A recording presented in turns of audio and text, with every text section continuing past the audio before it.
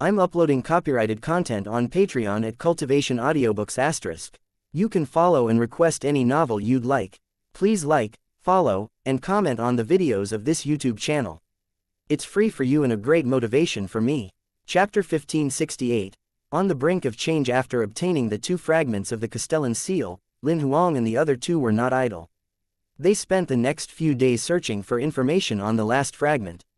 After ruling out the 4-faced individual, as well as the 3-tailed snake lady whom they had investigated before, they took stock of the remaining 4 overlords out of the original 6, one after the other. Finally, they set their sights on the 9-gloom vine. The 9-gloom vine was a monster with the body of a vine. It consumed the negative emotions of various monsters as food.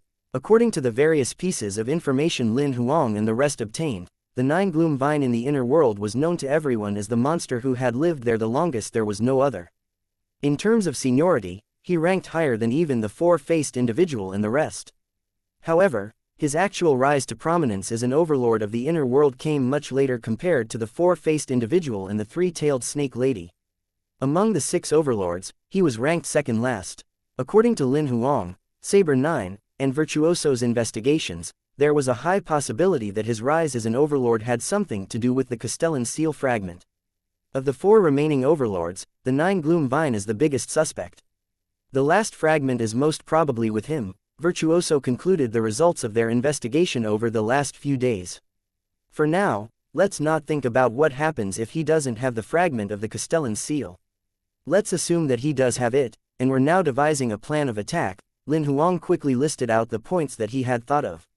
After all, it's been 3 days since we obtained the Castellan seal fragment from the 4-faced individual. We have to consider the worst-case scenario, which is that the 4-faced individual knows the 9-gloom vine has the fragment of the Castellan seal, and he has already informed the 9-gloom vine about the loss of his own fragment. If that's the case, there's a high chance that they might join forces. They might even have set up a trap and are waiting for us to fall into it. What Lin Huang said made Saber 9 frown from where he was off to the side. Although Virtuoso's expression could not be seen through the mask, they had fallen silent as well. What's the success rate of using your previous technique, switching the item out with a fake after stealing it, if we were to use it on the 9-gloom vine? Noticing that the other 2 were not saying anything, Lin Huang turned his head toward Virtuoso and inquired. If the situation is as you said, then the success rate is practically 0, Virtuoso answered with barely any hesitation. It succeeded with the 4-faced individual because he didn't see it coming. However, if both of them have communicated, the 9-gloom vine will be fully on his guard. That's not the biggest obstacle either. The 4-faced individual's item was hidden in his storage ring, and the people closest to him were aware of that. Meanwhile, the 9-gloom vine has no trusted aides. Although he has many plant monsters under his command, no one can approach the area where he lives, let alone know where he's hiding the Castellan seal fragment. If stealing the item and leaving a replacement doesn't work, we can't take it by storm either, right? Saber 9 frowned hard. The 3 of them fell silent, as they knew that such a tactic would be even worse. Even if the 9-gloom vine were alone, the 3 of them still might not have the advantage. Being an overlord in the inner world meant that the 9-gloom vine's ability could not be compared to that of ordinary 9th-rank heavenly gods. Even if he had yet to achieve half-step lord level, he might not be far from it. Opponents of such ability were beyond the trio's capacity to handle, more so when taking into consideration that the other overlord, the 4-faced individual, might already be collaborating with the 9-gloom vine. The 3 of them fell silent for a long time. Actually, there might still be a way. Lin Huang spoke up after some thought. Apart from the 4-faced individual, the 9-gloom vine, and ourselves, there are many others who have their eyes on the Castellan seal fragment. At the very least, the other 4 overlords are most certainly interested in it. Lin Huang explained his plan in detail very quickly, and Virtuoso and Saber 9 nodded repeatedly after they heard what he had to say. The 2 of them also swiftly came up with ideas to perfect the various details of the plan. That afternoon, a shocking piece of news spread throughout the entire inner world. Almost all the organizations in the inner world, no matter how big or small, were discussing the same topic. Did you hear? There's news of the Castellan seal fragments. One of them is said to be with the 9-gloom vine. I knew one of the 6 overlords would definitely have a fragment of the Castellan seal. I always thought the so-called Castellan seal fragment was just a legend. I can't believe it's actually real. A man clad in a suit of silver battle armor sat high on a throne in the inner sanctum of a grand building. How true is the news about the Castellan seal fragment? His voice was like a low, electronically synthesized sound. It's probably true that the Nine Gloom Vine has the fragment. However, I can't be sure how many of the other details are true. Have you found the source of this piece of news? The man in battle armor inquired further. No, the information this time was disseminated suddenly from multiple sources at once. I found a few of these individuals after some investigation. However, they can't recall where exactly they heard the news from. It's as if a portion of their memories has been erased. Keep a close eye on any further news, and inform me as soon as anything comes up. The next day, a giant purplish-red sarcoma occupied almost half of a massive building that looked like a stadium. The sarcoma was covered in capillary-like veins and even had countless tentacles of various sizes and thicknesses growing out of it. Not too far from the stadium entrance stood a tall, slender figure. New information came in early this morning. It alleges that the four-faced individual has a Castellan seal fragment too. Not only that, he seems to have formed an alliance with the Nine Gloom Vine and is secretly plotting something. The four-faced individual, huh? That's not surprising at all. The sarcoma's voice came from some part of its body and sounded abnormally gravelly and hoarse. For the time being, we can't verify how true this news is yet.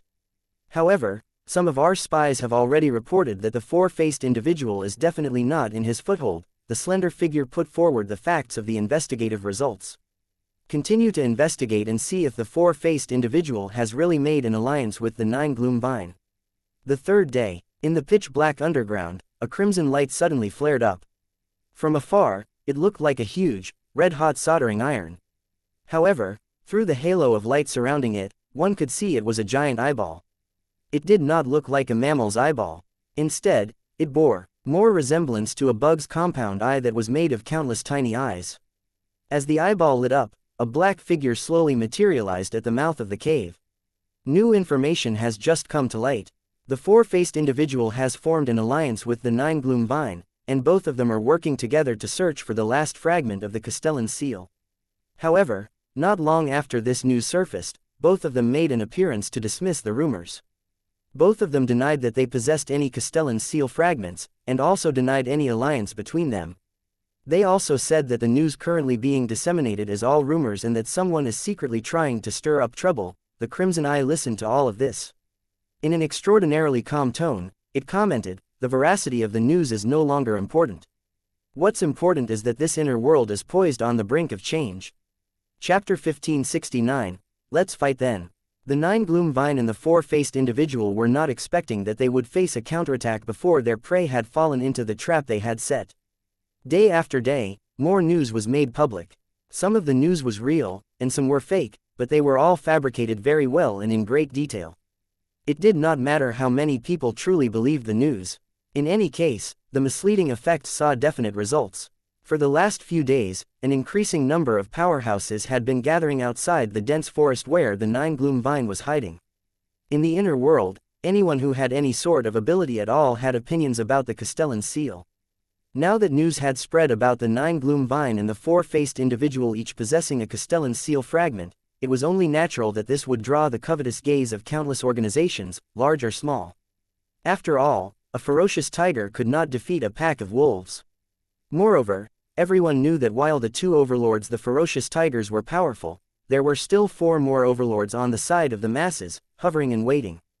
The masses were not powerful enough to fight against these two overlord powerhouses, but what if there was a chance of the masses benefiting from a clash between all six overlords? Within the foothold, the Nine Gloom Vine's giant face materialized in midair, brow furrowed tightly. Troubles come knocking on our door now. On the sidelines, the expressions on the four faces of the four-faced individual all looked extremely unpleasant. I originally thought these rumors would only persist for a few days before dying down and that Silver Armor and the rest wouldn't take them seriously. I didn't expect that the four of them would all gather here today. The reason for the four-faced individual saying this was because he had sensed that the other four overlords, the two of them excluded, were gathered outside the dense forest. They had clearly formed a line of battle.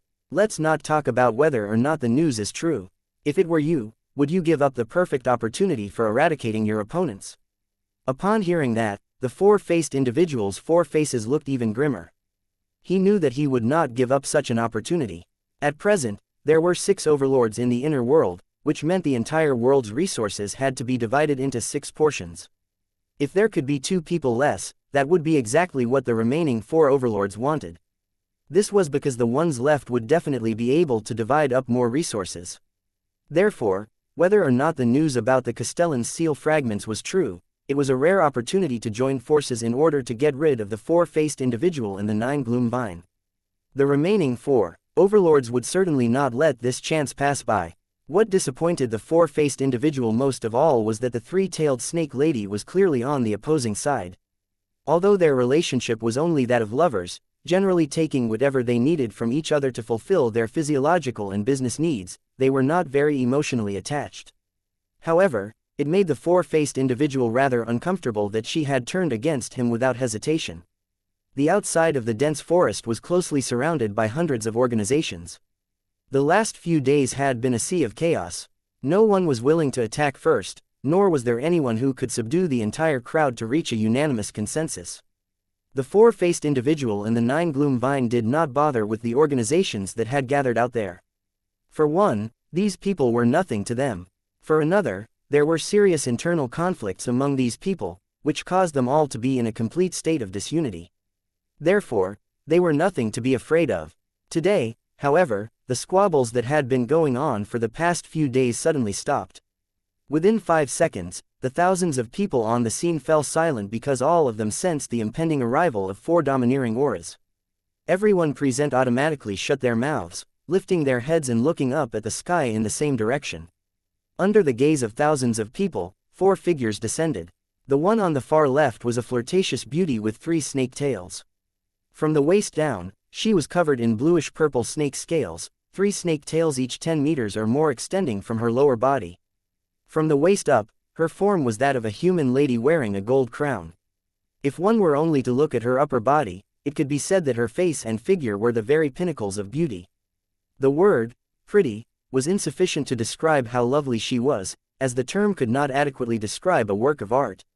Her appearance, body, charisma, and allure were not only charming to males, but also attracted the attention of many females. Next to her stood a humanoid monster in silver armor. He was tall and well built, fully 3 or more meters tall. His entire body was enveloped in silver armor, with only the eye holes on the helmet revealing a crimson glow. Of the 4 overlords, the aura that exuded from his being was the most compelling and overbearing. On the armored man's right was a gigantic purplish-red sarcoma in the shape of a sphere. The sarcoma had clearly shrunk his size down a great deal if one were to compare his present form with his actual size. Currently, he maintained a body that was merely 3 meters or more in diameter. There seemed to be parasites continuously squirming on the surface of the sarcoma. Even more terrifying were the countless tentacles of various sizes and lengths that extended from its surface. On the far right was a huge eye hovering in midair.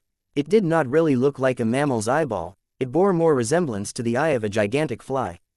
The entire eye was densely covered with countless tiny eyes. Each tiny eye seemed to be alive and could see at different angles. If a person with trypophobia saw this giant eye, they might immediately get goosebumps all over their body. Everybody present identified the 4 newcomers immediately. They were the 3-tailed snake lady, silver armor, giant sarcoma, and crimson eye. Excluding the 4-faced individual and the 9-gloom vine, they were very clearly the remaining 4 overlords out of the 6. Although everyone had speculated that one of the 4 overlords would certainly come, no one had expected all 4 of them to show up. Not only that, they had all arrived at the same time. As to what this meant, all those present could immediately guess. These 4 individuals had secretly come to some kind of agreement for sure. As expected, the 4 of them released their auras as soon as they showed up, not bothering to hide their arrivals at all. In the presence of 4 overbearing, close to half-step lord-level auras released without concealment, more than half of the thousands present fell to the ground. At such proximity, the only ones who could remain standing were basically high-level heavenly gods. Even so, most of the high-level heavenly gods were finding it hard to stand their ground. Fortunately, the 4 overlords did not maintain their auras for too long and began shouting right away. An electronic synthesizer-like voice filled the air like muffled thunder, deep and low. 4 face, 9 gloom, hand over the items, and this matter can be entirely settled peacefully. As soon as Silver Armor spoke, a response immediately came from the dense forest. We've already said that those were rumors spread by outsiders. What do you want us to hand over? We don't have the Castellan seal fragments at all. The four-faced individual was the one who responded. He sounded as if he felt somewhat wronged. The reality was that he genuinely did not have the Castellan seal fragment in his possession. Whether you have the fragments or not, come out, both of you, and let us verify it. Then we'll know. It was Giant Sarcoma who spoke this time. His voice sounded like it had been squeezed out of continuously squirming flesh. Nonsense. The 9 Gloom Vines' voice came right away, rejecting this suggestion. If both of you are recalcitrant, then there won't be any friendly way to resolve this matter. At this point, the three-tailed snake lady finally spoke up. From far away, her gaze cut through the distance as she looked in the direction of the four-faced individual. Please listen to me. Stop being stubborn, let's settle this peaceably. The four-faced individual locked eyes with her from far away as well. No matter what, he could not hate this woman. However, although she was the one who spoke, she could not change his stand. Since there's no friendly way to resolve this, let's fight then. Chapter 1570. Chaotic battle among overlords. As soon as the four-faced individual spoke, the entire dense forest within a radius of thousands of kilometers seemed to come alive. Countless vines sprouted from the branches of the trees, wildly lashing at the people surrounding the forest. The 9 Gloom Vines' attack came with practically no warning. The heavens were suddenly full of vines that blotted out the sun and covered the earth, spreading everywhere. The hundreds of high-level heavenly gods who were initially still able to stand upright had absolutely no time to react. Some immediately had their bodies impaled by countless vines, instantly turning into human sieves. Others were strangled by the vines and crushed into pulp. Within less than half a second, the surrounding army of thousands had been completely wiped out. In that vine-covered world, only 4 figures remained unaffected. They had not even moved so much as half a step. The 9 Gloom Vines' attack was as yet insufficient to disturb the 4 individuals, who were also overlord powerhouses like himself. 9 Gloom, this attack of yours might be successful at frightening juniors, but to use it against us, don't you think you might be underestimating us? Giant Sarcoma's squirming flesh-like voice faintly drifted forth. He seemed to treat his opponent's attack as if it were nothing at all. At that moment, Crimson Eye, who was off to one side, barked a sudden warning. Watch out! Before he had even finished speaking, they saw a thick vine twisted together from hundreds of vines erupt suddenly from under the earth. It transformed into a giant net that enveloped the three-tailed snake lady. Before the rest could attempt a rescue, the giant web contracted immediately, dragging the three-tailed snake lady underground. A scarlet flash flickered in Silver Armor's eyes. Just as he was about to charge into the depths of the dense forest, he saw the thousands of heavenly gods who had earlier fallen onto the ground standing up one after the other. This was the 9 Gloom Vines' technique, demon sowing. He could implant demonic seeds in corpses and turn them into his puppets. Bodies implanted with demonic seeds not only inherited most of the abilities they possessed when they were still alive, but were also equipped with many of the 9 Gloom Vines' abilities. They would be much more powerful than when they had been alive and were practically the 9 Gloom Vines' clones. Moreover, as long as the demonic seeds were not destroyed, the puppets would never die. They would get up to fight over and over again. Silver Armor smashed the puppets one by one with his fists. However, he soon realized that the corpses, which had practically turned into pools of blood, were regenerating at a speed visible to the naked eye, and swiftly returning to the battlefield. On the sidelines, Giant Sarcoma and Crimson Eye became aware of this issue very quickly as well. No matter how many times they killed these puppets, they would recover immediately and join the battlefield again. Among the 3, the most helpless was Crimson Eye. Using spiritual attacks, he crushed the puppets' souls over and over again, but their souls would always regenerate. After the battle had continued for about 10 minutes or so, Silver Armor was unable to take it anymore and finally used his weapon. Usually, he would not bother using his actual abilities when dealing with such insignificant underlings. However, this never-ending skirmishing had made him genuinely angry. He took out his weapon, the Black Dragon Spear. The grade of Silver Armor's Black Dragon Spear had far surpassed that of common God Sequence relics to the point where it could even be considered a pseudo-Dao weapon. One could say that Silver Armor could only be considered complete when he wielded the Black Dragon Spear. With just a casual sweep of his weapon, he completely obliterated a puppet that was charging at him into utter nothingness. After this attack, the puppet finally did not revive. Silver Armor had discovered the way to kill this group of puppets at last. Immediately, he communicated to the remaining two overlords through voice transmission. I know what the problem is now. We must completely destroy their physical bodies. Not a single drop of flesh or blood can remain. Indeed, Silver Armor had found the key to solving the problem. To combat Nine Gloom's puppetry technique, they had to destroy the demonic seeds implanted in the puppets. Furthermore, the demonic seeds that Nine Gloom implanted had strong survival instincts. They would hide in a safe place automatically whenever they were attacked. Even if only a drop of blood or a piece of flesh remained, the demonic seeds could hide within and survive.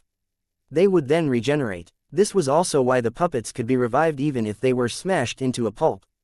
The only way to destroy the demonic seed within the puppet was to completely obliterate the puppet's physical body and soul, causing it to lose its host. Without a host, the demonic seeds Nine Gloom implanted would be extremely weak. Any high-level heavenly god could destroy them. After getting the solution from Silver Armor, Giant Sarcoma and Crimson Eye soon went into killing mode. Since that's the case, this will be easy. Giant Sarcoma's tentacles extended wildly. These tentacles capable of obliterating sequences impaled the puppets' bodies one by one. The heavenly god puppets' bodies swiftly faded, then rapidly transformed into nothingness at a speed that was visible to the naked eye. On the other side, Crimson Eye's countless tiny eyes lit up, and black rays shot out one after the other, enveloping the puppets one by one. The deadly black rays, with their ability to destroy sequences, turned the puppets to ashes within a blink of an eye. While the outside world was in intense combat, in the depth of the dense forest, the three-tailed snake lady had already escaped from the clutches of the giant net. Meanwhile, two powerful enemies stood before her: the four-faced individual and the Nine Gloom vine. Three-tail, I don't want to fight you. I'm giving you two options right now. You either join us to fight those three fellows out there, or you turn around to leave and swear that you'll never participate in the fight for the Castellan seal fragment. The four-faced individual did not attack right away. What if I chose neither? The three-tailed snake lady smiled coldly. Then you'll die here. The Nine Gloom vine did not have the patience to waste time with her. He had already sensed that the puppets out there were dying rapidly, and would not be able to hold off Silver Armor and the other two for much longer. Without waiting for the four-faced individual to say anything more, the Nine Gloom vine attacked with no hesitation. Vines surged toward the three-tailed snake lady like a tsunami, so dense they practically blotted out the sky. Nine Gloom had captured the three-tailed snake lady first because she was the weakest among the six overlords. After she had been taken hostage, he had never expected the four-faced individual to take into account their relationship, instead of working together to kill her.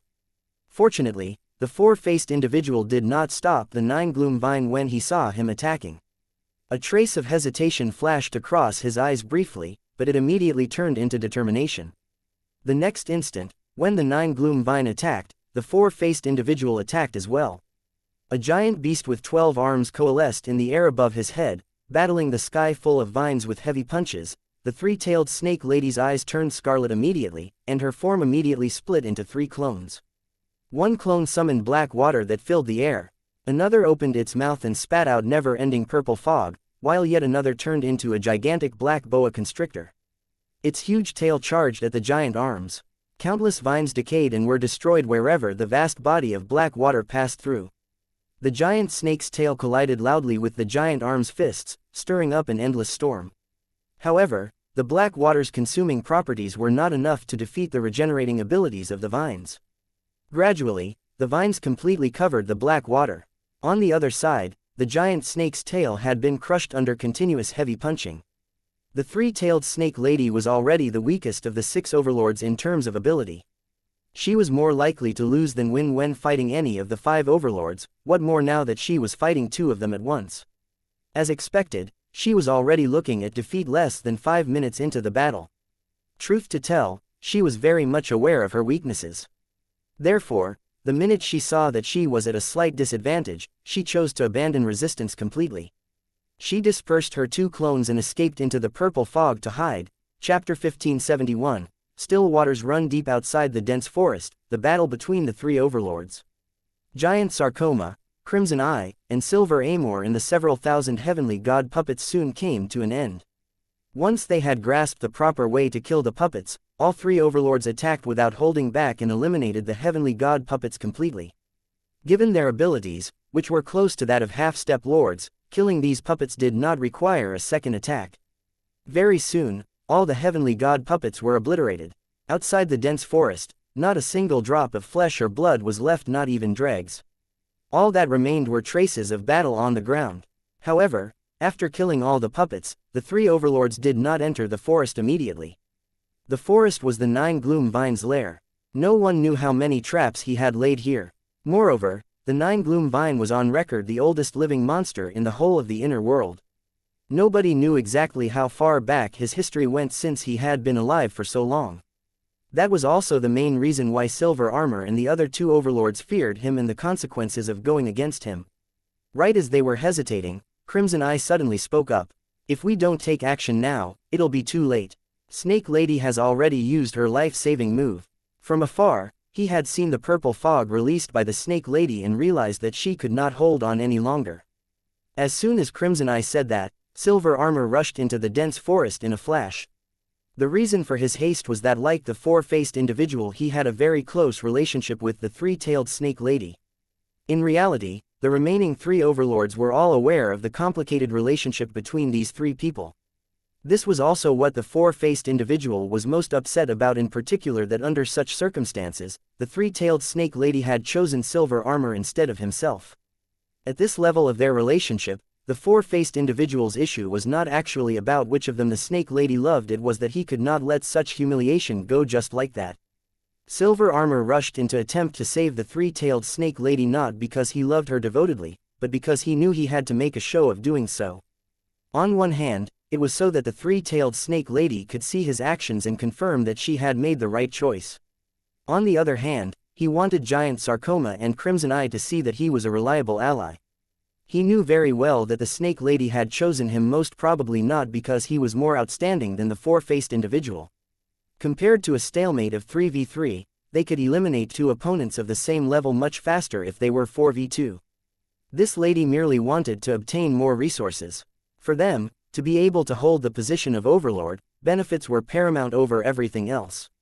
When necessary, they could put up a smiling front and even work together with enemies who had killed their families without batting an eyelid. As for a friend with benefits whom he had few emotional ties to, there was no question that it would not affect Silver Armor's choices or decisions at all.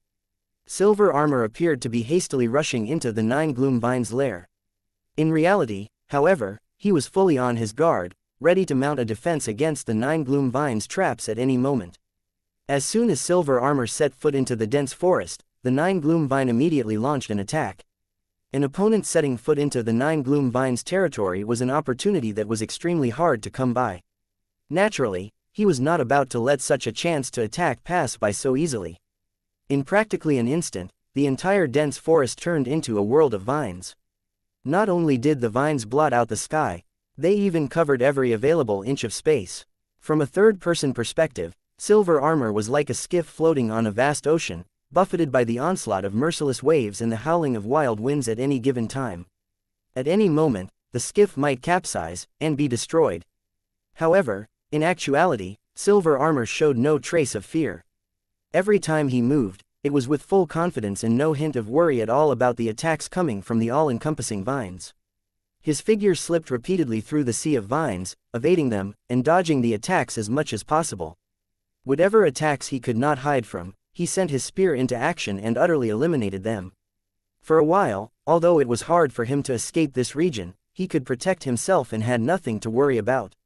He fell into a stalemate with the 9 gloom vine. However, he was not anxious at all. As for whether or not the three-tailed Snake Lady would die, he was not overly concerned about the matter. He had already gone through the motions of attempted rescue. Whether he could save her or not was mainly dependent on the Snake Lady's own luck. Despite being under attack from countless vines, he was still advancing slowly and steadily. At least to the eyes of any outsiders, he had put in the effort. In reality, he had no intention of taking risks for the Snake Lady. He seemed to be advancing very slowly, but actually, he was waiting for his 2 allies to join him. The 9 gloom vine was a veteran powerhouse, and they were fighting in his territory where he would certainly have the upper hand.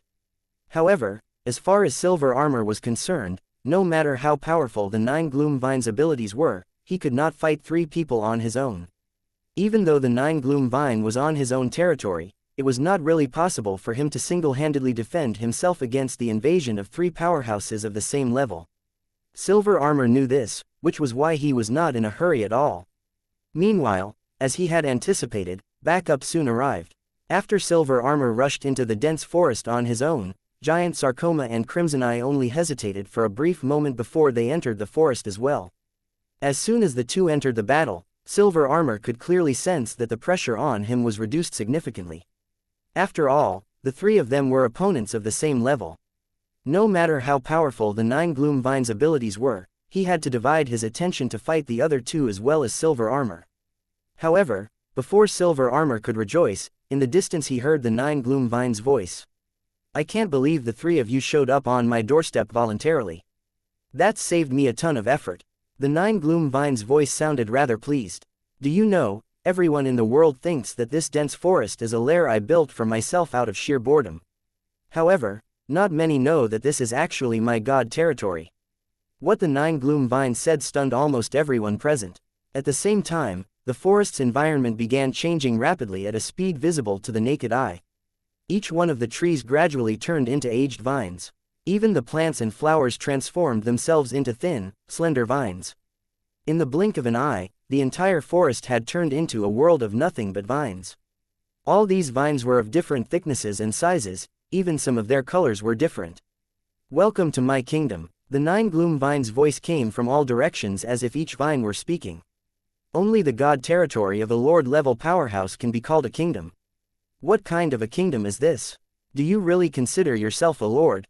Giant Sarcoma's mocking voice swiftly rippled through the entire area. Beside it, Silver Armor and Crimson Eye laughed out loud. It was not important whether it was funny or not.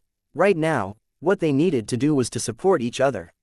"In a moment, all of you won't be laughing anymore." The Nine Gloom Vine's voice sounded slightly enraged. As soon as he was done speaking, countless vines surged toward the 3 of them. Some of these vines contained various sequence powers, while some were imbued with elemental truth. Practically every strike they made was on par with a 9th-rank heavenly god's full-force attack. Silver Armor and the other 2 did not fight the attacks head-on.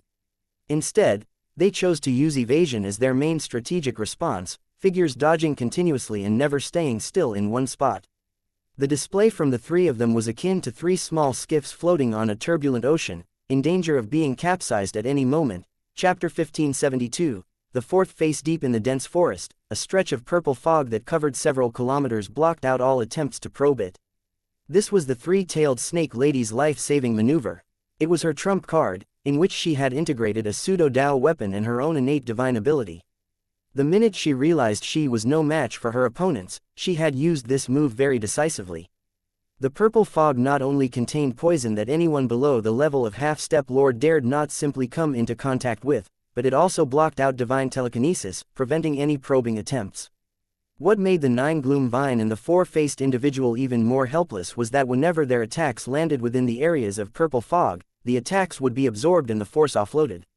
After several trial attempts, the 4-faced individual asked the Nine Gloom Vine to halt his repeated attacks entirely. There's no need to waste time on her anymore. Her technique is called Purple Cloud, and even half-step lords might not be able to forcibly breach it. To make the purple cloud dissipate, apart from the snake lady deactivating it herself, the only other way would be to exhaust the divine power within her body. The Nine Gloom Vine glanced at the 4-faced individual after hearing this. If he had received this information earlier, the target he captured just now would certainly not have been the 3-tailed snake lady. However, he did not say anything. After all, the 4-faced individual was the ally that he himself had chosen. After abandoning the attacks on the 3-tailed snake lady, he decided to focus all of his efforts entirely on Silver Armor and the other 2. "I'll separate the 3 of them and attack them in turn with you." As soon as the Nine Gloom Vine finished speaking, he separated out a vine and wrapped it around the 4-faced individual's arm. The 4-faced individual was startled. Just when he was about to struggle to free himself, he heard the Nine Gloom Vine's voice. "With this vine, I can share my field of view with you. You can even benefit from all the advantages in my god territory." As soon as the Nine Gloom Vine said that, the 4-faced individual could clearly feel that his body had been imbued with definite benefits. He was lighter on his feet and more powerful than before. Even the flow of divine power in his body had accelerated significantly.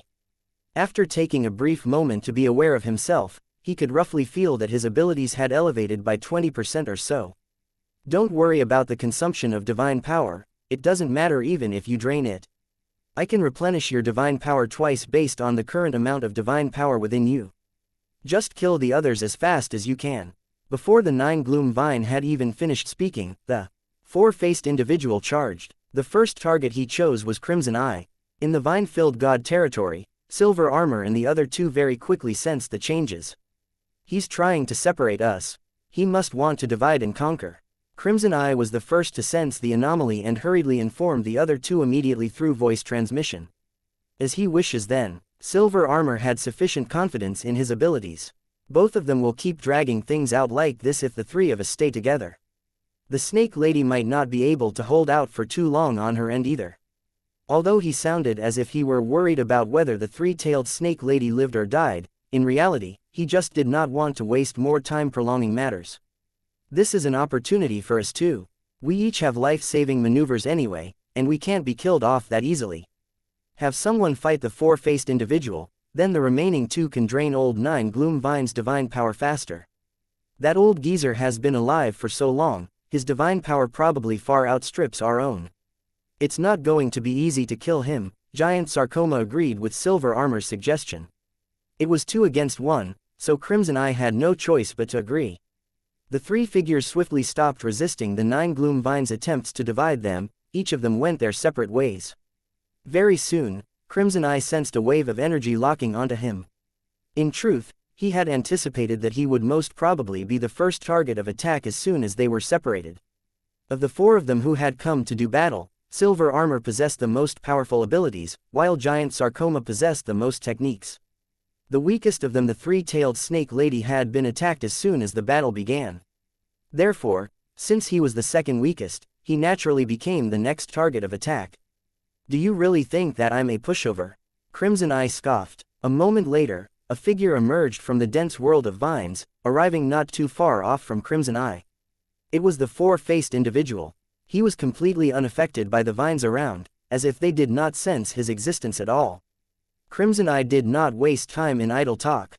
As soon as he saw the four-faced individual, he immediately launched his attack. An infinite variety of colors fluctuated from the thousands of tiny eyes within his eyes.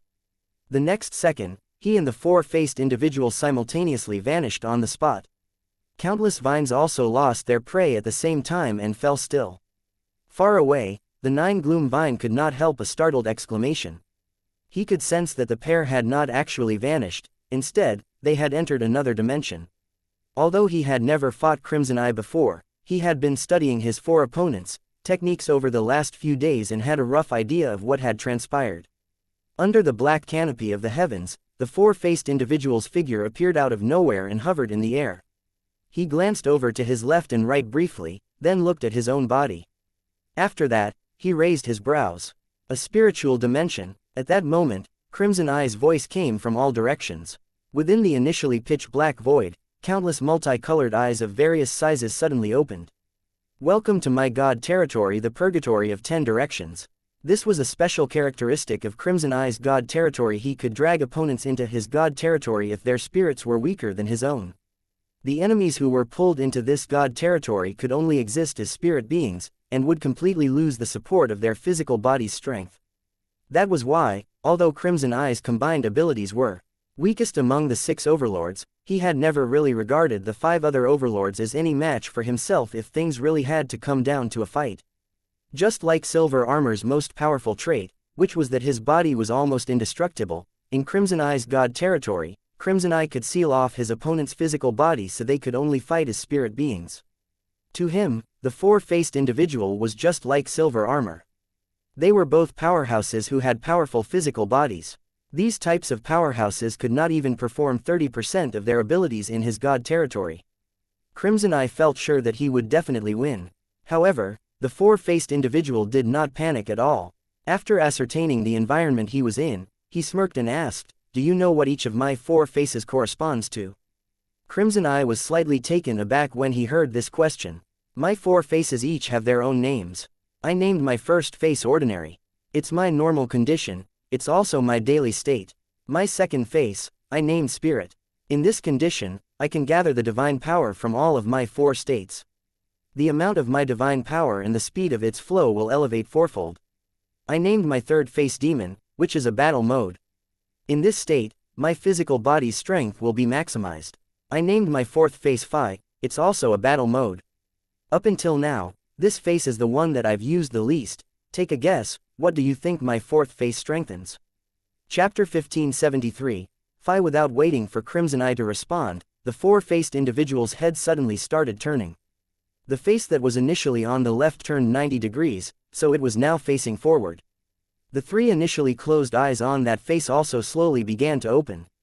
The moment all 3 eyes opened, the 4-faced individual's body began undergoing an intense transformation. The surface of his body swiftly started turning pale, even the armor he originally had on was transformed into a fluttering white robe. His muscular body began to elongate and become slender, while his figure of 3+ meters tall grew to over 10 meters in height within a blink of an eye.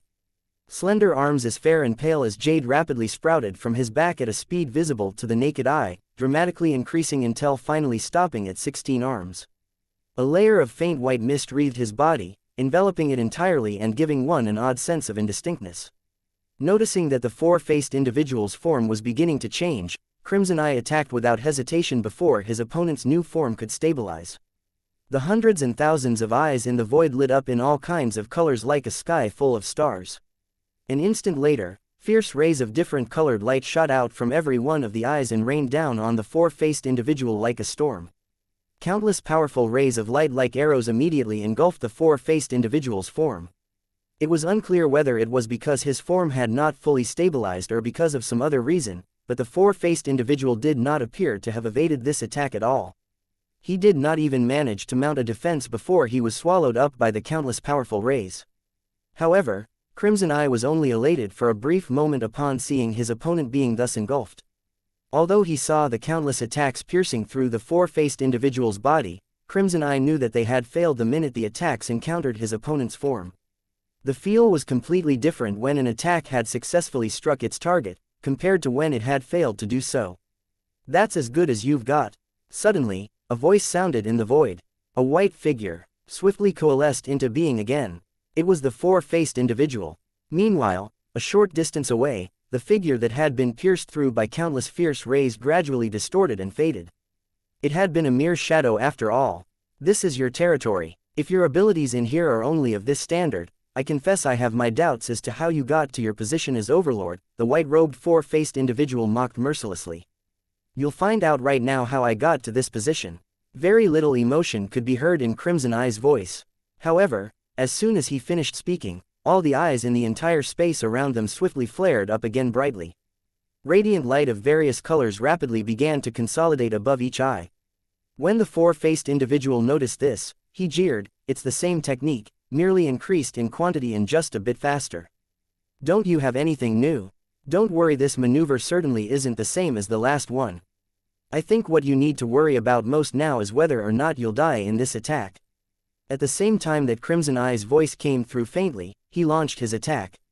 The attack appeared to be exactly the same as before. Indeed, it was also just as the 4-faced individual said. The number of fierce rays had increased, and they were much faster. However, the 4-faced individual had his guard up this time. He certainly did not think that Crimson Eye was merely trying to frighten him. This attack must have something else concealed within it. He carefully evaded the furious onslaught of the fierce light rays. Before the 4-faced individual could let out a sigh of relief, however, his expression suddenly changed slightly.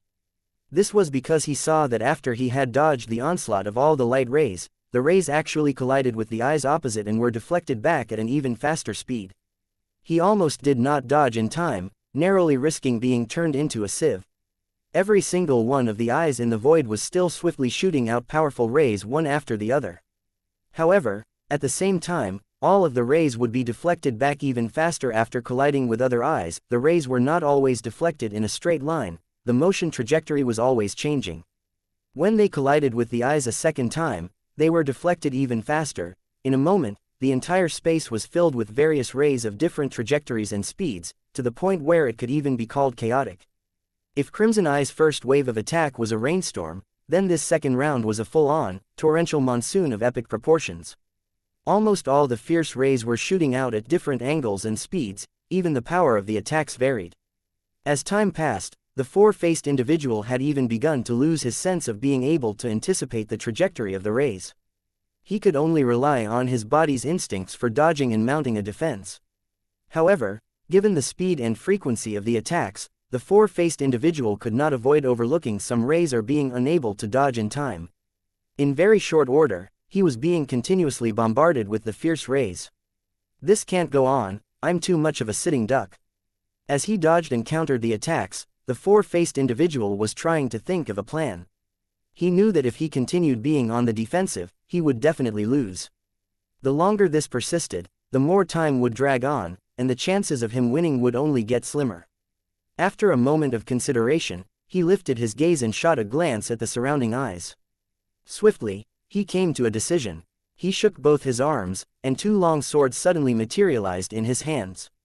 At the same time, the 16 arms on his back all wielded a long sword in each hand. A moment later, 18 arms brandished their swords and struck. Countless white sword gleams formed in the void in an instant, and their number was certainly no less than that of the fierce rays. However, the moment the sword gleams formed, they were not directed at the powerful rays shooting out from the eyes. Instead, they shot straight toward the eyes that filled the void. Crimson Eye had made an error of judgment. He thought that the four-faced individual would use this maneuver to counter the fierce rays. He had not expected that the four-faced individual would stubbornly field the onslaught of the rays and directly attack the eyes in the void. The next second, white sword gleams flashed as they shot out, piercing through the eyes one by one and making them explode. The void was immediately filled with Crimson Eye's furious shrieks. It had never crossed his mind that the attack power of the four-faced individual's sword gleams would surpass what he had expected. Within the time it took for a breath, most of the eyes in the voice had been damaged. Less than 1/5 of them were still perfectly fine. You're an abyssal monster, but you actually cultivated a fairy-type method. You're an utter embarrassment to the abyss. Crimson Eye's enraged voice could be heard. He clearly did not sound as confident as before. Why do you think I named this face of mine Phi? This face was consolidated by refining a fairy-type sword cultivator. This state is the best for suppressing abyssal energy. The four-faced individual's white robe was fluttering at the moment, his entire body wreathed in white mist. If one did not look at his head, he really did have the charm of a fairy. I'm not afraid of telling you the truth either. I intentionally cultivated this form. It's my trump card against you overlords. As for you, you're fortunate enough to become my first hunting target. As soon as he finished speaking, the countless white sword gleams in front of the four-faced individual's body consolidated again, dense as a sky full of stars on a clear summer night. Chapter 1574, The Second Battle in the Nine Gloom Vines. God territory, countless vines blotted out the heavens. The entire dimension appeared to be an ocean completely made out of vines. Within it, a figure traveled at high speed. This was a silver figure. If one were to see it at close range, the figure was actually very tall and broad, fully over 3 meters tall. However, he was very agile, freely moving through the all-encompassing vines with complete ease. Every step he took, every movement he made, even he could dodge the assault of the surrounding vines with the highest level of agility. Even though he occasionally ran into trouble because he could not evade the attacks, he still could snap the vines with his palms immediately and kill them, thus extricating himself in time. Perhaps other people might have considered the Nine Gloom Vines type of attack to be extremely troublesome. However, given that he was the king of close-range combat, Silver Armor feared this sort of close-quarter fighting the least. No matter how many vines there were, how frequent the attacks, or how strange the angles, to him, evasive maneuvers were instinctual to his body. He even felt that none of these attacks would score a hit on him at all, even if he were to close his eyes. Giant Sarcoma, on the other hand, was not as fortunate as Silver Armor. Unlike Silver Armor, he chose to counter the attacks by fighting them. However many vines attacked him, he would extend the same number of tentacles to combat them. There was no reason other than his movement skill was universally acknowledged to be very weak. He had never thought about improving upon this point. This was because from the very beginning until the day he rose to his position as one of the 6 overlords, he had never needed to use his movement skill to aid him. In all his battles, he basically overwhelmed his opponents. His opponents usually did not even have a chance to escape, so he did not even need to pursue them. In reality, even if he were to fight an opponent on par with the 9-gloom vine, he would still never consider remedying his lack of movement skill. This was because all he needed was a thought, and the number of his tentacles would certainly not be any less than the number of vines that the 9-gloom vine sent out. It was just that this was utterly unnecessary at the moment. This was the 9-gloom vine's god territory, so a similar maneuver would consume far less of the 9-gloom vine's divine power. Giant Sarcoma did not want to drain his divine power here. It was just not worth it. The battle between the three of them went into a stalemate for a long time. Suddenly, however, the three of them experienced a slight moment of emotion. The reason for this was that they sensed the four-faced individual's aura had returned, but not that of Crimson Eye. Crimson Eye's been killed. The red in silver armor's eyes briefly faded, as if he had never expected something like this to happen. From far away, Giant Sarcoma was rather shocked as well. So quick, it's been less than 10 minutes. However, he got over it very quickly. 10 minutes might have passed in the outside world, but due to the special nature of Crimson Eye's god territory, two people fighting on a psychic level might have already crossed swords hundreds upon thousands of times. The most shocked of all was the three-tailed snake lady still hiding in the purple fog. Although she was hiding in the purple fog and could not be detected by the outside world, she could very clearly sense whatever was happening out there. Naturally, she also sensed the disappearance of Crimson Eye's aura. As the four-faced individual's lover, she knew that his close-range combat abilities were powerful, perhaps not that much weaker than silver armor. What she had not anticipated was that Crimson Eye, who should theoretically have been able to suppress the four-faced individual, turned out to be the first to be defeated by the four-faced individual instead. That fellow has never been willing to tell me what secrets his four faces hide. From the looks of it, one of those faces is equipped with a powerful psychic technique, one that's no weaker than Crimson Eye's. Both of them had been bedmates for years. Although they were not married, the three-tailed snake lady thought she already knew the four-faced individual very well. Never had she anticipated that his abilities would far surpass her expectations. She was even to the point where she suspected she might be in the wrong camp the moment Crimson Eye's aura vanished. She had chosen to side silver armor because, for one, the chances of winning were higher when it was 4 against 2. For another, she knew Silver Amor very well and was fully confident in his abilities. Now it seemed that her other lover, the four-faced individual, possessed abilities that were in no way weaker than Silver Armor's own. However, this uncertainty only surfaced for a moment before the three-tailed snake lady firmly snuffed it out. She knew that she no longer had the chance for a second choice. With silver armor, as long as 9 Gloom and 4 Face were killed, she would still be able to get a share of the spoils. However, if she changed her mind now, even if she helped the four-faced individual to defeat silver armor and the rest, she might still be killed by the four-faced individual and the 9 Gloom vine in the end. They might just see her as a threat. Since she had already made a stand, all she could do was to bite the bullet and tough it out to the end. After making up her mind, the three-tailed snake lady continued hiding like a turtle in its shell. She watched the goings-on in the outside world, waiting patiently for an opportunity to attack. Meanwhile, on the vine-filled battlefield, something unforeseen happened again very quickly. After killing his first prey, the four-faced individual locked onto his second target immediately. Although he did not sense any energy locking onto him, Giant Sarcoma guessed that he would be the four-faced individual's next target. This had occurred to him the moment he sensed Crimson Eye's aura dissipating. The reason for this was that Silver Armor's close-range combat abilities were extremely good, while his defensive capabilities were the best among the 6 overlords. The four-faced individual, who was also a close-range combat powerhouse, would be at a complete disadvantage fighting Silver Armor, let alone trying to defeat him. While the three-tailed snake lady remained in hiding, the only possible target could be Giant Sarcoma himself. However, Giant Sarcoma was fearless. For one, fear was not an innate emotion that he possessed. For another, he did not believe that the four-faced individual could actually kill him. It did not take very long for the four-faced individual to wend his way through the many layers of vines and appear not too far away in front of Giant Sarcoma. The moment he appeared, Giant Sarcoma attacked without hesitation. Countless tentacles extended in a frenzy, surging toward the four-faced individual. The four-faced individual seemed very much at ease as he evaded the tentacles. "It seems you came prepared. You knew I'd come. From your point of view, if you had chosen Silver Armor, it would be difficult to decide on the winner or loser within such a short time. Naturally, I became the better choice. Giant Sarcoma's voice seemed to be squeezed out from wriggling flesh. However, I don't think you chose correctly. Based on what? This flabby, limp attack technique. The four-faced individual jeered, smirking. My flabby, limp attack technique might be able to kill you. The minute Giant Sarcoma finished speaking, the front part of his countless tentacles suddenly began dividing.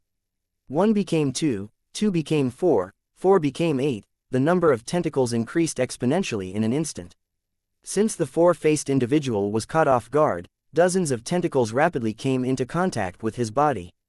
He wanted to struggle but discovered that the tentacles were stuck to him like sticky candy. Not only that, as his movements were now restricted, more and more tentacles began to attach themselves to him. The 9 Gloom Vine, who had all along been using vines to interfere with Giant Sarcoma and help the four-faced individual, had not expected that Giant Sarcoma would suddenly pull off such a maneuver. By the time the 9 Gloom Vine came to the four-faced individual's aid, he was already a fraction too late. In a blink of an eye, the four-faced individual was smothered in countless tentacles, turning into a wriggling mass of flesh. Chapter 1575, Stalling Tactic. Countless tentacles wrapped around the four-faced individual in a tight, impenetrable cocoon, forming a huge fleshy tumor in midair. However, this was not the end of things yet. The layers of tentacles on the tumor's surface continued to increase. They further enveloping the tumor, which was growing at a speed visible to the naked eye. Meanwhile, inside the tumor, where the outside world could not see, all external energy and light sources were completely blocked. The interior was an infinite sea of darkness. It was not only his sense of sight. The four-faced individual could clearly feel that all his 5 senses were gradually being stripped away. Countless sticky tentacles assaulted his body from places in the dark that he could not see. However, although he was gradually being deprived of his 5 senses, the four-faced individual still possessed an instinct for danger. His body still continued to rely on this instinct to dodge frantically and defend itself. The first time his body failed to evade in time and the sticky tentacles plastered themselves to him, the four-faced individual was shocked. His senses were almost entirely numbed, but he could clearly feel that these things were consuming his divine power at high speed. Although he swiftly managed to struggle free from the tentacles, entanglement, all-pervasive, sticky tentacles rapidly glued themselves to him a second and a third time. Even if they only twined around him for a second before being shaken off, they would take some divine power with them each time. This can't go on. These things will completely consume my divine power sooner or later. Sensing that his body was losing divine power far more rapidly than before, the four-faced individual realized that the longer he dragged things out, the higher the chance that he would lose the battle. Although he had some trump cards that he did not wish other people to find out about, this was already a life or death situation. If he did not use his trump cards, he might never have a chance to use them in the future. Once he considered this, he hesitated no longer. His head suddenly turned. The face that was initially on the right turned 90 degrees so that it now faced forward. The single initially closed eye on that face also slowly opened. Within that single eye, a faint golden flame blossomed. The moment the eye opened, the divine power within the four-faced individual's entire body began surging violently, and the amount of divine power started increasing sharply as well. 10%, 20%, 30%, double, triple. The four-faced individual's divine power stopped going up only after it had increased to 4 times its original amount. The golden divine power no longer merely enveloped his entire body. It even seeped out from within him like flames, extending fully to 1 meter beyond his physical body. His form resembled a fiercely burning golden flame. In an instant, the initially dark interior of the tumor was illuminated completely. On the crimson walls of flesh surrounding him, the four-faced individual saw countless thin, flesh-colored tentacles covered with viscous mucus. These tentacles were not as tough and keen as the ones Giant Sarcoma had released earlier. Their texture was more like sludge. What a disgusting technique, the four-faced individual could not help ridiculing out loud. As he spoke, he attacked like lightning. Eyeing the all-encompassing mass of tentacles that were coming at him, he abruptly drew a deep breath. The next second, he opened his mouth and blew. Endless golden flames spurted from his mouth immediately. Within the blink of an eye, they had spread through the entire space inside the tumor. The moment the flesh-colored tentacles came into the slightest contact with the flames, they swiftly turned to ash and disintegrated. The enveloping mass of flesh-colored tentacles vanished like snow rapidly melting under the scorching sun. Very soon, the golden flame spread to the inner walls of the tumor. The walls also disintegrated as if they had been corroded by acid. They turned into puddles of green water that dribbled down, releasing an extremely putrid stench of decay. Not long later, several holes burned through the layers of tentacles that made up the tumor. A golden figure exited in a flash through one of the holes. Tisk tisk, does this count as using your trump card? Giant Sarcoma's wriggling flesh voice sounded immediately. I anticipated that this tactic wouldn't be able to detain you. I only thought of draining your divine power a bit more. I never expected you to be so decisive and use your trump card right away. If you hadn't used this tactic, you might have been able to live a little longer, the four-faced individual snorted with a cold laugh. He did not bother continuing to waste words on his opponent. Once more, he opened his mouth and took another deep breath, spitting out yet more golden flames again. An all-encompassing wave of golden fire surged toward Giant Sarcoma like a tsunami. Dragon flame! Giant Sarcoma exclaimed. Naturally, he recognized that this was the dragon flame of a true dragon, which would burn everything in its path. He immediately realized how the four-faced individual had managed to get out of the tumor.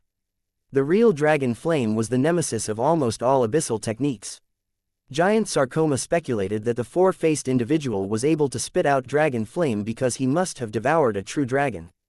The four-faced individual had then borrowed the power of the true dragon's bloodline and inherited memory, then simulated it by integrating fire elemental truth. This flame came with some characteristics of dragon flame, but it could not be counted as a true dragon flame. In terms of power, there was still a gap. In the face of a tactic that was fairly suppressing to his own technique, Giant Sarcoma did not panic at all. He was very certain that the four-faced individual must have drained a considerable amount of the divine power in his body since he had fought Crimson Eye earlier. Giant Sarcoma was very also sure that the four-faced individual's hyped-up flame mode would not last for very long. It was not possible to sustain spurting dragon flame to cover such a large area for too long a time. After ascertaining these points, Giant Sarcoma soon came up with a countermeasure. In one word, stall. All he had to do was stall for long enough, and the four-faced individual would stop spitting out dragon flame sooner or later. Eventually, the four-faced individual would also come out of his hyped-up state. Moreover, if Giant Sarcoma could drag things out sufficiently, Silver Armor might directly fight Nine Gloom and help Giant Sarcoma get rid of these entangling vines. Not only that, once Giant Sarcoma and Silver Amor managed to keep the four-faced individual and Nine Gloom embroiled, the three-tailed snake lady would have the opportunity to escape and rejoin the battle.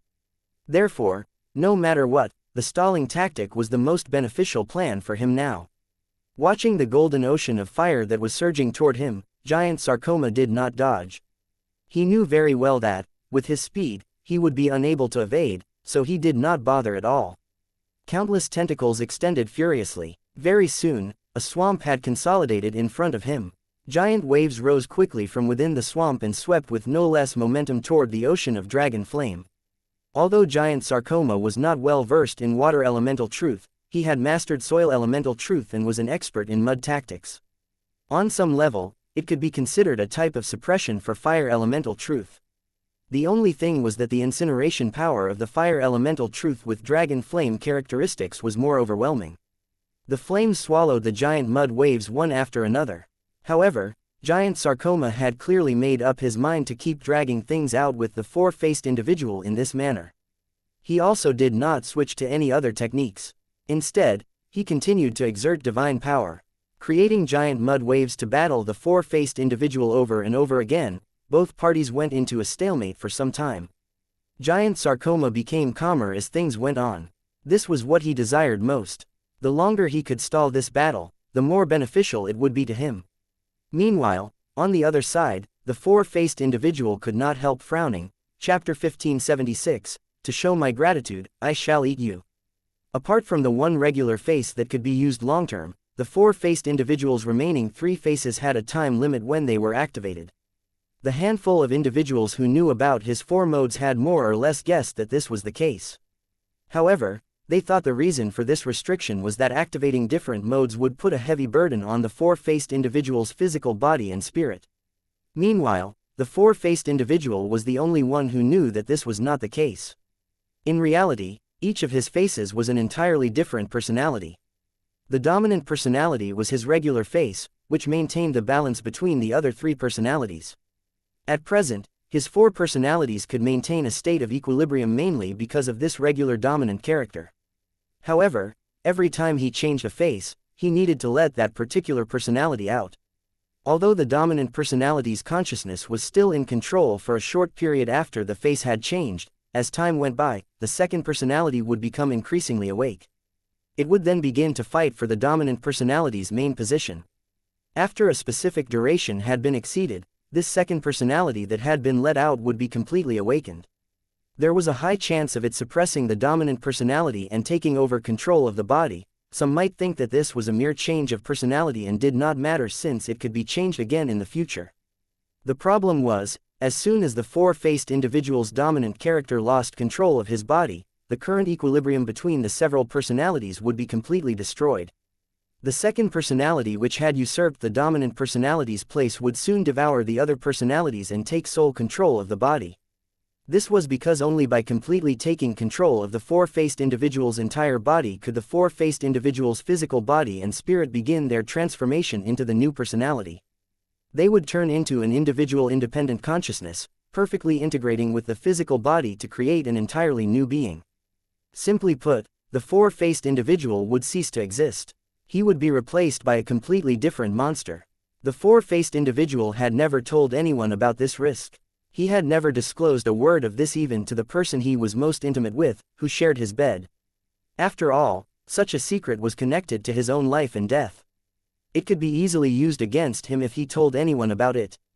Giant Sarcoma's stall tactic on the battlefield caused the four-faced individual some anxiety. He was using Dragon Flame, which was an extremely draining technique. He initially thought to get this battle over with as soon as he could, but he was stopped by Giant Sarcoma's layers of mud. The battle became a stalemate. Within half an hour, he changed to the second face. The dominant personality was currently exhausted, significantly shortening the duration by which it could suppress the second personality. He had no choice but to end this battle swiftly, or the consequences would not bear thinking about. After spurting Dragon Flame for over 10 minutes, he was still unable to gain any headway. This caused him to think even more anxiously about his subsequent strategy. If this doesn't work, I have no choice but to use that move. After only a short moment of being irresolute, the four-faced individual swiftly made his final decision. He spurted Dragon Flame continuously while both hands began to perform lightning-fast, complicated hand seals. A moment later, several strange figures emerged from his back and struggled free.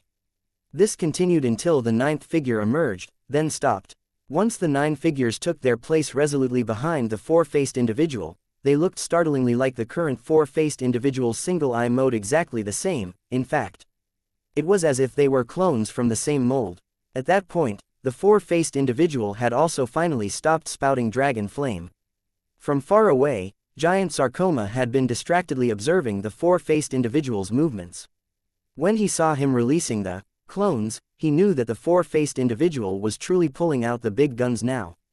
Although Giant Sarcoma felt some degree of panic, at the same time, he became even more certain of his previous speculation. This fellow is pulling out the big guns in such a hurry, seems like my guess was right. He definitely can't maintain this mode for too long. As long as I can hold on and stall further, I can definitely defeat him sooner or later. Clearly, Giant Sarcoma had planned to use his stall tactic to the very end. Although he had a counter-strategy, he did not dare underestimate the four-faced individual's tactics in the least. In the air, the four-faced individual's 10 figures stood proudly and condescendingly gazed in Giant Sarcoma's direction. A second later, several figures spread their 10 fingers, and whip-like golden rays shot from their fingertips. Countless golden whips intersected, turning into a giant net that hurtled toward Giant Sarcoma. Giant Sarcoma immediately gave a secret, dismayed exclamation and extended countless tentacles right away to defend himself. Each of the golden whips was imbued with the strange characteristics of Dragon Flame. Giant Sarcoma's tentacles merely had to touch them to be charred to cinders. After a few rounds of enduring the pain, Giant Sarcoma soon gave up using his tentacles to resist directly. Instead, he summoned forth giant, muddy hands from the void which struck at the giant web of golden whips. As soon as the battle hit a stalemate, a few figures next to the four-faced individual joined the battlefield. 4 figures blocked all the escape routes outside the giant golden net of whips. They spat tsunami-like dragon flame at giant sarcoma from 4 different directions. Almost every breath of flame was as powerful as the dragon flame the four-faced individual had spat out earlier himself. Giant sarcoma was immediately shocked. This wave of attacks came from every direction. There was practically no way he could escape. If he were to mount a head-on defense, the drain on his divine power would be countless times more than previously. When he saw that the dragon flame tsunami from all 4 directions was about to swallow him up, giant sarcoma bit the bullet and charged toward the net of golden whips that was above his head. When his large fleshy form was about to collide with the net, his body transformed into a pool of liquefied fat. He slipped through the holes in the net easily and escaped. The four-faced individual and the far-off 9 gloom vine were stunned when they saw what happened. Evidently, both of them had never expected that giant sarcoma's extremely solid-looking body could turn into liquid form within the blink of an eye. Although the four-faced individual had no idea how giant sarcoma would escape, he had made preparations in advance for this possible eventuality. His true form flickered and immediately appeared in the air directly above giant sarcoma's head. Before giant sarcoma could breathe a sigh of relief at escaping the dragon flame, he heard the four-faced individual's voice from above his head. "I'd already made preparations in case you escaped." As soon as the four-faced individual finished speaking, giant sarcoma saw him shoot both his palms forward, and a golden shockwave blasted out. "Get back in there." Giant sarcoma was completely unable to dodge this attack. He was directly hit by the shockwave and his form was sent tumbling downward. At that moment, several clones cooperated in perfect synchronization to remove the net made of whips, letting giant sarcoma fall into the sea of flame. The minute giant sarcoma's body was swallowed up in the golden sea of fire, the four-faced individual's true form and remaining clones inhaled deeply at almost the same time.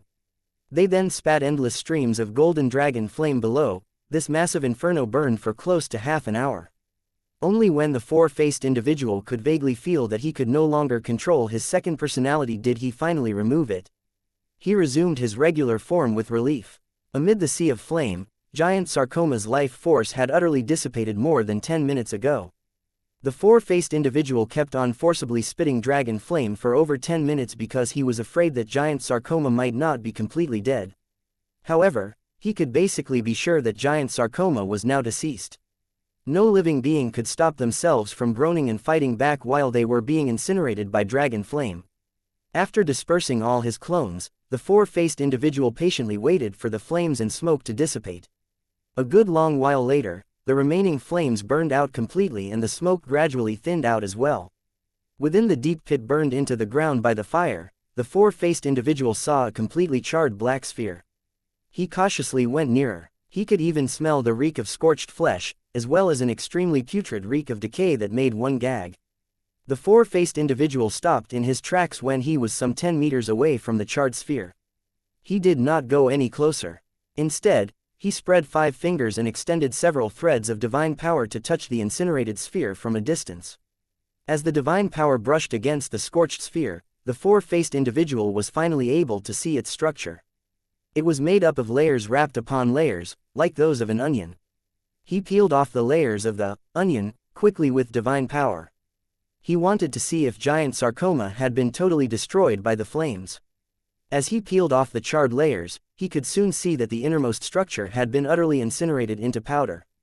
Clearly, giant sarcoma was so dead he could not be any further deceased than he was at present. The four-faced individual retracted his divine power only after ascertaining this and exhaled a long sigh of relief. However, a peculiar thing happened right at that moment. A blood-colored tentacle suddenly broke through the ground beneath the four-faced individual's feet. The tip of the tentacle divided like tree roots and extended like forked lightning, worming its way into the four-faced individual's mouth, eyes, and nose. The four-faced individual could clearly feel a strange power rapidly occupying his physical body. "Get out!" The four-faced individual harnessed all the divine power within his body in an attempt to free himself from giant sarcoma's latest defensive maneuver. However, he was only able to stop giant sarcoma for 1 to 2 seconds. The takeover of his body continued. He could clearly sense that at the rate his physical body was being occupied, it would take 5 minutes at most to make him lose control of his body altogether. Once he realized this, he made a determined effort. "You forced me to do this." The next second, the four-faced individual's head suddenly turned. The face that was initially at his back slowly rotated 180 degrees so that it now faced forward. It was a face that was malevolent beyond compare. All three of its eyes were pitch black, without any trace of whites. There were even two large, blood-red horns on its forehead.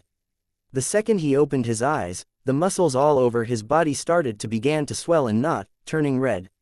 Wisps of black mist began to seep out of his pores as well. He lowered his head to glance at the current state of his body. The long-horned four-faced individual stretched out a massive hand tipped with black, sharp claws and grabbed the tentacle that was connected to his eyes, nose, and the ground. He then pulled hard. One hand kept pulling upward, while his other hand shoved the tentacle into his mouth. He began chewing hard. "Four-face, you lunatic." A dismal howl soon came from under the ground. The long-horned man suddenly grinned. "Four-face, he's not here anymore. I should thank you for allowing me to gain total control of this physical body. If it hadn't been for that final push of yours, that four-face fellow wouldn't have let me out. If you hadn't fought him and utterly weakened his consciousness, I would never have been able to take control of him so easily. To show my gratitude, I shall eat you." As he spoke, he continued to devour Giant Sarcoma. Very soon, Giant Sarcoma's dismal howls became weaker and weaker. Eventually, the sounds died away completely. Chapter 1577, You Tricked Me. From far away, the Nine Gloom Vine witnessed the entire battle between the four-faced individual and Giant Sarcoma. He also heard what the four-faced individual said to Giant Sarcoma at the very end.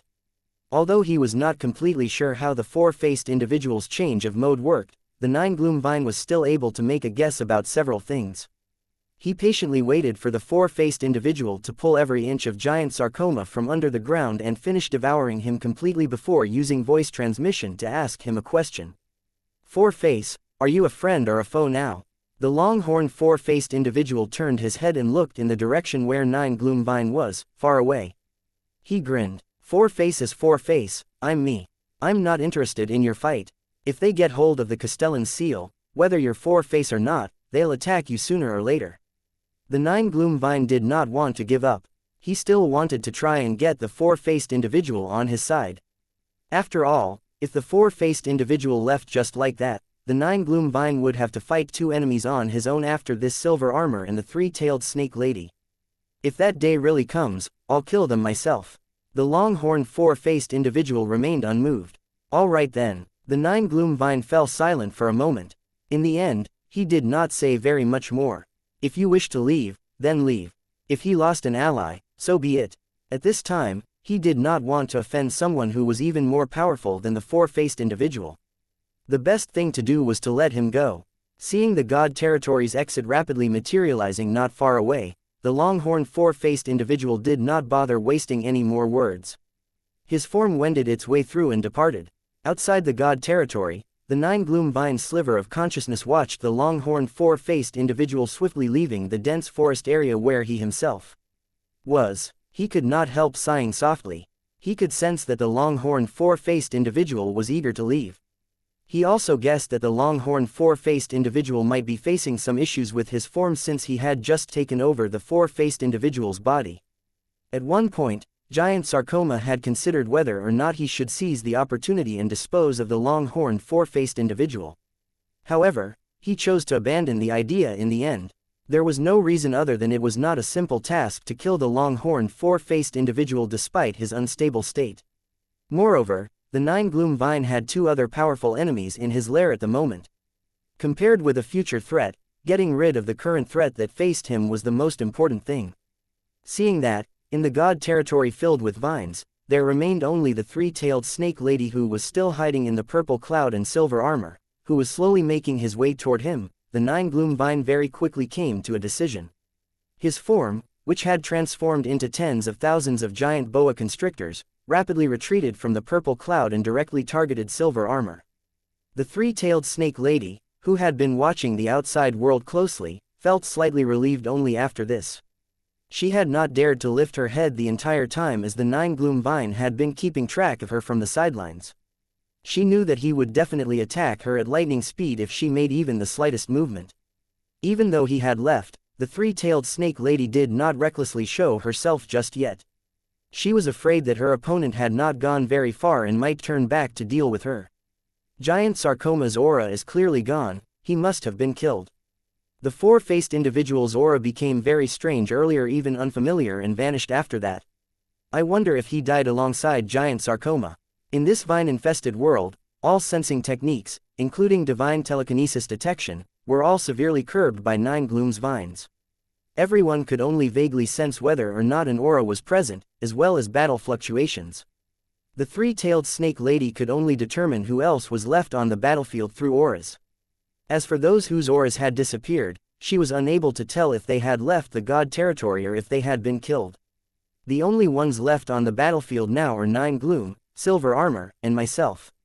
If Silver Armor's been killed by that old wretch Nine Gloom, the three-tailed snake lady's brow furrowed tightly.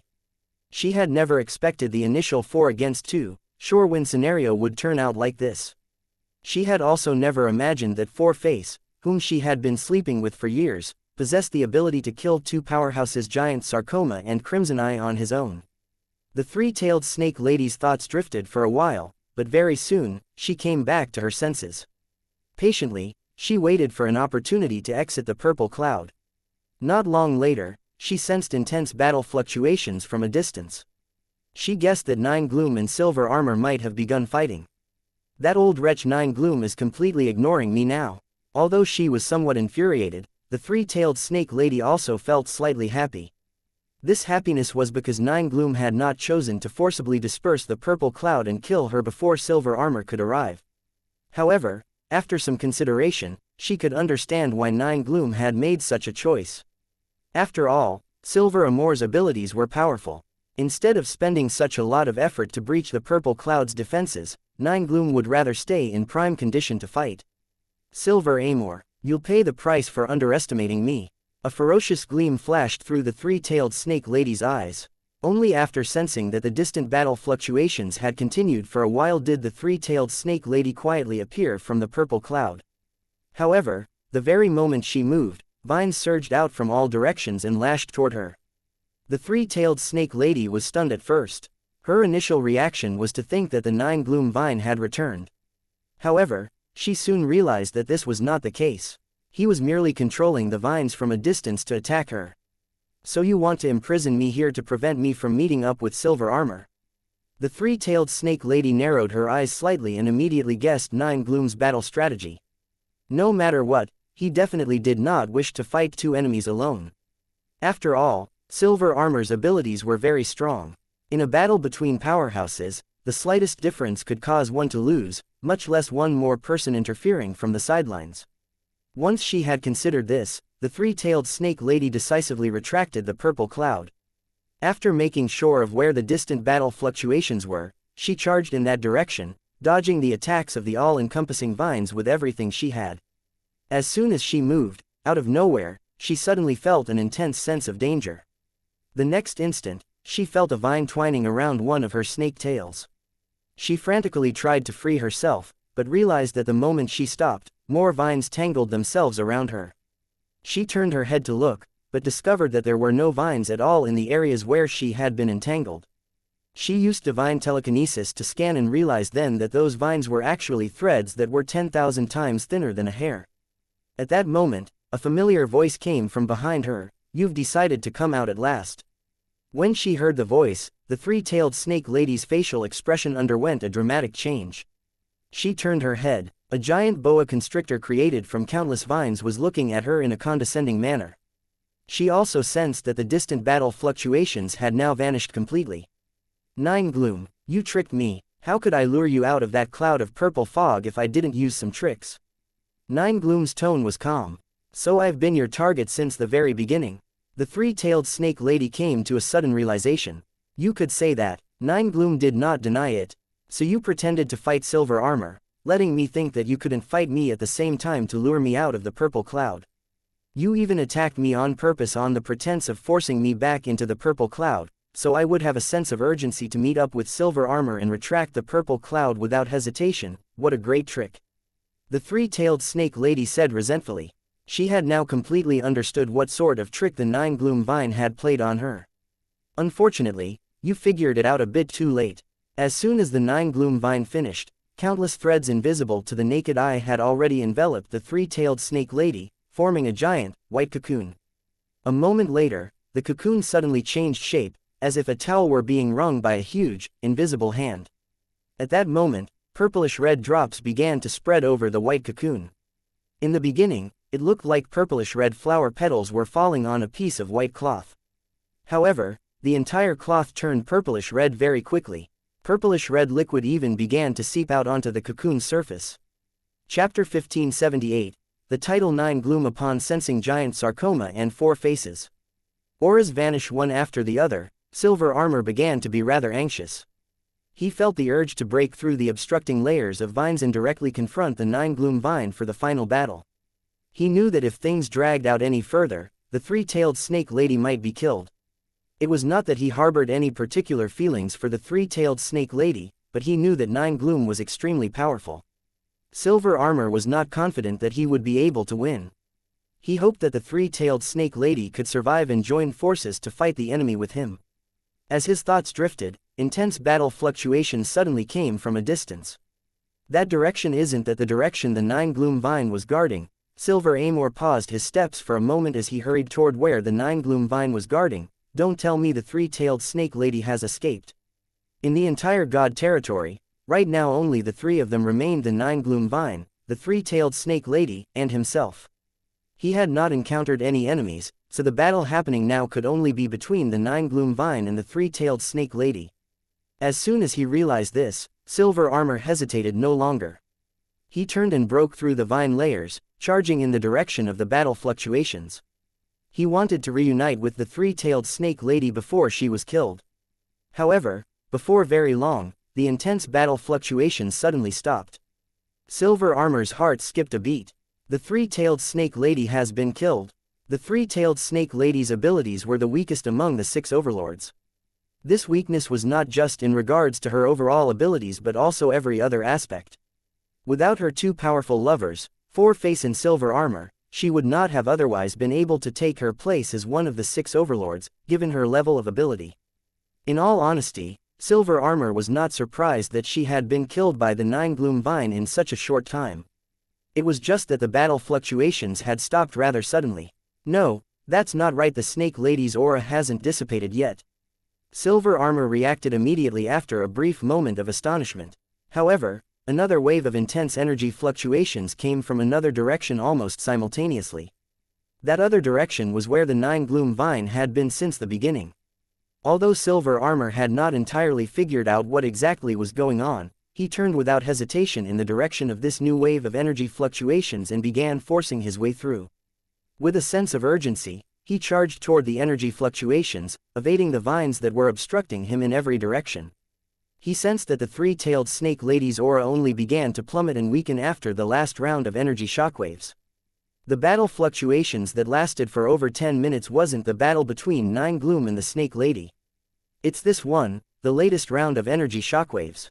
After a moment's consideration, he was roughly able to hazard a guess at what had happened just now. That old wretch 9 Gloom is really such a schemer. When he sensed the 3-tailed snake lady's aura dissipating, Silver Armor immediately felt that the pressure on him had significantly increased. A 2-against-1 battle had now entirely become a 1-on-1. Although the 3-tailed snake lady's abilities were nothing to shout about, if she were still alive, she could at least still assist from the sidelines. Even if she could only cause minimal disruption, Silver Armor's chances of winning would increase significantly. However, he had no choice but to go 1-on-1 now. After setting up a plan to get rid of the 3-tailed snake lady, the pressure on the 9 Gloom vine from losing an ally eased slightly. In reality, he had come up with a new 1-against-2 scheme the moment 4-Face departed. He had also swiftly come up with a plan to trick the 3-tailed snake lady, taking into consideration every possible move that she might make. In the end, out of all the possibilities, the 3-tailed snake lady had finally chosen the one that benefited 9 Gloom the most and lost her life on the spot. Now there's only you left. The 9 Gloom vine's countless vines converged into a giant boa constrictor. Lifting his head high, he looked across the distance at the faraway Silver Armor.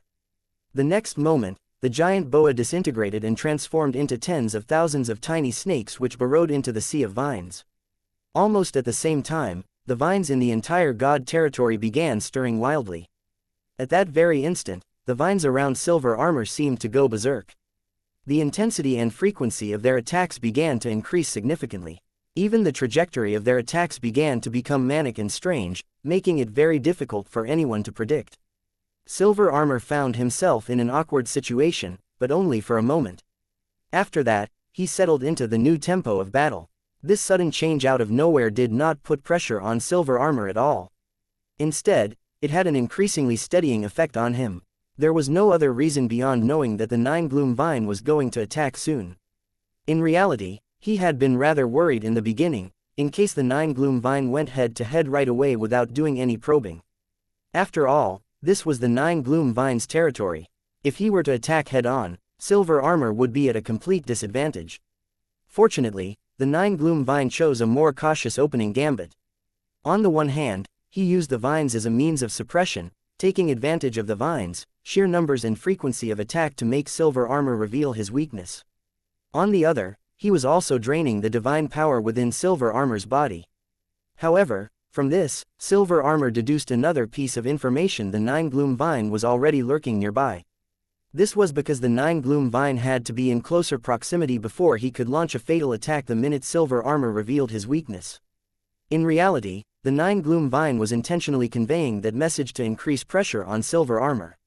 As far as the Nine Gloom Vine was concerned, this was his territory.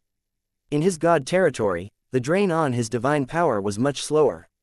Therefore, the longer this battle dragged on, silver armor would be at a greater disadvantage. The more psychological pressure silver armor felt, the more chances of him revealing his weakness on his end. Silver armor was aware of this point as well. However, he did not panic.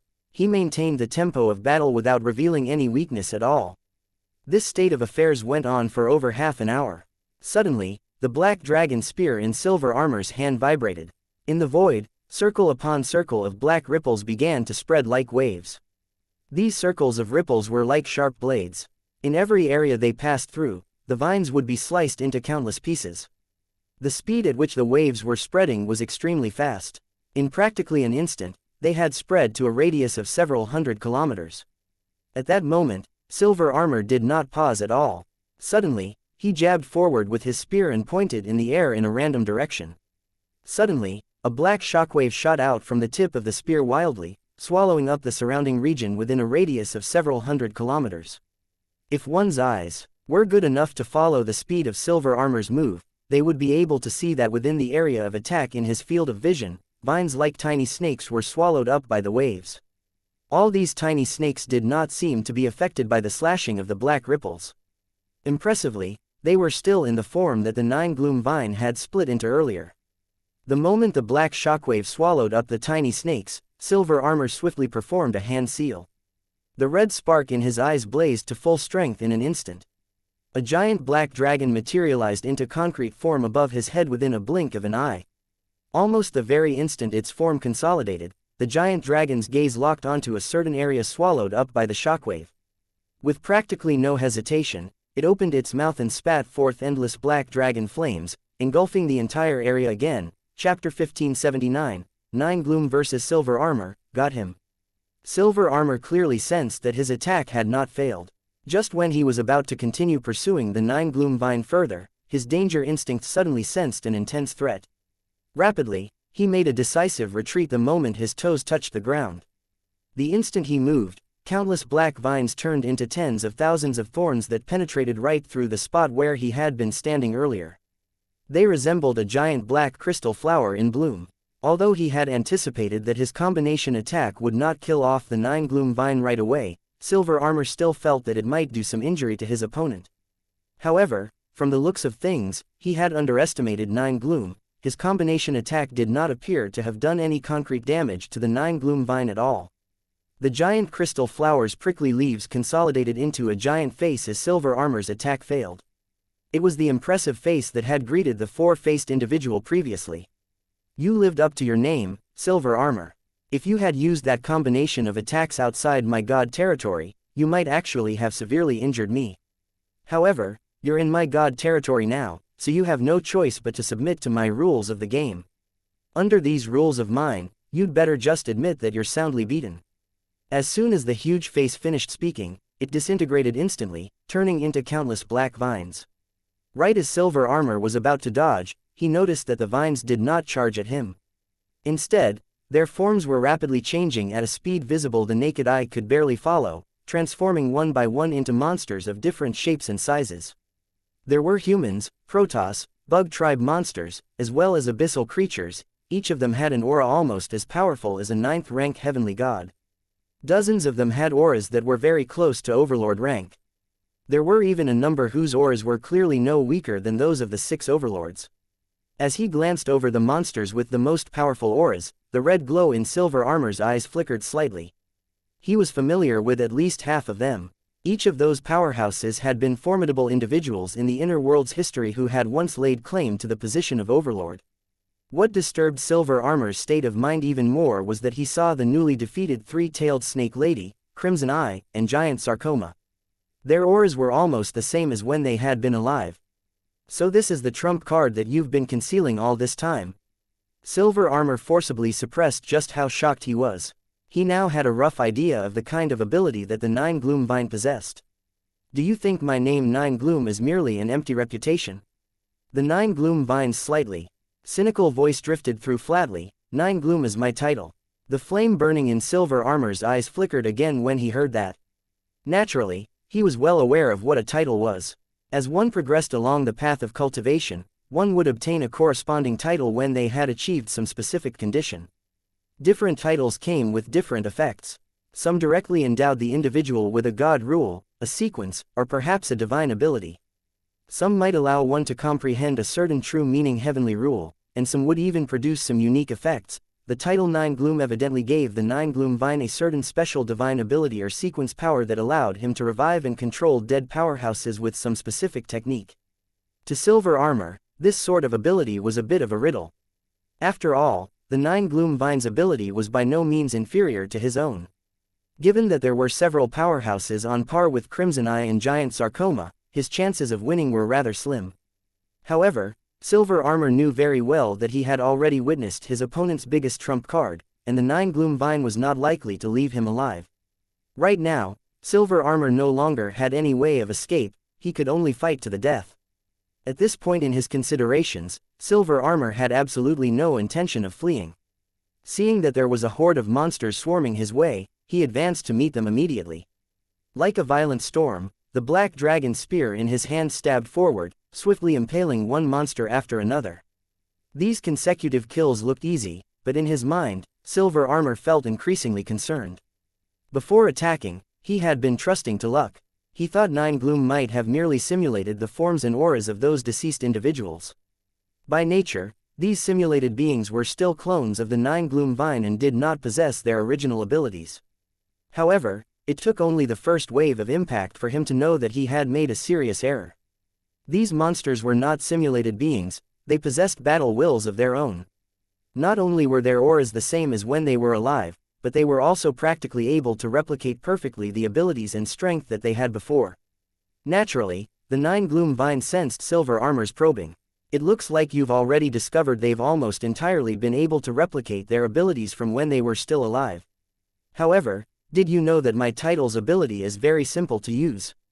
All I need to do is to obtain part of the deceased's body before their soul completely dissipates. With that, I can revive them perfectly. Of course, this sort of revival comes with restrictions. They can't leave my god territory. However, that's not much of an issue. All I need to do is to drag my opponent into my god territory. Perhaps because he felt sure that he would win or because of some other reason, the 9 Gloom Vine started becoming talkative. It's unfortunate that something happened to that brat 4-Face, so he managed to escape my god territory in advance. Initially, I considered getting rid of all of you, then killing him as well so that I could live in peace forever. The 9 Gloom Vine disclosed what he really had in mind. In reality, if he had not felt that 4-Face's condition was somewhat peculiar, he would have certainly killed him right away. Their so-called alliance had been formed solely because of benefits. As soon as these benefits had been achieved, one naturally did not have to be concerned about any falling out between both parties. To 9 Gloom, this was completely normal. It was only at this moment that Silver Armor found out 4-Face was not dead. Previously, he had sensed 4-Face's aura vanish, so he had assumed all along that Four-Face had died in battle. Now, after hearing what Nine Glooms said, Silver Armor realized that Four-Face had successfully escaped from the god territory. He could not help feeling a surge of envy. He even regretted having gotten himself into this predicament. If he had known previously that the Nine Gloom Vine had this sort of ability, he definitely would not have chosen to become enemies with him. However, he had entirely no choice now. While dodging the attacks from the monster horde, Silver Armor was swiftly trying to come up with countermeasures. Given the number and abilities of the monsters that the Nine Gloom Vine had summoned, it was basically impossible to kill all of them. Silver Armor even had doubts about whether his divine power would be enough to kill 1/3 of them. Therefore, the key to resolving the problem still lay in the Nine Gloom Vine's true form. As soon as he killed the Nine Gloom Vine, who was the source, the Nine Gloom Vine's god territory would automatically collapse. These revenants that he had created would also naturally disappear. Now the biggest problem was how to bypass these revenants and kill the Nine Gloom Vine. Furthermore, Silver Armor had to kill the Nine Gloom Vine within an extremely short time frame, or these revenants would soon surround him again. Silver Armor could not help sinking into deep thought. Chapter 1580, showing all trump cards in the god territory. Time ticked on in minutes and seconds. The number of revenants that the Nine Gloom Vine created decreased rapidly as Silver Armor massacred them. However, this did not decrease the pressure on Silver Armor very much at all. The revenants he slaughtered were all those whose abilities were far below his own. He would basically kill them instantly, then immediately extricate himself and retreat. As for those powerhouses whose abilities were either close to Overlord rank or who were genuine Overlord rank powerhouses, he did not go head-to-head with them at all. He evaded them as much as he could. Those whom he really could not avoid, he would retreat from, even if they preferred to force him into a confrontation. The reason was that he knew very well he would be caught up in the fighting, and by then, there would be even more Overlord rank enemies appearing. This battle was a fight to the death. If the Nine Gloom Vine managed to seize an opportunity, Silver Armor knew that he himself would come to a tragic end. From the moment the Nine Gloom Vine summoned forth these revenants, the battle was no longer a fair fight of 1 against 1. The scales of victory were tipped in Nine Gloom's favor. The Nine Gloom Vine had no cause for concern at all in that respect. However, Silver Armor did not abandon the struggle. He was like an elusive mudfish. Despite being trapped in a bog, it never allowed itself to be caught, and thus have its weaknesses revealed. Nine Gloom was in no hurry at all. To him, Silver Armor was already trapped like a rat in a cage. No matter what, Silver Armor would not be able to escape from Nine Gloom's god territory. It was only a matter of time before his weaknesses revealed themselves. The Nine Gloom Vine did not even bother concealing himself anymore. Instead, he let the revenants serve as a blockade between himself and Silver Armor. He watched the fight from a close range of less than 100 meters from the battlefield. It did not seem like he was planning to fight at all. Even though he saw Silver Armor attempting several times to break out from being besieged in order to fight the Nine Gloom Vine's true form, the Nine Gloom Vine did not move from his place at all. In reality, he was intentionally staying at such close range so Silver Armor would think he had a chance. The Nine Gloom Vine enjoyed watching his prey repeatedly struggle and fail. He would give them a glimmer of hope, but that hope itself was a chasm of despair one was doomed never to cross. As time ticked on, Nine Gloom could clearly sense that Silver Armor's divine power output was decreasing and weakening. He also knew that Silver Armor would not last for long under such a high-powered assault. 10 minutes went by rapidly. Suddenly, Silver Armor broke through the ranks of opponents that besieged him and began madly fighting his way to where the Nine Gloom Vine's true form was.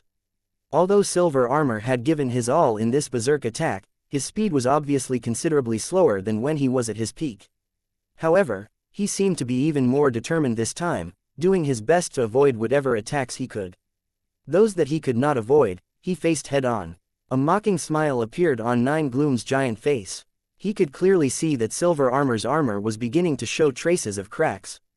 He guessed that this was probably why Silver Armor was suddenly roused to action. He could not hold on for much longer. "Since you seem so eager to die, I'll grant your wish." A ruthless gleam flashed through Nine Gloom's eyes. His opponent was in a hurry to advance the perfect opportunity for slaughtering his target simultaneously. As the Nine Gloom Vine manipulated the revenants to bar the way in front of him, he also controlled the revenants that silver armor had bypassed so that they silently cut off his retreat. It was unclear whether it was because silver armor had discovered that he had enemies behind him and also surrounding him, or because of some other reason entirely, but he was extraordinarily determined this time. He advanced with unusually resolute steps. Under Nine Gloom's manipulation, Crimson Eye, Giant Sarcoma, and a few Overlord-rank powerhouses stationed themselves as the last line of defense. Previously, silver armor had refused to go head-to-head with those revenants that were close to Overlord rank. This time, however, he did not back down at all when faced with these few true Overlord-rank powerhouses such as Crimson Eye and Giant Sarcoma. He tried his best to dodge the assaults from the few of them while attempting to break free from their blockade. Those attacks that he could not evade, he faced head-on, unwilling to give up any opportunity that would allow him to advance. Even though his defense capabilities were practically the most powerful among the 6 overlords, he could not afford to have several overlord-rank powerhouses join forces to attack him. In merely the time it took for several breaths, the cracks on his silver armor were increasing and also becoming larger. However, he paid no heed to them at all, as if he had become obsessed with wanting to break free from these revenants, blockade and fight Nine Gloom. He did not care about the consequences at all. The smirk on Nine Gloom's face grew broader when he saw that silver armor seemed to have become possessed. The way he saw it, the more silver armor behaved like that, the closer he was to death. Under the combined suppression of Crimson Eye, Giant Sarcoma, and the other overlords, more and more cracks began to appear on silver armor's body. Very soon, there was practically not a single spot that was whole and unbroken. He no longer looked like the commanding, awe-inspiring silver-armored god of battle from before. Instead, he looked more like a porcelain vessel that had been knocked about. Although he had not yet completely fallen apart, he was riddled with wounds all over and was on the verge of collapse. There were several times when Nine Gloom even thought that silver armor's body would crumble completely if he were attacked just once more. However, the toughness of silver armor's body was still beyond what Nine Gloom had expected. After going head-to-head for more than a dozen attacks, silver armor's suit of armor had still not fallen apart. However, the cracks were thicker and more numerous, making his body seem all the more ruined. However, in this final round of direct clashes, he managed to forcibly break through the final line of defense. The grin on Nine Gloom's huge face was malevolent. At the very last moment, he had intentionally manipulated Giant Sarcoma and the others to lower their defenses. He had no reason for this other than silver armor was already on his last legs and was no longer a threat anymore. Moreover, rather than silver armor being killed outside the line of defense, Nine Gloom wanted to crush his opponent's very last sliver of hope himself. I see you want to break through the lines of defense and fight me head-on. Very well, I'll give you the chance to break through and fight me face to face so I can crush your very last hope. Watching silver armor charge at him with his battered body after breaking through the defending line, the aura of Nine Gloom's entire body instantly soared to its peak. Countless vines rose like a tsunami and surged toward silver armor. Silver armor's body of over 3 meters in height seemed unbelievably small right now. He was like a tiny skiff in a universe of infinite vines. The flash of silver merely lasted for a moment before it was entirely swallowed up by the sea of vines. Nine Gloom could very obviously sense that the very instant silver armor was completely devoured, his suit of silver armor finally fell apart completely.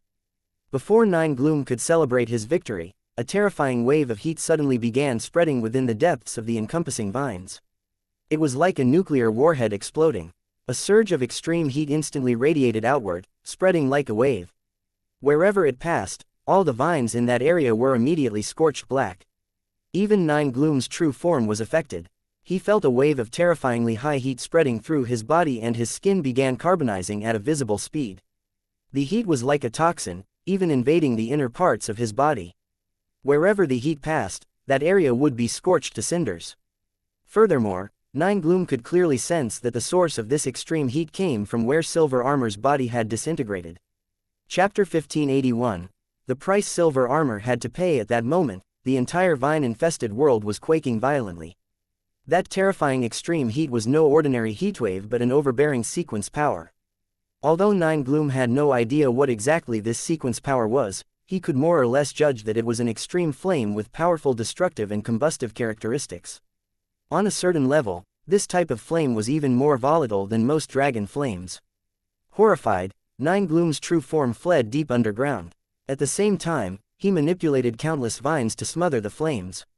He no longer harbored any unreasonable hopes of extinguishing the blaze, he merely hoped to suppress it a little, as well as shrink its scope. Did that lunatic silver armor self-destruct? Nine Gloom secretly cursed as he hastily fled as far away as he could. He did not even dare to release his divine telekinesis to do any probing, for fear the flames would burn his spirit. However, very soon, he retracted his previous speculation. This was because he could clearly sense that apart from himself, there were remnants of an aura in his god territory. Silver armor was still alive.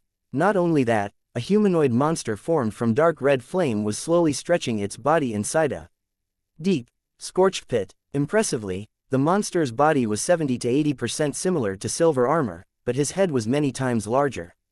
He was at least 1,000 meters tall. Unlike his body, which was completely dark red, there was an incandescent blaze of white where the pupils of his eyes should be. He stood where he was as if momentarily dazed, but the incandescent white in his eyes soon blazed up brightly. All he did was lift his legs slightly, and he was able to stride out of the deep pit that had just been blasted into the ground. Each time he took a step, the ground would split, and fiery red larvae would ooze from the cracks. He walked aimlessly forward, swinging his heavy fists wildly to bombard every obstacle in his path. Mountains, rivers, swamps, wherever he passed, that place would become a sea of lava.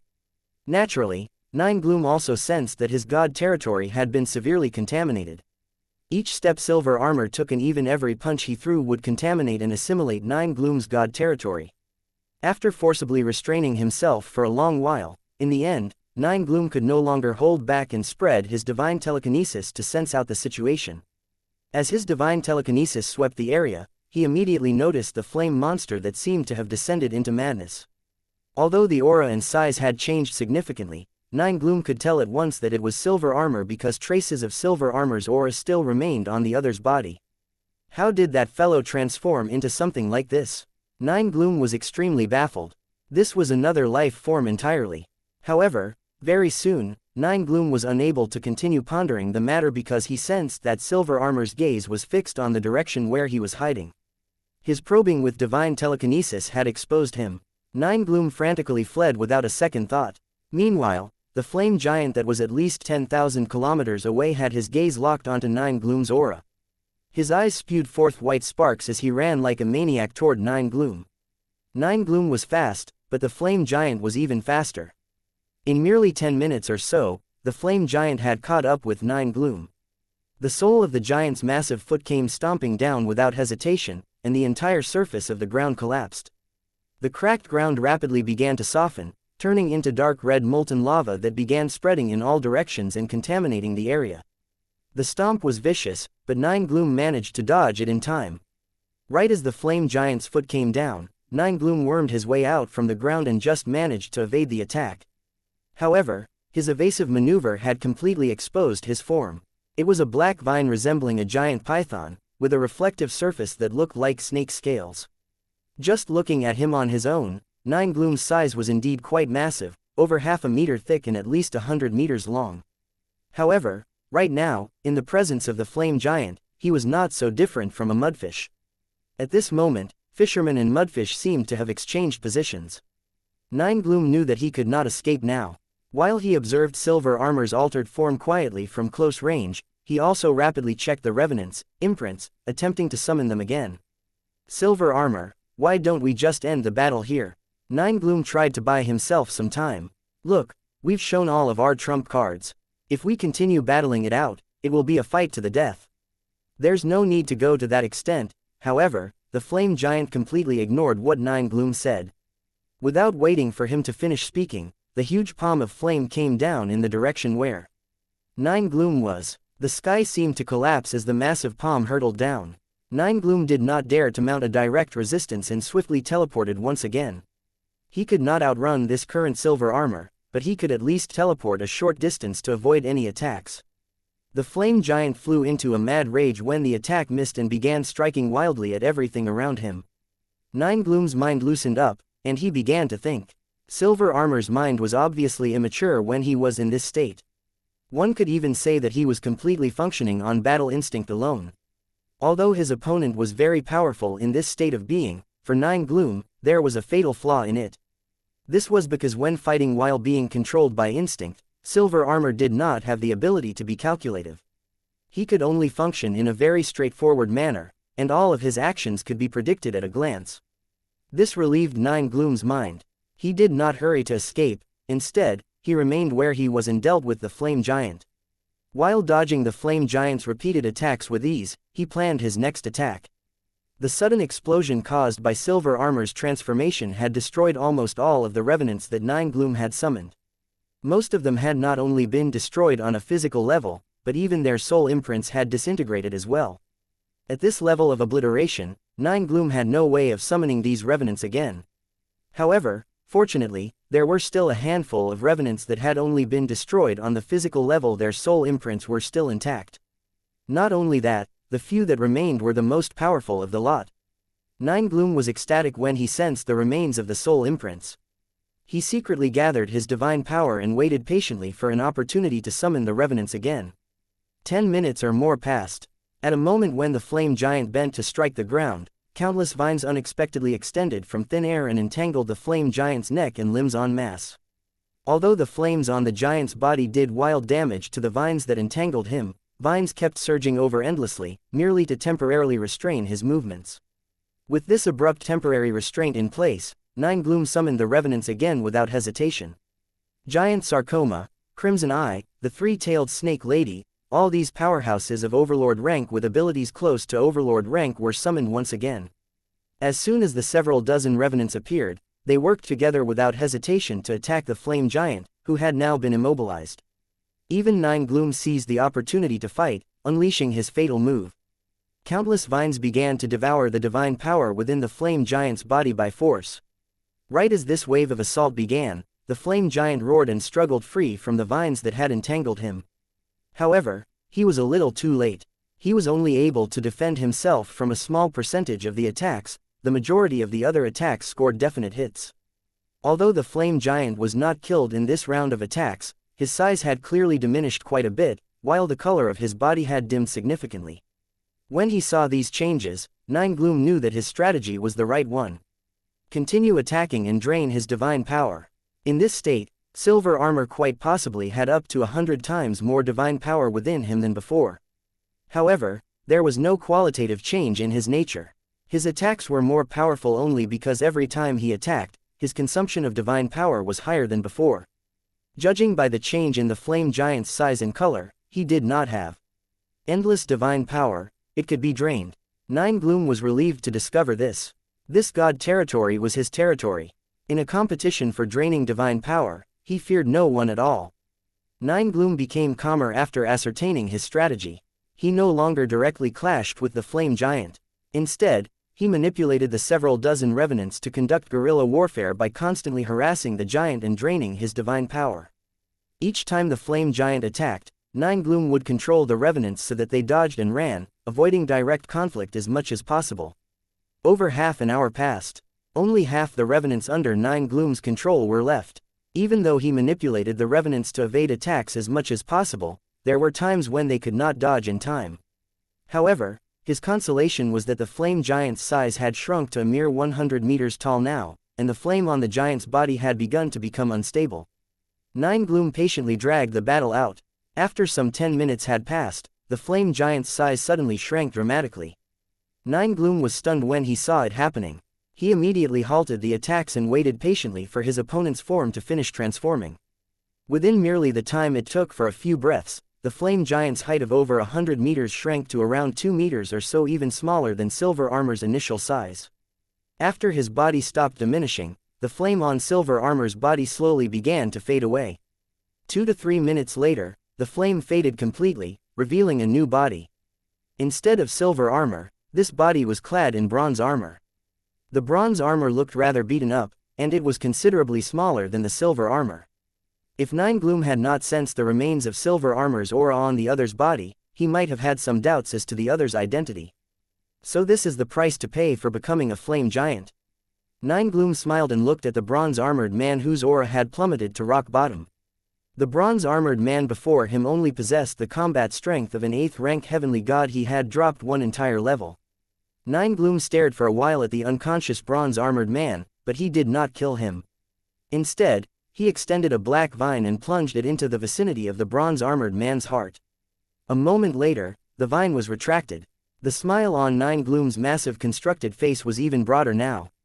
What an excellent live seed cultivation bed. Now that this battle with silver armor had ended, Nine Gloom released a long sigh of relief. Subsequently, his god territory began slowly disintegrating, revealing the original ancient forest. Right at the very moment that his god territory had been completely recalled, Nine Gloom suddenly heard a languid voice very clearly drifting to his ears. This battle between the two of you dragged on for so long, I'm a little sleepy from all that waiting. Chapter 1582. The outsider. The pupils of the huge face that Nine Gloom had conjured up in midair contracted slightly. Not too far away in the air, a figure slowly revealed itself and walked slowly in Nine Gloom's direction. The figure wore a trench coat and was rather slim in build. In its hand was a black walking stick, and a golden mask covered its face. Even though he could not see the figure's face, Nine Gloom could still vaguely sense the sophisticated charisma radiating from them. An outsider, Nine Gloom needed only a glance to ascertain the other party's identity. You're right, however, I'm sorry, there's no prize for guessing correctly. The golden mask on the masked man's face appeared to be smiling. Outsider, are you barging into my territory to provoke me? Nine Gloom did not attack the masked man right away. One of the reasons he did not do so was because he had just gone through a major battle, and his divine power and physical strength were severely drained. Another reason was that he sensed a threat emanating from the other party. Although this individual had concealed their combat strength, judging from what Nine Gloom could sense, they were definitely an overlord rank powerhouse. Their ability was probably by no means inferior to Four-Face or Silver Armor. In all honesty, considering that he was not in the best of conditions right now, Nine Gloom did not particularly wish to have a direct confrontation with the other party. No, I'm not trying to provoke you. The masked man raised both his arms. However, his arms abruptly dropped a second later. I just want to kill you. As soon as he finished speaking, hundreds of monsters with formidable auras rapidly consolidated in the air. Howling, they charged toward Nine Gloom in an attack. An Imperial Censor. Nine Gloom could not help exclaiming in astonishment. His opponent was able to control several 109th rank heavenly god level monsters. Each of their auras was at peak 9th rank, and more than a dozen of them had auras no lower than Overlord rank. At this very instant, it occurred to Nine Gloom that this was karma. He remembered that he had used a similar technique to kill Silver Armor half an hour ago. He never expected that retribution would come so soon this time. He was the one being besieged. Regaining his composure slightly, Nine Gloom immediately extended countless vines, attempting to defend himself against the monster horde's attack. He fell for it. From a short distance away, the man with the golden mask sent two voice transmissions in a certain direction. The minute he finished speaking, two figures swiftly came into view. In a flash, they appeared beside the masked man at practically the same time. One of them wore a gray monk's robe. His head was completely hairless and covered with Buddhist ordination scars. The biggest difference between himself and ordinary monks was that he had 8 very skinny arms. Meanwhile, the other person was clad in a black robe and even wore a black mask under his hood. The loose black robe enveloped his entire body, shielding him from any probing from the outside world. The only recognizable feature he possessed was his tall, muscular body. These three figures were Virtuoso, Saber 9, and Lin Huang's forms in Phantom City. As he watched Nine Gloom standing in a daze on the spot, Lin Huang asked from under his black mask, "Aren't we going to seize the opportunity now and attack?" "There's no rush, just wait a little longer." Virtuoso, on the other hand, was very patient. If he's still at his peak, then it would definitely be best to attack him the instant he falls into the trap because he might be able to struggle free of my illusion at any time. However, I'm estimating that currently, he only has 30% to 40% left of his total ability. The chances of him freeing himself from my control aren't very high in the short term. Let him sink deeper into the illusion for a while. It still won't be too late if we attack later on. Naturally, Lin Huang and Saber 9 understood Virtuoso's explanation. Based on Nine Gloom's actual abilities, it was quite unlikely that he would fall prey to Virtuoso's illusion. Even if he accidentally became ensnared by it, he would be able to free himself in a very short time. Therefore, they had to strike swiftly. However, now that Nine Gloom had been through a major battle, the divine power within him had been significantly drained, and his divine telekinesis had flagged considerably. This was the reason why he had fallen into Virtuoso's trap so easily. However, Nine Gloom was not completely blocked off from perceiving the outside world, since he had only just fallen prey to the illusion. As soon as he sensed anomalies in the outside world, he might realize that he was in an illusion and struggle to free himself. That was also why Virtuoso had told Lin Huang and Saber 9 to delay making their move. Virtuoso wanted Nine Gloom to be ensnared even further. Once Nine Gloom was too busy within the illusion to attend to anything else, naturally, he would not have any excess energy to sense the anomalies in the outside world. This, then, would be the best time to launch an attack. Lin Huang and Saber 9 could hear the certainty in Virtuoso's tone. Therefore, they said nothing more and waited patiently. Meanwhile, Nine Gloom, having fallen prey to the illusion, was currently facing a major crisis he had not previously encountered. Individually speaking, there were not many Imperial monsters that could pose a threat to him. However, what made things difficult for him was that this horde of Imperial monsters was not battling him one-on-one individually. Instead, they had formed small teams. In every team, there were one or two with powerful defense capabilities, a few with controlling and assisting abilities, and a few with sufficiently powerful attack capabilities to incapacitate him. What made things even harder was that no matter which team he locked onto an attack, the other teams would immediately interfere and come to their rescue, temporarily giving the first team a respite from battle. Over 10 minutes went by, and Nine Gloom had made no progress at all. He was not able to kill even a single Imperial monster. Time in the illusion was a perception of his consciousness and was by no means the actual time flow in the real world. Nine Gloom began to panic. He was very much aware that in his current condition, he was not fit for a protracted battle. The longer things dragged on, the higher the chances that he would suffer defeat. After a mere moment of hesitation, he made a decision to open up his god territory again and envelop the entire vicinity within it. It was not just those several hundred Imperial beasts that were swallowed up, even the man with the golden mask was also enveloped within the god territory. However, what Nine Gloom did not know was that in the real world outside the illusion, the lips under the golden mask quirked up just a little. The second Nine Gloom slackened his efforts slightly, Lin Huang and Saber 9 heard Virtuoso's voice clearly in their ears. Go. Without hesitation, Lin Huang and Saber 9 attacked like lightning. Lin Huang held nothing back in this attack. It was the perfect integration of 12 compounded levels of sequence power and Sword Dao Heavenly Rule, which consolidated into a dazzlingly bright blood-red arc. It surged through the air as fast as a bolt of lightning, looking like a moving galaxy. This move was almost at the limit of what Lin Huang's current physical body could handle. Even Virtuoso's eyes betrayed a flash of amazement. Meanwhile, on the other side, Saber 9 finally brought out his trump card, which he very rarely revealed. Millions of golden saber gleams consolidated in the air before him. His 8 skinny arms pointed in the air, and the millions of golden saber gleams consolidated into 8 saber formations.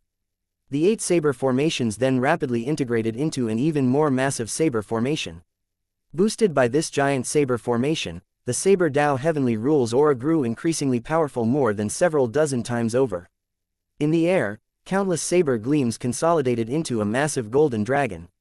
It opened its giant maw and charged straight at Nine Gloom. Chapter 1583, a win that was too easy inside Virtuoso's illusion. Nine Gloom watched his god territory descend. It enveloped all his enemies, including the individual with the golden mask. With no hesitation at all, Nine Gloom summoned Giant Sarcoma, Crimson Eye, the three-tailed Snake Lady, and the other Overlord rank Revenants once more. In his god territory, he could repeatedly summon the Revenants, but it would require expending a massive amount of divine power. He could replenish this expenditure by recalling the Revenants. However, many of the Revenants had been killed in the earlier battle with silver armor. This meant that Nine Gloom could not replenish his divine power, causing him to lose close to 70% of it. Even with the utilization of his god's soul, the loss was severe, and his condition was deteriorating significantly. Now that he was left with so little divine power, he did not dare to expend large amounts of it. Therefore, in this confrontation with the golden masked individual, he could only summon a few Overlord rank Revenants to aid in the battle. He did not have the courage to attempt a horde attack strategy against his opponent. However, as far as Nine Gloom was concerned, this was already sufficient. With several overlord rank powerhouses joining the battle, the pressure on him decreased substantially. Furthermore, the recovery of his divine power was more than several times faster in his god territory. As long as he did not use any major techniques, it was practically impossible for his divine power to be exhausted. He also no longer had to worry about his opponent trying to drain his divine power. On the contrary, if the battle dragged on for a longer time, the divine power within his body would replenish even more, which was much more advantageous to him. After the arrival of his god territory, the tide of battle rapidly began to turn. Nine Gloom had been under heavy suppression earlier, but now, with the assistance of the several revenants he had summoned, he began massacring his enemies. With Nine Gloom and the revenants working together, the small teams were swiftly split up and obliterated. Their numbers began to dwindle. Just when Nine Gloom was getting enthusiastically into the killing spree, an impending sense of danger suddenly assailed him. Before he could even discover where this new threat lay, he felt a sudden wave of intense pain. Upon looking down, he saw that his body had already been sliced apart at the waist by a scarlet electric arc. When he lifted his head again, everything before him began disintegrating. Every single one of the revenants that he had summoned, the imperial monster horde that was battling them so intently, the golden masked individual in the distance, and the god territory that he had summoned, everything was disintegrating and falling apart like broken glass. The only thing that was still vivid was the scarlet beam of light that had sliced him in half. This is an illusion. Nine Gloom came to an abrupt realization. He did not even know when he had fallen for his opponent's ruse. Once again, he lifted his head and looked in the direction from which the scarlet electric arc had originated. Three figures were standing there. The one who had sliced him in half was a black-robed individual wearing a black mask.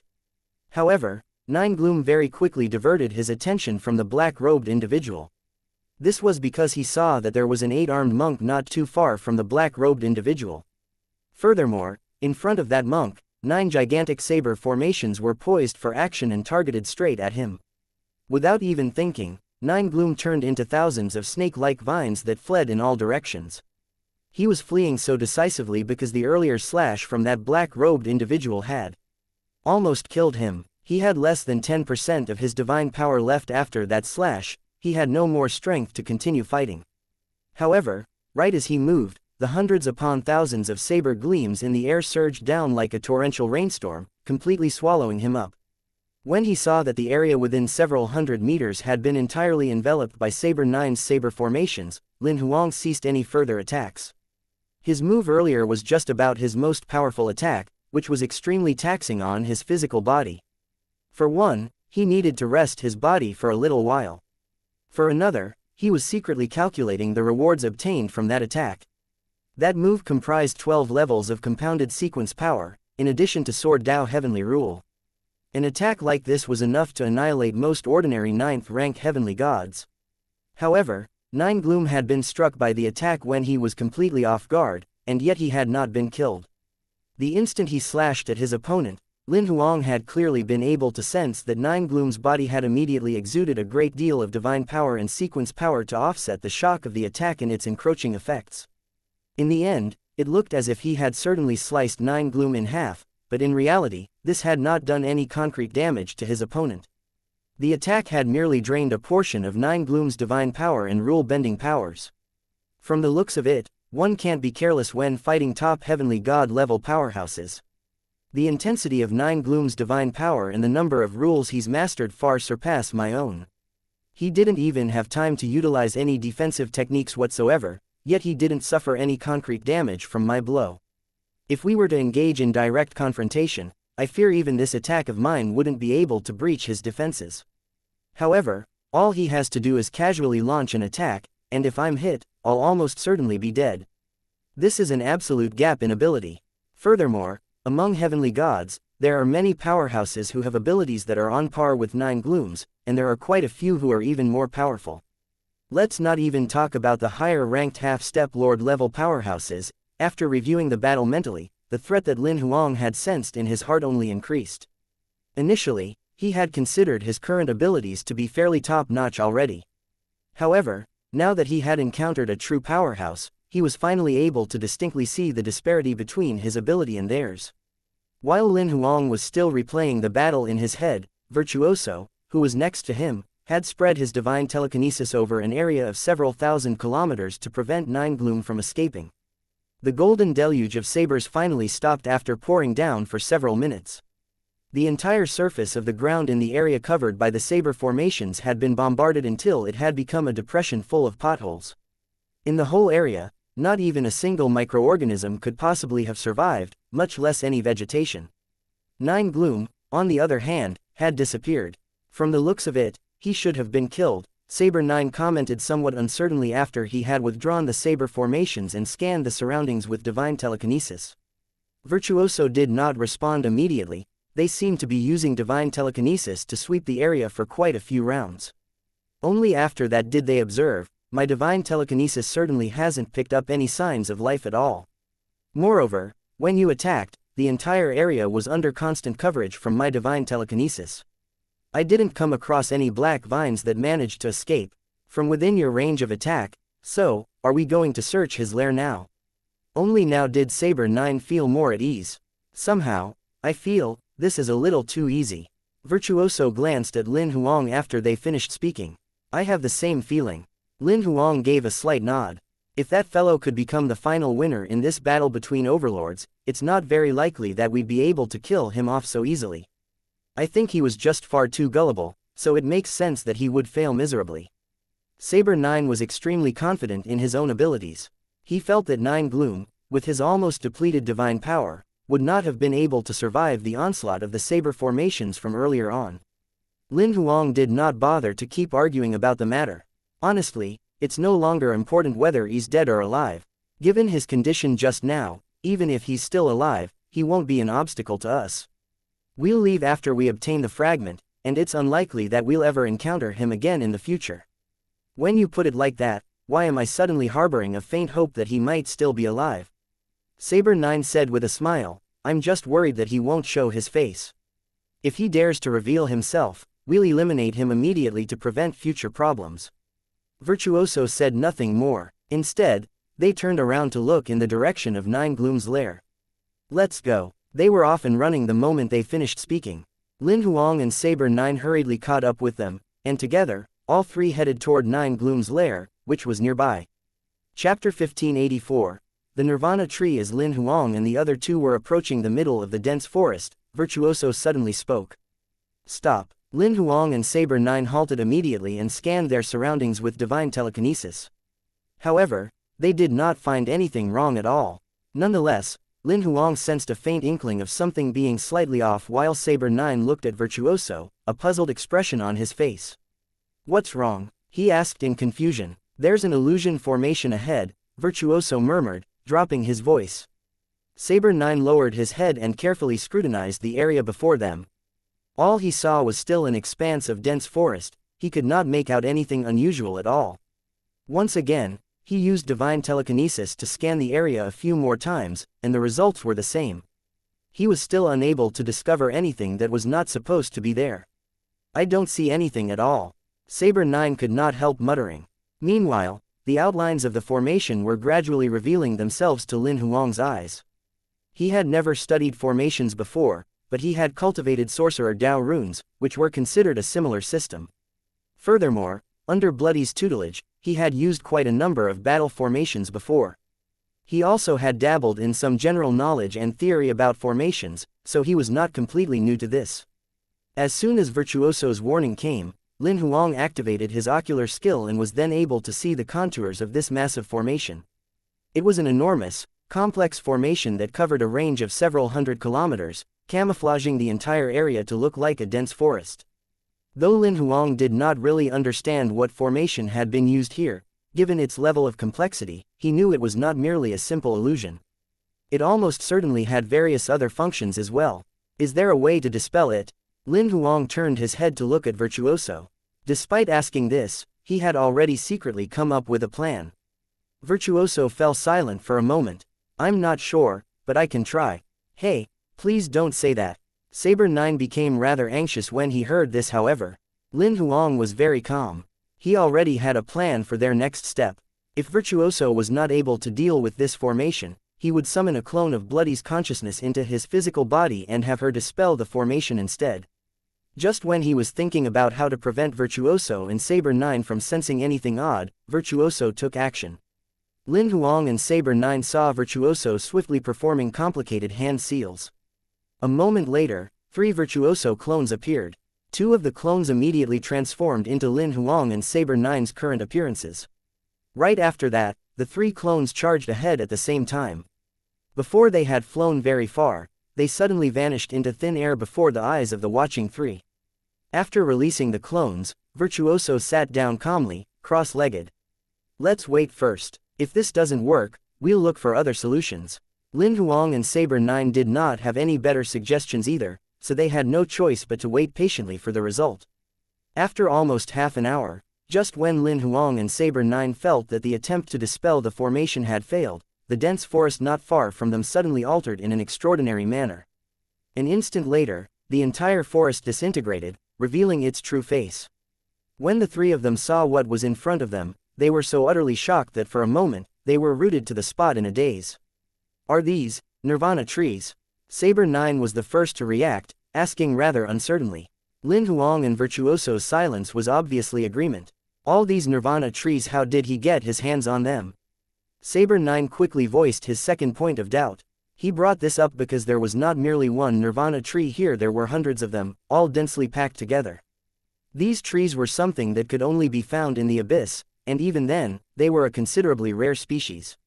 A mature Nirvana tree was a powerful existence among heavenly gods. Not only could they master life and death sequence powers, but a small number were also able to comprehend time and dimensional sequences. Even half-step Lord level powerhouses were respectful of them. However, right before their very eyes were over 300 Nirvana trees, practically all of them mature specimens. What was even more peculiar was that all of the Nirvana trees seemed to have lost their consciousness, with only empty shells remaining. They must have been created with the Castellan seal. This was the only possibility that Virtuoso could bring to mind. Although Nine Gloom only had a fragment of the Castellan seal and therefore could not carry out any refining, he might have used some other techniques and found a way to utilize the fragment. That might have been how he created these Nirvana trees. What Virtuoso was very sure of was that no matter what method Nine Gloom had used, he must have paid a heavy price to create so many Nirvana trees. He must have used the illusion formation to hide this area because he was worried that people would see these Nirvana trees. Saber 9 looked confused, but what's the purpose of him planting so many Nirvana trees in the first place? He could not really understand why Nine Gloom had done that. Lin Huang was somewhat uncertain about that as well. Among his imperial beasts, Bloody was the one who had been a vine monster since the beginning. She had parasitical abilities, and she could manipulate other monsters to fight for her through the use of parasites. However, it did not seem as if Nine Gloom were creating battle puppets. Furthermore, the Nirvana trees themselves were not monsters whose forte was fighting. If Nine Gloom were merely creating battle puppets, he certainly had better choices of monsters. Or both. Are you aware that the Nirvana trees have a very unique characteristic? Virtuoso suddenly spoke up after a moment of consideration. Lin Huang and Saber 9 looked at Virtuoso, rather perplexed. Clearly, they both knew very little about the Nirvana tree.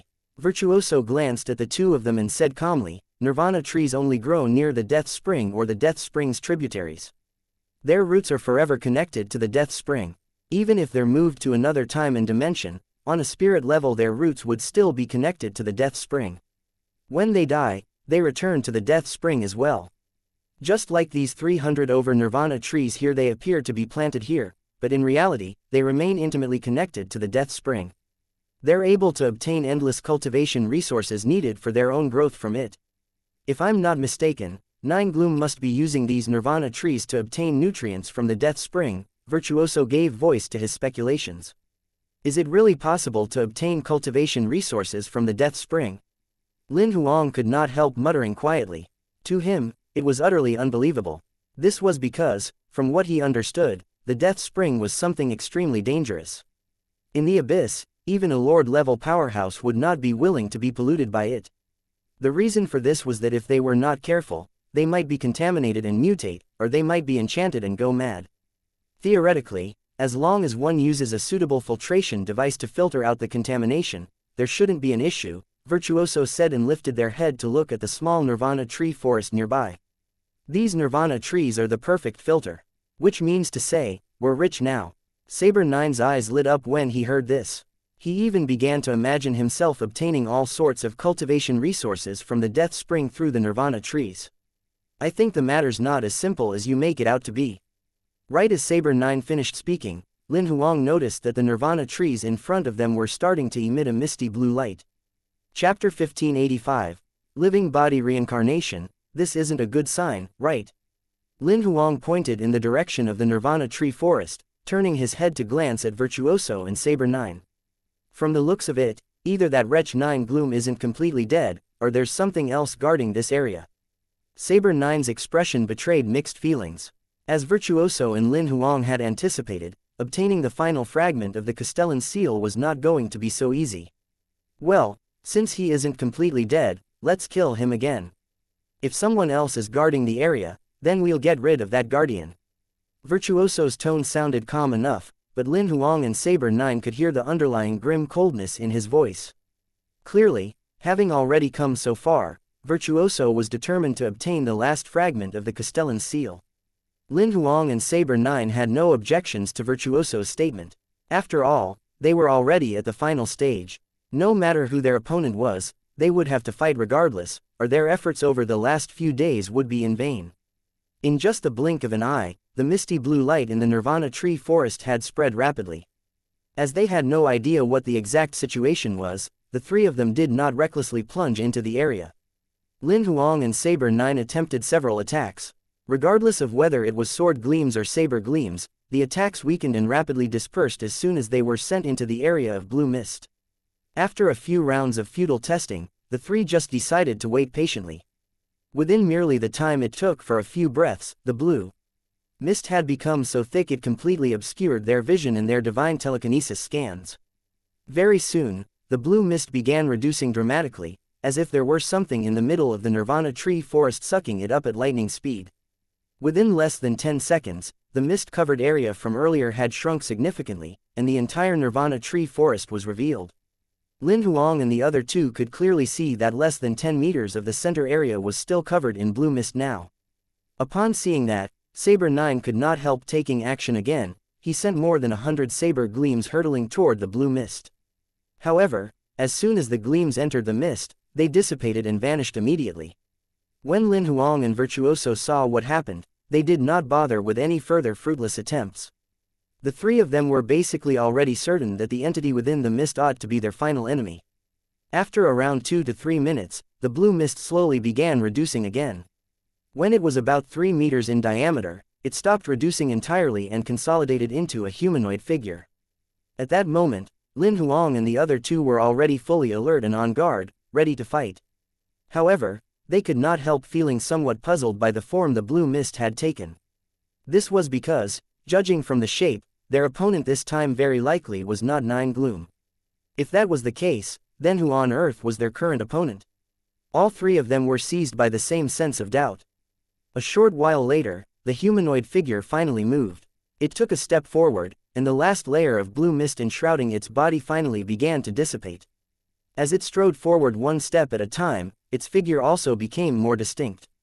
When Lin Huang and the other two saw what their opponent looked like, their faces filled with shock.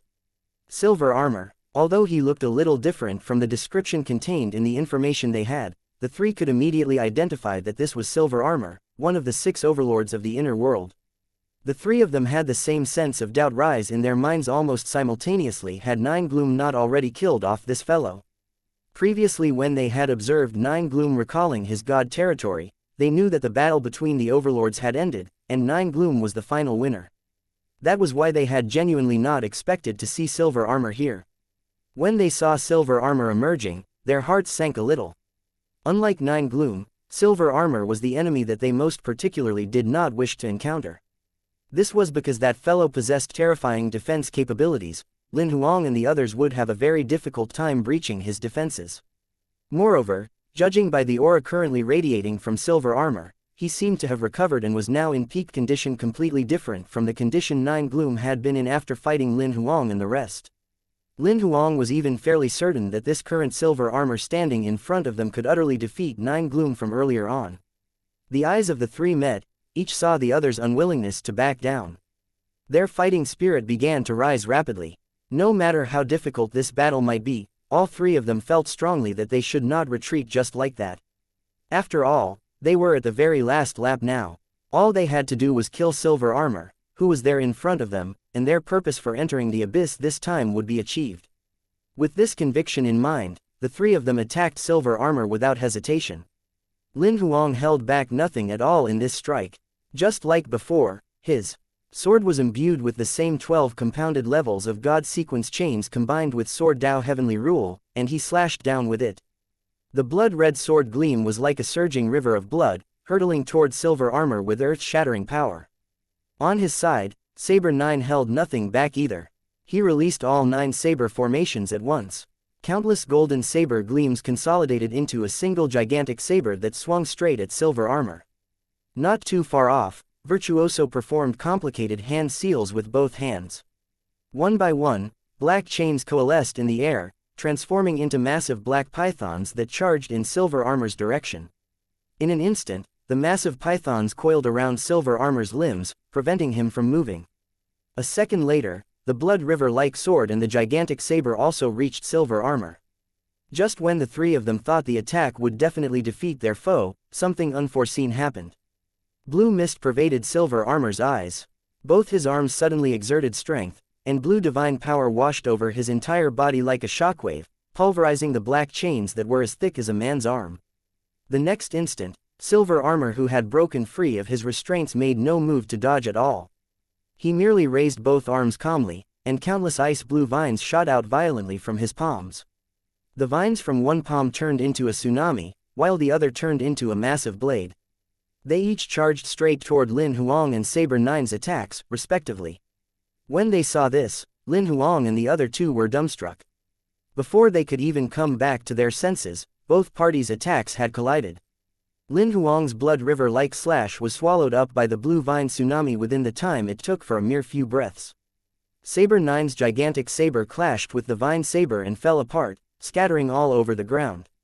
The two attacks that were Lin Huang and Saber 9's pride had been easily decimated by Silver Armor. No, that would be 9 Gloom.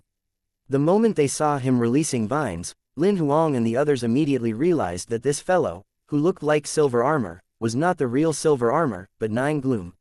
Although the three had no idea what 9 Gloom had done to Silver Armor, 9 Gloom did not seem to be concealing anything. After forcing the three of them to retreat, he did not pursue them in haste. Instead, he spoke to them, smiling. His tone sounded like he was sharing something that made him happy with his good friends. I must thank the three of you. If not for you, I fear I might not have so swiftly made the decision to use Silver Armor's body to perform living body reincarnation. I hadn't anticipated that this time, the reincarnation would be much smoother than I had expected. Chapter 1586. Battling 9 Gloom again. Lin Huang and the others looked dismayed. 9 Gloom was a peak heavenly god level powerhouse who was not that far from elevating to the status of a half-step lord. The three of them were able to defeat him in the previous battle because 9 Gloom's divine power and spirit had suffered severe depletion after fighting Silver Armor. Moreover, 9 Gloom had been utterly unsuspecting of their scheme, and Virtuoso had managed to pull 9 Gloom into their illusion as soon as they appeared on the scene. The three of them had successfully managed to kill off 9 Gloom only because of these factors. However, the 9 Gloom currently standing before them had not only completed reincarnation with the help of the Nirvana trees but was also in possession of Silver Armor's physical body. 9 Gloom's combat strength post-reincarnation had not immediately elevated to its former peak standard, merely crossing the threshold of 9th rank heavenly god level. However, judging by the aura emanating from his body, his abilities in this reincarnation were definitely no weaker than when he had been at his peak previously. Earlier, Lin Huang and the others had not staged a direct confrontation with 9 Gloom even when he had not been in peak condition. Instead, they had used various techniques and schemes to battle him. If they had a choice, the three of them would certainly not wish to fight the current 9 Gloom. However, they had no choice but to face their enemy now. Their most powerful moves had been easily countered by 9 Gloom. Under his mask, Lin Huang's brow creased slightly. A quick glance showed that Saber 9 was also frowning at the moment. Although he could not see Virtuoso's expression under their mask, he knew that they would most certainly not be relaxed. Unlike in the previous battle, the three of them had lost the upper hand entirely now that they were facing Nine Gloom's successful reincarnation. Moreover, having had the chance to test his ability via their first round of attacks, the three of them knew that Nine Gloom's abilities were in no way less than when he had been in prime condition previously. "Do we fight or retreat?" Saber 9 asked Lin Huang and Virtuoso through voice transmission. He asked this because the chances of them winning were extremely low. Lin Huang made no reply, he was also waiting for Virtuoso's answer. After all, this trip to the abyss had been at Virtuoso's invitation. They could not call the shots on whether to fight or retreat, it depended on what Virtuoso wanted. Virtuoso only hesitated for a brief moment and rapidly came to a decision. Fight. Lin Huang and Saber 9 were not at all surprised by Virtuoso's decision.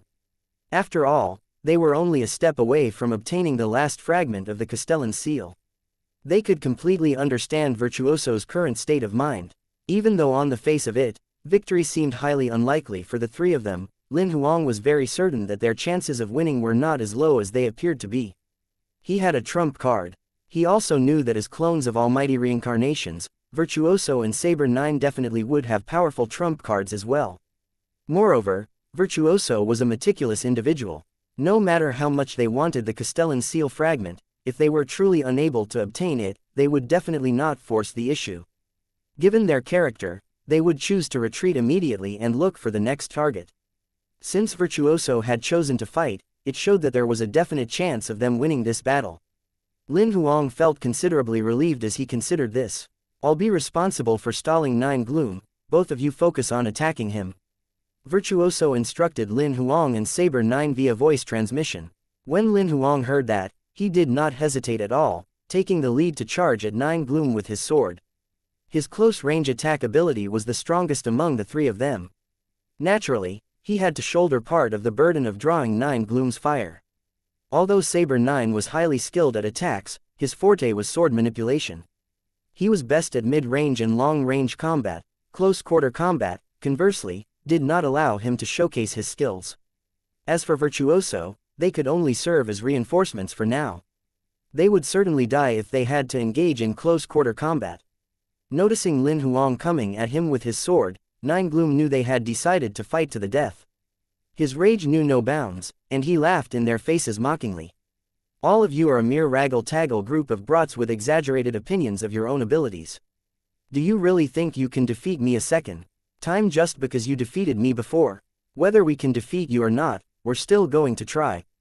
As Lin Huang spoke, he had already sliced apart numerous vines, crossing the vine barrier and emerging not too far from the silver-armored figure of Nine Gloom. When Nine Gloom saw this, he did not bother using vines to obstruct Lin Huang. Instead, he extended his arm and lightly grasped at the air. A black battle spear rapidly consolidated in his hand. If Lin Huang and the other two had seen silver armor previously, they would have immediately recognized that this weapon was the black dragon spear Silver Armor had used when he was still alive. Spear in hand, Nine Gloom launched himself off the ground with a sudden burst of strength in both legs, using the air as a stepping stone. He charged straight at Lin Huang. Wherever the head of the spear passed through, even the air itself was torn into jagged rifts. Simultaneously, as Nine Gloom charged with his spear, a red arc lit up in the void. In an instant, the red and black gleams abruptly collided, releasing multiple energy shockwaves in the aftermath. The shockwaves spread out over thousands of kilometers, crushing everything to dust. However, this evenly matched battle lasted only for the time it took for a few breaths before the red gleam began to disintegrate. Right at that moment, countless golden gleams shot through the air like a torrential storm, completely deluging the area where Nine Gloom was. Impressively enough, the attacker was Saber 9. He had once more consolidated the 9 massive saber formations, accumulating millions of golden saber gleams that hurtled toward Nine Gloom with murderous intent. Nine Gloom glanced at the golden saber gleams that were coming at him from all directions. A smirk of disdain curled the corners of his lips. He did not withdraw his spear defense. Instead, his gaze locked onto Lin Huang. Once more, Nine Gloom increased his divine power output.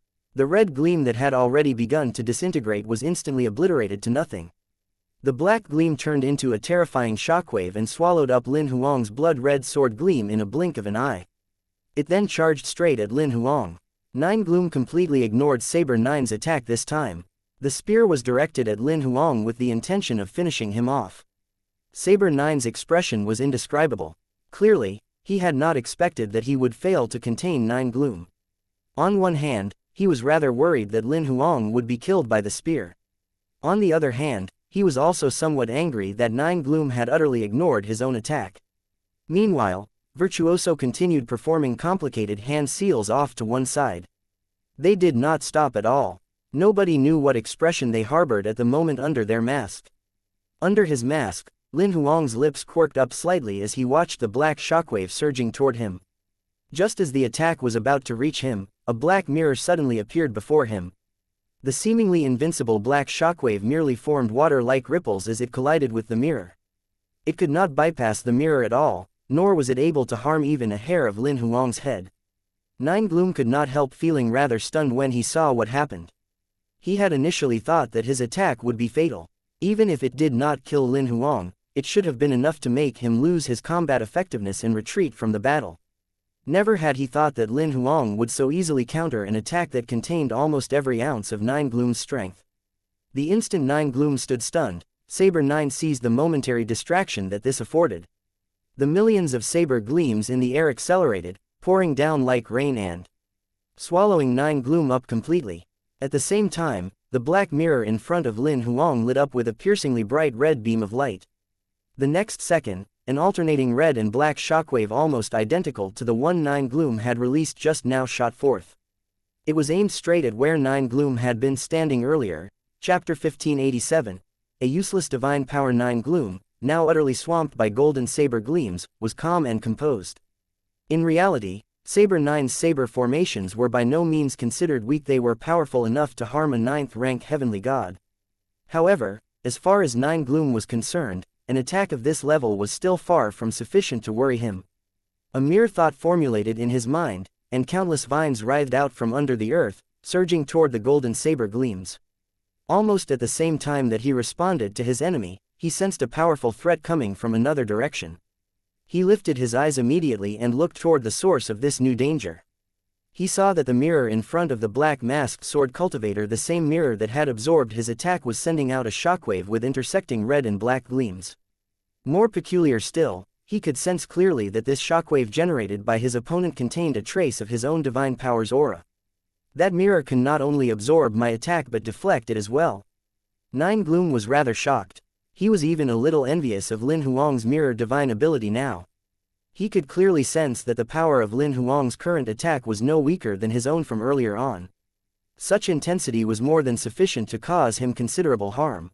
Seeing that the intersecting red and black shockwave had cut through the torrent of golden saber gleams in an instant and was now heading for him, Nine Gloom used the black battle spear once again without hesitation. A black gleam coalesced at the point of the spear and rapidly began expanding. In the mere time it took for a breath, it had expanded as far as it could go, transforming into a black shockwave that shot through the air. The next instant, both shockwaves collided. The moment the two shockwaves slammed against each other, Nine Gloom's heart suddenly started racing. He sensed immense danger coming from multiple directions. His divine telekinesis immediately spread out, scanning his surroundings. He saw over a dozen figures hovering in the void, surrounding him. Each of the figures had on a black robe and a black mask. All of them were identical to the sword cultivator who had deflected his attack earlier. What was even more extraordinary was that black mirrors had consolidated in front of them all, and identical red and black intersecting shockwaves were now surging out from the surface of the mirrors. Each of the attacks spawned a dire sense of danger within Nine Gloom. However, he sneered and glanced at Virtuoso, who was not far away. "Do you think I'm going to fall into your trap again? Your simulation is pretty good, it was even able to confuse my senses. However, an illusion is just an illusion. It will never turn into reality." As soon as Nine Gloom finished speaking, the dozen over shockwaves had almost reached him. However, he chose to ignore them completely. An instant later, the shockwaves swallowed him up entirely. Almost at the same time, a devastating shriek was heard. Even Lin Huang raised his brows upon hearing that shriek. He looked over at Virtuoso in some confusion. "How did you do that?" "I can duplicate imaginary images." Virtuoso's explanation was very simple. However, this explanation did not answer Lin Huang's doubts. He continued to stare at Virtuoso, waiting patiently for them to expound further. The imaginary images can be transformed into actual images. Virtuoso paused for a moment, then resumed speaking. Is it similar to skill duplication? Lin Huang immediately thought of a popular comic that he had seen on Earth, which had in it an ability called the Sharingan. Tien, a reference to an ability in the Japanese manga Naruto. This ability allows the user to copy a variety of attacks. It's not simply skill duplication. Saber 9 could not help interrupting from where he was standing to one side. He then shot a glance at Virtuoso. Virtuoso nodded slightly at him, and Saber 9 resumed. More precisely, what's known as an image is something that occurs within a specific time frame. This ability of Virtuoso's is like taking a picture with a camera or recording a video. It replicates the event that happened within that time frame. Initially, it was just a useless divine ability that could only be used to record information. However, by chance, I realized I could convert imaginary images into actual images. Virtuoso continued the topic and proceeded to explain. In an attack like the one earlier, how many actual images are you able to replicate? Lin Huang asked this, not because he wished to pry into Virtuoso's divine ability, but so he could work better alongside them. Virtuoso hesitated but answered regardless, one is my limit. They did not explain much more than that. At their current level of ability, they could, at most, replicate images below half-step Lord level. Moreover, Lin Huang's attack earlier was already at peak Heavenly God level, which could be considered close to the level of a half-step Lord. Replicating one actual image was indeed their limit. How many times can you use this divine ability, at most? Lin Huang resumed his questions. If I'm not converting things into actual images, theoretically, I can use it countless times. Virtuoso answered very readily this time. However, if I were to convert them into actual images and use them in an attack with the same level of intensity as earlier, I can only do that 3 times in a day at most. Alright, Lin Huang did not inquire any further. He was indeed a little envious of Virtuoso's ability, but he did not plan on asking for more details. After all, everyone's divine abilities and skills were private. The questions he asked were about things that he needed to know in order to fight effectively alongside them. If not for the fact that he had been teamed up with Virtuoso and they were now very familiar with each other, he might have been a little embarrassed to ask such questions. Lin Huang raised his head and looked over in the direction now completely swamped by countless shockwaves. If this round of attack doesn't finish him off, we'd better prepare ourselves to battle it out later. Naturally, Nine Gloom could not hear the voice transmissions between Lin Huang and the other two. He had certainly paid a heavy enough price by erroneously thinking that Virtuoso's attack was just an illusion. He only realized that 1 out of the dozen over illusory shockwaves was real at the very moment he was struck. However, by then, it was far too late for him to dodge. Lin Huang's attack this time was almost equal to the attack Nine Gloom had launched at full force, and Virtuoso had replicated it in its entirety. With no other alternative in sight, Nine Gloom had no choice but to tough it out. The attack drained close to 1/5 of the divine power within his body. Very soon, the shockwaves dispersed completely, and Nine Gloom's figure slowly emerged from within the smoke. He was not as arrogant as before. Instead, he cut a rather sorry figure, which secretly thrilled Lin Huang and the other two. After such a devastating loss, Nine Gloom was burning with rage. He glared fixedly at Virtuoso, the culprit. What an excellent technique. From Nine Gloom's tone, it was very evident that he was clenching his teeth. You're too kind. Virtuoso accepted this compliment with no qualms whatsoever. Nine Gloom scoffed, then quietly glanced at Lin Huang. A faint trace of fear flickered through his eyes. Compared to Virtuoso, he actually feared Lin Huang more. Although it was Virtuoso who had wounded him earlier, the attack Virtuoso had duplicated was Lin Huang's technique. Based on the earlier skirmish, he had a certain understanding of the trio's abilities and where they stood. Currently, in his mind, the threat level ranking he had given them was Lin Huang Virtuoso Saber 9. More precisely, Lin Huang and Virtuoso were the only ones who were a threat to him. Saber 9 could almost be ignored. Naturally, he did not completely overlook Saber 9. After all, a Saber cultivator was theoretically the cultivator with the most powerful attack abilities. Perhaps Saber 9 was intentionally hiding his ability, waiting for the perfect opportunity to surprise Nine Gloom. Chapter 1588, Just Fight, Regardless. To Lin Huang and the other two, Nine Gloom standing in front of them now was the most powerful enemy they had ever faced. Although he appeared to be somewhat clumsy, Lin Huang and the rest sensed no signs of his energy waning. This meant that he had not suffered any substantial physical harm. Lin Huang was sure that the deflected attack from Mirror had surpassed his own strongest attack at least 3 times over. Despite the intensity and power of the attack, it had merely given Nine Gloom a few superficial injuries. What was even more frightening was that Nine Gloom had taken Virtuoso's attack head-on. He had had no time to evade, nor had he been able to utilize any methods of defense. He had directly taken the hit armed only with his divine power and his physical body. Under their mask, Virtuoso's expression became rather weighty. For their attack earlier, they had copied Lin Huang's mirror completely. As the replicator, they knew very well how powerful and terrifying Lin Huang's attack was. They had reached their limits in terms of psychic level capacity, just from replicating that attack. One could say that the attack was practically at half-step Lord level already. Initially, Virtuoso had anticipated that Nine Gloom would definitely be hurt even if he were not severely injured, since he had taken the attack without being prepared for it. However, what surprised them was that Nine Gloom was stronger than they had expected and had not sustained any substantial physical damage at all. This also meant that it would be impossible to kill Nine Gloom even if he were hit 2, even 3 times when his guard was down. Furthermore, at Virtuoso's current ability, they could only replicate images of such intensity 3 times, at most. Just as Lin Huang and Virtuoso were trying to figure out how to turn the tables on Nine Gloom, Saber 9 attacked again unhesitatingly. As a saber cultivator, his fighting style was usually to fight first and think later. Whether he won or not was another matter, but he had to take action first. Only after taking action would he decide whether or not to exercise his brain based on the battle situation. One just had to fight, regardless.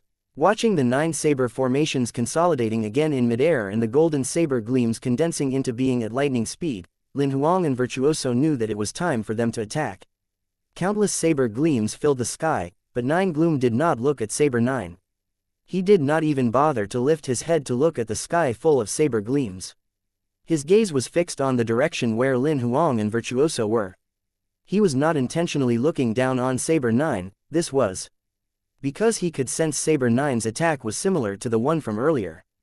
Nine Gloom could easily tell from the intensity of the wave of divine power. An attack like this would not be able to breach his defenses at all. However, to Saber 9, this was undoubtedly a form of disdain, as well as a provocation. The million over saber gleams consolidated in the air almost immediately.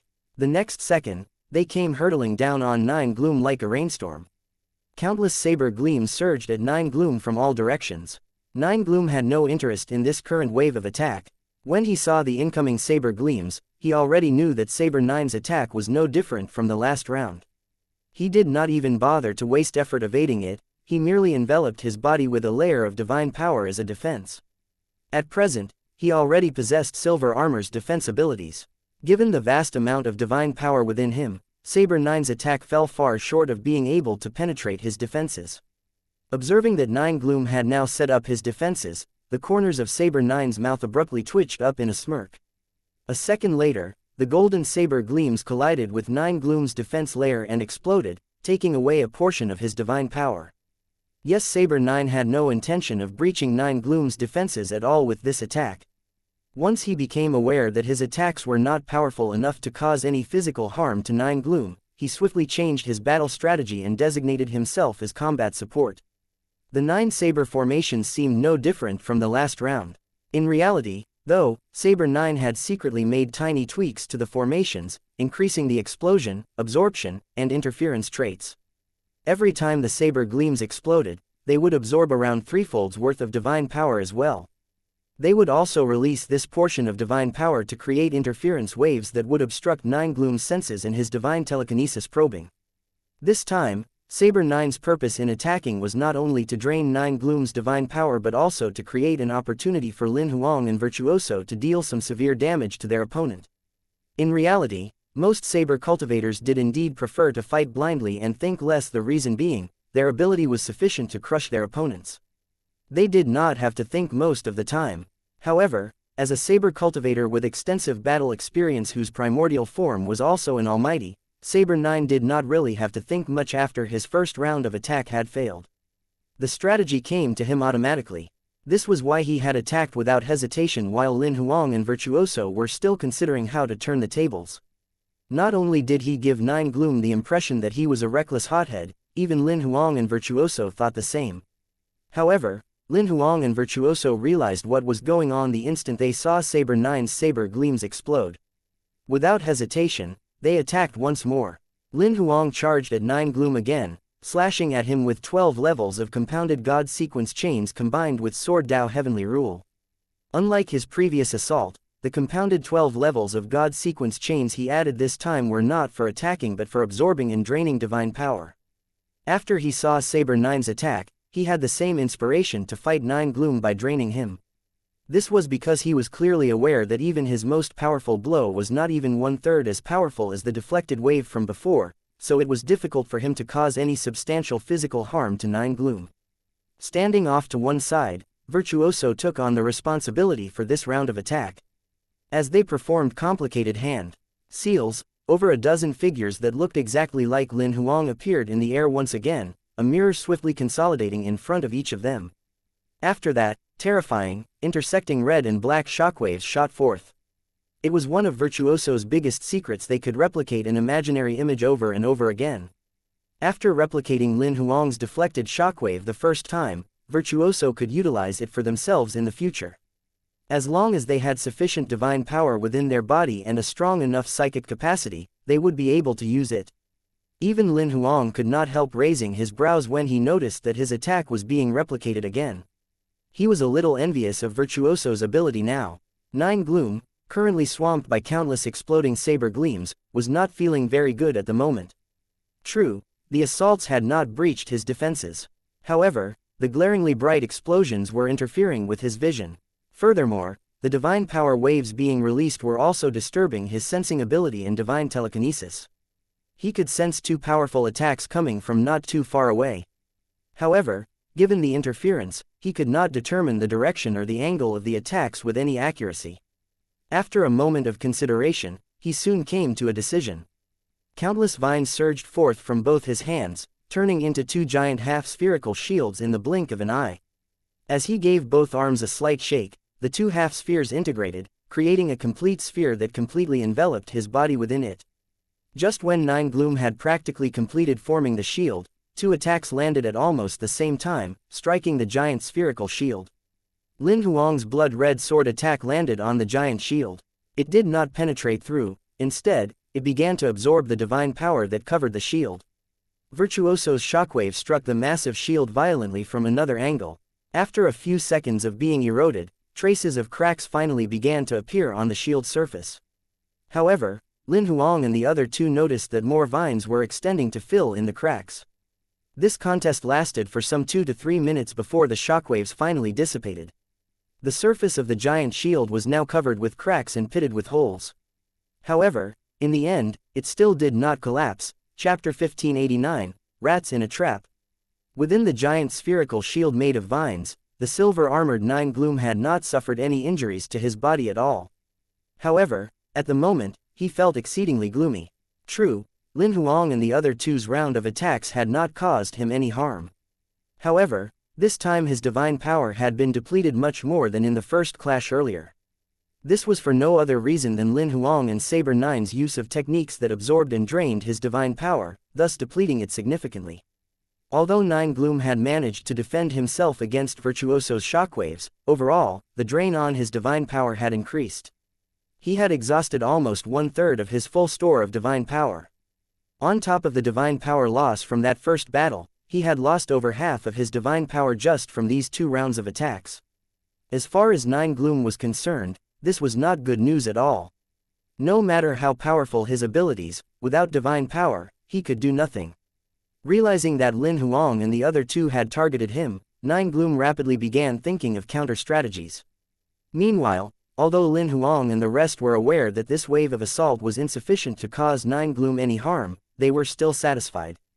They had no idea what percentage of divine power loss Nine Gloom had suffered, but they had a rough idea of how much divine power would have been absorbed and drained in the attack just now. If one round were not enough to drain Nine Gloom's divine power completely, they would merely repeat the process several times. Eventually, his divine power would run out. Nine Gloom was clearly aware of this. More than half the divine power within his body had been drained just from these 2 rounds of attack. If he were to allow them to continue their onslaughts, he could only sustain 2 more rounds at most before his divine power depleted entirely. Once this occurred to him, he initiated an attack the moment the shockwaves dissipated. The giant spherical shield abruptly split apart and proliferated. Countless vines extended in the direction where Lin Huang and the other 2 were, blotting everything out. The 3 of them hastily dodged, slicing away tendrils as they evaded the attacks coming at them from the vines. However, the wave of incoming vines was endless. Every time vines broke off, they would regenerate within the blink of an eye and continued to attack the 3 of them. As there were too many vines, the 3 of them could only struggle to cope. They could only defend passively. They did not have the energy to initiate any more attacks. Nine Gloom finally had the upper hand in this round of battle. However, Lin Huang and the other 2 did not panic at all. They were even communicating secretly through voice transmission. Has this fellow gone insane? Why is he suddenly pulling out all the big moves? Saber 9 could not help grumbling. It proves that our previous 2 rounds of attacks drained his divine power significantly. He dare not drag things out any further, so he's eager to take control of the battle in order to end it quickly. Virtuoso saw through Nine Gloom's plan right away. You're right about that, but not entirely. Lin Huang, on the other hand, raised his head to look at the sky. Apart from the vines that were attacking the 3 of them, there were considerably more vines that had grown past their heads and were now extending even further toward the distance. The ranged attack is just a smokescreen. His real goal is to shift the battlefield. As soon as Lin Huang finished speaking, the all-encompassing vines had already rapidly surrounded them, completely blotting out heaven and earth. The next instant, Lin Huang and the other 2 emerged in a world full of vines. An overwhelming curtain of vines surged toward them in an onslaught. We're in trouble now, we've been dragged into his god territory. Saber 9's expression instantly changed to one of dismay. Although the 3 of them had powerful abilities, their combat strength was still only at true god level after all. Their god territories were nowhere near as strong as Nine Gloom's. They had no way of defending themselves against being swallowed up by his god territory. In his god territory, Nine Gloom was practically the god of this world. His divine power was almost limitless. Therefore, the plan that Lin Huang and the other 2 had come up with earlier was more or less utterly useless here. If they continued to drain Nine Gloom's divine power, they might very well drain themselves to death. What the hell do we do now? Saber 9 looked at Lin Huang and Virtuoso. Virtuoso said nothing. They still seemed to be thinking about counter-strategies. Lin Huang spoke up right away. There are only 2 ways to get out of a god territory. One is to forcibly eradicate the god territory, the other is to kill the god territory's master. Given the current level of our attack power, naturally, we can't achieve the former, so we can only go for the latter. One could only eradicate a god territory by force if the power of their attack exceeded the limits of what the god territory was able to withstand. Given Nine Gloom's ability, destroying his god territory was something perhaps only half-step lord-level powerhouses would be able to achieve. Clearly, Lin Huang, Virtuoso, and Saber 9 did not possess such capabilities.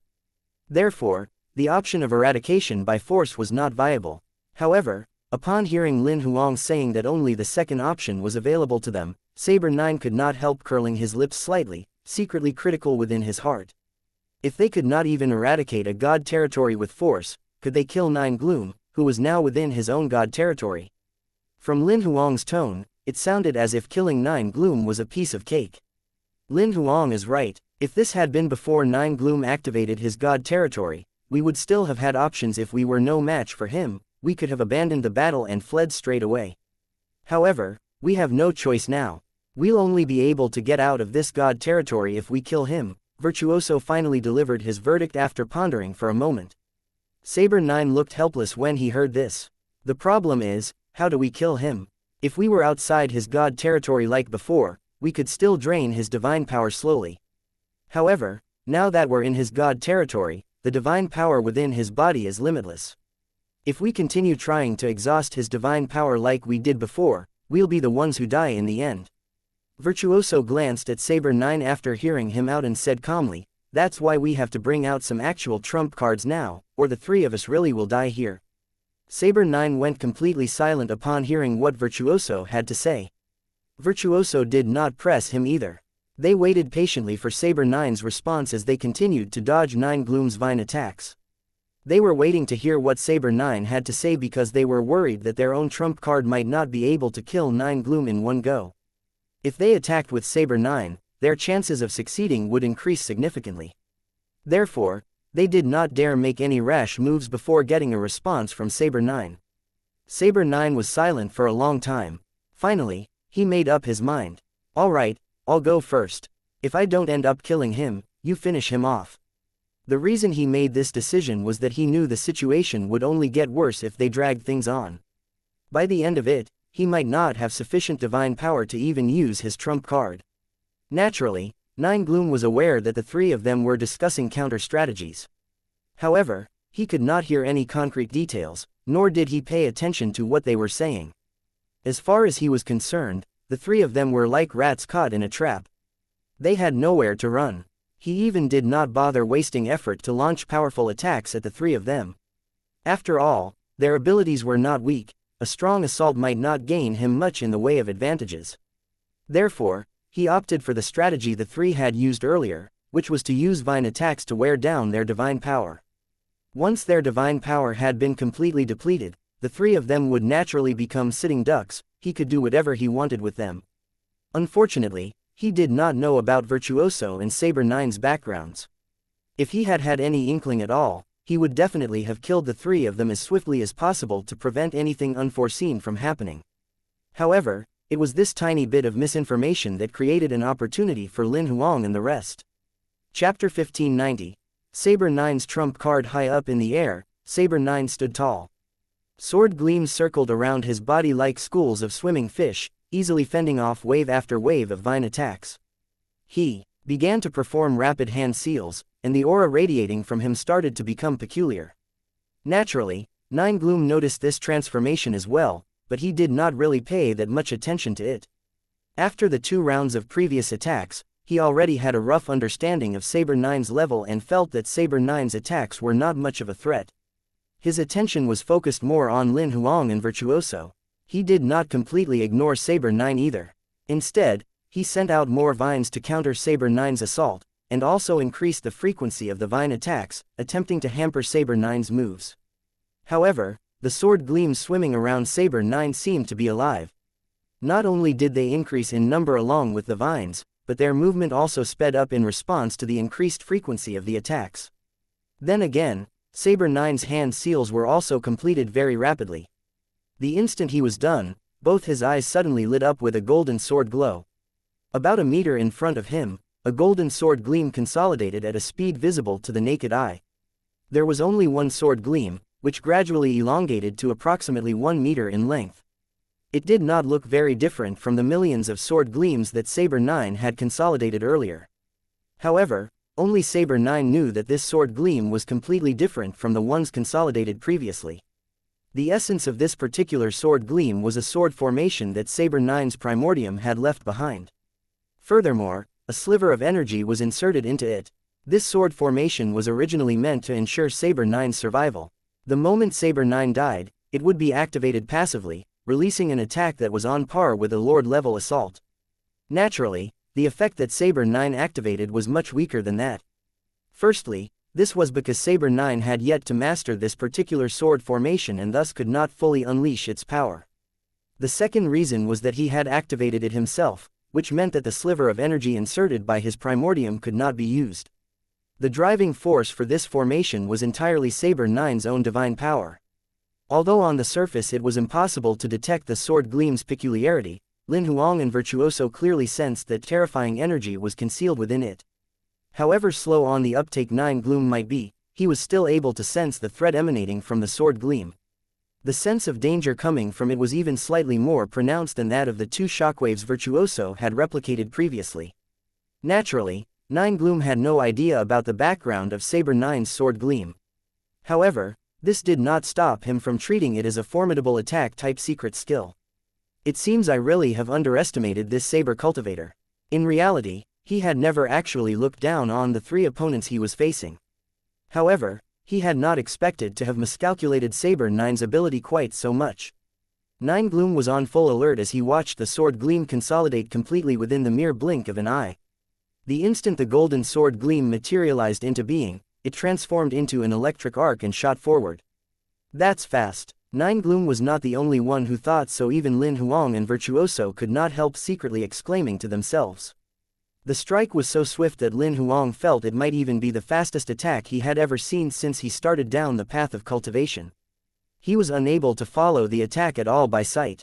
Even when he used divine telekinesis, he was only able to make out the trajectory left behind by the blow.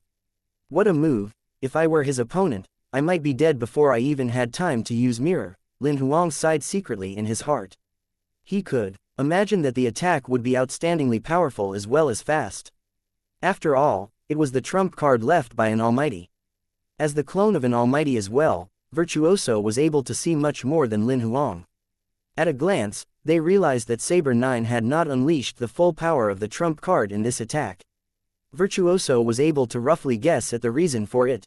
As expected, the attack is much weaker when he activates it himself, Virtuoso thought to themselves, cupping their chin. It's also far less powerful. An attack of this intensity very likely won't kill Nine Gloom. Virtuoso began to plan the next step without waiting for the results of the attack. Meanwhile, confronted by this attack, Nine Gloom was under extreme duress. This attack was incredibly fast.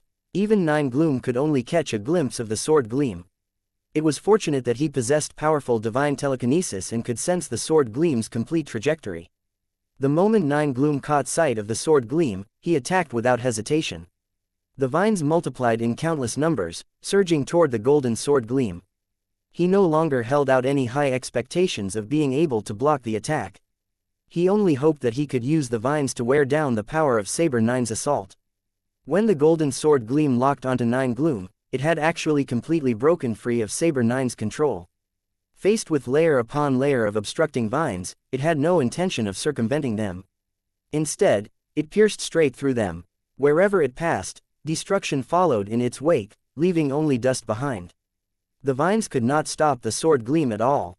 They were crushed into dust as soon as they got within 10 centimeters of it. However, Nine Gloom did not panic when he saw what was happening. The sword gleam did not seem to dim at all, but Nine Gloom was very certain that each time it came in contact with his vines, it would weaken by just a fraction. This time, he utilized the technique that Lin Huang and Saber 9 had used to counter him earlier. He secretly infused all the vines with the ability to absorb and drain divine power. The sword gleam would not weaken very obviously after colliding with the vines 2 or 3 times. However, what if they collided 100 times or even 1,000 times? What if they collided over 10,000 times? Even Nine Gloom had not anticipated being able to apply this method so soon, using his opponent's own techniques against them. It was not long before Lin Huang and the rest noticed that something was off. Although Lin Huang did not know what Virtuoso's expression was under their mask, he saw Saber 9 frowning slightly. Lin Huang was not sure whether Saber 9 was unsatisfied with his attack or if he was upset that Nine Gloom had used his own technique against him.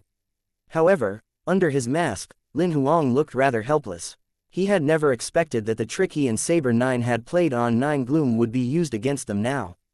In the void, countless vines besieged the golden sword gleam. The golden sword gleam was still moving like a hot knife through butter with no hint of any slowing down.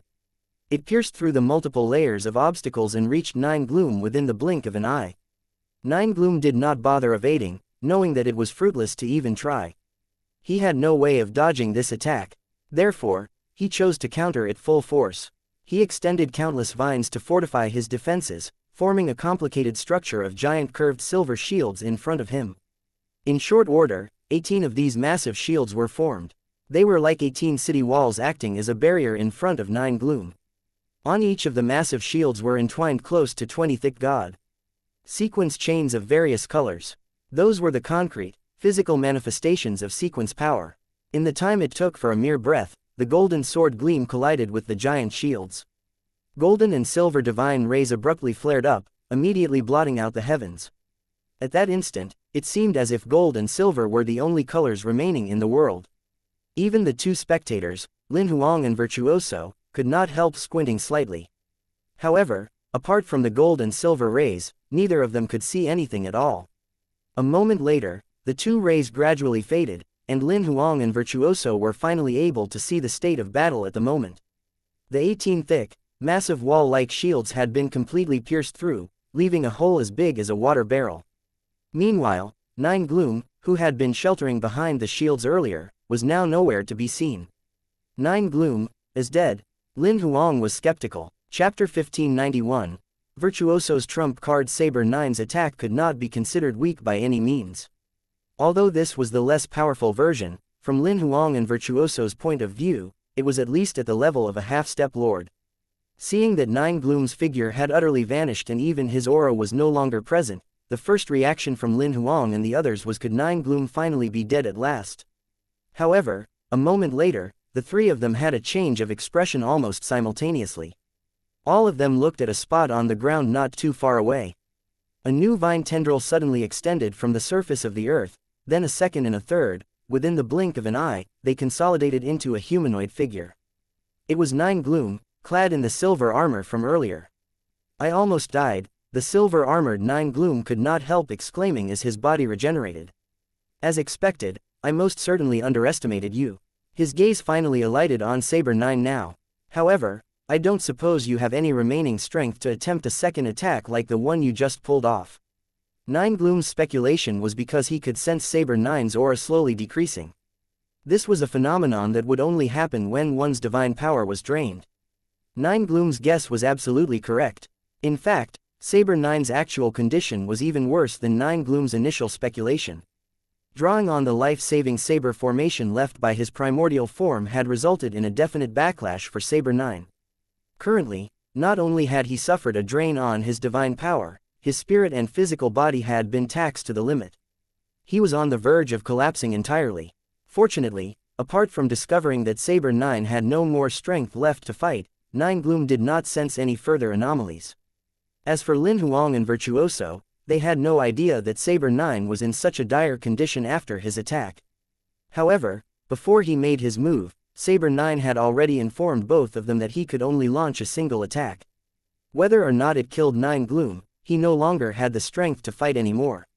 When Virtuoso saw the look that Saber 9 sent them, they needed no words to understand what it meant. Saber 9 had completely lost his capacity to fight. The only chance for killing Nine Gloom now depended on their own trump card. At this point, Virtuoso spoke to Lin Huang through voice transmission. If I'm not able to kill him after using my trump card, run as far away as you can. Don't bother about the two of us, we both have means of survival. When he heard this, Lin Huang knew that the other two had not considered that he himself might have a trump card or two. However, upon thinking about it, he let it pass. After all, the pair had trump cards left to them by almighties who far surpassed Lord level. From their point of view, if their trump cards could not kill Nine Gloom, then none of Lin Huang's trump cards would be very effective. However, in his heart, Lin Huang could not help grumbling, this is Nine Gloom's god territory. Even if I really wanted to flee, where would I go anyway? At that moment, Virtuoso added, our means of survival might very well affect you. Only then did Lin Huang realize that Virtuoso was not asking him to flee from Nine Gloom's pursuit but to get away from the effect that would result from the pair using their trump cards. After this exchange with Lin Huang, Virtuoso then turned their attention back to Nine Gloom. This enemy that they were facing had certainly far exceeded their expectations in terms of difficulty. Initially, Virtuoso had thought that even if Saber 9 activated his trump card on his own, it might still be sufficient to kill this wretched fellow in front of them, despite the attack being significantly less powerful. Even if it failed to kill Nine Gloom, it might still injure him severely. However, from the looks of things, Nine Gloom appeared to be completely fine. They wondered what sort of special technique he might be using. Despite having been on the receiving end of Saber 9's nigh half-step Lord level attack, even Nine Gloom's aura showed no signs of weakening at all. Virtuoso was not at all sure if their trump card would be able to kill him. A great many thoughts passed through their mind within just that brief period. They lifted their head and looked at Nine Gloom again, then attacked without hesitation. They performed rapid, complicated hand seals with both hands. At the same time, the mask covering their face swiftly began disintegrating, turning into points of starlight that consolidated speedily above Virtuoso's head. In some astonishment, Lin Huang raised his head and looked over at what was forming above Virtuoso's head. To some degree, he could make out that it was a human face with both eyes tightly closed at present. Very soon, The massive, seemingly illusory face floating in midair had consolidated completely. Lin Huang could not help staring at that face. It was utterly flawless, each detail could be considered exquisite. Even if it were magnified over 100 times, not a single defect would be found. However, Lin Huang still could not be certain if the master of the face was female or male. As soon as the gigantic face consolidated fully, its eyes finally opened slowly. Those eyes were dark blue. The moment they opened, Lin Huang felt as if he could see the entire universe revolving within them. However, when he blinked and looked at them again, those eyes displayed no signs of vitality, they looked supremely indifferent. At the same time, they seemed to transcend everything else. The instant the eyes opened completely, a golden glow suddenly flared up in the darkness of the void right in front of them. The golden glow was approximately the size of a piece of gravel, perhaps even smaller. The light it gave off was very weak, it could even be considered dim. It gave one the impression of a firefly's glow on a summer night, perhaps even fainter than that. Lin Huang could not even feel any energy waves from that tiny golden gleam. However, he instinctively felt that it was dangerous and that he should stay as far away from it as he could. Saber 9's reaction was even more straightforward. He seemed to be aware of the potential of this attack. Unobtrusively he teleported to hide behind Virtuoso. 9 Gloom obviously sensed the danger posed by this attack. Countless vines surged wildly toward Virtuoso in the golden glow, attempting to hamper the attack. However, the strange thing was, his vines went through Virtuoso and Saber 9's bodies easily. They pierced through the golden glow as well, but nothing happened. It was as if Virtuoso, Saber 9, and the golden glow were just projections that did not really exist. Given the futility of the attempt, 9 Gloom did not try to attack Lin Huang after that. Something seemed to occur to him, and he hurriedly performed a series of hand seals with both hands. Countless black vines transformed into white fog, encasing him in multiple layers. Within the blink of an eye, he had become a giant white cocoon. There was no telling how many layers he was enveloped in. A spiritual defense technique. Under his mask, Lin Huang's brows shot up. He finally knew why he had not sensed any divine power waves from the golden glow earlier. Virtuoso's attack was a purely spiritual attack technique. 9 Gloom had sensed this, so he had set up a heavy spiritual defense without hesitation. By the time 9 Gloom's cocoon had fully formed, Virtuoso's golden glow had also fully consolidated. The golden glow, slowly, drifted like a firefly and lightly penetrated the giant white cocoon. Naturally, the slowness was a visual illusion experienced by Lin Huang and Saber 9. In reality, this attack was impossible to dodge. Everything happened within the blink of an eye, from Virtuoso using voice transmission to tell Lin Huang to run, to them using their trump card to consolidate that massive face, then to the golden glow shooting out and 9 Gloom extending countless vines in an attempt to stop Virtuoso's attack, to 9 Gloom using his spiritual defense technique to complete his cocoon. Subsequently, Lin Huang saw a dazzling golden ray of light rising from the giant cocoon. In the beginning, it looked like sunlight piercing through the cracks of an eggshell, except that these were rays shining through gaps in the cocoon. However, a moment later, the giant cocoon swiftly began to collapse, and countless golden rays began to shine through even more gaps. Finally, the giant cocoon collapsed entirely, and all of earth and heaven were illuminated by that dazzlingly bright golden light. This time 9 Gloom has to be dead, right? Lin Huang squinted in the direction of where the golden light had burst forth. He could no longer sense any remnants of 9 Gloom's aura. Chapter 1592. Lin Huang's tiny trump card in the void. The dazzling golden glow released a burst of ultimate brilliance for an instant, then gradually began to dim. Lin Huang could sense that as the golden glow released its burst of light, Virtuoso's aura was obviously weakening. Noticing his scrutiny, Virtuoso spoke through voice transmission rather weakly. "I'm fine, my god soul is slightly drained, that's all. However, I don't have any strength left to fight for the short term, not after that attack." Lin Huang nodded slightly and glanced at Saber 9 a short distance away, who was also in the same weakened condition.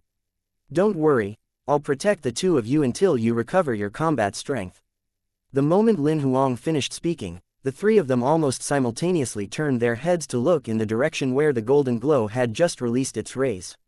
Saber 9's expression was indescribable.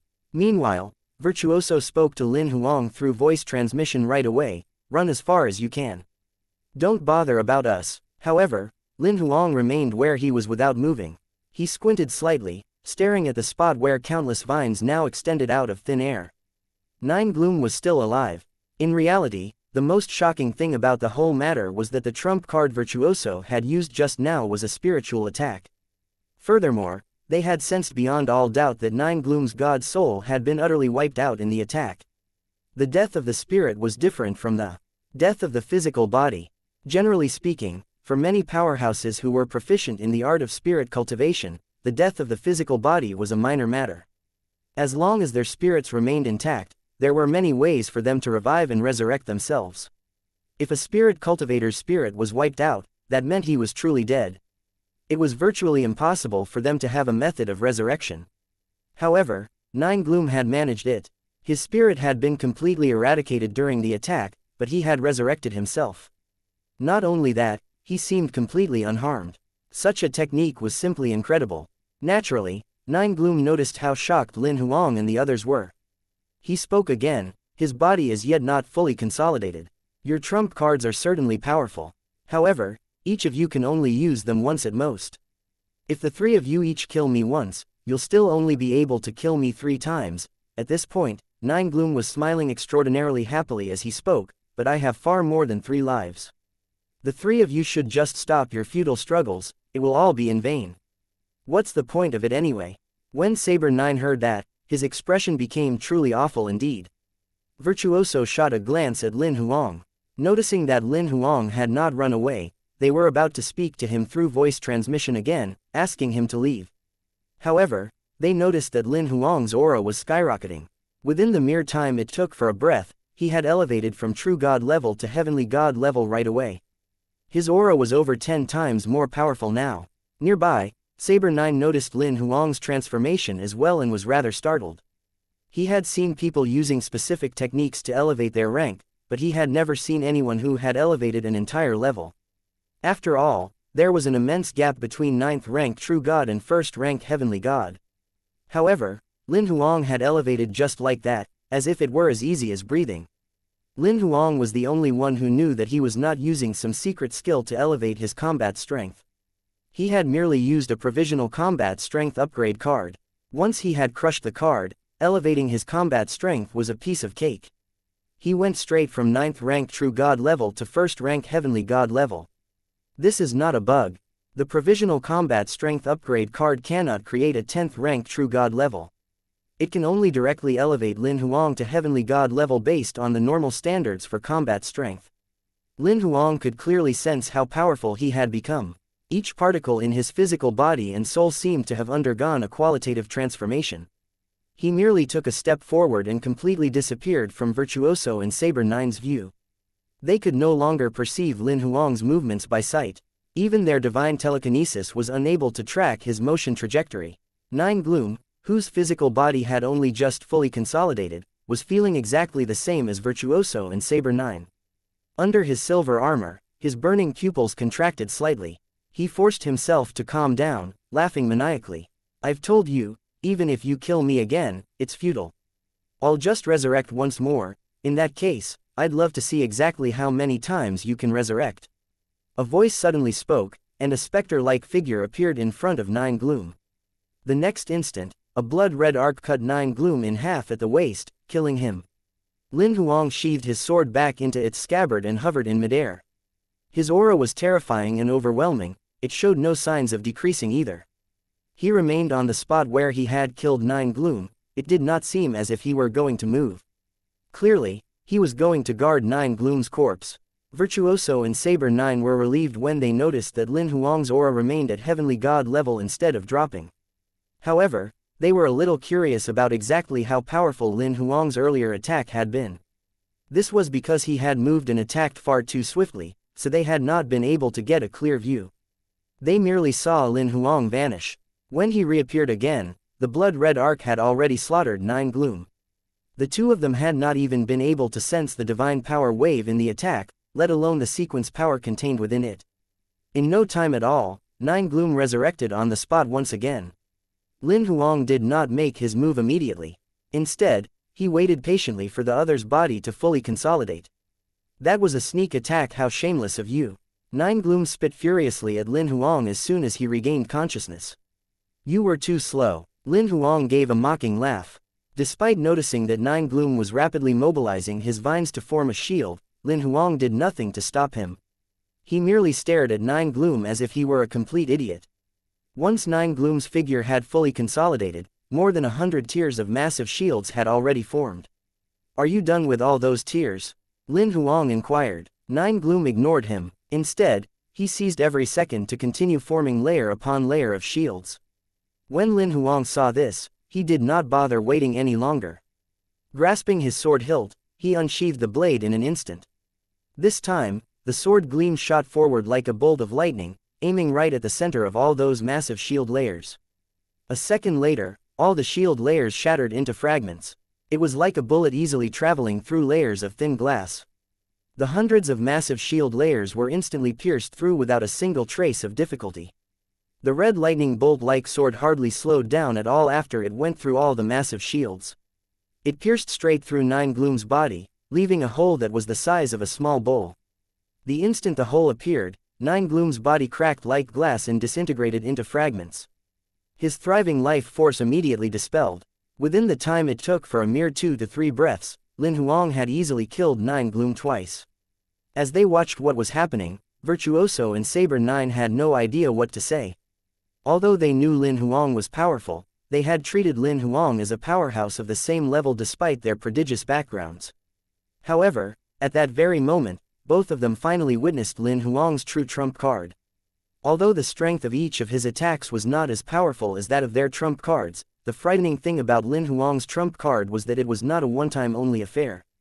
Once his combat strength had elevated to heavenly god level, he was able to overwhelm Nine Gloom repeatedly. This sort of lasting endurance was the most terrifying thing about his trump card. Chapter 1593. Nine Gloom surrenders, impossible. Shrieks of rage came from the countless regenerating vines. Within the blink of an eye, they consolidated into the silver-armored Nine Gloom again. Under his helmet, his eyes were now scarlet in the extreme. That giant shield I formed was compounded with 18 levels of sequence power. Given the number of sequences you've mastered, it ought to be impossible for you to shatter it. Nine Gloom said this because he was utterly unable to figure out how Lin Huang could deliver such a powerful attack. Although he had no way of finding out Lin Huang, Saber 9, and Virtuoso's exact combat strength, he had more or less figured out the number of sequence chains the three had mastered, based on the previous battle.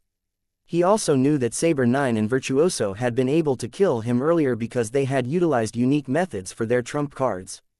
Therefore, those could not be considered part of their inherent power. However, Lin Huang, who was right in front of him, had merely elevated his combat strength and breached Nine Gloom's defenses just like that, relying only on his own abilities. To Nine Gloom, this was unimaginable. That was because, theoretically, this sort of provisional combat strength elevation technique could only elevate the amount of one's divine power and its intensity. It could not give someone mastery over more sequence chains. If an individual had only grasped comprehension of one sequence chain, even if they could temporarily elevate their combat strength from 1st rank heavenly god level to 9th rank heavenly god level, they would still only have mastery over one sequence chain. The number of sequence chains would not increase. However, judging from both Lin Huang's attacks, he did not appear to have elevated only his combat strength. The number of sequence chains he mastered had increased as well. Theoretically, what you said is correct, Lin Huang responded, smiling faintly. However, that's based on your cognitive limits. Lin Huang's mastery of sequence chains did not come from however many sequence chains he could grasp and comprehend. It actually depended on how many sequence chains his physical body and spirit strength could sustain, because he could borrow all the sequence chains his sword servants had mastered. When he was still only at 9th rank true god level, he could sustain a limit of 13 god sequence chains, 12 sequence chains including Sword Dao Heavenly Rule. Now that he had elevated to 1st rank heavenly god level, this number had tripled to become 39 sequence chains. Based on pure numbers alone, this was at least twice what Nine Gloom had mastered. Such compounding of sequence power was not a simple math equation. Each time a level of sequence power was mastered, it had the advantage of being able to offset flaws that were difficult to remedy in other areas. The number of sequence chains of mastered is far beyond what you expect. Lin Huang smiled at Nine Gloom, who was frantically forming shield layers. He knew that his opponent was buying time to create more such shield layers. Furthermore, This time, the massive shields had a completely different form from the last round. They were embedded into the ground and seemed to be a deflection technique. This did not bother Lin Huang at all. He patiently waited until 9 gloom had formed over 100 shield layers. Only then did he ask, smiling, "Are you done layering your defenses this round?" Lin Huang charged forward with his sword again as soon as he finished speaking. This move was still a stab, but it was completely different from his attack earlier. The sword gleam thrust forward almost gently. It pierced through the multiple layers of massive shields as easily as slicing tofu. It did not make any great noise or commotion. It merely left a gash smaller than a thumb on all the shield layers. When the sword gleam finally pierced through all the 100 over layers of massive shields and impaled the silver-armored 9 gloom right between his brow, all the shields did not collapse. They remained as they were. Only a moment later, when 9 gloom's aura dispelled completely, did all the giant shields gradually vanish once their source of divine power had been lost. Upon seeing that, Saber 9 could not help exclaiming, "That attack of his is already bordering on the threshold of Heavenly Tao." There were 3 levels to Sword Tao: Heavenly Rule, Heavenly Sword, Heavenly Heart, and Heavenly Tao. Even a Heavenly God level Sword Cultivator would be in the top tier among Heavenly Gods once he crossed the threshold of Heavenly Tao. A single sequence chain alone would have an attack effect comparable to over 10 levels of compounded sequence power. This was where the strength of Sword Cultivators and Saber Cultivators lay. However, Virtuoso noticed something else. The way he combines and applies the various sequence powers doesn't look as if he's only just mastered them at all. I've a slight feeling that what he's just displayed might be far from the limits of his true abilities. Saber 9's pupils contracted slightly at this point. He glanced intently at Virtuoso, then fixed his eyes on Lin Huang again, his expression inscrutable. Even though 9 gloom had still resurrected after being killed 3 times in a row, Lin Huang did not panic in the least. He merely waited patiently for 9 gloom to finish regenerating. Lin Huang did not seem to mind at all what kind of methods 9 gloom still had up his sleeve. No matter what, he could still suppress him with brute strength. "I'm pretty sure you can't sustain this state for too long, can you?" 9 gloom took the initiative to talk to Lin Huang again even before his body had fully consolidated. "However many times you kill me, it's no use, I can regenerate. All I have to do is to hang on until this state of yours comes to an end. Sooner or later, the 3 of you will become my trophies." "Oh, really?" There was a hint of derision in Lin Huang's tone. "Even if your substitution technique really has some connection to all of the nirvana trees here, you can only die and resurrect 300 times. Even if you factor in the time I wait for you to resurrect and set up your defenses, I'd only need 3 to 5 seconds at most to kill you each time. Even if we calculate it as 5 seconds per resurrection, I'd only need half an hour at most to kill you 300 times. Furthermore, I can sustain this state for more than half an hour." The first time Lin Huang had killed 9 gloom earlier, Xiao Hei's push notification had popped up, notifying him that he obtained a Nirvana tree card fragment. He was confused for a moment but immediately realized that 9 gloom was using a substitution technique. Furthermore, it was connected to the Nirvana trees. Lin Huang had not bothered to expose 9 gloom's secret earlier as it did not really matter. However, when 9 gloom brazenly pretended to his face that he could not be killed, Lin Huang could not stand it any longer.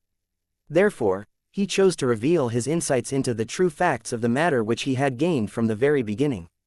9 gloom went dead silent as soon as Lin Huang said this. He had never expected that Lin Huang would see through his technique. Virtuoso and Saber 9, who were watching off to one side, finally came to a sudden realization. In truth, Virtuoso had already speculated about this possibility when he saw that his trump card had not killed 9 gloom. However, such a substitution technique was rare and unusual. Not only that, almost all of 9 gloom's substitution techniques were different. Therefore, Virtuoso could not be absolutely certain. They only confirmed their earlier speculation when Lin Huang made his revelation. Saber 9, on the other hand, genuinely had no idea what technique 9 gloom had been using all this time. He had not considered that 9 gloom might be using a substitution technique either. However, although he had never come in contact with this type of substitution ability, he had heard of it. Once Lin Huang revealed the truth, he immediately understood. When 9 gloom saw that his greatest secret had been exposed, his confidence immediately plummeted. Initially, he had thought that he would be able to bluster at the 3 of them and get them to retreat after discussing terms. Never had he thought Lin Huang would expose him right away. An incredibly powerful technique like substitution also had severe limitations. In reality, he was not connected to each of the 300 over nirvana trees at all. At his current spirit strength, he had already reached his limit connecting to only 11 trees. In other words, including his own life, he only had 12 lives. At present, he had already been killed 5 times consecutively by Lin Huang, Saber 9, and Virtuoso. At the rate Lin Huang had killed him off as fast as slicing and dicing vegetables, Nine Gloom felt that he would truly die at Lin Huang's hands in merely half a minute. All kinds of thoughts flashed through Nine Gloom's head at lightning speed. After weighing things up again and again, in the end, he chose to surrender. How about this? We come to a compromise. All of you want the Castellan seal. I can give it to you and release you from my god territory as well. However, in return, you're not allowed to attack me any further. When you obtain the complete Castellan seal, you can't obliterate my existence either. That was as far as he could go in terms of compromise. Even Virtuoso and Saber 9 were rather swayed when they heard this. However, Lin Huang outright rejected this proposal. Without hesitation, he slashed down with the battle sword in his hand. After we kill you, we can obtain the Castellan sea tool. Chapter 1594. Nine Gloom's demise. There were 2 reasons why Lin Huang refused to accept Nine Gloom's surrender. The first was that by killing Nine Gloom 3 times, he had obtained 2 Nirvana Tree card fragments and a complete Nirvana Tree card. He felt that he would be able to gain more by killing Nine Gloom. The other reason was that he was unsure if Nine Gloom's surrender was just a strategy for a temporary compromise. He could give in briefly just to save his life and give them the Castellan seal fragment. He could also take back his words once he was safe, after Lin Huang and the other 2 had departed, and mobilize the entire inner world to kill the 3 of them. From Lin Huang's point of view, letting Nine Gloom go was a risky choice. Furthermore, he disliked trouble. Therefore, he made a safer, simpler decision. A slash of his sword and Nine Gloom was dispatched once more. The minute he revived, Nine Gloom immediately upbraided Lin Huang. Lin Huang did not bother wasting words and merely killed him again with yet another slash. Nine Gloom revived once more a moment later. This time, he finally realized that his insignificant life was completely within Lin Huang's hands. He had completely changed his attitude now, pleading desperately. Just tell me what you want from me. There's no need to be so ruthless. I've only achieved what I have now after cultivating for millions of years. Can't you let me go? He had no choice but to admit defeat, as he had already used his substitution technique 7 times. Including his own life, he was only left with 5 lives now. However, Lin Huang was merciless. He killed him again, his face expressionless. When Nine Gloom regenerated this time, he begged Virtuoso and Saber 9 for mercy, attempting to plead for his life through the other 2 parties. However, Virtuoso and Saber 9 were not greenhorns. Naturally, it was impossible for them to pity him. Moreover, both of them had considered the possible risks if they let Nine Gloom go. They remained silent throughout and continued watching as bystanders. When Nine Gloom revived for the 9th time, he knew that it was futile for him to beg. As soon as his body consolidated, he manipulated countless vines, sending them surging at Lin Huang. Lin Huang thought that Nine Gloom was going to fight back. However, he was not expecting Nine Gloom to swiftly retreat and flee toward the distance the moment he attacked. Haha! A cold chuckle escaped Lin Huang. With one slash of his sword, countless vines were annihilated. A blood-red gleam shot out from his sleeve. The blood-red gleam was as fast as lightning, many times faster than the fleeing Nine Gloom. Within the time it took for a breath, the gleam caught up with him and pierced right through his silver armor. The moment Nine Gloom's silver-armored body toppled to the ground, the blood-red gleam retreated and shot back into Lin Huang's sleeve. Although Virtuoso and Saber 9 had not been able to see the blood-red gleam's attack too clearly, they knew it was Lin Huang's telekinetic flying dagger the moment they saw the lightning arc shooting out from his sleeve. Nine Gloom evidently had no idea that Lin Huang possessed such a technique. After his 10th death, Nine Gloom revived again for the 11th time. He attempted to utilize a strategy of attack, defense, and escape both times. However, Lin Huang managed to counter this each time and kill him again. Currently, Nine Gloom had completely used up his substitution chances. He was left only with his original life now. Before his physical body even consolidated completely, he swiftly formed another shield. The layers stacked up one over the other on the shield.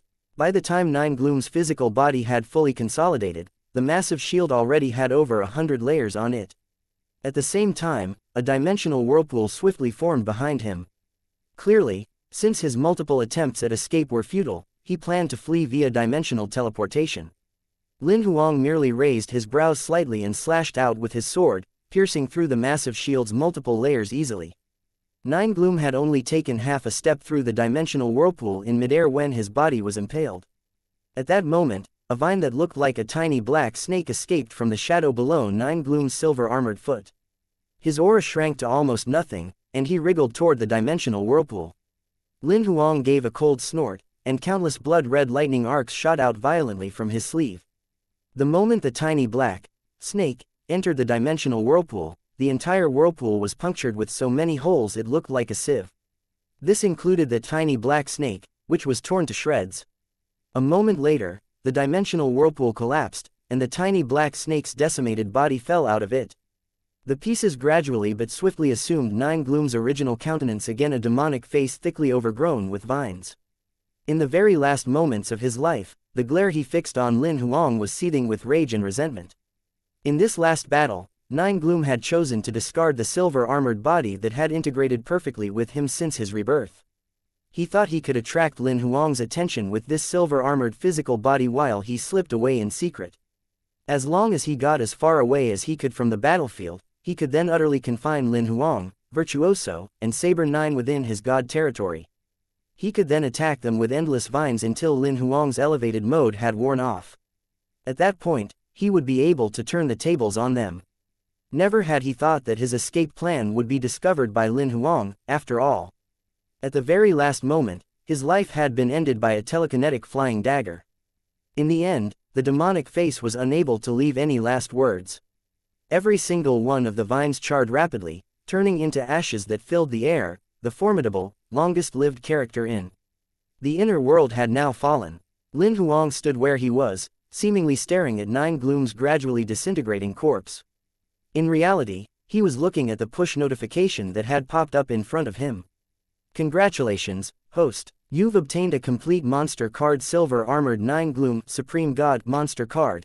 Silver Armored Nine Gloom, Rarity, Supreme God, Monster Name, not named yet, Type of Monster, Unique Type, Unknown Tribe, Bloodline, Death Spring, Combat Level, 9th Rank Heavenly God, 9th Rank Heavenly God Level, Major, Control, Combat Cultivator, Summon Authority, Activated, Card Remarks, Worth Training. Remarks: an extremely rare and special symbiotic creature type. Lin Huang had not at all expected to obtain a complete monster card from killing Nine Gloom. That's a delightful surprise. He merely cast a quick eye over the card information and closed the page in front of him. He then turned around to look at Virtuoso and Saber 9. Has he really been killed for good this time? Saber 9 asked immediately. He had a full-blown case of paranoia, thanks to Nine Gloom's resurrection ability. Don't worry, he definitely won't revive now. Lin Huang was absolutely certain of this. After all, he had now obtained a complete monster card. Naturally, it was impossible for Nine Gloom to revive anymore. Substitution is a truly powerful technique, but it also has severe limitations. I'm guessing 11 substitutions was his limit. Virtuoso nodded in agreement. Also, given he regenerated so many times, it was possible to tell that he could only be revived on the spot where he died. He couldn't change the coordinates of his regeneration, nor could he control the interval between each revival. Since he isn't regenerating where he fell, it proves he's well and truly dead this time, Saber 9 interjected before Virtuoso could finish speaking. Let's not waste any more time. We'd better hurry up and collect any loot, then leave as soon as we can, Lin Huang urged, raising his head to glance at Nine Gloom's god territory, which was now collapsing. The battle fluctuations from earlier would certainly have attracted the attention of other powerhouses in the inner world. As soon as Nine Gloom's death was confirmed, it was very likely that many others would swarm out of the woodwork to gain a share of any loot. Given Lin Huang and the other two's current situation, getting embroiled in that would be extremely problematic. Clearly, Virtuoso and Saber 9 realized this as well. Ignoring their bodily weakness, they swiftly joined in to collect the battle spoils. Chapter 1595, Elevating to 10th Rank. Within a minute, Lin Huang and the other two had completely looted Nine Gloom's lair. As for the 200 over interconnected nirvana trees that covered the area, they transferred them all into Lin Huang's god territory. Once they had finished collecting the spoils of battle, the three of them did not linger, swiftly departing from Nine Glooms territory. The battle fluctuations have stopped. An Argus bug beast poked its head out of the ground, peering from a distance in the direction of Nine Glooms territory. This creature's territory was located closer to Nine Glooms, so it sensed the battle fluctuations between Nine Gloom and Lin Huang's group almost right away. It was even able to distinctly sense the aftermath of the battle. However, because Nine Gloom was such a powerful entity, it dared not risk probing with its divine telekinesis. In the end, it finally could not restrain itself any longer and spread its divine telekinesis roughly about 20 minutes after the battle fluctuations had stopped. When it saw the destroyed, desolate ruins that used to be Nine Gloom's lair, the Argus bug stared for a long time, not even blinking. What happened? A moment later, it was more than absolutely certain that Nine Gloom's aura had been utterly obliterated after it had scanned the entire area with divine telekinesis a few times. Someone killed Nine Gloom. As it came to this conclusion, a film of secretion resembling cold sweat seeped out of its carapace. As Nine Gloom's neighbor, it was naturally aware of how powerful Nine Gloom was. However, someone had still managed to kill such a powerful entity. One could imagine just how incredibly strong that individual was. After dithering where it was for a while and making sure with divine telekinesis that there were no auras of other powerhouses around, the Argus bug beast finally made up its mind to head over and investigate Nine Gloom's territory. At that moment, apart from the Argus bug beast, several other monsters around Nine Gloom's territory sensed the anomaly in Nine Gloom's territory as well. They decided to visit the area too and see for themselves. While these powerhouses were making their way to Nine Gloom's territory, Lin Huang and the other two had long since left via teleportation. The three of them stepped out of the dimensional whirlpool at an abandoned building in the inner world, which was located an extremely long way from Nine Gloom's territory. These were the return coordinates they had set before they embarked on their mission. There were no heavenly god-level monsters around, as this was a wasteland that spanned thousands of kilometers. As soon as they stepped out of the dimensional whirlpool, Virtuoso retrieved a crystal from their space storage and activated the formation rune on it. The next second, a virtually transparent barrier formed almost immediately, enveloping the entire building. Under this barrier, the auras of all three of them were completely cut off from the outside world. They would not be sensed now. In our current condition, the two of us definitely can't leave the abyss. If we're attacked on the way back, we'll just be a burden to you. Virtuoso put the formation crystal down and turned around, saying to Lin Huang, so for the next few days, the two of us will have to temporarily stay here and recuperate. We'll leave together when we've more or less recovered our ability. Approximately how long will that take? Lin Huang asked. I'm guessing at least 10 days to half a month. Saber 9 was the first to answer this question. The trump cards that we forcibly used earlier have definite repercussions. We need sufficient time to nurse our physical body and spirit so that the backlash won't leave behind any unseen injuries. Beside him, Virtuoso nodded slightly. We might need to trouble you to protect us for this period of time. Of course, Lin Huang agreed right away. Let's divide the loot first. Once he finished speaking, Lin Huang brought out all the loot he had collected earlier, including all 200 over nirvana trees. In this battle, even though the both of us did contribute our efforts, you're the one who deserves the most credit. Not only that, you killed Nine Gloom, Virtuoso said while bringing out the spoils they had collected. If we go by contribution, the two of us actually have no right to take anything. Saber 9, who was standing by, said nothing. He also brought out all of his loot and piled it onto the ground. The two of you killed Nine Gloom once each, respectively, and exhausted your trump cards as well. Lin Huang in no way felt that he should take everything. Let's do it this way. Apart from the nirvana trees, all the other loot is yours. Virtuoso took a moment to think, then proposed a distribution plan. You take half of the nirvana trees, while Saber 9 and I share the remaining half. However, we won't take them for free. We'll trade you for them at the universe's market price. I agree. Saber 9 indicated his consent. Let's not talk about market price. You can just divide the nirvana trees between you, Lin Huang said generously. Do you know how much a nirvana tree costs in the universe? Virtuoso's tone was rather odd. How much is it? Now that Virtuoso had brought the matter up, Lin Huang was rather curious. A heavenly god level nirvana tree's starting price at auction would be that of a top-notch god sequence relic, Saber 9 revealed, smiling. Lin Huang was stunned when he heard this, upon which he hurriedly changed his mind. I think it's a great idea then, trading them at the market price. One must know that Virtuoso and Saber 9 would get over 100 trees if they were to share. The value would be on par with over 100 top-notch God sequence relics. Although Lin Huang was not petty, a profligate gesture like giving away over 100 top-notch God sequence relics for free was something he would never be able to do. Would you like divine crystals or something else? Virtuoso asked. I don't want divine crystals. Let's trade with other resources then. I haven't figured out what I want yet, though, Lin Huang said after giving it some thought. We owe you then. Tell me when you've thought of what you want. I'll inform Saber 9 at that point.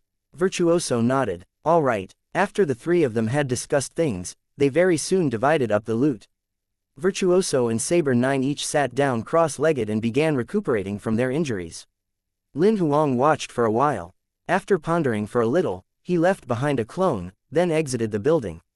Virtuoso and Saber 9 would need over 10 days at least for their recovery this round. He could not possibly keep waiting here the entire time. Apart from helping Virtuoso to obtain the Castellan seal of Phantom City, Lin Huang's purpose for entering the abyss this time was to elevate his combat strength. To do this, he needed to plunder a massive amount of rule-bending powers. Furthermore, in the abyss, there were massive numbers of heavenly god-level monsters that could be slaughtered. It was the perfect place for plundering. After leaving the building where Virtuoso and Saber 9 were recovering, Lin Huang used his divine telekinesis to search for heavenly god-level monsters nearby. He then began a gory massacre. Within a mere day, he had slaughtered hundreds of mid-level and high-level heavenly gods. He successfully plundered over 100 million rule-bending powers and over 1,000 sequence powers, successfully elevating to 9th rank true god level. After elevating to 9th rank, Lin Huang could distinctly feel that this was not the end of true god level yet. After his elevation, he could still plunder more rule-bending powers by killing heavenly gods. His body had not yet reached satiety in its ability to contain rule-bending power. Therefore, for the next few days, he chose to continue his plundering. For one, he wanted to see how much rule-bending power his body could actually contain. For another, he wanted to know if there was a 10th rank after 9th rank. Lin Huang ran into some small problems over the next few days. The reason was that the powerhouses in the inner world soon noticed that heavenly god-level powerhouses were disappearing en masse. Some hid completely in the surface world, while some teamed up in groups. However, this did not significantly affect Lin Huang's hunting. Very quickly, 4 days went by. The limit on the number of rule-bending powers that Lin Huang could plunder reached a new high. He achieved another breakthrough in his combat strength once he obtained almost 600 million rule-bending powers. He had broken through from 9th rank to a rank that nobody had ever reached before 10th rank true god level. After he had achieved a breakthrough in his combat strength, Lin Huang noticed that his body's capacity for containing rule-bending powers increased once again. For the next 10 days or so, he continued hunting and plundering. However, he discovered that the efficiency of his plundering rapidly began to plummet. There were fewer and fewer heavenly gods in the inner world. Given that heavenly god powerhouses had several times formed groups to fight him, and all of them had been consecutively massacred, almost all of the remaining heavenly gods had fled out of the inner world. For almost 10 days after that, the number of rule-bending powers he mastered merely broke through to 1.3 billion, far from even reaching his upper limits. However, Saber 9 and Virtuoso had now come out of their closed-door cultivation one after the other. Lin Huang had no choice but to stop his hunting. Although they had spent close to half a month cultivating, the pair had yet to regain peak condition. They had recovered to around 90% at most. However, both of them knew that they would need several times the duration they had spent to be restored to their peak. Therefore, they decided not to hold things up any further. As soon as Lin Huang himself returned to the building, Saber 9 and Virtuoso spoke almost simultaneously the moment they saw him. You've gotten more powerful again. Although Lin Huang had hidden his combat strength, they were very familiar with his aura from the time they had spent together. Even if the change was very subtle, they were able to sense it. You've broken through to heavenly god level. Saber 9 could not help asking. It doesn't really seem like he's broken through to heavenly god level. Beside him, Virtuoso repudiated Saber 9's speculation. I've only broken through to 9th rank, Lin Huang explained, smiling. He did not reveal the rest, which was that he had then broken through to 10th rank. The pair did not pursue the matter further after hearing that, after all, whatever chance encounters Lin Huang ran into were his own private affair. They did not continue probing. How are you both? In reality, Lin Huang could sense that the duo had yet to regain peak condition. He could also roughly guess why they were in a hurry to get out of closed-door cultivation. He only asked what he did to find out if they were prepared. We're not in too bad a shape. Virtuoso nodded. Yes, we can't drag things out any further. Saber 9 nodded as well. The expedition of conquest that the powerhouses from the Great World were carrying out in the Abyss was just a small-scale operation that was impossible to maintain for an extended length of time. If Lin Huang and the others delayed any further, it would be hard for them to leave the Abyss when the Lord-level powerhouses from the Great World had left. If by chance, the three of them were targeted by half-step Lord-level or Lord-level powerhouses, they would not be able to leave at all, even if they wanted to. Let's go then. Lin Huang said nothing more. Virtuoso put away the formation crystal and summoned the dimensional whirlpool again. The three stepped into it, one after the other, without hesitation. Chapter 1596. Going back the way they came after getting out of Phantom City, Lin Huang and the other two quickly contacted Lan Ling and Tu Tong. Within half an hour, the five of them finally met up together again.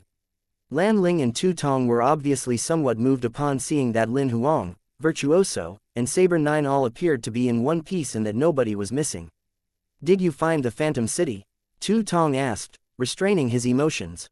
We did. Virtuoso nodded. Did you get the stuff? Tu Tong hastily followed up with this. Yes, we even managed to obtain it a little more smoothly than anticipated, Virtuoso replied, smiling. I thought all of you wouldn't be coming back. As Lan Ling spoke, tears welled up in her eyes. This girl has been crying goodness knows how many times over the last couple of days, Tu Tong said, somewhat at a loss for words. Silly girl, stop crying. Look, aren't we all here now in one piece? Lin Huang comforted her rather helplessly. Although age-wise, he was the youngest within the group, he was considered on par with Virtuoso and Saber 9 in terms of ability. Naturally, he thought of Tu Tong and Lan Ling as his juniors. He also knew that Virtuoso and Saber 9 were not the types who would comfort people. He had no choice but to step into the breach himself and help Lan Ling calm down as soon as possible. All of you have been missing for over 20 days. To be honest, when you didn't return on the third day, I guessed that you might already have gone ahead and entered Phantom City right away. You didn't come back either as the days went by, which further confirmed my speculations. There was a powerful guardian at Phantom City. We went in directly, after considering that you might not make it past the guardian, given your level of ability, Virtuoso explained. In reality, this was just an excuse. The real reason was that right after passing the guardian's test, the three of them had been so impatient to get inside Phantom City that they had hurried through the gates, completely forgetting about Tu Tong and Lan Ling. It was not until after they had passed through the gates into Phantom City that they belatedly recalled there were two remaining members of the group who had not entered yet. Therefore, the three of them discussed the matter and came up with this explanation.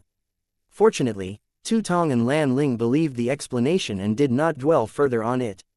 Tu Tong said very frankly, to be honest, by the time both of us had waited until the 15th day, we were sure that all of you had perished in Phantom City. But this girl was unwilling to leave, she insisted on waiting some more. She told me to wait for another 15 days and see. If you hadn't come out by then, she would leave with me and say nothing more about it. I couldn't sway her, so I had no choice but to wait with her. Honestly, we didn't really hold out much hope. I can't believe that we did actually wait until you came back. Of course, we haven't been idle all this time either. We've been cultivating while hunting the monsters that are nearby. When Tu Tong saw that Lan Ling still could not calm down, he had no option but to describe in detail what they had encountered in the last 20 or so days. By the time he finished speaking, Lan Ling's emotions had finally settled down at last. Under questioning from the pair, Lin Huang and the other two also gave a brief account of what had transpired in Phantom City. At the end, when they heard how Lin Huang had killed 9 Gloom, Tu Tong and Lan Ling's gazes were filled with admiration when they looked at him. The five of them conversed for a while, then Virtuoso finally got down to business. I've obtained the Castellan seal of Phantom City, so my objective for this trip has been achieved. Do the rest of you have anything you want to do in the Abyss? If there is, Do speak up if you need help so we can work together and finish it as soon as possible. If not, then let's get ready to leave. As he spoke, Virtuoso glanced around the rest of the group, his gaze lingering on Lin Huang very briefly. Everyone shook their heads. As far as Lin Huang was concerned, he had already elevated to 10th rank. Although he had yet to reach peak 10th rank, there was no need for him to finish this in the abyss. Furthermore, the most urgent matter at hand was to get Virtuoso and the rest out of here. After all, Virtuoso and Saber 9 were not in the best of conditions. As for the rest, Virtuoso had invited them to come along and help, so they did not have any other objectives. Virtuoso nodded slightly after seeing that Lin Huang did not say anything. Alright then, let's go. Lan Ling immediately said, we've already worked out our return route.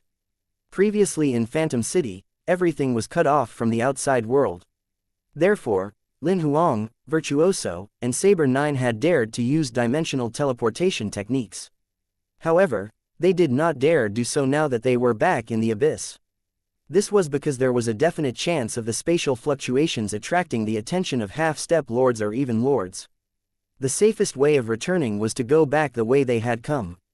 Fortunately, since Lan Ling and Tu Tong had had nothing to do for the last few days, they had already figured out part of the return route.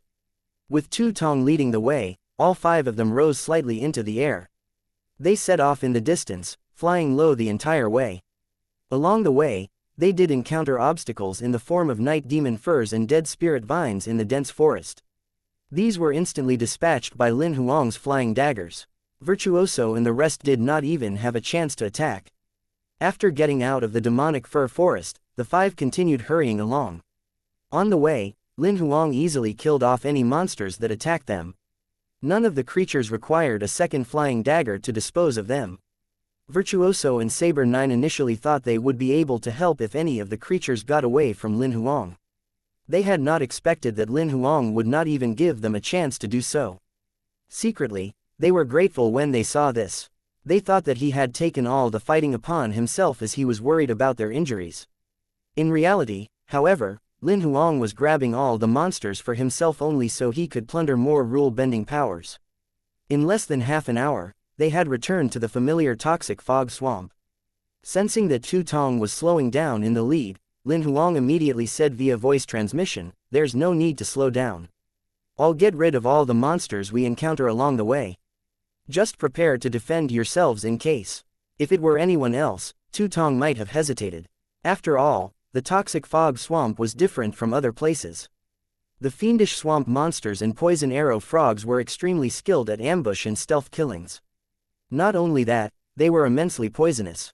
However, after hearing the story of how Lin Huang had killed 9 Gloom, a 9th rank lord level powerhouse, and after seeing him kill the night demon firs and dead spirit vines in one hit, Tu Tong chose to believe Lin Huang with barely any hesitation. The 5 of them continued flying at full speed over the toxic fog swamp. Almost immediately, the fiendish swamp monsters ambushed them. Lin Huang sent his telekinetic flying daggers shooting out, easily slicing through all the tentacles that besieged them. Not only that, the flying daggers impaled the fiendish swamp monsters one after the other. The initial ambush instantly turned into a massacre. Lin Huang had originally planned on killing his way through. He had not expected, however, that before all of them had even gotten halfway over the swamp, there would already be very few monsters trying to ambush them. It was not that there were no hidden monsters in the toxic fog swamp. It was just that they saw how forcefully Lin Huang suppressed their attacks and did not dare try anything more. This proved that even monsters with low intelligence had survival instincts as well. After passing over the toxic fog swamp, the 5 of them found themselves out of the foggy area at last. If we proceed any further, we'll come to the disaster abyss land. Tu Tong and Lan Ling were still a little worried about such a place. Not only did the disaster abyss land have many different disasters, but the various extreme negative emotions were also frighteningly infectious. It would be extremely problematic if any of them were contaminated. Don't worry, now at least we can basically confirm that we're only in the middle layer of the abyss. The highest combat strength of the abyssal creatures here is only 9th rank heavenly god level, no higher than that. It's the same in the disaster abyss land as well. Lin Huang was very casual when saying this, just head back using our original route. Although he sounded indifferent, the other four could tell that he did not take ninth-rank heavenly gods seriously at all. When they heard this, Tu Tong and Lan Ling's worries immediately settled, almost miraculously. The two of them proceeded to lead the way and swooped into the disaster abyss land with practically no slowing down. Chapter 1597, The Bug Queen Has Awakened. The disaster abyss land still had that familiar stench and was filled with an air that made one extremely uneasy. Lin Huang and the rest chose to return by their original route. Under Tu Tong and Lan Ling's guidance, the five of them entered the Gluttons' territory first. Compared to before, the five of them progressed through the area more than a few times faster now. Within less than an hour, they had navigated through the Gluttons' territory. However, in this short 1 hour, Lin Huang killed over 200 Gluttons. His efficiency in slaughtering them was certainly no lower than in the beginning when he spent a full day doing so. After going through the Gluttons' territory, they continued on their original route from before, passed through the territories of the greeds, jealousies, and furies one after the other. The number of god rules that Lin Huang had plundered increased steadily. Over 4 hours later, the five of them finally left the disaster abyss land. Following the route in her memory, Lan Ling soon located the demonic bug maze the five of them had entered when they first arrived in the abyss. Tu Tong and Lan Ling's expressions were somewhat uneasy as they stared at the demonic bug maze from a distance. Nobody in the abyss would willingly take the initiative to enter the demonic bug maze. One reason was that there were many bug tribe beasts within the maze. One could exhaust oneself to death just by fighting them. Another reason was that as soon as one entered the maze, it was extremely difficult to find an exit and come out alive. Fortunately, Lin Huang and the rest did not need to locate an exit. All they had to do was to find the coordinates that the five of them had been teleported to inside the demonic bug maze. There were many dimensional weak points in the abyss that connected to various other worlds. Virtuoso had also recorded down many dimensional weak points just in case. However, the problem was that something had happened to the coordinates when they were teleported in. As a result, they had been sent to an area outside the map that Virtuoso was familiar with. Apart from the dimensional weak point the five of them had entered through, they had no idea at all where another weak point like that might exist. Even if they discovered another dimensional weak point, they would not dare to use it, as they had no idea what kind of world that particular weak point might lead to. Therefore, their only option was to return to the spot where they had entered. That spot just happened to be the demonic bug maze. Ahead of them, this time, they did not forcibly break in. The demonic bug maze was different from other places in that the sheer number of creatures alone would be sufficient to exhaust them all to death from the fighting. Moreover, the demonic bug maze's internal structure was extremely complex. If they alerted the enemy and were pursued by the bug tribe, it would be difficult for them to find the initial coordinates if they happened to panic and go down the wrong tunnel. Based on the plan they discussed along the way, the five of them used Virtuoso's illusion to camouflage themselves as 5 Bladderfoot worms. The Bladderfoot worms were fairly ordinary patrol groups in the demonic bug maze. My illusion has a limited effect on 9th-rank heavenly gods. Let's hope we're lucky, Virtuoso warned them beforehand. After the five had finished camouflaging themselves, they headed into the maze's entrance one by one. We're quite lucky. Tu Tong sighed with relief when he realized that there were no bug beasts around. This way, Lan Lin made certain of their direction and rapidly led the team forward. Despite their sense of urgency, the five of them did not dare to reveal any flaws that might give them away. They could only move ahead slowly at the Bladderfoot worm's normal patrol speed. Over half an hour went by. So far everything had gone smoothly. They ran into some bugs along the way, and they even passed by a few of the bugs, gathering areas, but they were not discovered. However, when they encountered a decaying giant beetle, Virtuoso suggested that they hide inside it. Along the way, they could not guarantee that the group would not bump into bug beasts with powerful psychic powers that might expose their disguise. It would be safer to hide within the decaying giant beetle's body. The five had no objections to this suggestion. Actually, the five of them remembered that they had also hidden in a decaying giant beetle's body over a month ago when they had just entered the demonic bug maze. This poor decaying giant beetle suffered the same fate as its predecessor. After Virtuoso had taken control of the creature via their illusion skills, Lin Huang cut an opening on its abdomen. The five of them blocked their sense of smell and enveloped themselves in divine telekinesis. They then wriggled into the beetle's body one after the other, retracting their auras as much as they could. Under Virtuoso's control, the decaying giant beetle turned around and slowly moved in the direction from which the 5 of them had come. These decaying giant beetles were not particularly welcome in the maze. They possessed low intelligence, and they moved very slowly. An intense rotten stench emanated from their bodies, and they were poisonous as well. Basically, no bugs were willing to get close to them. The demonic bug maze accepted the decaying giant beetle's presence because they would eat the trash the other bugs left behind. They were the scavengers of the entire maze. They would wander among the various bug tribes daily in search of food remnants. No matter where the decaying giant beetle went, all the bugs would not find anything unusual about that. It was not the first time that Lin Huang's group had hidden in a decaying giant beetle's body. They found it much easier this time around. It was still the same familiar stench and the same familiar sticky feeling.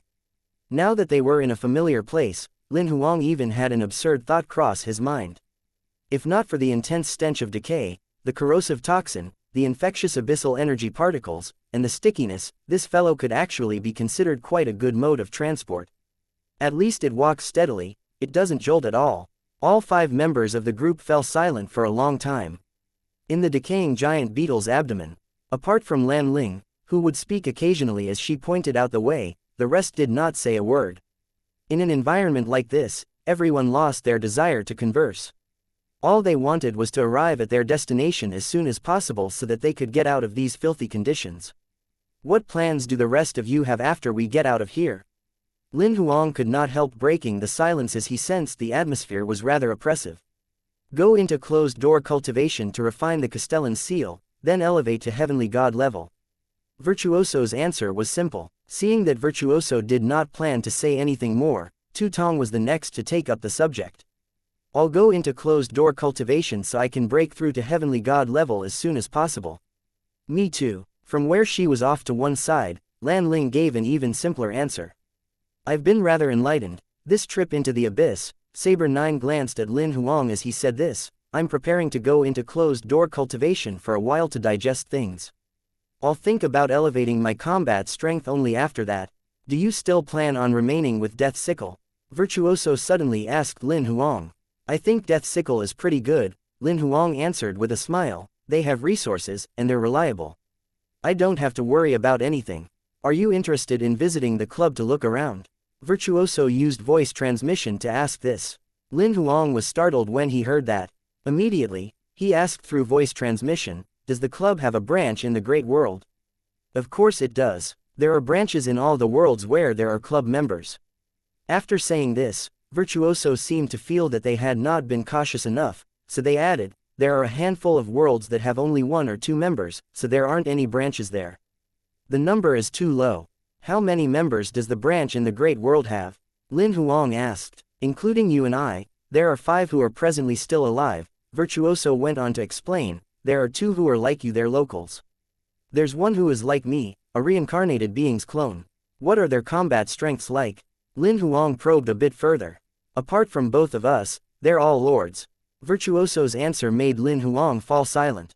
After a moment of consideration, Lin Huang shook his head. For now, I won't contact the other 3 yet. He could not be certain whether or not there were spies from the raiders among those 3. In reality, although he had developed a sort of friendship with Virtuoso from their trip into the abyss, he had yet to trust Virtuoso completely and exclude them from being a raider. Furthermore, before he had sufficient ability to protect himself, he did not wish to reveal himself and attract the raiders' attention, especially Lord-level raiders. Very well, I can understand that. Virtuoso seemed to see through Lin Huang's caution. If you don't personally meet them, however, I can't reveal their identities to you. I hope you can understand why. I understand. Lin Huang nodded. The voice transmission conversation between the 2 only took a moment. Saber 9 and the rest did not notice anything. Now that Lin Huang had initiated things, all 5 of them engaged in desultory, somewhat forced conversation. After approximately 2 hours or more, there had been some scares along the way, but nothing had happened.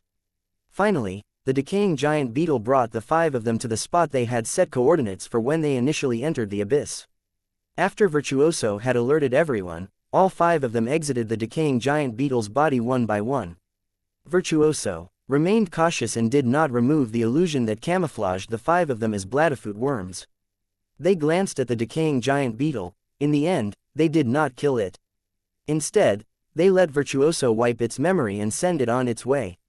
Not long after the decaying giant beetle had left, Virtuoso brought out a space-time flying shuttle the size of a human palm and rapidly performed complicated hand seals. A moment later, the space-time flying shuttle tore open a dimensional whirlpool in the void. At almost the same time, the entire demonic bug maze began to vibrate intensely. A terrifying aura rose at alarming speed from deep under the ground. The Bug Queen has awakened. Lin Huang and the others immediately stepped into the dimensional whirlpool without hesitation, fearing it might already be too late. The instant the dimensional whirlpool closed, a sharp claw pierced through the layers of space and landed right on the spot where the whirlpool had vanished. Right after that, a shriek of pure rage echoed through the entire demonic bug maze. Chapter 1598. The Immeasurable Calamity Fire in the Great Heaven Palace. Lin Huang patiently sorted out the rewards he had obtained from this trip into the abyss. Above all else, the biggest gain was that his combat strength had broken through 2 ranks. He had elevated from 8th rank true god level to 10th rank. Although he had yet to achieve peak 10th rank, he had mastered over 1.5 billion types of rules in his inner world. Based on the precedents established previously, Lin Huang guessed that he might have to accumulate up to 1.8 billion to reach his limit. This was not a difficult task for Lin Huang. It was just a matter of time. In truth, he could now actually start thinking about how to elevate to heavenly god level. However, he put that problem aside for now and resumed checking over his gains. Over the past 1 month of killing various heavenly god-level monsters in the abyss, apart from plundering rule-bending powers, he had also plundered over 20,000 god sequence chains. The god sequence chains in the god territory within him had surpassed 30,000 in number. He had obtained over 5,000 god territory shell remnants. In general, most people would not dare to refine the god territory shell remnants of abyssal creatures, as there would still be a great deal of abyssal energy remaining within. Such energy was an extremely virulent contaminant. However, this was not a problem for Lin Huang. The eternal fire left by Qi Mushang's Goldfinger could absorb and convert all sorts of energy, including abyssal energy. Others would be terrified of abyssal energy, worried that they might be contaminated by it. However, to the eternal fire, the abyssal energy was delicious. All Lin Huang had to do was wait for the eternal fire to completely devour the abyssal energy. Then he could start to refine and integrate the 5,000 over god territory shell remnants. Apart from these resources that he could directly utilize, Lin Huang had also obtained a massive amount of materials from abyssal creatures. Not only that, most of these were heavenly god level materials. A lot of these were superb research materials. Many others could also be used to refine weapons and medicines. Based on the amount and the quality of materials he now possessed, Lin Huang felt certain that he would be able to get a handsome price for all of them. Naturally, the gains he obtained this round also included the 100 over nirvana trees, but Lin Huang did not plan on selling them. Virtuoso had given Lin Huang some information on the function of the nirvana trees. All it took was a mere glance at this, and he immediately realized how precious the trees were. If he were not forced into an absolute last resort, he would not part with them at all, not a single one of them. Apart from these surface gains, Lin Huang had managed to obtain several skill cards and over a dozen complete monster cards from Xiao He due to the multitude of abyssal creatures he had slaughtered. Among the dozen over monster cards, apart from the Supreme God level Silver Armored 9 Gloom, who was at 9th rank Heavenly God level, there were 2 Pseudo-Supreme God level monster cards. They were Greed from the ascetic Buddhist tribe and a humanoid female Jealousy. Both of these possessed high combat strength, and they were both 7th rank Heavenly God level. After spending half an hour or so to sort out all of his gains, Lin Huang finally retrieved from his space storage the item with the highest value that he had obtained from this trip to the abyss. This object was a irregularly shaped thumb-sized crystal. Its color resembled a ruby illuminated by the sun, but its form was like a leftover fragment from a large piece of glass that had been crushed. This small, inconspicuous crystal that did not emanate even a single trace of divine power waves was Virtuoso's payment to him by way of thanks at the end of the trip. A soul seal fragment. A soul seal was a remnant of a crushed Dao seal after a spirit cultivating lord had died. Since a Dao seal might be crushed into fragments that varied in number and quantity, each fragment would contain different information. An example would be the sword seal fragment that Lin Huang obtained from Virtuoso previously. In reality, not all sword seal fragments contain sword Dao inheritances. Some might contain complete Sword Dao inheritances, while some might contain incomplete Sword Dao inheritances. Then again, some might only contain sword skills or memory images about cultivation. Simply put, refining a Dao seal fragment was like opening a mystery box. Those who were lucky might obtain the complete skill inheritance from the Dao Seal Lord's main cultivation path. Those who were unlucky might only be able to see some worthless information in images. As soon as Lin Huang had returned to the Great World, he could barely wait to enter the Great Heaven Palace. Apart from sorting out his loot, his main objective was actually to open the mystery, to refine this soul seal fragment. He scrutinized the ruby-like soul seal fragment in his hand carefully. The bright red light within the crystal looked like flowing lava, it also resembled a burning charcoal fire. Lin Huang had a rough idea of what the main cultivation path of this Lord's elemental Dao might be. Without any hesitation, he extended his divine telekinesis and wrapped it around the soul seal fragment, drawing it between his brows. Under the guidance of Lin Huang's divine telekinesis, the soul seal fragment fell like a meteor, heading toward Lin Huang's spiritual dimension. The moment it dropped into his spiritual dimension, the crystal began to burn intensely, radiating endless sparks. At the same time, countless golden divine patterns lit up on the crystal surface, the light from it growing more and more intense. After the divine patterns lit up, the entire crystal began showing traces of hairline cracks. Not only that, as the divine patterns grew brighter, the bigger the cracks became. In the end, the crystal disintegrated completely, turning into blood-red stars that masked the divine patterns. Meanwhile, the divine patterns were spinning wildly like tiny golden snakes as they hurtled toward Lin Huang's sword soul. They turned into golden streams of light that penetrated the middle of the sword soul's brow. Almost at the same time, Lin Huang felt an upheaval in his mind, and endless strange messages immediately surged in. He quickly did a scan, with divine telekinesis to see if there were any cultivation method inheritances. However, he did not find any God's soul cultivation methods. Instead, he only found a fire element cultivation method inheritance called the immeasurable calamity fire. Just when Lin Huang was feeling a little disappointed, he saw a spark light up on the sword soul's brow. This is the immeasurable calamity fire's tinder. The inheritance messages were transmitted into Lin Huang's head immediately. After the spark lit up, it swiftly began spreading from the sword soul's brow at alarming speed. Within the time it took for a breath, it had set the entire sword soul alight. What's happening? Lin Huang was shocked when he saw this. He was even a little dumbfounded. The intense pain and burning sensation that was transmitted from the sword soul caused him such agony he felt as if he might die. This burning was targeted at his god soul. However, he soon saw an even more terrifying scene. The flames from the calamity fire not only spread throughout the sword soul's entire body but even began spreading to areas outside the sword soul. Days passed. In endless agony, Lin Huang watched the flame burning every single place within his body. The flame even spread outside his body until his physical flesh began to burn. Even his telekinetic threads were on fire, every single one of them. The intense burning sensation spread through every nerve in Lin Huang's body. He could not think of any way to douse the fire. However, a phrase flashed through his head suddenly. The true spirit doesn't die, it revives in countless calamities. In his confused, blurred state, Lin Huang could not even remember where he had seen this phrase. However, he gradually began to calm himself. He set aside all distracting thoughts and held fast to his true spirit, completely entering a state of emptiness. The burning body in the Great Heaven Palace was losing its life force bit by bit. 1 day, 2 days, 3 days, 100 days, 200 days, 300 days, 1,000 days, 2,000 days, 3,000 days, the flame burned for an entire 3,033 days before finally extinguishing itself gradually. On the spot where Lin Huang had initially been sitting cross-legged, there remained only a pitch-black scorched body. Even its features were completely unrecognizable. After an unknown length of time, a surge of life force arose from the blackened body. The scorched corpse that had been sitting with its legs crossed suddenly opened its eyes. Chapter 1599. Lin Huang vs. Sword 1. Lin Huang had utterly not anticipated that the benefits he obtained from this soul seal fragment would so greatly surpass his expectations. Although there was no soul Dao inheritance in this soul seal fragment, there was an immeasurable calamity fire tinder concealed within it. As soon as it had been integrated, the tinder was swiftly set ablaze. Not only had the flame grown, but it had also fully cleansed Lin Huang inside out.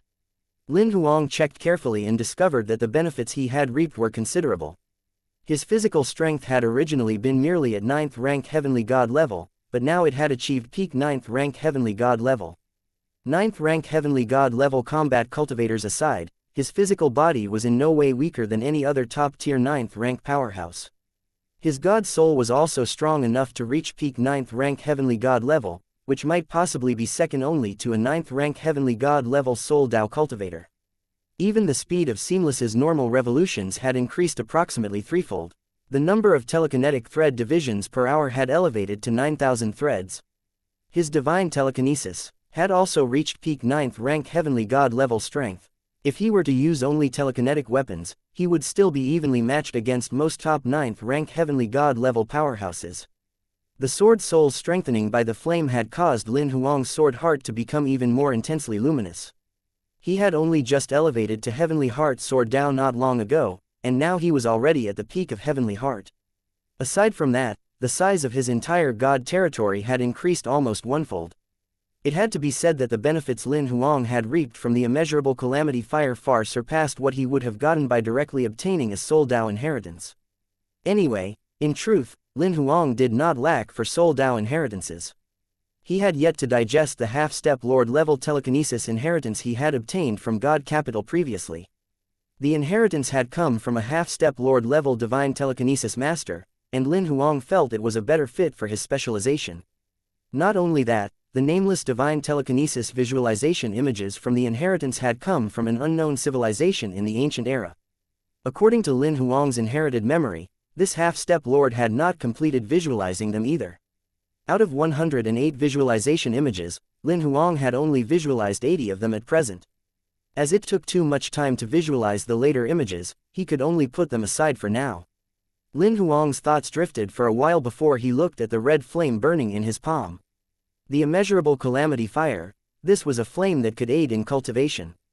Its main purpose was to assist in Soul Dao cultivation, but it could be used to aid in physical cultivation as well.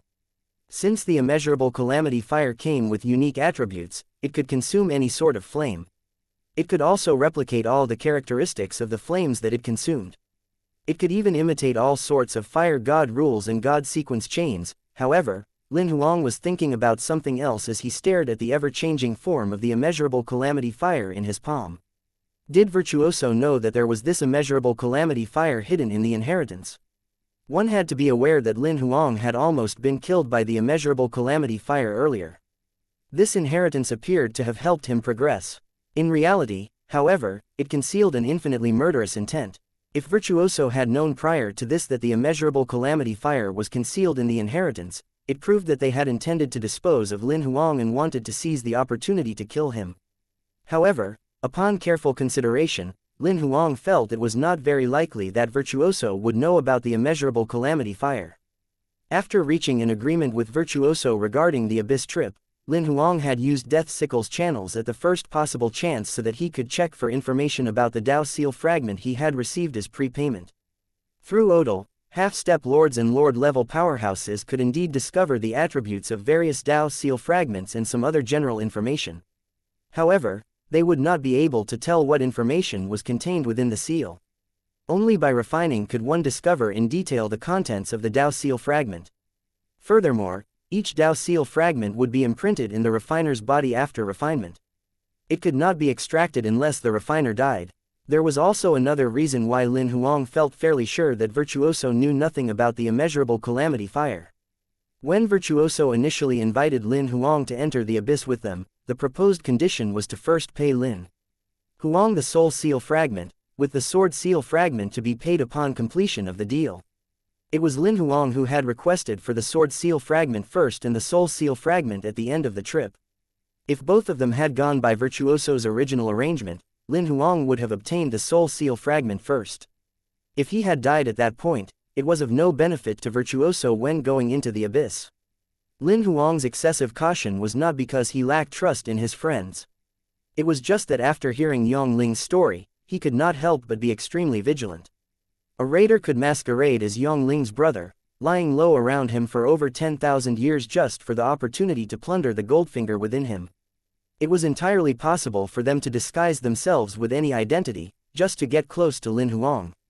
In truth, Lin Huang did not really trust the club's headquarters, much less one of their small branches. After all, everything about the club that he learned, including their stance against the raiders, had been revealed by the club members themselves. He had not been able to find out anything at all about the club on other channels. Fortunately, this time it was all smoke and no fire. Not only had he not died, but he had also advanced even further in his abilities. He was sufficiently confident in himself at present. Apart from Lord-level and half-step Lord-level entities, he did not fear being challenged by any other powerhouses. Lin Huang put away the fire in his palm, his eyes gleaming brightly. He got up and pushed open the doors of the Great Heaven Palace. When he saw that Lin Huang had come out of closed-door cultivation, Sword One hurriedly stood up from his cross-legged position at the doors. It did not matter if Lin Huang was at the Great Heaven Palace or not. Sword One never abandoned his role as a guardian. Day and night, he kept watch at the doors of the Great Heaven Palace. When he sensed Lin Huang's aura, delight flashed through Sword One's eyes once more. You seem to have improved again during this round of closed-door cultivation, Lord Swordmaster. A little bit. Lin Huang nodded lightly and took a few steps forward. He suddenly turned his head to look at Sword One. Sword One, come to the arena with me. I want to see what the level of my actual combat skill is now. Of course, Lord Swordmaster, Sword One agreed without hesitation. He was also eager to find out how powerful Lin Huang was now. One reason why Lin Huang chose Sword One to be his sparring opponent was that he was the nearest in proximity. Another reason was that Sword One's ability was considered to be the best among all the heavenly gods close to half-step Lord even. Lin Huang wanted to know if his abilities had reached the same level as Sword One. If not, he wished to find out how far apart they were. The two of them entered the arena and fought intensely for one full day before finally ending the battle. In truth, approximately half an hour after the battle began, Lin Huang already knew that his abilities were lacking in comparison with Sword One. Going by just the number of sequences that each of them could use, Lin Huang was already outclassed. Although the immeasurable calamity fire had made Lin Huang stronger, his physical body and spirit strength could only sustain 18 god sequence chains at most. As a rank -5.5 super genius, Sword One had mastered 31 god sequence chains. Even though he had suppressed his ability to match Lin Huang's level, only using 18 god sequence chains, his familiarity with sequence power and his combat experience were things that Lin Huang could not compare with by far. To Sword One, the final sparring result was a draw. However, Lin Huang himself knew that he had lost. In the great world, Sword One's ability would certainly be ranked as one of the top 3 powerhouses below half-step Lord level. Being able to face a powerhouse like this on equal footing was sufficient proof of Lin Huang's own abilities. As Sword One had screened off the sparring session, none of the other sword servants witnessed it. However, the next day after Lin Huang had left, some sword servants still managed to find out about the spar and that Lin Huang and Sword One were evenly matched in battle. The news immediately spread like wildfire to all the sword servants. All of them were in a state of disbelief when they first heard this, but after that, their admiration for Lin Huang knew no bounds. Only Sword One remained seated at the doors of the Great Heaven Palace, cross-legged and eyes closed, looking as if nothing had happened. However, if anyone were to look closely, they would see that the corners of his mouth had quirked up in the tiniest of smiles. Chapter 1600. We'll rent the Devil Hunter Star Zone to you. When Lin Huang left the Great Heaven Palace, a mere 3.5 days had passed in the outside world.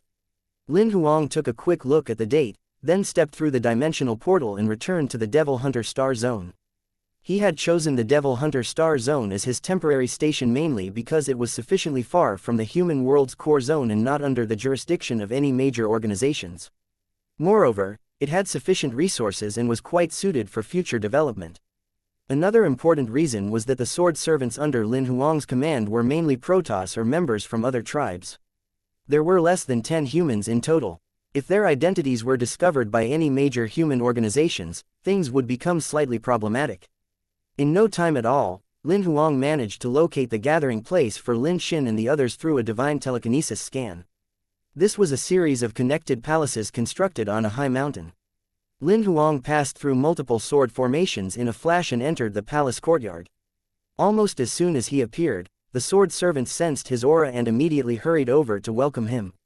Only 4 sword servants had remained at this station. They were led by Sword 12.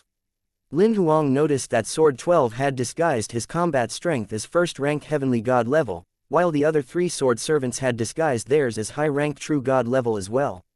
Lin Huang was taken aback at first but then immediately realized the reason for them doing so. "Welcome back, Lord Swordmaster. This gathering point that you've found isn't bad at all," Lin Huang commented, looking around and smiling. "The Sword Alliance's headquarters naturally has to be at least a bit more impressive," Sword 12 answered with a chuckle, his bald head gleaming. "You've set up the Sword Alliance?" Lin Huang raised his brows at this. Although he did return to the Devil Hunter Star Zone occasionally, over the last few months he had been busy with his own affairs. He had initially intended to found the Sword Alliance when he had time to spare since it was not urgent. He had never expected Sword 12 to have already set it up. He did recall mentioning this to Sword 12 during a casual chat previously, about wanting to set up the Sword Alliance in the Devil Hunter Star Zone. "I thought I'd set it up first, so I registered at the Hunt Station, then bought this piece of land as our headquarters," Sword 12 explained immediately. "In the end, because I was registered as Heavenly God level, the Hunt certified the Sword Alliance as a Grade 4 organization right away," Lin Huang continued, nodding as he listened. Once his combat strength had elevated to 10th rank, the Sword Servants' combat strength had been unsealed to 9th rank Heavenly God level. Their abilities had almost been restored to their previous peak. However, to prevent attracting unwanted attention, on the surface Sword 12 only displayed 1st rank Heavenly God level ability. When he set up the Sword Alliance, the other Sword Servants also hid their true strength. Since Sword 12 was human, as well as a Heavenly God level powerhouse, it was a piece of cake for his application to be approved. After doing some background checks, the staff from the Hunt had even approached Sword 12 with the suggestion that he take up the post of the Devil Hunter Star Zone's guardian. Of course, they did not fully relinquish all the rights and authority. Every 10 years, the Hunt had to reassign a heavenly god to guard this remote zone. Furthermore, nobody was willing to come here. If it were not a border that had to be guarded, the Hunt would have given up on this area long ago. Although the entire Star Zone was considered to be fairly prosperous, the actual annual income was low, as half of the gross profit was to be given to the guarding heavenly god. Now, suddenly, a heavenly god who was going to set up an organization there had shown up. The Hunt was more than happy to rent out the piece of land. At least they would have a big part of the burden taken off their shoulders. Sword 12 agreed to this after some consideration. The reason was that if he became guardian, it would be of the greatest benefit to the Sword Alliance's development in the Devil Hunter Star Zone. To a Grade 6 top organization like the Hunt, a small organization of less than 10 members formed by a first-rank heavenly god would be limited, no matter how much they expanded. They were not sufficiently powerful to become a threat. The biggest beneficiaries of the Hunt's generosity were Sword 12 and the Sword Alliance. This had even attracted a considerable number of true god-level powerhouses to try and join the Sword Alliance, but they had all been excluded by the test that Sword 12 had set up. No wonder the other organizations on this planet are all gone. Lin Huang finally understood why the handful of organizations that had been guarding the planet previously were no longer there when he had done a divine telekinesis scan earlier. Clearly, they had given way to the Grade 4 Sword Alliance organization and moved out. Just when Lin Huang was done chatting with Sword 12, Lin Xin appeared before Lin Huang in a flash. She too had sensed his aura. "Big brother." Lin Huang lifted his eyes. Lin Xin was completely clad in form-fitting black training wear that set off her figure admirably. He also noticed that her forehead and neck were beaded with tiny sweat drops. She must have been sparring with someone earlier. Lin Zan showed up right after Lin Xin arrived. Obviously, Lin Xin had been sparring with Lin Zan earlier. Lin Huang only needed a glance to ascertain their combat strength. Lin Xin had broken through to 1st rank True God level, while Lin Zan had elevated to 3rd rank. "Not bad, you two have broken through to True God level." Lin Huang nodded in satisfaction. "I just broke through 2 days ago." Lin Xin was over the moon at Lin Huang's compliment. In truth, even without her explaining, Lin Huang could also see this from her aura waves. "You've improved a lot too. It's only been a few months, and you've elevated 2 ranks." Lin Huang looked at Lin Zan. He had come back here a few times over the last few months, but Lin Zan had almost always been in the battlefield of the Dragon Abyss, so Lin Huang could not tell how his cultivation progress was going. "I've still got a long way to go compared to you." Lin Zan could vaguely sense the immense power concealed within Lin Huang's body. As of right now, he regarded Lin Huang as the ultimate role model to pursue. "Where are Chan Do and Xiao Mo?" Lin Huang inquired. His divine telekinesis had not picked them up on the scan. However, he guessed the answer as soon as the words were out of his mouth. "Where else can they be?" Lin Xin pursed her lips in a little mo. From beside her, Lin Zan explained, "Xiao Mo said he won't leave the battlefield of the Dragon Abyss until he's achieved virtual god rank -9. Chan Do said he wants to elevate to true god level as soon as he can." Huang Wuji went with them. "It's not a bad thing for them to be so ambitious." Lin Huang nodded, smiling. Right after that, he asked, "How about old Fu?" Ever since Mr. Fu elevated to second rank true god level, he felt that his cultivation progress had begun to slow down. Subsequently, he had gone traveling after bidding farewell to Lin Huang and the others.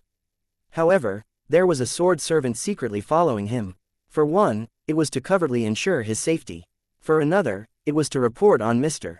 Fu's recent activities. "Everything has been going well lately," Sword 12 disclosed the information that he obtained. "He recently entered some ruins with a new acquaintance.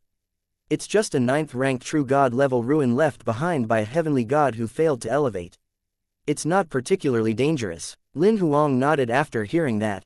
To him, Mr. Fu was not merely his teacher, but family as well. After reporting everything to Lin Huang, Sword 12 left with the other 3 sword servants. Once the sword servants left, Lin Xin, inquisitive child that she was, hung around Lin Huang, wanting to know what had been happening to him lately. Lin Zan did not display any desire to leave either. He quietly walked behind the siblings, who were chatting while walking, and followed them into Lin Huang's courtyard. Chapter 1601. The moment he made a move, his opponent would lose. After sending Lin Xin and Lin Zan off, Lin Huang sat alone in the courtyard and checked on the status of his monster cards. It had been close to 5 months since he had released his imperial monsters to obtain their own cultivation resources. Since then, he had practically never reviewed Bai and the others' cultivation progress. Now that he finally had time, he began to check through the cards one by one. The first monster card he saw was Kylie's. She was already at Pure Spirit rank 6 and was, without a doubt, the strongest powerhouse among all the imperial monsters. 4 months ago or so, Kylie had already elevated to heavenly god level. Now, in just these 4 short months, her combat strength had gone up to 6th rank heavenly god level. This sort of advancement speed could practically be considered terrifying. Lin Huang's combat strength elevation was already rapid enough, but in the past 5 months, he had merely elevated from 6th rank to 10th rank. Furthermore, he had elevated to 6th rank before Kylie went into closed-door cultivation for advancement to heavenly god level. However, he felt at ease again after doing some careful thinking about it. Kylie was already Pure Spirit rank 6. She also had the full support of a top grade 6 organization, the Nephilic Judge Tribe. If she needed any cultivation resources, she only had to ask. After all, the abilities of a Pure Spirit rank 6 9th rank heavenly god could at least compare with those of a half-step lord and might even, in fact, be more powerful. As for any concerns about a weak cultivation foundation, such a problem did not exist for a Pure Spirit rank 6 being. If a being were inherently Pure Spirit rank 6, they would be born as a lord-level living being. Although Kylie had only elevated after birth, she did not need any sort of foundation before she advanced to become a lord. At most, she merely needed some actual combat experience to familiarize herself with the exponential increase in various aspects that had resulted from her rapid rise in combat strength. Lin Huang was extremely satisfied with Kylie's improvement. At the rate she's going, this girl will elevate to 9th rank within 3 months at most. After reviewing Kylie's information, Lin Huang then turned his attention to Bloody's. As expected, Bloody's combat strength had soared as well. She had now elevated to 5th rank heavenly god level. Obviously, she had benefited from associating with Kylie. Her combat strength elevation most likely had been achieved through the Nephilic Judge Tribe's resources. As Kylie's best friend, at present, Bloody was probably being treated like a princess as well by the Nephilic Judge Tribe. Lin Huang was not worried that something would go wrong with Bloody's foundation. After all, she had elevated to Supreme God level rank -5. TN. We believe the author may have made an error since it is mentioned earlier that Bloody has elevated to 5th rank heavenly god level, but we have chosen to translate it as written. All she needed to do was to strengthen her foundation a little when she got to 9th rank Heavenly God level. Once he had checked out Bloody's progress, Lin Huang looked at the other Imperial monsters who were Supreme God level rank -5.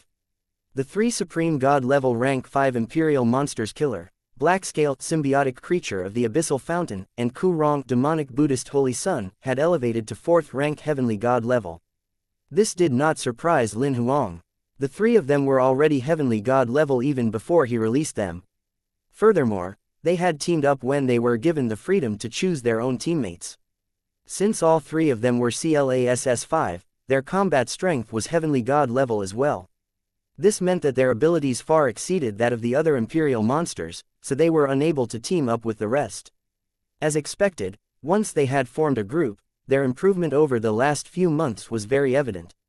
After he had checked on the progress of Killer's group, Lin Huang then looked over Bai and Tang Ran. Since Bai and Tang Ran had been class -4.5 at the time, they spent a month elevating to Supreme God level rank 5 after Lin Huang had used the advance cards on them. Therefore, the two had to hunt for resources a month later than the other Imperial monsters. Nevertheless, Bai and Tang Ran had also advanced to 4th rank Heavenly God level, which meant they had caught up with Killer's group in terms of progress. There was no need to say anything about Tang Ran. He had already been 1st rank Heavenly God level before elevating to Supreme God level. TN, we also believe that the author might have made an error here with the levels, given that Supreme God level has already been established as lower in rank than Heavenly God level. However, we have opted to translate it as it, out of respect for the author. However, Bai was truly something else. Before elevating to Supreme God level, he had only been 9th rank True God level. TN, as with the above paragraph, we believe that the author may have made an error in the order of the levels. Again, we have chosen to translate it as written. In other words, he had used less than 4 months to level up through 5 ranks of combat strength.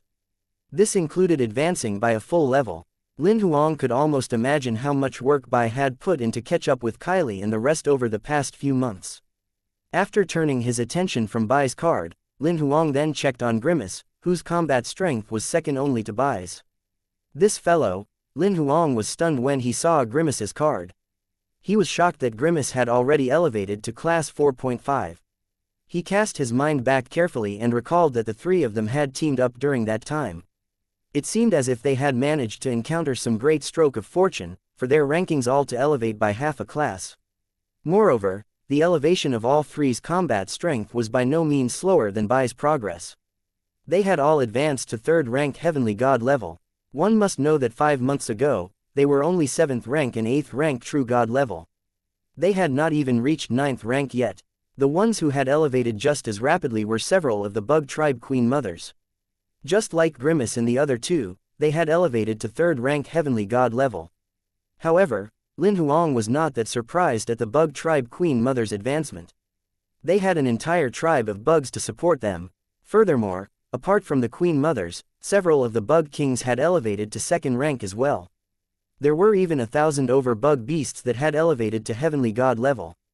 This number far surpassed Lin Huang's expectations. After looking over the bug beast's progress, Lin Huang then turned his attention to the remaining Imperial monsters. Although Tyrant, Thunder, and Witch had not elevated as rapidly as Grimace, Bai, and the others, their progress was not too shabby either. They had steadily advanced to Heavenly God level. Lin Huang was beyond satisfied with the progress of his Imperial monsters, Cultivation. Although Kylie, Bai, and the rest could not participate in battles of his level at the moment, given their progress, they would not take long to elevate to 9th rank Heavenly God level. When the time came, sooner or later, they would become his most powerful assistants. The Imperial monsters still needed time to develop, but it was not as if Lin Huang did not have subordinates he could utilize.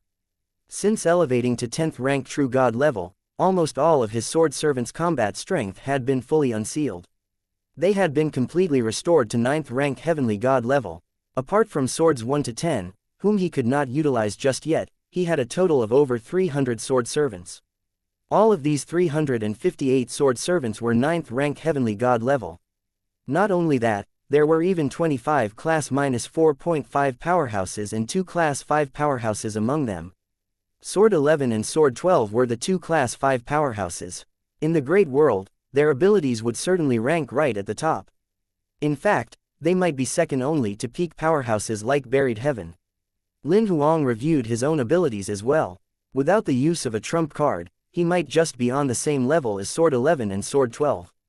There was still a fine line between himself and the ultimate heavenly god powerhouses like Sword 1 and Buried Heaven. In reality, such power was already enough to dominate all the Grade 5 organizations in the entire Great World.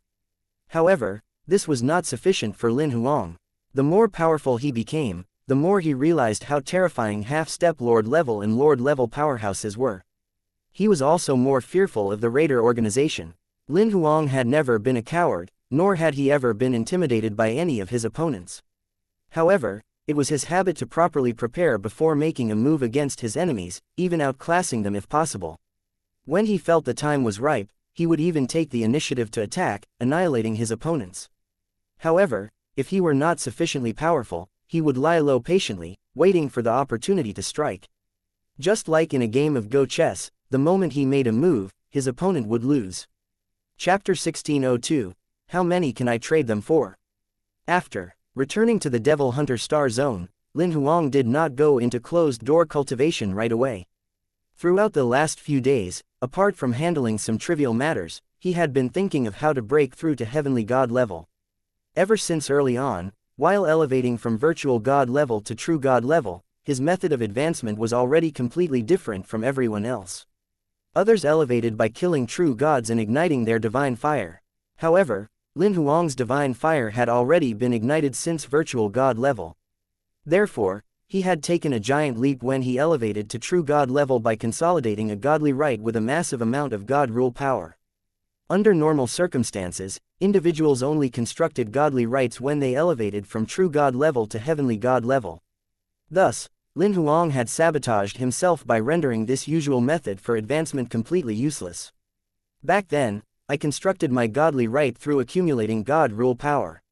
In all honesty, it can't be considered a genuine godly right. Based on the situation now, once my capacity for absorbing God rule power has reached satiety, I should be able to enter the second stage of a godly right and begin accumulating sequence powers. Therefore, if I want to elevate to Heavenly God level, I just have to wait for the godly right to absorb enough God rule power, then I can advance to the second stage sequence power integration. Lin Huang very quickly discovered the way forward for his breakthrough, but he was rather unsatisfied with this method. In that case, the amount of sequence power a godly right can hold is the same as its capacity for God rule power. There's a limit. Is there a way to increase my godly right's capacity so it can hold more sequence power, or else make its capacity infinite? Lin Huang went back and read through the inherited memories of Great Heaven and the Sword Servants. Very soon, he found what he suspected might be an answer. So the godly right's maximum capacity is related to the strength of one's god territory. From the inherited memories, Lin Huang realized that the more powerful the heavenly gods killed when constructing the godly right, the more powerful the integrated god territory would be. Not only that, its capacity for containing sequence powers would also be greater. Apart from the fact that he could consolidate a staggering number of god sequence chains far beyond what ordinary folk could manage, 42 in total, Great Heaven was powerful also because the godly right he constructed was sufficiently mighty. From 1st rank to 9th rank, from the first time he constructed his godly right until the end, he integrated 9th rank heavenly god level god territories during each godly right elevation. This bolstered his godly right by an increase of 81 times its power. In his god territory, the maximum number of god sequence chains he could invoke while using his godly right was a staggering 3,402 god sequence chains. His might was sufficient to be a threat to many half-step lord-level powerhouses. Lin Huang's cultivation path was already completely different from Great Heaven's. He did not need to use his godly right for amplification as he had already fully integrated his godly right and his god rule power. In the future, he would also be integrating god sequence chains. In other words, this meant he could invoke all of the sequence chains in his god territory, no matter how many there were. However, there was a limit to the number of god rules and god sequence chains that a godly right could integrate. For instance, the godly right in Lin Huang's body could integrate a maximum of 1.8 billion god rules. He had accumulated 1.5 billion now, it was fast approaching its limit. Based on this, Lin Huang could foresee that the number of God sequence chains his godly right could integrate in the future would have a limit as well. However, from the inherited memories of Great Heaven and the others, Lin Huang saw that the godly right's strength could be increased and intensified. However, from first rank to 9th rank, there were only 9 chances for his godly right to achieve advancement. In other words, by elevating his godly right, he could increase the upper limits of its capacity for integration. However, my God territory has already integrated half-step Lord God territories. If I want to elevate my godly right, using lower-level God territories won't work. The only way is to integrate the God territories of more half-step lords. Step by step, Lin Huang rapidly came up with the solution to his problem. However, he soon ran into another headache. At his current ability, he was unable to kill half-step lords. Therefore, the only way to obtain their God territories was through purchasing them or trading resources. Half-step Lord God territories were definitely expensive. In auctions, they were usually sold at the same price as pseudo-Dao weapons.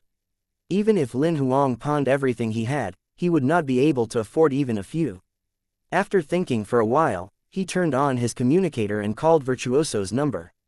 After a mere moment, Virtuoso's figure projected itself in front of Lin Huang. You contacted me just in time. I'm officially going into closed-door cultivation tomorrow. Virtuoso sounded happy. They seemed to be in a good mood. Is anything the matter? How many half-step Lord God territories would I be able to trade for the Nirvana trees that I divided between you and Saber 9? Lin Huang did not bother with small talk and got down to business right away. Virtuoso was stunned upon hearing that, and their tone became rather odd. How many? You might not even be able to get one. The price will more or less be considered the starting bid at auction. Lin Huang frowned slightly at that. He did not want to pour resources into purchasing a God territory. After all, if that were only the starting bid, the final auction price would go up several times over, perhaps even by several dozen times. Don't tell me you want to refine the God territories of half-step lords to boost your godly rights amplification. Virtuoso saw through Lin Huang's intention right away. Let me tell you, it's useless. A half-step lord is still, in essence, a 9th rank heavenly god. Not just in the universe, but even in the great world where we are now, countless people have tried that. After refining half-step lord and 9th rank heavenly god level god territories, a godly rights amplification remains the same. Not only that, the refinement takes more than a dozen times longer than refining 9th rank heavenly god level god territories. You have sufficient authorization now to do a quick search and find at least several hundred threads on Death Sickle's forum regarding this matter. It's common knowledge among heavenly god and many true gods. If you really want to refine god territories, Saber 9 and I can help you gather 9 9th rank ones. That will be sufficient to last you until you get to 9th rank. Virtuoso said a great deal more, but Lin Huang let it go in one ear and out the other. Naturally, he was aware of this common knowledge. However, with his body's current state, he could only refine half-step Lord God territories. 9th rank ones were of no use to him at all. If not, I don't mind abyssal half-step Lord God territories either. Lin Huang interrupted Virtuoso's continuing flow of conversation. Are you sure you only want half-step Lord ones? Virtuoso paused, then asked in all seriousness. I am. Lin Huang nodded resolutely. All right then. Virtuoso did not pursue the matter further. After all, everyone had their own secrets. As long as they're half-step Lord God territories, that will do. Abyssal ones will work too if they haven't been cleansed, that's not a problem either. Even those that have had their sequence powers sucked dry and are merely an empty shell are fine as well. Lin Huang extrapolated on his requirements, just get me as many as you can. Very well, I'll think of something. Virtuoso nodded and added, the same goes for Saber 9 as well. Yes. Lin Huang nodded. After ending the call, he felt slightly relieved. Fortunately, Virtuoso had not asked any sensitive questions, so Lin Huang had no need to fob him off with the answers he had prepared.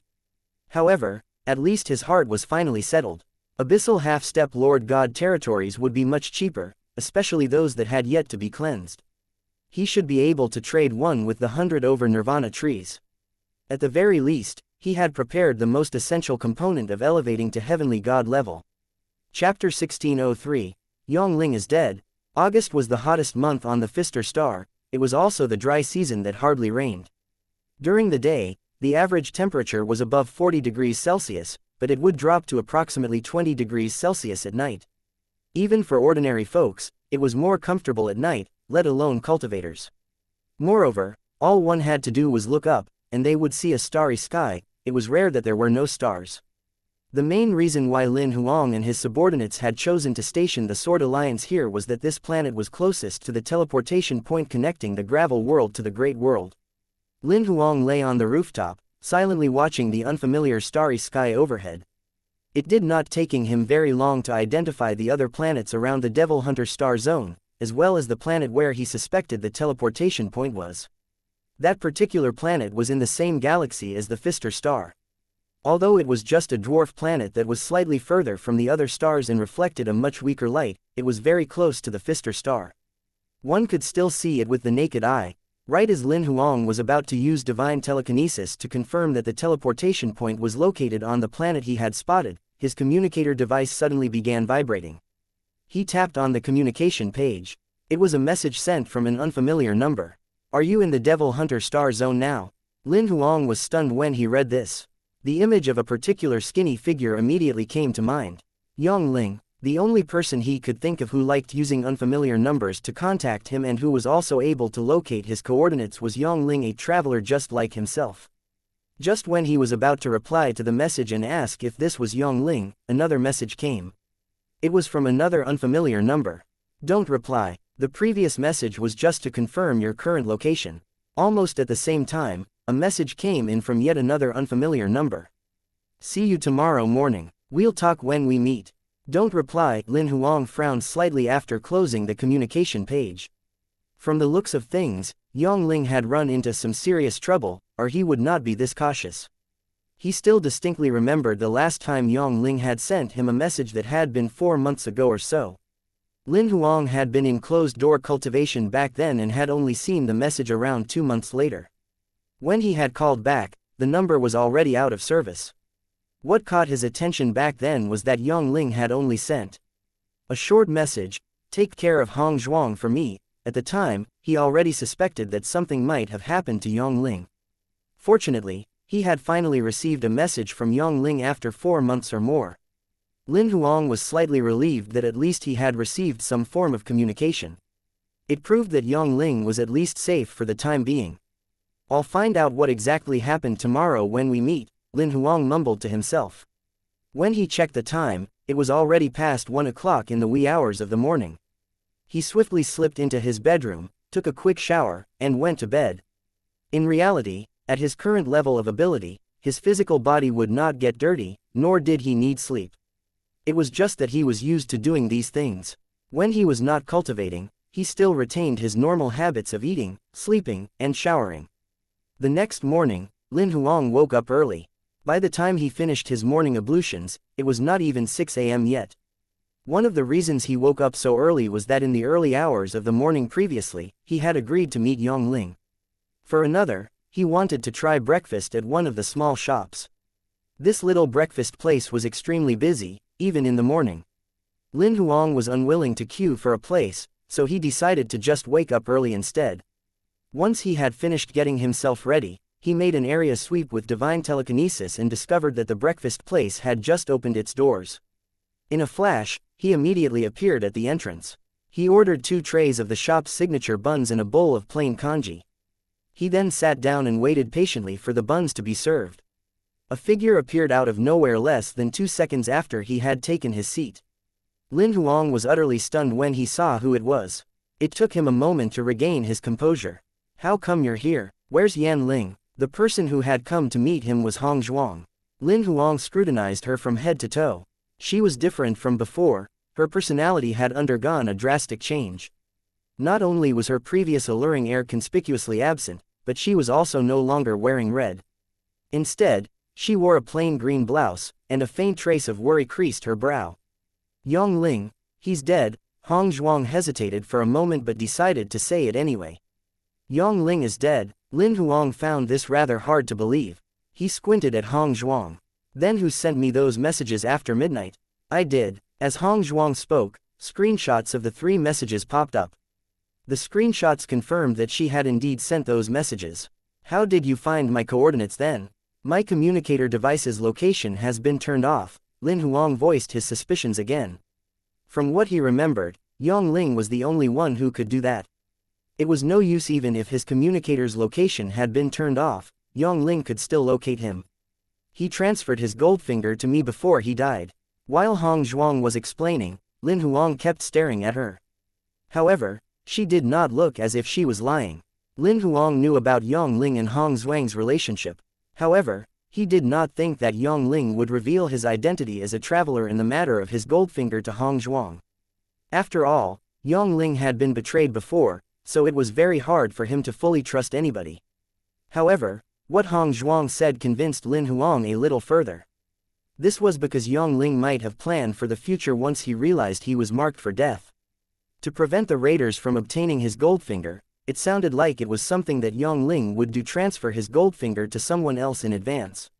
Furthermore, the recipient of the Goldfinger was Hong Zhuang, which was completely logical as the two of them were already in an intimate relationship. Theoretically speaking, only travelers could use Goldfingers. However, Yongling's Goldfinger was not whole. Moreover, with his intelligence and capability, it was entirely possible that he had found a method of transferring his Goldfinger to Hong Zhuang. He asked me to look for you. Hong Zhuang made no move to avoid Lin Huang's scrutiny. He also said that in this world, you're the only traveler he trusts. Lin Huang became very thoughtful after he heard this. What Hong Zhuang said sounded rather cheesy, but it certainly seemed to be something that Yongling would say before he died. Hong Zhuang probably did not make this up. How did he die? Lin Huang asked again after sorting out his thoughts and feelings. We were actually targeted by raiders as soon as we arrived in the Great World. Yongling's Goldfinger was just a remnant, but the individual capable of plundering his Goldfinger could sense its rough location. We've been on the run these past few years in the Great World because of that. About 4.5 months ago, the person who plundered Yongling's Goldfinger personally made a move. It was a lord who easily located our hiding place. Yongling sensed that all the layers of security measures he put in place had been breached. He knew our enemy was coming, so he transferred both his Goldfinger and the secret information in his mind to me before sending me away. So you didn't actually see Yongling's death with your own eyes? Lin Huang persisted. I didn't see him die, but I'm sure of it, Hong Zhuang explained patiently. I can sense that his aura remnant has been completely obliterated from his Goldfinger. You don't need to worry that the Goldfinger within me might attract that particular lord. Yongling reset the Goldfinger entirely when he transferred it to me. Although the reset made the Goldfinger lose most of its functions, it has cut off any connection with the original Goldfinger. Otherwise, I would have been captured over 4 months ago. Let's talk somewhere else. Lin Huang shot a glance at the buns that were now ready and got the lady proprietress to pack them for takeaway. With breakfast in hand, Lin Huang led Hong Zhuang to the Sword Alliance's headquarters. Chapter 1604. The name that cannot be mentioned again. Lin Huang had initially thought he would be reuniting with Yongling. He had never expected Hong Zhuang to be the one who showed up instead. Not only that, the woman had brought news of Yongling's death. Lin Huang was familiar enough with Hong Zhuang. He had met her the first year he had traveled to the gravel world. Back then, he had just started on his cultivation path. Since that time, the two of them had crossed paths more than once. However, as far as Lin Huang was concerned, his interactions with her could not be considered pleasant. From the very beginning, he had never understood this woman. If he only took into consideration their past interactions, Lin Huang would not be willing to have too much contact with her. However, due to her position, he could not ignore her request for help. She was Yongling's girlfriend. Furthermore, Lin Huang had considered Yongling a true friend. Although on the surface it seemed that many of the interactions between the two over the last few years had been limited to business transactions involving disguising identities, Yongling and Lin Huang were both travelers from Earth. As a result, they were able to relate to many of the things that each encountered respectively. They were both strangers in a strange land. Both of them came from the same place, both also had similar experiences as travelers who were now strangers residing in strange lands. In truth, they could sympathize with each other. Lin Huang had even considered that when he had time, he would chat with Yongling about things that had happened on Earth. However, he would never have the opportunity to do so now. After a detailed talk with Hong Zhuang, he found out what had happened to her and Yongling. The pair were almost constantly hiding from the raiders' pursuit.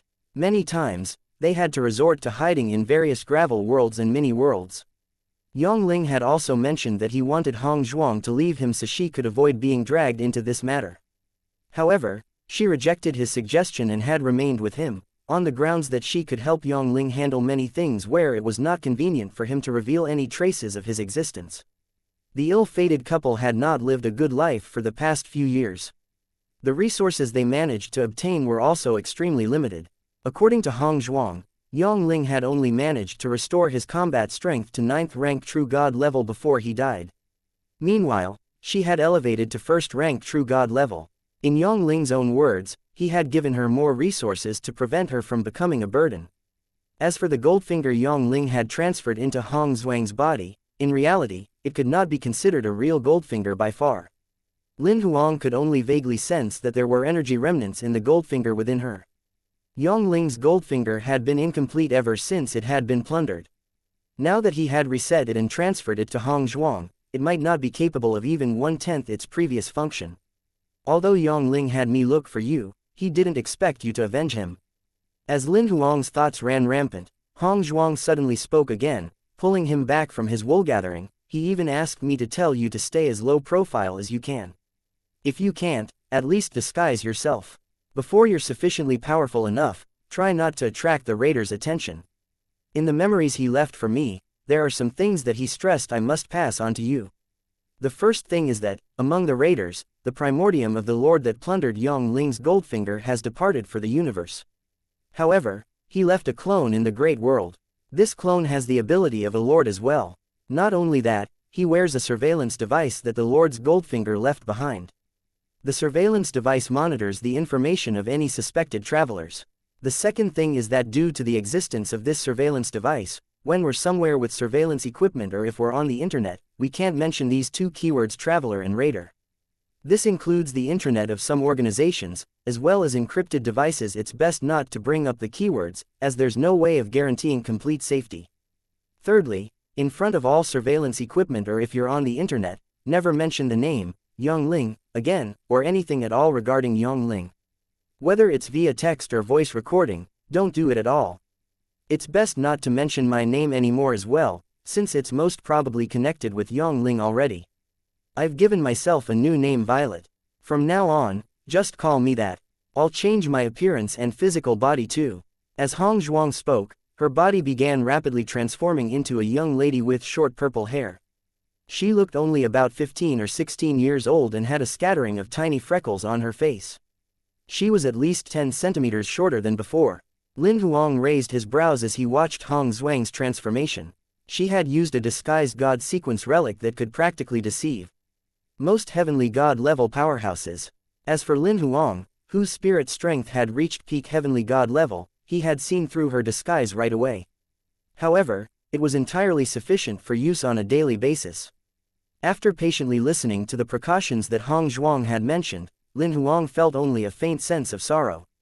Yongling was already dead, but his name could not even be mentioned. From this, the tyranny of the raiders could be seen. Not only did they want to take every good thing from an individual, but they also wanted to wipe out every trace of one's existence. This was viciousness of the highest order. Lin Huang fell silent for a long time, looking at Hong Zhuang. Her form had changed completely now, and she had purple hair. There was almost no trace to be seen of the former Hong Zhuang. This woman had truly changed a great deal. The old Hong Zhuang had been stubborn, untamed, and free.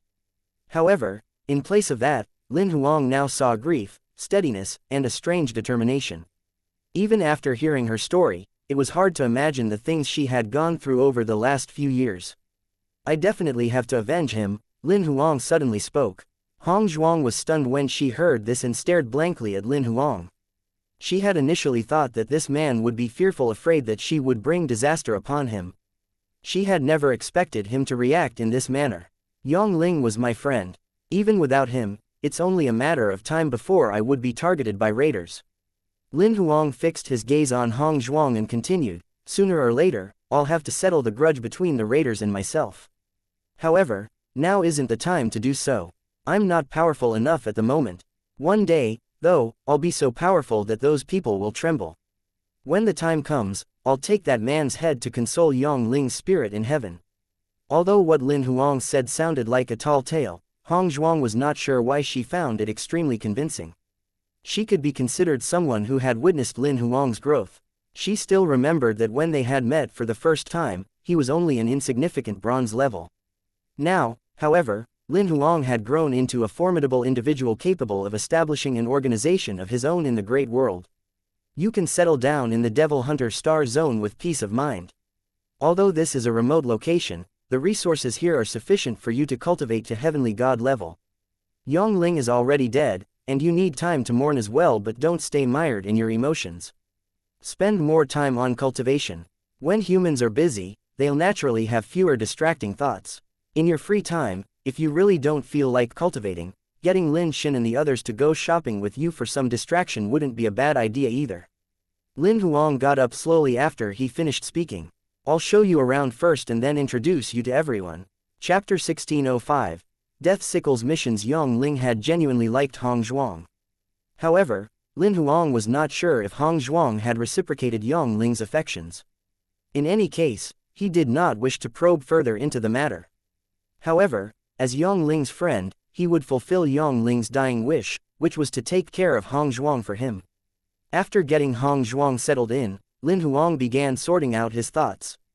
Yang Ling's death gave him an even more acute sense of impending danger. The raiders were much more powerful than he had expected, as well as more despicable. As far as Lin Huang was concerned, the best way to rid himself of this overhanging sense of danger was to elevate his ability. Let me max out the number of god rules for my godly right. Integration first, as soon as possible. That way, as soon as I get the half-step Lord God territories from Virtuoso, I can refine them right away and elevate to heavenly god level. Although there were other channels he could use to elevate his ability, Lin Huang decided to fill up his god rules to capacity first after some consideration. His godly right had already integrated 1.5 billion god rules. In truth, he was fast approaching his limit. Moreover, this was not a difficult undertaking. It could be achieved by killing heavenly gods. However, Lin Huang wanted to kill two birds with one stone. Therefore, he pulled up the missions page on the Death Sickle forum and began looking for missions. Although obtaining god rules would be a little slower when hunting down mission targets, he would be able to gain some handsome rewards from the missions themselves.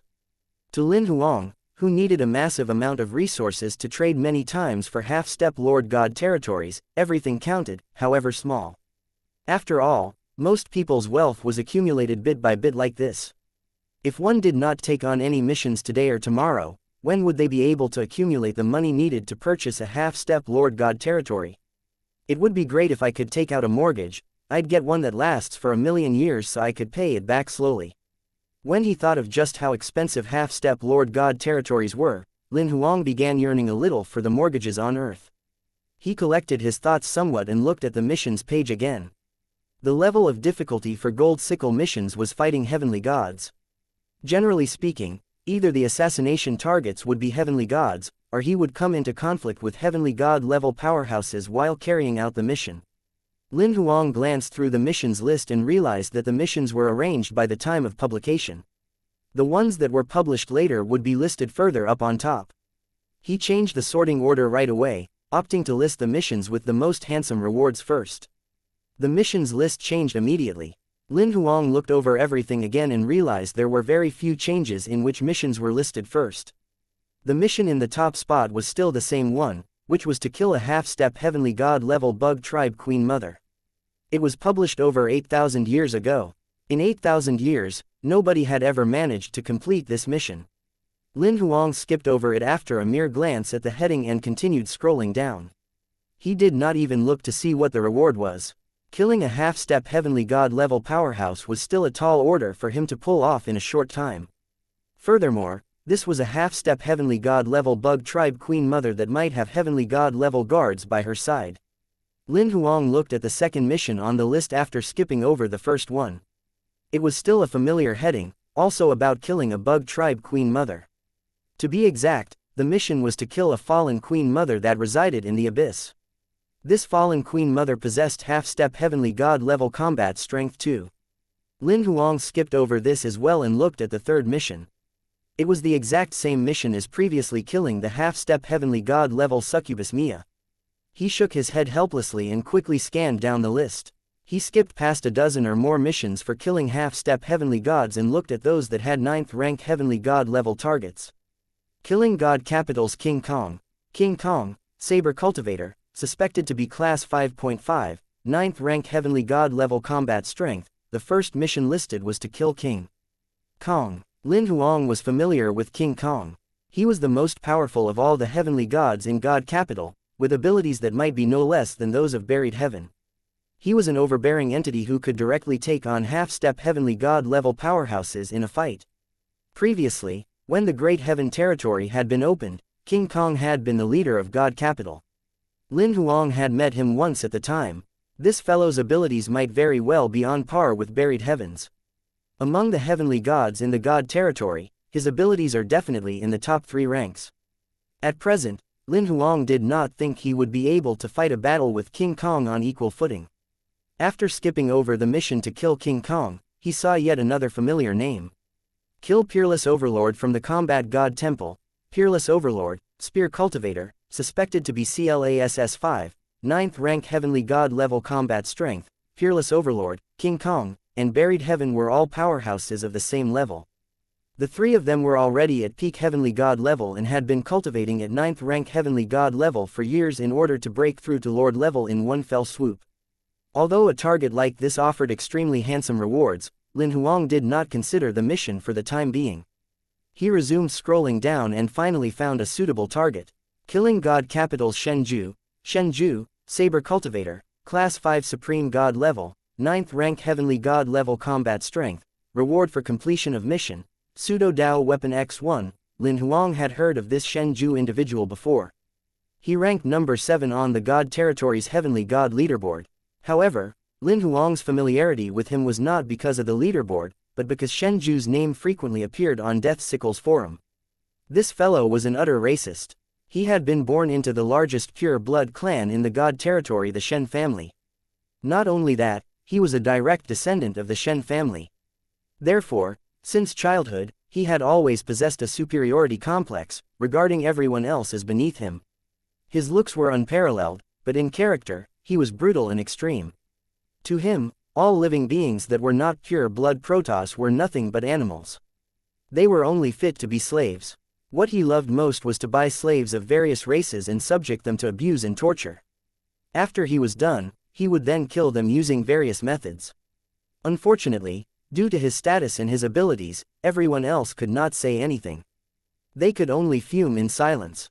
This jerk is also on the missions list. Lin Huang raised his brows. His abilities should be on par with mine now. After some consideration, he accepted the mission. As far as Lin Huang was concerned, accepting easily achieved missions with generous rewards was a matter of course. However, he also felt that more challenging missions afforded him the opportunity to improve. Besides, this Shenju fellow certainly deserved to die. After accepting the mission to kill Shenju, Lin Huang resumed scrolling down the list and came across yet another familiar name.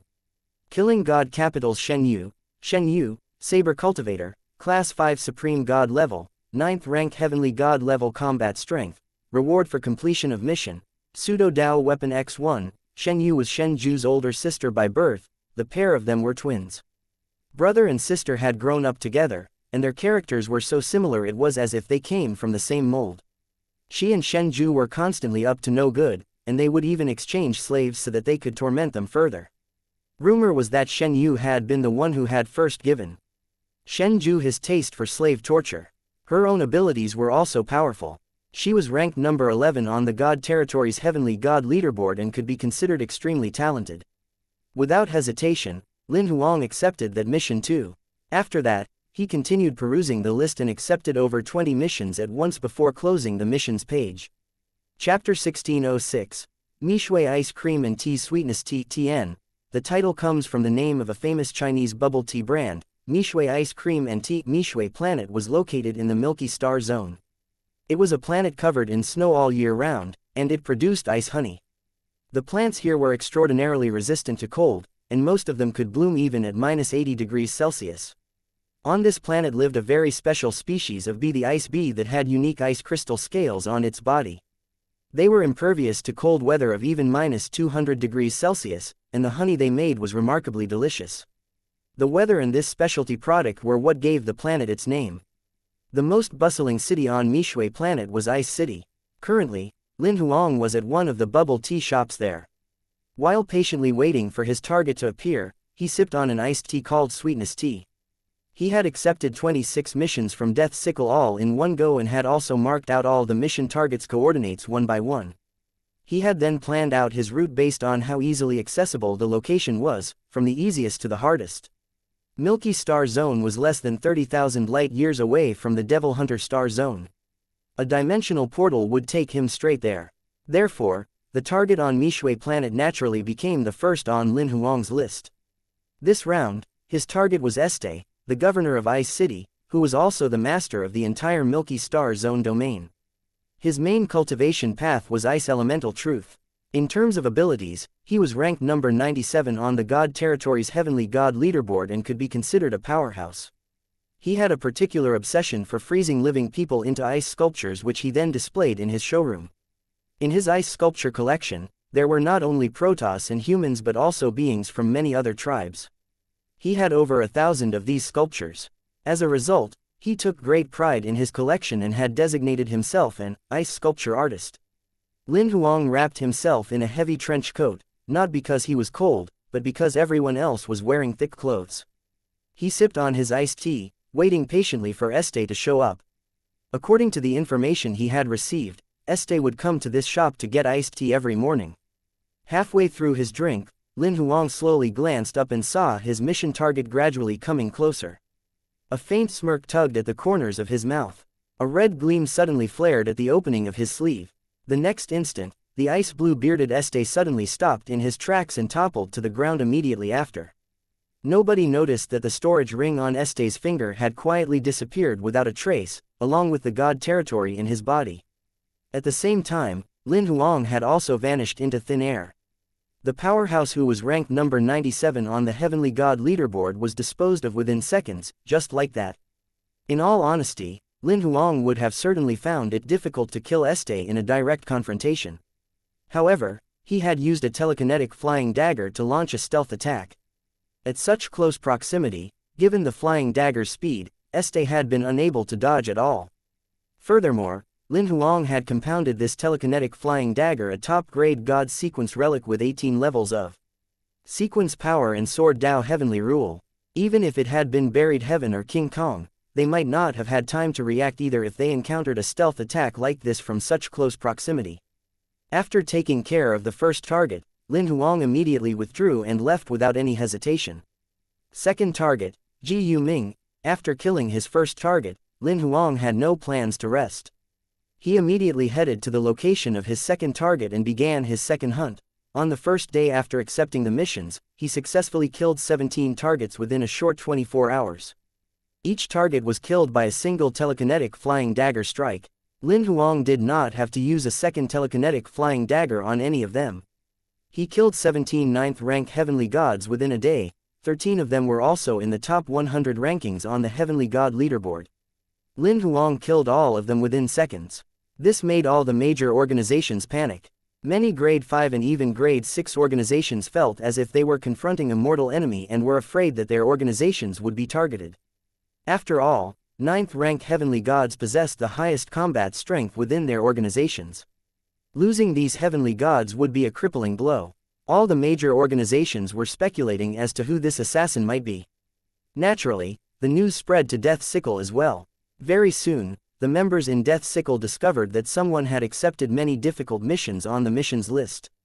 Furthermore, the 17 people who had died were all targets of these particular missions. The missions had yet to be submitted, though, so they had no idea who exactly might be behind them. However, many people in Death Sickle's inner circle suspected that Buried Heaven was responsible. This was because 13 of the targets were in the top 100 ranks on the Heavenly God leaderboard, and they had been killed almost instantly. As far as everyone knew, out of all Death Sickle's gold sickles, Buried Heaven was the only one who could pull this off. After a busy first day, Lin Huang did not slow down on the second day either. He rapidly disposed of his 18th, 19th, and other subsequent targets. By dawn of the third day, Lin Huang had completed 24 missions. Only two targets remained: Shenju and Shenyu. The twins' territory was located within the core zone of the God territory, a fiefdom that God Capital had allocated to them. This was also the most difficult thing about the mission. God Capital's headquarters was guarded by a lord. Not only that, there were several half-step lords who were stationed across God Capital's various territories. Shenju and Shenyu's fiefdom was not far from the territory of one of God Capital's half-step lords. Therefore, the greatest difficulty in killing the pair lay not in their inherently powerful abilities but in the fact that Lin Huang had to dispatch them swiftly and then escape from God Capital's territory. Based on the information provided by Death Sickle, Lin Huang had to kill both Shenju and Shenyu within 3 seconds and then teleport out in order to successfully complete this mission. If not, the half-step lord from the next territory would hasten to the scene. Furthermore, once the half-step lord had sprung into action, the lord who was guarding God Capital would send his consciousness over right away. In other words, even if the half-step lord powerhouse were the one making a move, Lin Huang would die on the spot if he were unable to escape in time. I only have one chance to attack. Whether I manage to kill them or not, I have to leave immediately. Upon entering Gemini, Lin Huang had gone into complete seclusion and was now cracking his head over how to complete this mission. He was also aware that his 2-day killing spree had alerted the various major organizations, including God Capital, which was a grade 7 organization. After all, the ones killed were all 9th rank Heavenly God level, and most of them were well-known figures on the Heavenly God leaderboard. Not only that, they had been instantly killed and completely unable to defend themselves. The several grade 7 organizations were rather worried that their young potentials would be targeted. After all, individuals who had been singled out for nurturing all had the potential to become lords and were immensely talented. The siblings, Shenju and Shenyu, happened to be young potentials of this sort. God Capital was a gathering ground for pure-blood Protoss, and most members looked down on other tribes. Theoretically, they did not think that there was anything wrong with the twins. At most, they thought their behavior was rather cruel. No one disciplined them either. God Capital's upper echelons were not unaware of the things the pair had done behind their backs. They merely turned a blind eye and acted as if they saw nothing. This was why over the years, the siblings had become increasingly unreasonable and ruthless. However, as far as Lin Huang was concerned, the duo's behavior was completely unforgivable. Chapter 1607. Gemini was where siblings Shenju and Shenyu were stationed. Since many 9th-rank geniuses on the Heavenly God leaderboard's ranking list had been killed one after the other, the twins' movements had been curtailed by God Capital's upper echelons. The siblings had been unable to leave Gemini for the past few days. God Capital's upper echelons thought it would be the safest for them to stay on Gemini. The minute something went awry, the half-step lord would be able to get there at once. Not only that, God Capital was now regulating all entries and departures from Gemini. Any powerhouses above Heavenly God level who wished to enter Gemini would have to submit a complete set of identification documents for review. They would only be allowed entry if they passed. For high-level Heavenly Gods and half-step lords, the process was especially stringent. However, none of this had anything to do with Lin Huang. No matter what, he still looked like a true god. In God Capital's eyes, he was the completely harmless type.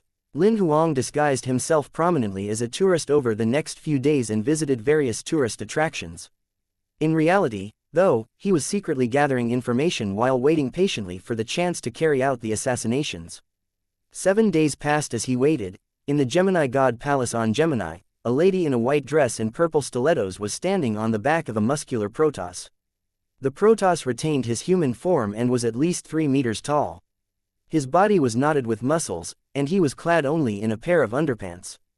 At the moment, he was crawling on the ground on all fours like a dog, letting the lady stand on his back as she pleased. Around his neck was a collar with a black chain attached to it. The lady was holding the other end of the chain. 326, go to Shenju's courtyard. The muscular Protoss immediately began crawling, going as fast as the wind. Judging by his speed alone, his abilities were definitely those of a Heavenly God-level powerhouse. However, this powerful being was not only chained like a dog, but he was also submitting to the lady's orders. It only took a moment for the Protoss to arrive at a particular courtyard, bearing the lady on his back. However, once he got to the entrance, he stopped and prostrated himself on the ground. The lady in the white dress stepped forward on her. stilettos and trod on his head, taking her time to hop down slowly. She then casually fastened the chain around the neck of a stone sculpture at the entrance, then went through the gate. After seeing the lady in the white dress through the gate, the muscled Protoss glanced at the length of the chain between him and the stone sculpture. It did not seem long enough for him to sit up, so he crawled 2 steps forward to try and shorten the distance. When he saw that the chain had loosened significantly, he slowly got up and tried to sit down. However, before he could be fully seated, the chain tightened completely. It was not long enough. He hurriedly stopped trying to get up, worried that he might accidentally break the chain. Once again, he lay down and prostrated himself helplessly on the ground. In reality, the chain was looped around the stone sculpture several times. He could absolutely have unwound the chain twice, and it would be sufficient length for him to be able to sit. However, he did not dare to touch it at all. The lady in the white dress and purple stilettos went into the courtyard and slipped quickly into a large palace. In the deep recesses of the palace was a naked lady tied to a metal stand. She had 7 foxtails growing from her lower back. She was obviously a member of the 9-tailed fox tribe. The 9-tailed fox tribe was part of the Protoss. A 9-tailed lord-level powerhouse had even emerged previously, and they had attained the rank of a grade 7 organization. However, since the death of that particular lord, the 9-tailed fox tribe had been utterly reduced to a grade 6 organization. Not only that, for thousands of years, they were ranked at the bottom of all the grade 6 organizations. Despite their decline, theoretically, members of the 9-tailed fox tribe should not have been reduced to the level of slaves. Clearly, this 9-tailed fox had not been obtained via legal channels. What? It's been over a month now, and this girl still hasn't yielded. The lady in the white dress seemed to be enjoying the show. She was watching a man who bore 90% resemblance to her whipping the 9-tailed fox lady with a whip imbued with a thunder god sequence chain. Not only was the lady in white devoid of sympathy, but she also seemed eager, as if she would like to have a go with the whip herself. Her god soul is already 9th rank, and she has immense force of will. I've tried countless ways over the past few months, but the results are insignificant. All I can do is torture her slowly. Upon hearing that, the man wielded the whip twice more before stopping. He turned around and looked at the lady in the white dress. However, there will come a day when I'll make her kneel on the ground and lick my toes willingly and obediently. In appearance, he was extremely handsome. He could even be considered pretty. If he were on Earth, he would certainly outshine all the young, pretty boy celebrities. The white suit he wore set off his charisma, making him look extraordinarily refined. However, those who were acquainted with him knew that although he looked good on the surface, there was nothing else good about him. He was rotten on the inside, even more odious than the disasters in the abyss. Why did you come here today? You're my brother. Can't I visit you when I have nothing to do? The lady in the white dress said with a smile. If you're not here for anything in particular, I'll resume what I'm doing, the man in the white suit said and raised the whip in his hand. Aren't you bored after being confined for a week? The lady in the white dress asked in exasperation. The old geezers won't let us go out. What can I do? The man in the white suit more or less guessed the purpose of his older sister's visit. I heard there'll be good stuff at the auction tonight, the lady in the white dress commented. What you think is good might not be something I find acceptable. The man in the white suit feigned indifference. Do you think I don't know your taste? Don't worry, there are things that will suit you. Only then did the man in the white suit turn around and look at his sister. What about the old geezers? It's not like we're leaving Gemini. We can't stay in all the time. It's been a week. The lady in the white dress sounded rather annoyed as she spoke. Do they think we're pet birds they can lock in a cage? That's true. It's been a week, and there's been no more news about other heavenly gods being assassinated. I wonder what those old geezers are worried about. The man in the white suit was not very happy either. Who would be foolhardy enough to barge into God capital territory to kill someone? That's right. The lady in the white dress agreed. The minute the half-step lord shows up here, the lord would sense it. The assassin wouldn't even have a chance to attack. If they were heavenly god level and we joined forces to fight, even if we're no match for Buried Heaven and King Kong, it wouldn't be hard to drag things out for a couple of hours. Besides, it will only take 3 to 5 seconds for the half-step lord to get here. The man in the white suit abruptly fell silent. Naturally, he knew that his sister was exaggerating their abilities. He had seen King Kong fight. He was very much aware that they would not be able to hold out for an hour even if he joined forces with his sister. In fact, it would be hard to last for even half an hour. However, he also felt it should not be a problem for them to hold out until the half-step lord arrived. Given how vigilant that bunch of old higher-ups is, they probably aren't going to let us out for at least a month. The man in the white suit thought this over. If we want to go out, we'll have to sneak out. I think so too.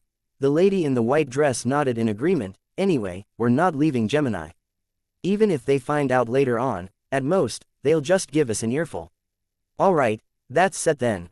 After dinner, we'll each leave a clone behind to cover up for our absence, then we'll meet up directly at the entrance to the black market.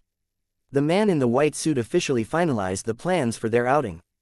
Chapter 1608. The joys of the rich Lin Huang headed straight to the black market after dinner. There was an underground auction there tonight. He had heard that there would be slaves of various tribes among the items up for bid. Lin Huang knew that the siblings, Shenju and Shenyu, would be there. It had been a week since the consecutive killings of the heavenly gods who were on the heavenly god leaderboard's ranking list. Throughout the week, this incident had stirred heated discussions everywhere. At first, most people speculated that Buried Heaven was responsible. However, someone confirmed that Buried Heaven had gone into the abyss with an expedition of troops and had not come out yet. There were also several people who thought it might be Shu Mu from Death Sickle, who had risen to fame recently. However, others quickly shot this speculation down. After all, although Lin Huang had obtained the highest combat results under the guise of Shu Mu a couple of months ago, he had only killed third-rank heavenly god-level powerhouses. Furthermore, he was only a true god. Many of the dead victims were geniuses from various organizations and had been on the heavenly god leaderboard's ranking list. Anyone who could make it into the heavenly god leaderboard rankings was the cream of the crop among 9th-rank heavenly gods. Their abilities were beyond those of any ordinary 9th-rank heavenly god. Any individual who could kill these people almost instantly had to be either a half-step lord or a peak heavenly god-level powerhouse like Buried Heaven. Many people had no doubts about Shu Mu's ability once he elevated to 9th-rank heavenly god level in the future. They even felt that he might surpass Buried Heaven. However, logically speaking, it was less than half a year since Shu Mu had first shown his face in public. No matter how talented he was, it was impossible for his combat strength to advance a whole level within such a short time and elevate to 9th-rank heavenly god level. The name Shu Mu merely came to everyone's mind for a second and was then immediately buried and forgotten. Anyway, there were other assassin organizations in the god territory as well, apart from Death Sickle. Not only that, but the assassin might also be from outside the god territory. After several days of enthusiastic discussion, Lin Huang's temporary pause in the killings caused the popularity of the topic to gradually die down. On the internet, with its constant information explosion, everyone had short memories. They were easily distracted by new things as well. This was what Lin Huang wanted because he knew that if the topic grew more popular, it would only make it more difficult for him to kill his last two targets. After entering the auction grounds, he quickly found himself a seat. After sitting down, he began looking around. This sort of illegal underground auction happened from time to time with no fixed schedule. Each time, the venue would either be temporarily erected, or rented to avoid the event being reported. The auction venue in Gemini's black market was not very large and could only hold 3,000 people. There was no VIP room either. It was just an open hall with 30 rows of seats in total, with 100 seats per row. Lin Huang's seat was in the last row, the 30th row, and was beside the walkway, closest to the door. One of the reasons why he picked this seat was that if anyone were sitting behind him, they would notice something unusual if he made any moves, however small. Another reason was that this was the most convenient seat for leaving the hall. He chose to carry out the assassination inside the venue, as there were many uncertain factors if he were to attempt the killings while his targets were on their way to the auction. If the two targets did not depart at the same time, he could only kill one of them and would have to give up on his second target. No such issue existed if the assassination took place in the venue itself because the siblings would meet there sooner or later. All he had to do was to wait patiently for the two of them to appear. Moreover, during this period when everyone was jittery, Shenju and Shenyu's status and potential in God Capital meant they would certainly have powerful guardians covertly following them. In a place with a crowd, it would also be easier to distract these guardians. Lin Huang's arrival at the venue was considered relatively early. After he went in, more people began showing up rapidly. Seeing that the first row was fast filling up, Lin Huang became increasingly uncertain whether or not Shen Ju and Shen Yu would come. After all, the guest list was completely confidential, and he was only guessing that they would make an appearance since there were slaves at the auction this time. He was not 100% certain that they would. Right as the auction was about to officially start and the auctioneer was waiting to go on stage, two figures finally showed up late. These two individuals were a lady in a white dress and a man in a white suit. Both of them looked 90% similar to each other.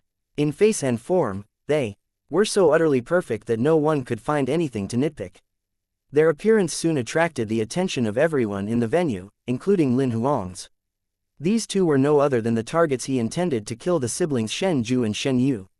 Despite having attracted everyone's attention as soon as they showed up, the twins' expressions betrayed no signs of surprise, as if they were already used to such reactions.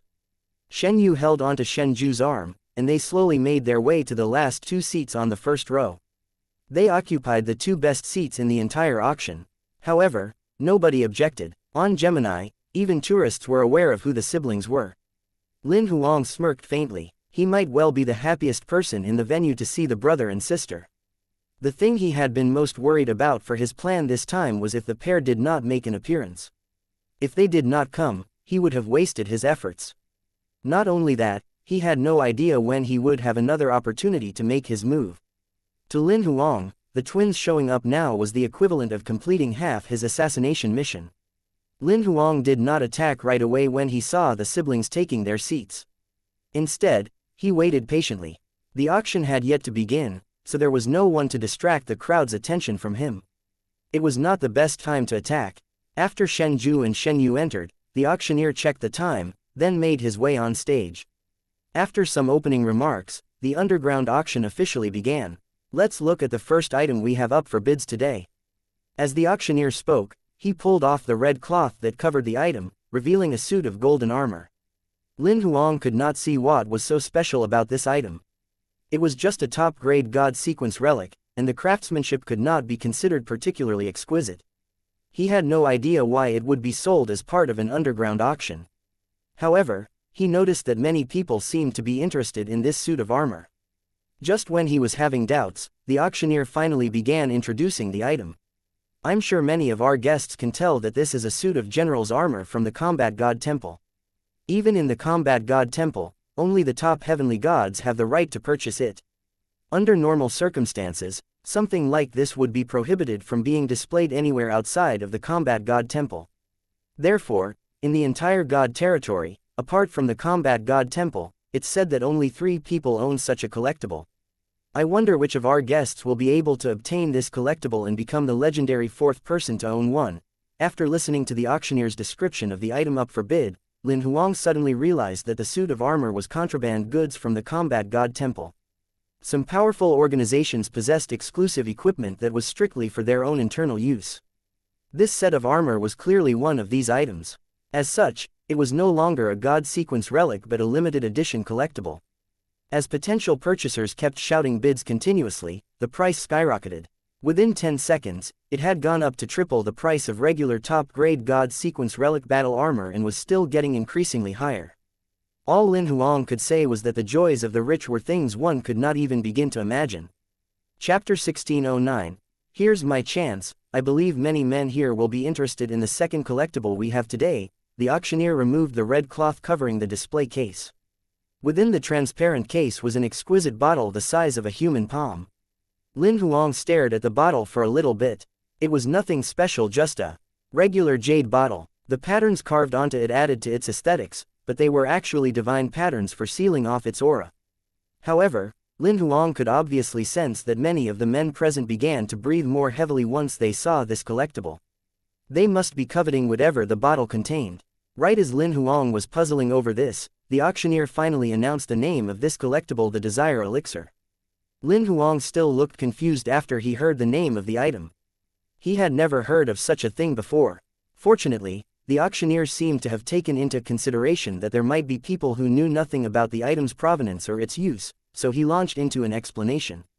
The Desire Elixir is a rare and very special potion. This bottle that you see before you came into the auction house's hands by chance. There are no reliable channels for obtaining it. There are 2 main reasons for this elixir's rarity. One is that there are very few apothecaries who know the formula. At present, in the entire God territory, there are perhaps only 2 or 3 individuals who can formulate this potion. The other reason is that its main ingredient is the blood of abyssal desires, which is extremely difficult to obtain. Lin Huang was stunned when he heard abyssal desires being mentioned. A desire was a type of disaster derived from extreme desire and abyssal energy. Can we really use an elixir made from the blood of something like that? Lin Huang had already guessed the so-called desire elixir's general function without the need for further explanation from the auctioneer. No matter how thoroughly the apothecary had purified the elixir from abyssal energy and negative emotions, its ingredients alone meant that it could not be auctioned or sold legally. It could only be put up for bid at underground auctions. A short while later, the auctioneer began describing the elixir's powers after he had finished boasting about its rarity and how difficult it was to produce. He added many exaggerated embellishments, but they were not too far from Lin Huang's speculations. This potion was an extremely powerful aphrodisiac with strong hallucinogenic properties. The auctioneer even admitted that it could be slightly addictive. However, the word, slightly, made Lin Huang scoff. If this could cause even half-step lords to become addicted, one could imagine how tremendously habit-forming such a thing could be for less powerful heavenly gods and true gods. Even if one did not take into account the main ingredients and focused only on the elixir's function, it was inconceivable that the various major organizations would allow this to be sold legally through the proper channels. What made Lin Huang speechless was that Shen Zhu and Shen Yu also joined in the bidding wars, even bidding against each other a few times. In the end, the two seemed to come to some sort of agreement and stopped bidding against each other. Shen Zhu managed to obtain the desire elixir at a high price, equivalent to that of a pseudo-Dao weapon. This made Lin Huang greatly covet the storage rings the twins were wearing. He knew that they were definitely wealthy, based on their extravagant bids. After the second item sold, the auction continued. The subsequent items that were put up for sale made Lin Huang realize why this was an underground auction. Among the auction items were limbs of unpurified abyssal creatures, exclusive items obtained from major organizations, including grade 7 ones, as well as strange, peculiar cursed items. There were even the remains of half-step lords from sources unknown. The entire auction went on in a heated frenzy, with endless bids being shouted out. To avoid suspicion, Lin Huang bid numerous times as well. He bid on exclusive items from the Combat God Temple in Death Sickle, 2 cursed items, and the remains of 3 half-step lords. In truth, he was genuinely interested in the remains of the 3 half-step lords. This was because, according to what the auctioneer had said, the god territories within their bodies were intact and had not been stripped away. However, in the end, all his bids were unsuccessful. He was completely unable to go up against the others. As for the remnants of the 3 half-step lords, Shen Zhu bought the female remains, while Shen Yu bought those of the 2 males. Both of them bid so high it was ridiculous. The female half-step lord's remains were eventually sold for the price equivalent of 7 pseudo-Dao weapons. Shen Yu's bid was the price equivalent of 6 pseudo-Dao weapons for the 2 male remains. Everyone else could not compete with them at all. Watching the pair and their starting bids, Lin Huang could not help exclaiming secretly in his mind, "Are pseudo-Dao weapons worth so little this year?" After the remains of the 3 half-step lords had been sold off, the auction finally entered the next session, the auction of living creatures. As soon as it began, a huge case was brought on stage. The auctioneer removed the red cloth, revealing an inky black monster sealed in a transparent crystal cylinder. Lin Huang's pupils contracted slightly upon seeing this. He had come across such a monster in the abyss not long ago. It was an abyssal monster called the Ink Killer. Its combat strength was usually that of a high-level heavenly god, and its main cultivation path was shadow elemental truth. It was extremely proficient in the art of killing by stealth.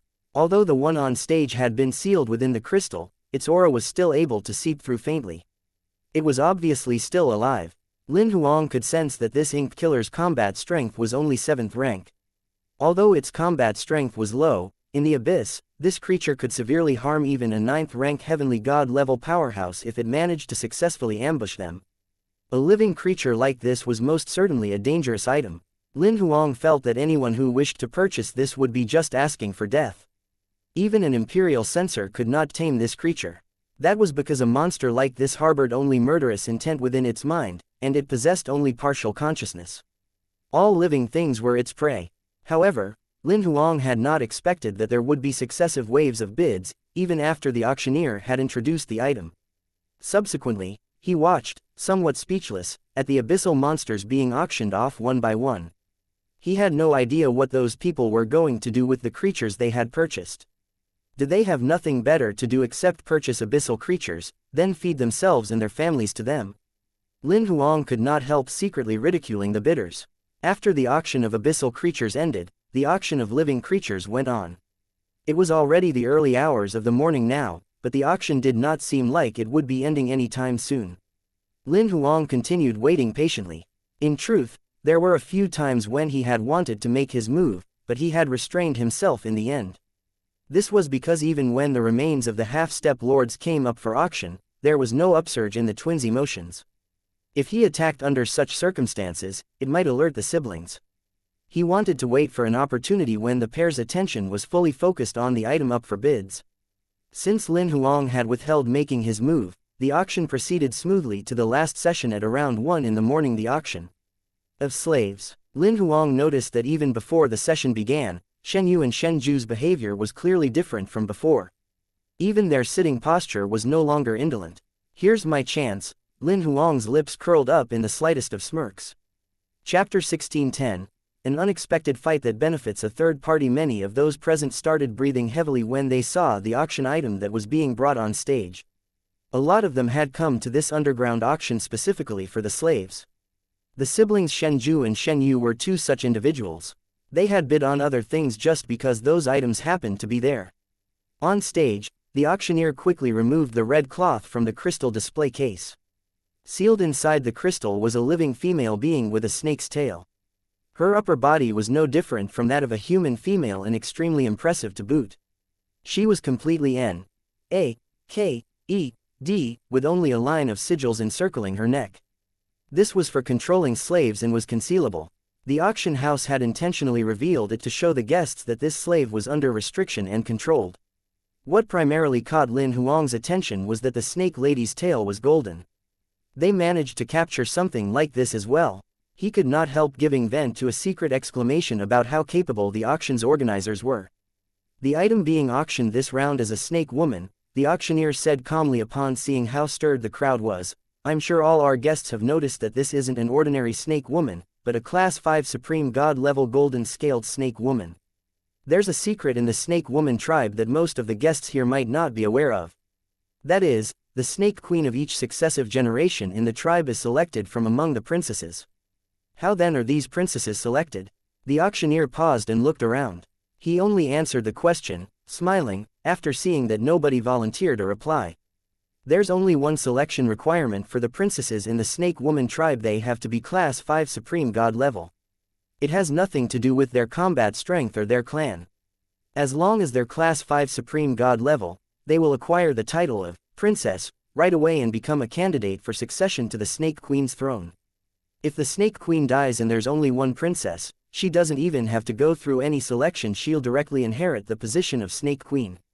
In other words, we're auctioning off a princess of the Snake Woman tribe. Who knows, she even might be the future Snake Queen. Lin Huang felt he had learned something new when he heard this. It was also his first time hearing the selection rules for choosing the Snake Queen's successor. The crowd went absolutely wild. Everyone understood the underlying meaning of what the auctioneer was saying. If they could obtain this Snake Woman princess and come up with a suitable plan, for instance, killing off the Snake Queen and the other Snake Woman princesses, they could have their slave inherit the Snake Queen's position. This would give them control over the entire Snake Woman tribe. Although the population of the Snake Woman tribe was low and they were not considered a major tribe in the God territory, there might just be a half-step lord in the tribe, perhaps even more than one. Gaining control of a tribe like this would be the equivalent of controlling a top grade 6 organization. Naturally, Lin Huang caught the hidden meaning behind the auctioneer's words. However, he was not thinking about the affairs of the Snake Woman tribe. Rather, he was considering the situation in the Nephilic Judge tribe. Ever since Kylie's elevation to CLASS 6, she had become the queen of the entire Nephilic Judge tribe. In actuality, this also meant that Lin Huang secretly controlled the fate of the entire Nephilic Judge tribe. The Nephilic Judge tribe was much more powerful than the Snake Woman tribe. Among the numerous pieces of information she had passed on to Lin Huang, Kylie had conveyed a specific detail to him once. There were only 3 visible half-step lords in the Nephilic Judge tribe, but the actual number might be double that. Furthermore, there might also be still living lord-level patriarchs, it was just that they had not made an appearance in this era. The abilities that this tribe displayed publicly were just the tip of the iceberg. This was also why Lin Huang had dismissed the idea of using a summons to compel Kylie to return. Instead, he had agreed to Bloody's plan, which was to have Kylie remain with the Nephilic Judge tribe. The siblings Shen Yu and Shen Ju were bidding continuously. However, they were not the only wealthy ones present at the auction. There were also several others who kept bidding against the twins and were not willing to give up. One lady even raised the bid to the price of a Dao weapon, scaring off a few competitors. It was not just the people present who were puzzled, even Lin Huang was confused at this. A price like that was enough to buy a half-step lord-level slave. This golden-scaled snake woman was only 3rd rank heavenly god level, after all. However incredible her potential, one would still need to invest in resources to train her. As for what the auctioneer had said about controlling the entire snake woman tribe through her, it was utterly ridiculous. The snake queen of the present era was a half-step lord. According to the succession rules for the snake queen that the auctioneer had described, the snake queen currently in power should be at least class 5 supreme god level. The abilities of a class 5 supreme god level half-step lord would certainly be outstanding even among half-step lords. How could she be assassinated so easily? Lin Huang could understand why Shen Yu and Shen Ju were bidding. After all, the pair loved to collect slaves. However, he could not understand why the lady sitting in the same row as him was bidding so furiously. Could it be that this lady had the same interests as the sibling? However, in terms of wealth, in the end, it was still the twins who were more solid financially.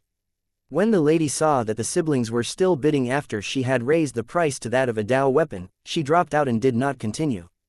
The siblings seemed to have come to a quick agreement, and Shen Ju raised the bid for the golden-scaled snake woman to the price of a Dao weapon and 2 pseudo-Dao weapons. Just when the auctioneer was about to announce that the bid had been successful, an incident suddenly occurred in the venue. The lady in the same row as Lin Huang, the one who had been bidding, suddenly made a move. She thrust a hand out and made a snatch at the crystal that contained the golden-scaled snake woman.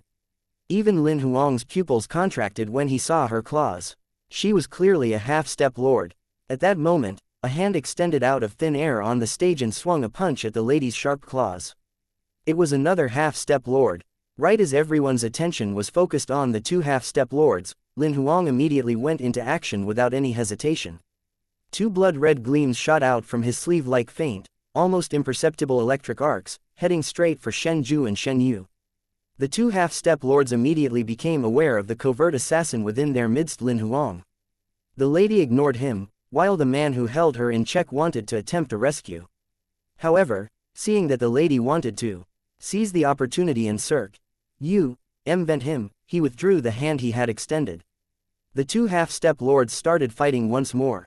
Since everyone present was focused on the 2 half-step lords, nobody else had noticed Lin Huang's attack at all. Shen Yu and Shen Ju were craning their necks to watch the battle as well. By the time death threatened them, even if they had wanted to react, it was already too late.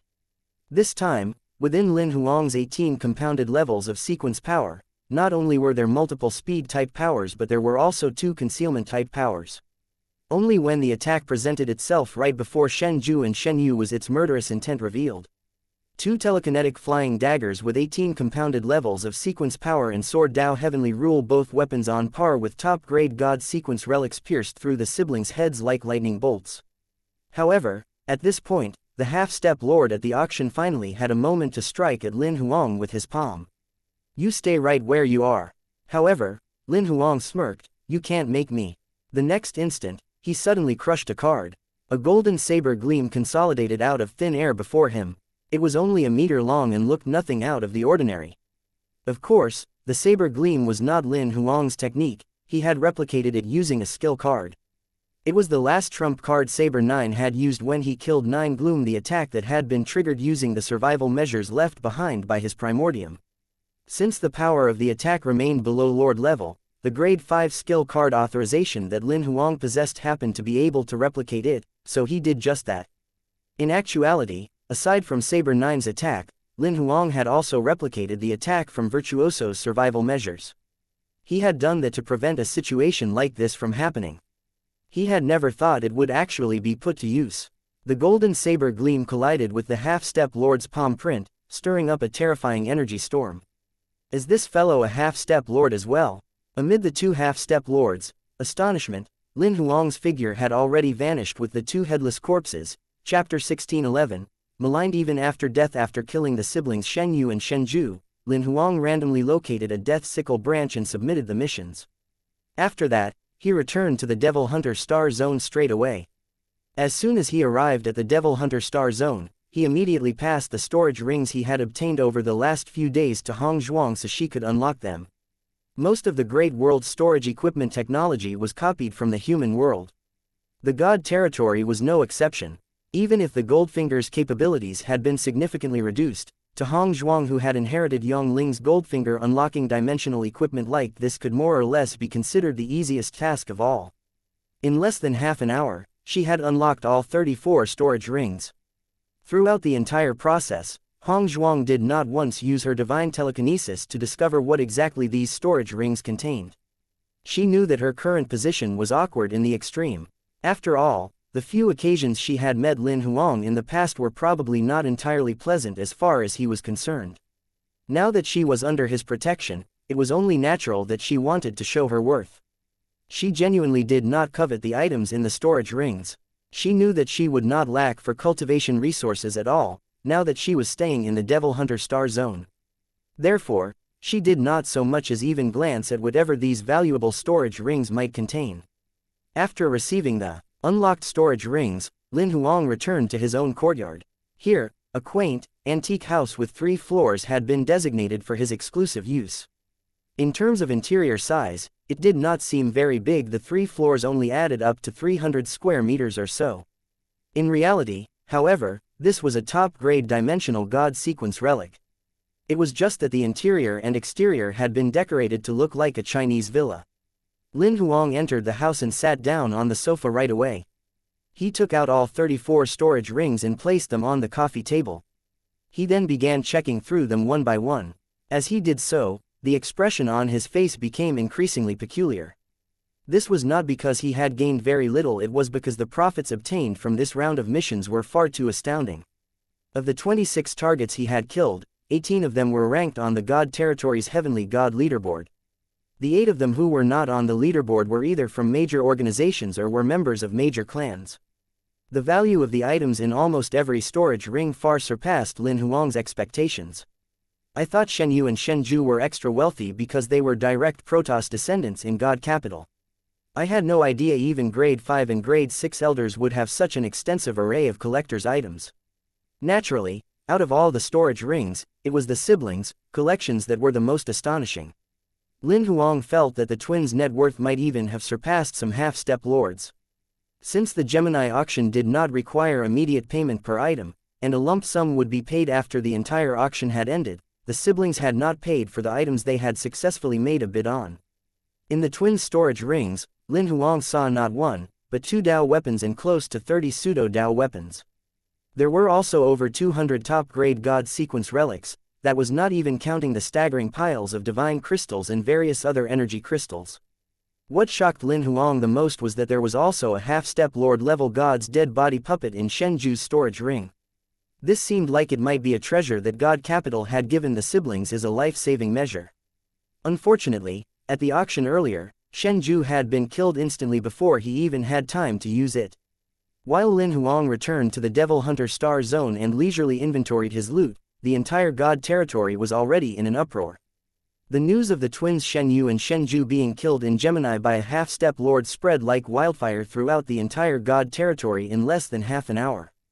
One must know that the siblings were powerhouses who were high on the ranking list of the God territory's Heavenly God leaderboard. One was ranked number 9, the other no. 11. They could almost be considered peak entities among those at Heavenly God level. However, these 2 powerhouses had been instantly killed. Not only that, they had been assassinated as a half-step lord tried to intervene. Rumor had it that the individual responsible was a half-step Lord Saber cultivator. The incident had even galvanized God Capital's lords into action. Furthermore, God Capital was offering a substantial reward for capturing the killer. According to the rules of the god territory, lords and half-step lords could not simply attack heavenly gods where and when they pleased. This was also to prevent confrontations between those of ultimate combat strength within the god territory. After all, if conflict of this level broke out, the god territory might end up with dead half-step lords or even lords. It would be an immense loss for the entire god territory. Furthermore, preventing lords and half-step lords from attacking heavenly gods was considered something of a safeguard for top heavenly god level powerhouses. This would allow the god territory to gain more half-step lords and even lords in the future. In reality, to powerhouses who had mastered Dao Seal power, combat sans the use of Dao Seal power was child's play to them. No matter how many conflicts they had with each other, those were just minor flare-ups that would not harm the god territory at all. Although all the major organizations had an assassination list, the lords or half-step lords basically would not involve themselves personally. This was also why there were many missions on Death Sickle's Gold Sickle missions list that remained uncompleted, even after so many years. It was not that Death Sickle lacked capable individuals, it was that the handful of Blood Sickle members with the ability to complete these missions could not take part. However, Lin Huang's emergence shattered this trend. As a Death Sickle insider, he completed the missions easily. Not only that, he made everyone else think that an outsider was interfering. This was the real reason why God Capital's upper echelons were so furious. They thought someone had broken the rules of the game, that a half-step lord had personally stepped in and assassinated Shen Yu and Shen Ju. Lin Huang, however, was completely unaware of the checks and balances that God Capital's upper echelons had imposed. He had borrowed the use of Saber 9's attack at the time because, for one, his own inherent ability was definitely insufficient to counter the half-step lord's attack. For another, he truly did wish to confuse everyone else to prevent them from connecting the incident to him. However, he had not expected that his ploy would cause such a massive chain reaction. Practically the entire god territory was discussing the matter of Shen Yu and Shen Ju's death. On the internet, many people were applauding Lin Huang's actions. There was nothing new under the sun, and in this era of internet access, news spread with extraordinary rapidity. Shen Yu and Shen Ju had already been rendered notorious many years ago when their torturing and killing of slaves had come to light. Countless netizens had criticized them. Although God Capital had quickly suppressed the matter, many people still remembered it. Now that the twins were dead, their dark pasts were once more dragged into the open. Both were now being maligned on the internet. Unfortunately, the siblings were unable to witness this. As Shen Yu and Shen Ju's dark pasts were exposed, netizens very quickly discovered that the 26 individuals who were killed during this time all had skeletons in their closets. The collective power of netizens was mighty indeed. Within less than a day, the remaining 24 individuals' dark pasts were dug up one after the other. Therefore, everyone started another round of flogging the dead on the internet. Not a single one of the 26 individuals that Lin Huang had killed escaped this fate. Chapter 16:12. Buried Heavens return. After sorting out his loot, Lin Huang dropped by Death Sickle's headquarters and entrusted them with the handling and disposal of all the items he did not need. After all, there were certain unique items among his battle spoils. If he gave them to Sword 12 to handle, Sword 12 might be targeted by people with ill intentions. By comparison, it was much simpler to have Death Sickle dispose of all these items. After all, they were a top grade 6 organization, and they also had their own channels within the black market. At the same time that he entrusted Death Sickle with the disposal of his loot, Lin Huang also requested their help in purchasing half-step Lord God territories. For the next few days, he was able to relax completely. He was waiting for the outcome of Death Sickle's disposal of his loot, as well as the end result of the purchase of half-step Lord God territories. He was also waiting for news from Virtuoso. 3 days went by just like that. Early in the morning of the 4th day, Lin Huang suddenly received a call request on his communicator. When he raised his wrist for a look, he discovered it was Buried Heaven's number. Once he clicked the answer button, the figure of a young man with white hair was immediately projected into the room. "Have all of you returned from the abyss?" Lin Huang asked as soon as he saw Buried Heaven. "Yes, we've come back one by one over the last 2 days."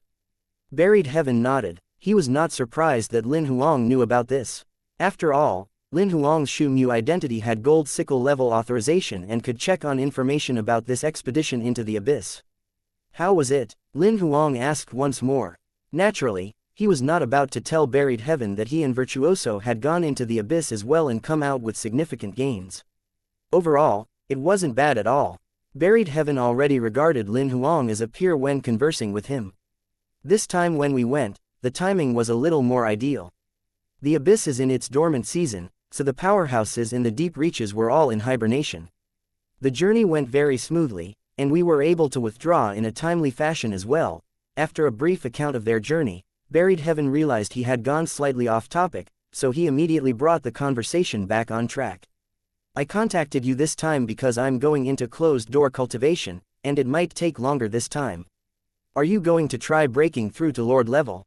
Lin Huang's eyes lit up. This was the level that he had targeted as well. Yes, I managed to obtain some good things from the abyss this time, so I think this may be my chance for a breakthrough, Buried Heaven admitted generously. He did not hide anything. From this, it was clear that he treated Lin Huang as someone he could trust. If it were anyone else, he definitely would not have admitted anything. Then let me convey my wishes in advance for a smooth breakthrough and a successful elevation to Lord level. You'll lead Death's Sickle to new heights, Lin Huang said with a mischievous smile. There's one more thing. Buried Heaven paused, then continued. The siblings Shenyu and Shenju, as well as the 24 others on the mission's board, they were all killed by you, am I right? Yes, Lin Huang had submitted the missions anonymously. However, the several Blood Sickle members, including Buried Heaven, would have the necessary authorization to check. If Buried Heaven wanted to, he would be able to look up the information, so there was no need for Lin Huang to conceal this fact. So what exactly are your abilities now? Buried Heaven was aware of Shenju and Shenyu's abilities. They were definitely the cream of the crop among the heavenly gods in the god territory. However, Lin Huang had killed them both instantly. This puzzled Buried Heaven a little. Currently, I ought to be slightly weaker than you and King Kong, Lin Huang readily admitted. I was able to kill the twins because I had the advantage of a sneak attack. The latter half of what he said was true as well. Buried Heaven fell silent for a moment and did not inquire further about Lin Huang's combat strength. He had always thought highly of Lin Huang, but he had never expected that the young man would be able to reach this level in such a short time. This kind of ability is enough for you to protect yourself in the great world, he exclaimed softly. The caveat being, as long as I don't tempt death, Lin Huang added. Buried Heaven was bereft of speech when he heard Lin Huang's addendum. As far as he was concerned, Lin Huang assassinating Shenyu and Shenju was absolutely tempting death. Just treat the entire matter as if it never happened. Death's Sickle will take care of the aftermath, don't worry, Buried Heaven reassured Lin Huang, then resumed. I also looked at the consignment list you submitted. The gains were certainly substantial. However, I'm a little confused about the purchasing list. What do you want with so many half-step Lord God territories? I want to strengthen my God territory. Of course, Lin Huang could not disclose that his elevation method was different from everyone else. Alright, then, Buried Heaven did not pursue the matter any further. He knew that Lin Huang's answer was not the truth. I have one that I'm unable to refine. I'll just give it to you. Later I'll have someone send it over to you along with the God territories that have already been traded in. Thank you very much. Lin Huang gladly accepted the other's kindness. Even though Buried Heaven had said nothing about it, Lin Huang knew that in the future, he would have to return the favor. After ending the call with Buried Heaven, Lin Huang began to feel some anticipation about his impending breakthrough. He was not exactly worried about Buried Heaven's elevation. One must know that Buried Heaven could almost be considered number one among all the heavenly gods in the entire god territory. If a powerhouse like that failed to elevate to Lord level, then hardly anyone in the entire great world would be able to become a lord. If Buried Heaven elevates to Lord level, theoretically, Death's Sickle would also be elevated to a grade 7 organization. Lin Huang's thoughts drifted slightly, and he soon thought of even more things. Will the existing veteran grade 7 organizations allow him to elevate? Although he was not sure what kind of protocols and balances the major organizations in the God territory had, Death's Sickle's rise would definitely affect the God territory's original setup. No one had any idea what attitude the several grade 7 organizations and some grade 6 organizations would take regarding this matter. At this point, Lin Huang suddenly felt that Buried Heaven's elevation might not be as smooth as he had predicted earlier. Naturally, Buried Heaven's individual ability was sufficient to elevate him. However, if there were external factors affecting him, then it would be hard to say.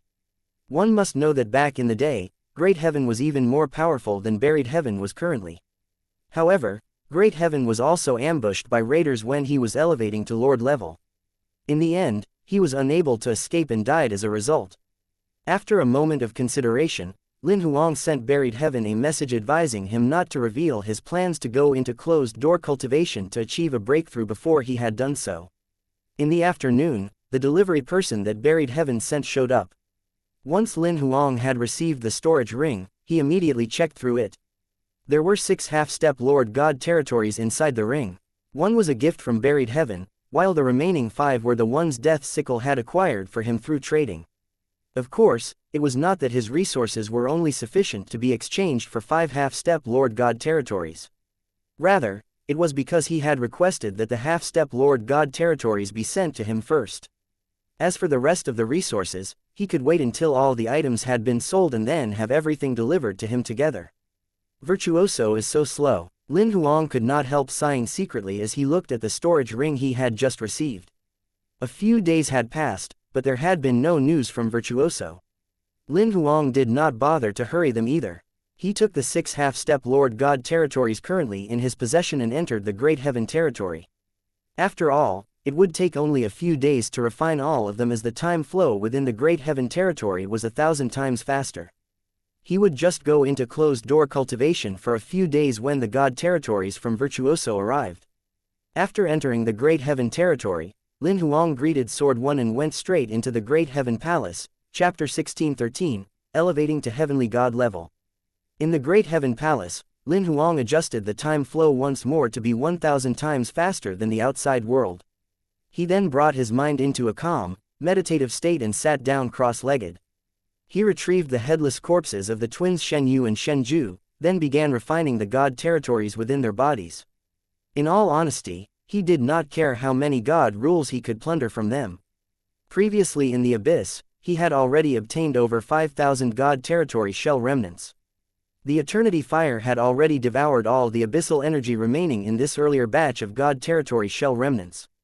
Lin Huang's main objective in killing Shenyu, Shenju, and the other 24 targets was actually to plunder resources and obtain the mission rewards. Plundering God territories was just a habit. After all, in order to trade for half-step Lord God territories, one required a massive amount of resources. What Lin Huang had not expected was that the net worth of all 26 people he had assassinated was far beyond anything he could have possibly imagined. The loot that he obtained from this round of assassination was enough to allow him to elevate to 9th rank Heavenly God level. Within merely half an hour, Lin Huang had fully completed the refinement of Shenyu and Shenju's God territories. The pair contributed a significant number of God rules added up together, they numbered over 2 million in total. He had already refined the God territories of the other 24 targets one by one and plundered their God rules when he had been lying low in Gemini, waiting for a chance to carry out his assassinations.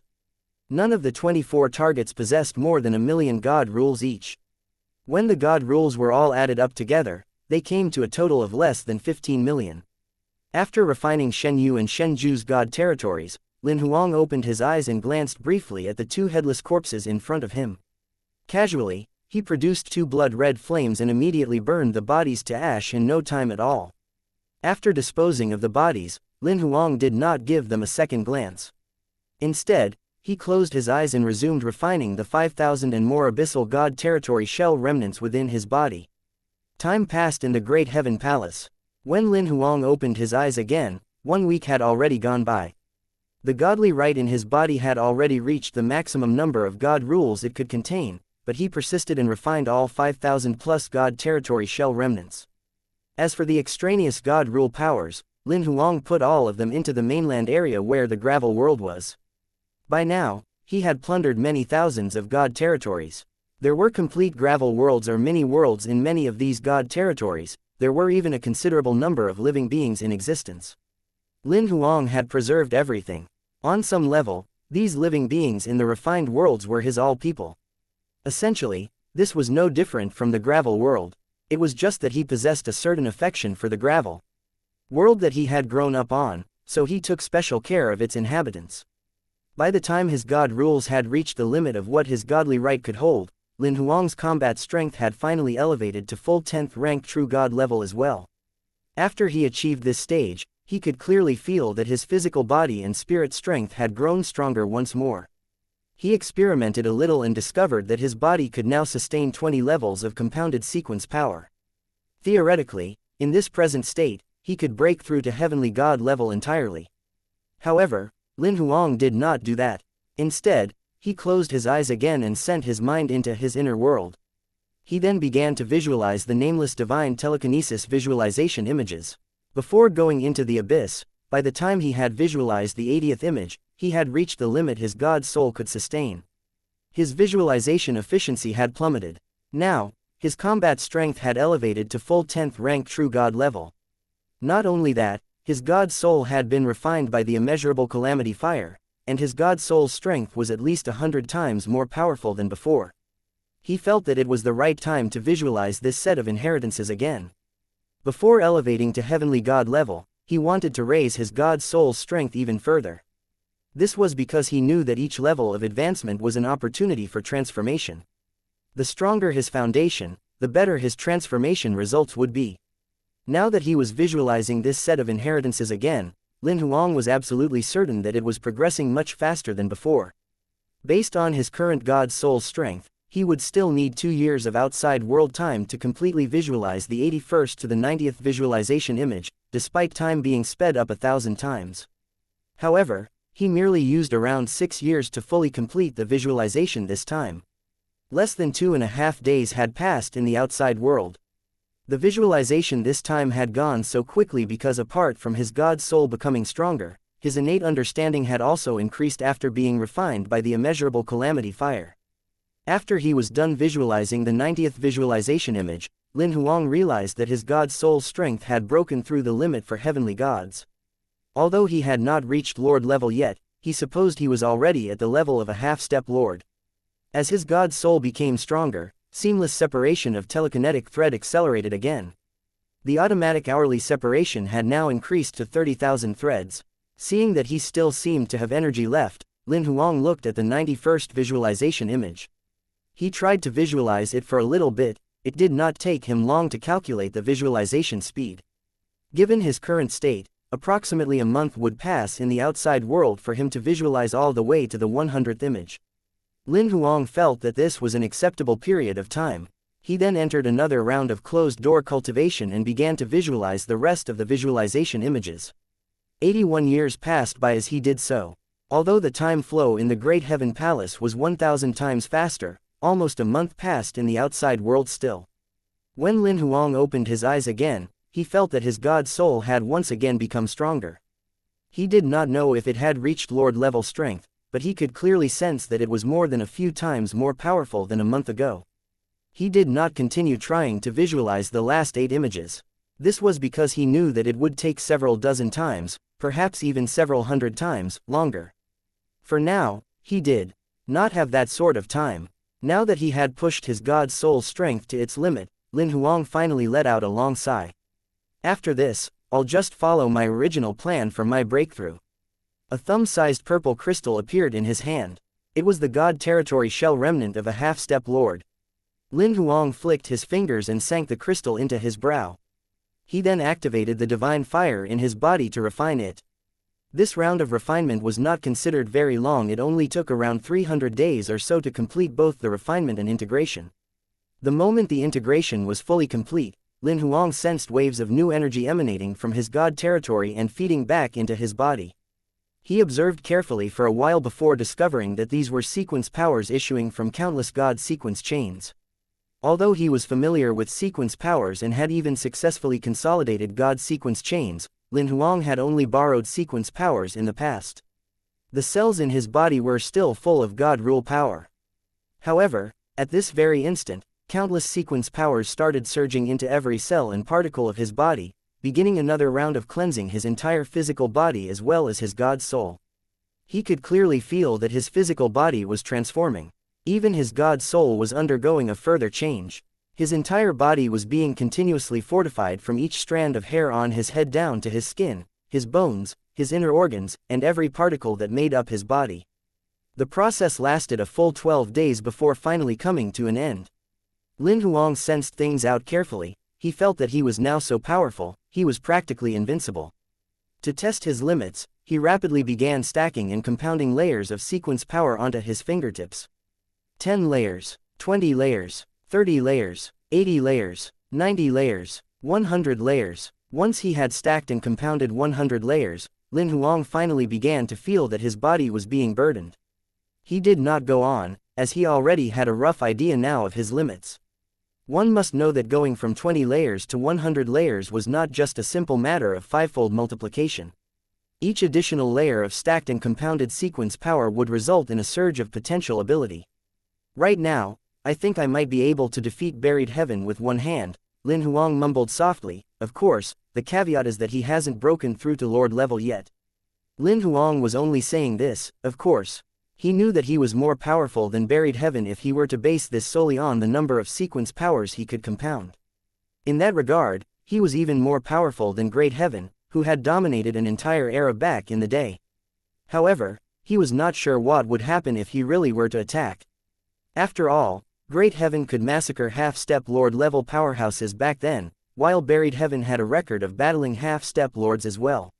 I genuinely would like to know how powerful a half-step Lord level powerhouse is. Chapter 16-14.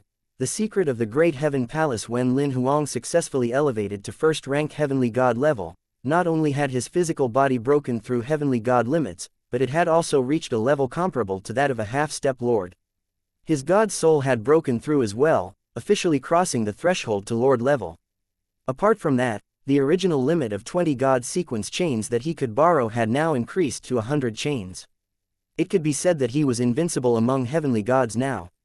He even suspected that he might have the ability to fight a half-step Lord if he encountered one. This was still based solely on brute force alone.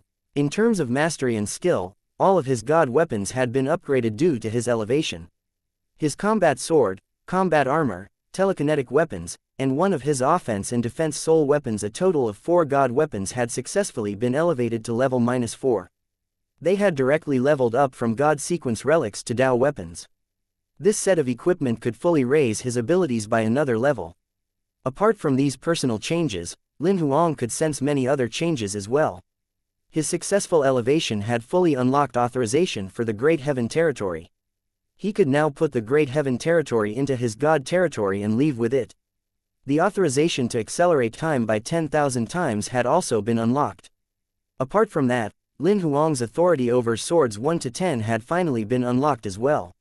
Not only that, but he could also bring the Great Heaven territory's living beings out of the Great Heaven territory now.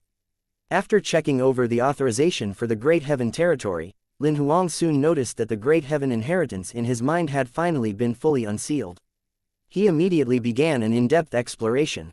Given that Great Heaven had been a supreme powerhouse who had dominated an entire era, his cultivation experiences were naturally a valuable reference. Within these fully unlocked memories, Lin Huang very soon came across information that utterly shocked him. It seems the Great Heaven Palace isn't just a top-grade God sequence relic. Great Heaven had deliberately sequestered this secret within the deepest reaches of his memory, and now it had finally been unsealed. The Great Heaven Palace's real name was unknown. It was a damaged treasure that Great Heaven had obtained from a ruin in the universe. These ruins were an ancient battlefield. It was said that there had been Almighty's entities above Lord level who had died there. Lin Huang had thought all along that the damage in the Great Heaven Palace was due to Great Heaven's unification. Only now did he find out that this treasure was already over 80% damaged when Great Heaven obtained it. Not only that, the treasure's original form was a cauldron. It was Great Heaven who had camouflaged it into a palace, so the form had been in use until the present day. I've always said that a function like the time accelerator doesn't seem to be something that a God sequence relic could possess. Lin Huang had always thought the Great Heaven Palace's functions were too overblown.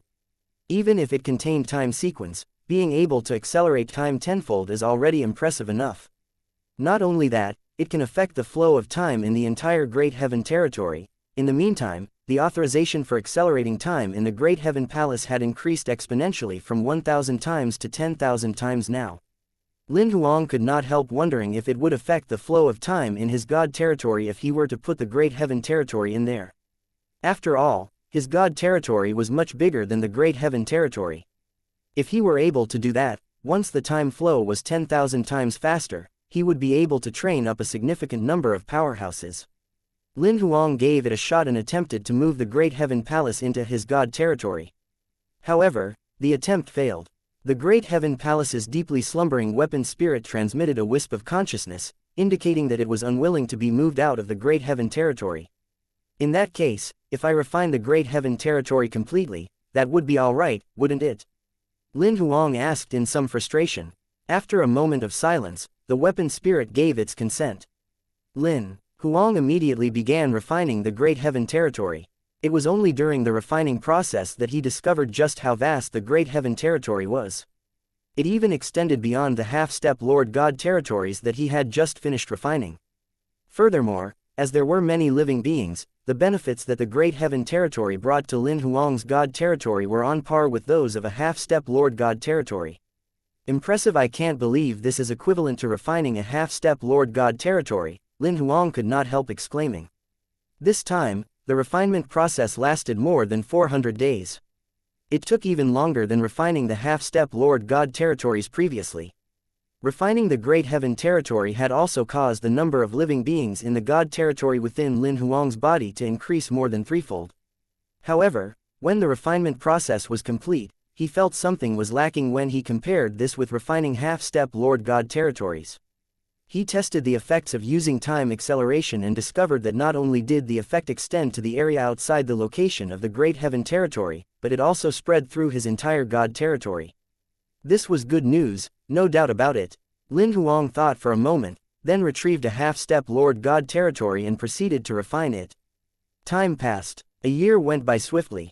Lin Huang felt an obvious difference when refining this God territory. He sensed his God territory had really absorbed the nutrients. So it has to be a half-step Lord's God territory. He still did not elevate, but he knew this was because his God territory had not yet reached its limits. Consequently, he retrieved another half-step Lord God territory and began another round of refining. Close to 1 year passed, and the second God territory was now completely refined. Lin Huang's combat strength finally advanced a notch and elevated to second-rank Heavenly God level. The number of half-step Lord God territories required for elevation has increased. Judging from the situation, the number required might very well keep getting higher and higher. Lin Huang had initially thought that once he had reached Heavenly God level, he could elevate a rank every time he refined a half-step Lord God territory. From the looks of things now, he had been entirely too naive. After elevating to second rank, he did not bother wasting time. He resumed closed-door cultivation to refine the remaining 3 half-step Lord God territories. This round of closed-door cultivation went on for 3 years before Lin Huang finally managed to completely refine all 3 God territories. However, he still had not achieved a breakthrough. He remained stuck at second-rank Heavenly God level. He could more or less sense that he should be able to elevate if he refined one more half-step Lord God territory. It's true then the number of half-step Lord God territories required increases for every elevation in rank. 1 for first rank, 2 for second rank, 4 for third rank. If the numbers keep doubling according to this pattern, I wonder if there'll be enough half-step lords in the entire great world for me to kill. Lin Huang felt rather frustrated. Naturally, this was just a joke. One must be aware that in the entire great world, half-step lords were the ones who had the highest combat strength, second only to lords. They were respected entities in every major organization. Whether it was in the God territory, the human world, or in other tribes, fighting between lords and half-step lords was basically prohibited. The reason was that they were the ones with the highest combat strength in the great world. Losing even one would be a great loss for the entire tribe, equivalent to damaging their foundations. If anyone with nothing better to do took it upon themselves to kill a half-step lord belonging to any of the tribes, they would only end up becoming the tribe's common enemy. The entire tribe would pursue them. This no longer had anything to do with which organization the half-step lord belonged to. Naturally, if they killed abyssal creatures or the bug tribe's half-step lords, the other tribes might applaud them for it. There were only 2 ways for Lin Huang to obtain half-step Lord God territories.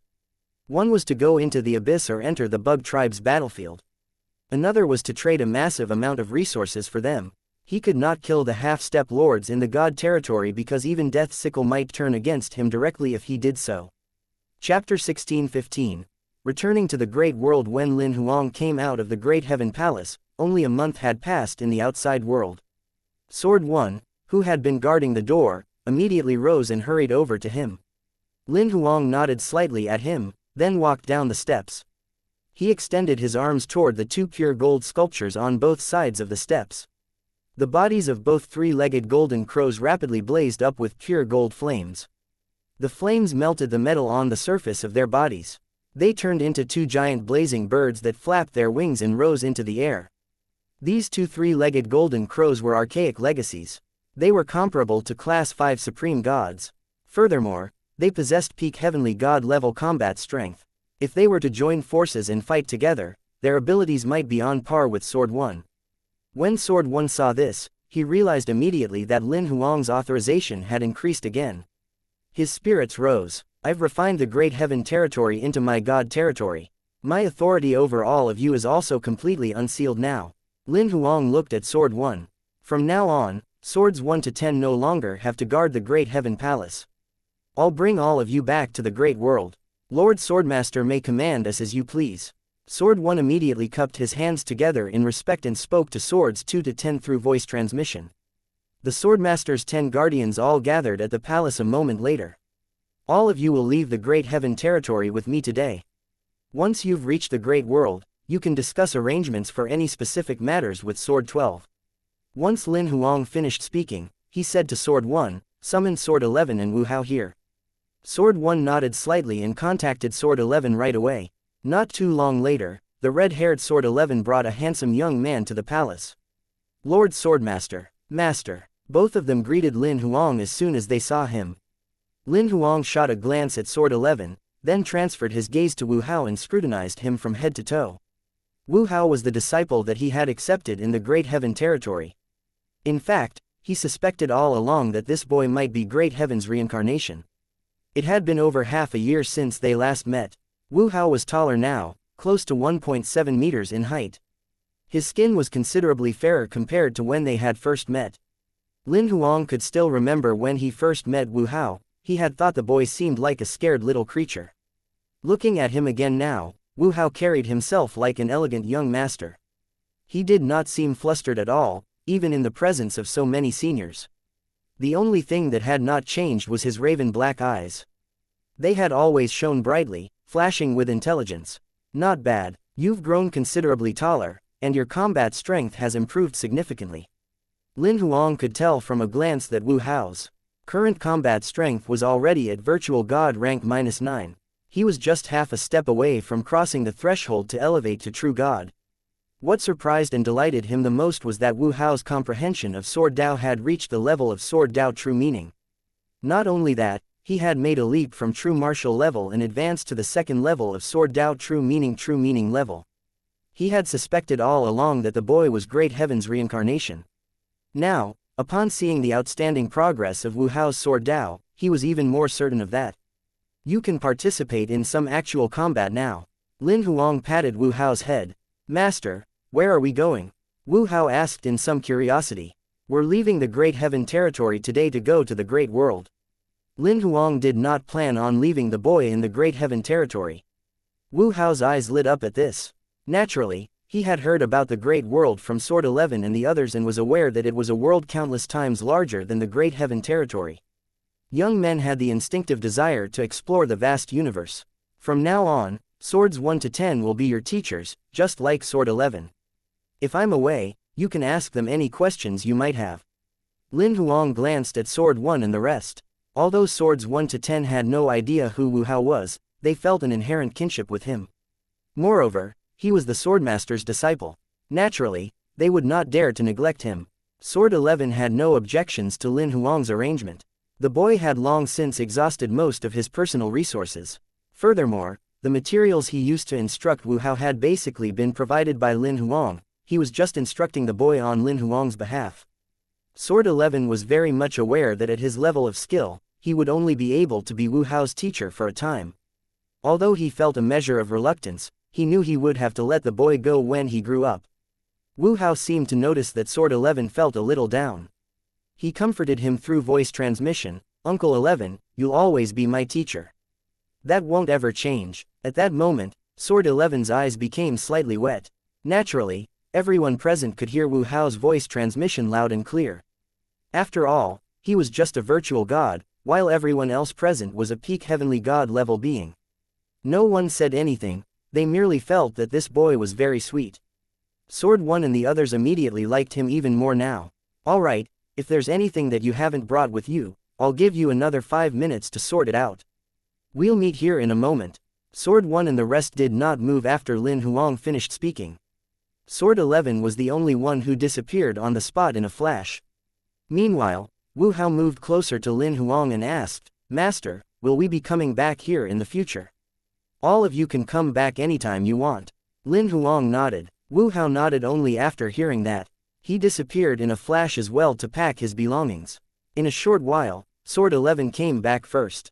Not long later, Wu Hao managed to make it back in the nick of time. Lin Huang did not ask the two what they had brought with them. Straight away, he gestured with his hand and activated the dimensional gateway. With Sword 1 in the lead, they went in, single file.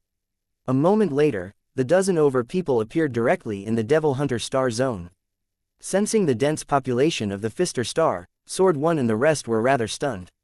Apart from Sword 11, it had been many thousands of years since the Swordmaster's 10 guardians had come into contact with outsiders. Even Sword 11 was moved.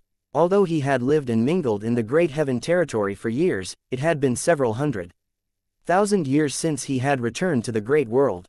Wu Hao was the only one who looked excited and adventurous. Ever since he started cultivating with Sword 11, he had remained on the Golden Crow Mountain for this entire year or so. He had never returned to the Great Heaven territory after that. The Fister Star he saw before him was much more lively and bustling than Heavenly Sword Planet, where he used to live. The population was on an entirely different level in terms of numbers. Moreover, although the Fister Star was not considered a flourishing territory in the human world, there were still tall buildings clustered everywhere. The tallest building on Heavenly Sword Planet would be considered merely ordinary if it were placed here. Wu Hao was not the only one who had never seen a place packed with tall buildings. Even a few of the Swordmaster's guardians were also curious. These buildings are so tall. Are they all accommodations for powerhouses? Sword 8, her hair in 2 ponytails, could not help asking. Lin Huang glanced at the girl. Throughout this year, apart from her ability being restored to its peak, her appearance had remained practically unchanged. She had been as tall as Wu Hao over a year ago, but Wu Hao was now a full head taller. "No, they're just normal residential buildings," Lin Huang explained. "I'll get Sword 12 to show all of you around in the next few days so you can familiarize yourselves with this new environment." While Lin Huang was speaking, he led them all into the Sword Alliance's territory. Chapter 16:16.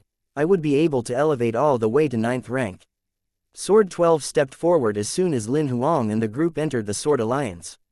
In fact, he had sensed familiar auras the moment they teleported here. "Lord Swordmaster, Master Guardians," Sword 12 greeted. "For the next few days, help them familiarize themselves with this new environment." "Of course, Lord Swordmaster."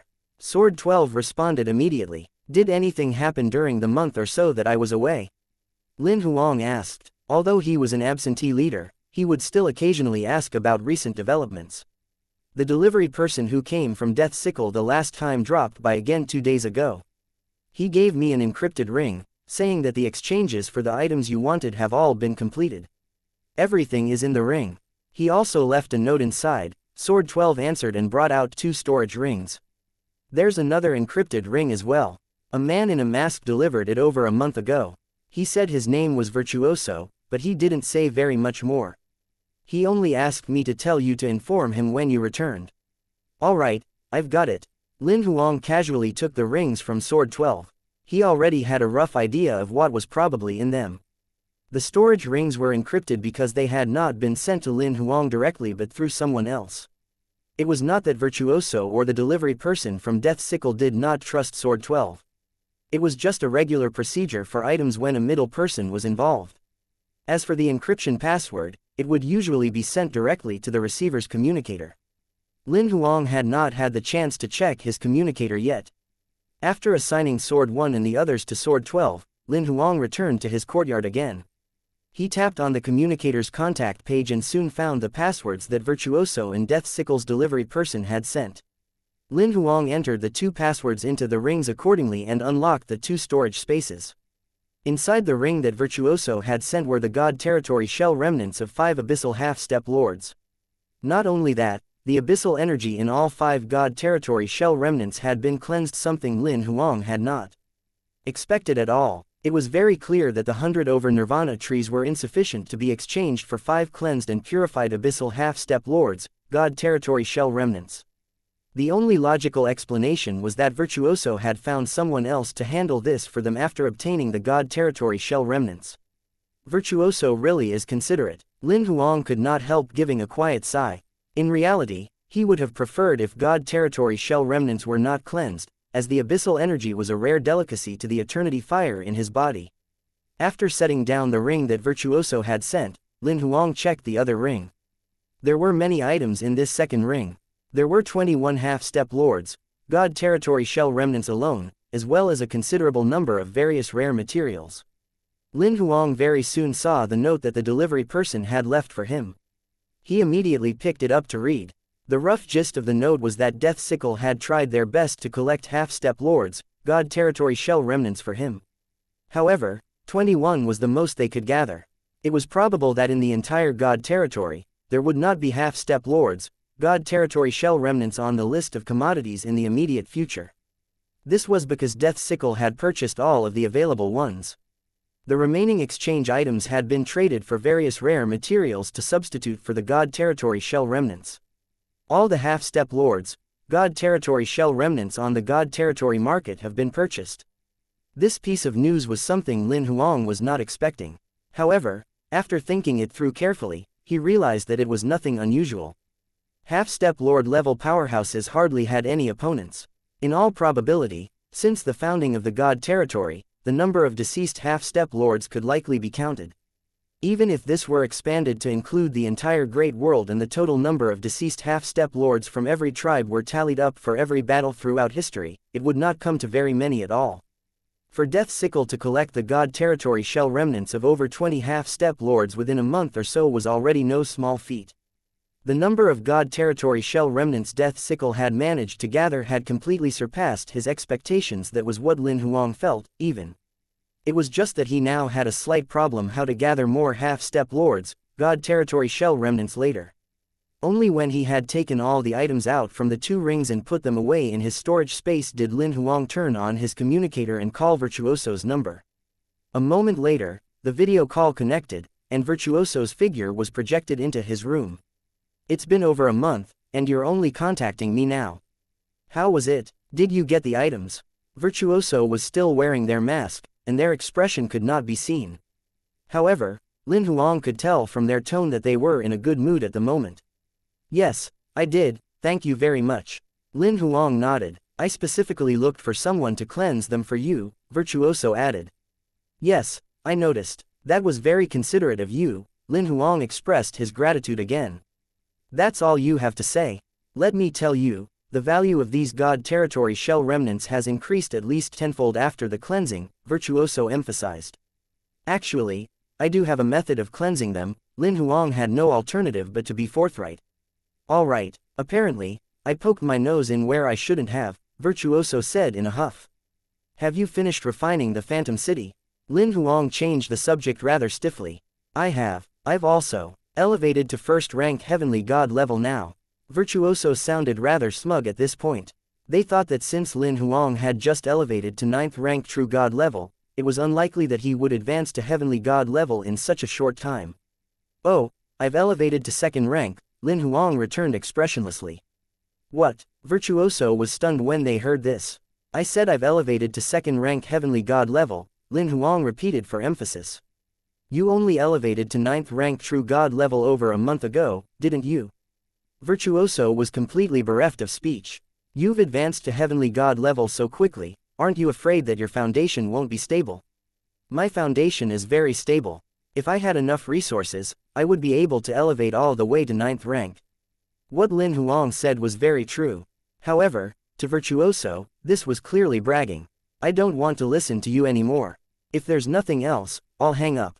Wait a moment. Lin Huang stopped Virtuoso, who was about to terminate the call. If you've got anything else to say, hurry up and say it. Virtuoso snapped irritatedly. Do you know if there's any way to obtain a large number of half-step lords, God territory shell remnants? Lin Huang asked. Why do you want so many half-step lords, God territory shell remnants for? Virtuoso was getting more and more puzzled. Oh, that's right, when I got out of closed-door cultivation a few days ago, I received news that Death Sickle has been gathering God territory shell remnants lately. Were they helping you collect them, then? Just tell me how to obtain them, that's good enough. Naturally, Lin Huang was unwilling to reveal his secret. How else would you go about it? You'd have to trade resources for them. Virtuoso was practically speechless. Of course I know that. What I mean is, do you know if there are any channels to do so? Lin Huang persisted. What, aren't Death Sickle's channels enough for you? The words were barely out of Virtuoso's mouth when they suddenly froze for a moment, then snapped back to their senses and stared at Lin Huang, eyes wide. You've cleaned out the God territory's resources. That's right, that's why I asked you about other channels. Lin Huang had no alternative but to admit it. You're really something. Virtuoso gave Lin Huang a thumbs up, his feelings were convoluted. How do I say this? Things like half-step lords, God territory shell remnants aren't regular items. For one, the demand is very low, so not many people specifically supply these commodities. Not many people collect these things, even at the club, so even if you send out a request there, you'll probably only be able to obtain a few. After all, compared to all those major organizations in the universe, the club has too few members. After they finished speaking, Virtuoso cupped their chin and pondered for a while. There's an organization called Royal here in the Great World. It's a branch of Royal in the universe. It seems low profile in the Great World, but its combined strength is actually on par with any Grade 7 organization. It's said they have a special channel that can bring in resources from the universe and other worlds. That's why many major organizations collaborate with them. I think you could go talk to them. Royal. If Virtuoso had not brought it up, Lin Huang would have almost forgotten that he also had royalty status. Chapter 16-17. The Royal Market. Lin Huang's official arrival in the Great World after resolving the crisis in the Gravel World had, in fact, only been 9 months ago or so, not even a year. Most of his time had been spent in cultivation. As for cultivation resources, most of them came from Death Sickle. All this while, the resources he had obtained from Death Sickle via exchange had been sufficient for his needs. Therefore, he had also never contacted Royal this entire time. It was not until Virtuoso brought the matter up earlier that Lin Huang remembered his existing status as a rank member of Royal. From being a nobody in the Gravel World to becoming Royal's elected emperor, all this had come about because he had passed Royal's trial and became an official royalty. However, ever since he arrived in the Great World, he had set aside this identity. After ending the call with Virtuoso, Lin Huang took out Royal's identity token. Based on the information that Virtuoso had provided, he now had a new understanding of Royal. In the Great World, Royal was just a branch, their headquarters were located in the universe. All the major organizations in the Great World knew about Royal's background. Although they were not certain what exactly Royal's standing was in the universe, they knew that Royal's branch was guarded by a lord more than one, in fact. That told them all they needed to know. As a Grade 7 organization with Lord-level powerhouse guardians, Royal was very low profile in the Great World. Royalties hardly ever stirred up trouble. Furthermore, most of them were outstanding suppliers of resources. Businesses and auctions in the Great World loved working with Royal. Even Grade 6 and Grade 7 organizations of different tribes had established partnerships with them. Virtuoso had suggested that Lin Huang go to Royal because the number of half-step lords, God territory shell remnants that he needed was just too high. After all, Lin Huang had snapped up all the available ones in the God territory, and the amount still proved to be insufficient. Royal was perhaps the only channel in the Great World that could provide him with enough half-step lords, God territory shell remnants. Lin Huang had never expected that his status as a royalty would come in handy at such a time. Using his royal identity token, he was able to log into the royal market very quickly. After glancing at the list of goods, Lin Huang did a direct search for the keywords, half-step lords, God territories. An instant later, the list changed to show only the God territory shell remnants of half-step lords. Lin Huang glanced through the list. There were not many, only 28 available in total. He then looked at what trading for them required. None of them could be exchanged for divine crystals, they all required cultivation resources or pseudo-Dao weapons. Lin Huang felt rather frustrated. Death Sickle had traded in just about all of his battle spoils. Apart from the 2 remaining Dao weapons, all the pseudo-Dao weapons had been exchanged for rare materials. Moreover, he could not trade in those materials either, as they were for his imperial monsters to elevate from Class 5 Supreme God level to Class 6 Pure Spirit. Although he had said that he wanted the imperial monsters to be independent, he also knew that it was hard to obtain some of the rarer materials. If the imperial monsters were to collect these themselves, they probably might not be able to gather all the necessary materials to elevate to Class 6 even after hundreds and thousands of years. He even somewhat regretted not checking out the royal market sooner. At least he could have obtained this batch of god territories first and then given Death Sickle the remaining loot to trade. That way, Death Sickle would have been able to get around 20 half-step lords, god territory shell remnants in exchange. By doing that, he would have obtained at least 20 god territories, but he would have considerably less rare materials. After looking through the trade-in list for a while, Lin Huang felt rather aggravated. However, he quickly noticed the auction option on top of the page. Auction. After pondering for a moment, he clicked on it. There was a stunning array of items up for bids. Lin Huang was dazzled by just the sight of them. However, he merely gave everything a cursory glance, then searched for the keywords, Dao weapon. Previously, he had given Death Sickle practically all his loot for disposal. He had only retained Shen Yu and Shen Ju's 2 Dao weapons and their half-step lord's dead body puppet. He had kept the half-step lord's dead body puppet so he could use it to mask his actual abilities. As for the 2 Dao weapons, he did not intend to keep them for his own use. His 4 god weapons had now been elevated to Dao weapons, which were good enough for him. Besides, one of the Dao weapons was a saber, and the other was a suit of battle armor. Lin Huang could not use the saber. As for the suit of battle armor, its function was a repetition of his own god weapon battle armor. One of the reasons he had not given these to Death Sickle for trading in was because the value of his other battle spoils was considerable enough to be used in exchange for the materials he desired. Therefore, he was not in a rush to sell them. For another, he was also worried that Death Sickle would not be able to get a good price for them. However, now that he had access to Royal's trading channel, he felt that he could definitely put them on the market now. After typing in the keywords, Dao weapon, hundreds of related pieces of auction information appeared on the list. They were all about various types of Dao weapons. Lin Huang went through these pieces of information one by one. After scrolling for a long time, he finally gained some insight into Dao weapons. In reality, Dao weapon was just a general term. Weapon-type Dao weapons were usually called Dao weaponry, while armor-type Dao weapons would usually be called Dao armor. Furthermore, Dao weapons were divided into grades, namely low grade, intermediate grade and expert grade from low to high. Low-grade Dao weapons would usually be inscribed with single-digit Dao tattoos and would not exceed 10 tattoos in total. Intermediate-grade Dao weapons would usually be inscribed with anywhere from between 10 to 100 Dao tattoos. Meanwhile, expert-grade Dao weapons would have anywhere from 100 up to 1000 inscribed Dao tattoos. There was also a handful of supreme-grade Dao weapons with more than 1000 Dao tattoos inscribed. As there were so few of these, they were not considered an official grade. In all honesty, Lin Huang did not even need to think about it to know that the 2 Dao weapons he had were low-grade ones. If they were intermediate grade or expert grade, they would certainly not have come into Shen Yu and Shen Ju's possession. He took out the 2 Dao weapons and checked them with divine telekinesis. The sword was inscribed with only 2 Dao tattoos. However, apart from Dao tattoos, there were also many engraved divine patterns. As for the suit of battle armor, it had 3 Dao tattoos inscribed and was also engraved with many divine patterns. It had to be said that the quality of both Dao weapons was lower than Lin Huang expected. Among low-grade Dao weapons, they could only be considered ordinary goods. Lin Huang checked out 2 or 3 Dao weapons of similar quality to see the final price they had fetched in the auction. He then uploaded pictures of both Dao weapons. His condition for trade-in stated, will only accept half-step lords, god territory shell remnants.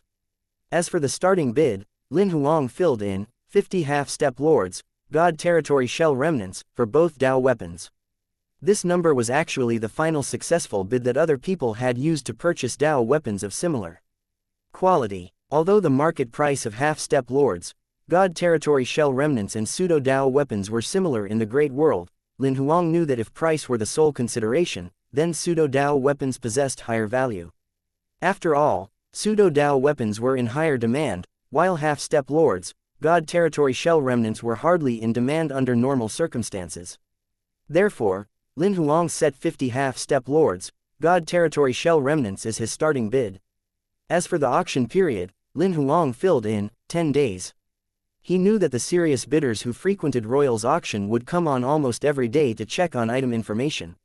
Even if they were busy and unable to log in for a few days, they would certainly log in whenever they had the time. In reality, it did not matter very much if he set the auction period for 10 days or even a month, because the ones who would bid were always the same group of individuals. Finally, Lin Huang wrote a quick note in the Remarks section. Remark: all half-step lords, God territory shell remnants from every tribe will be accepted, including those of the Bug tribe and the Abyssal tribe. There's no need to cleanse them. Chapter 16:18. Elevated Sword Dao Complete Stage Heavenly Dao. After listing his items for auction on Royal's page, Lin Huang did not intend to waste the 10 days. Instead, he entered the Great Heaven Palace once more. He adjusted the time flow to be 10,000 times faster than the outside world and began another round of closed-door cultivation.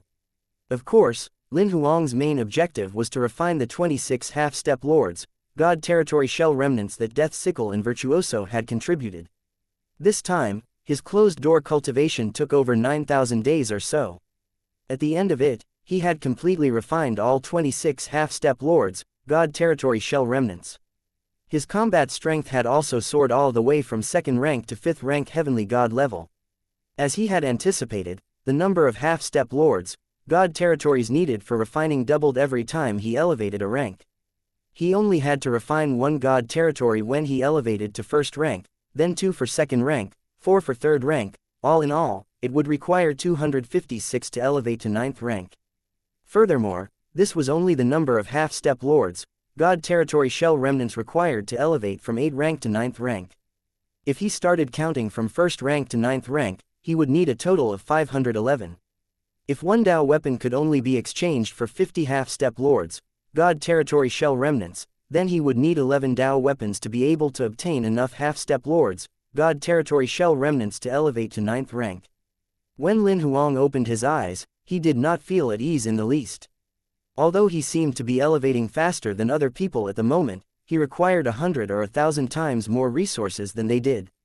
After pushing these convoluted thoughts to the back of his mind, he checked through the changes that had taken place.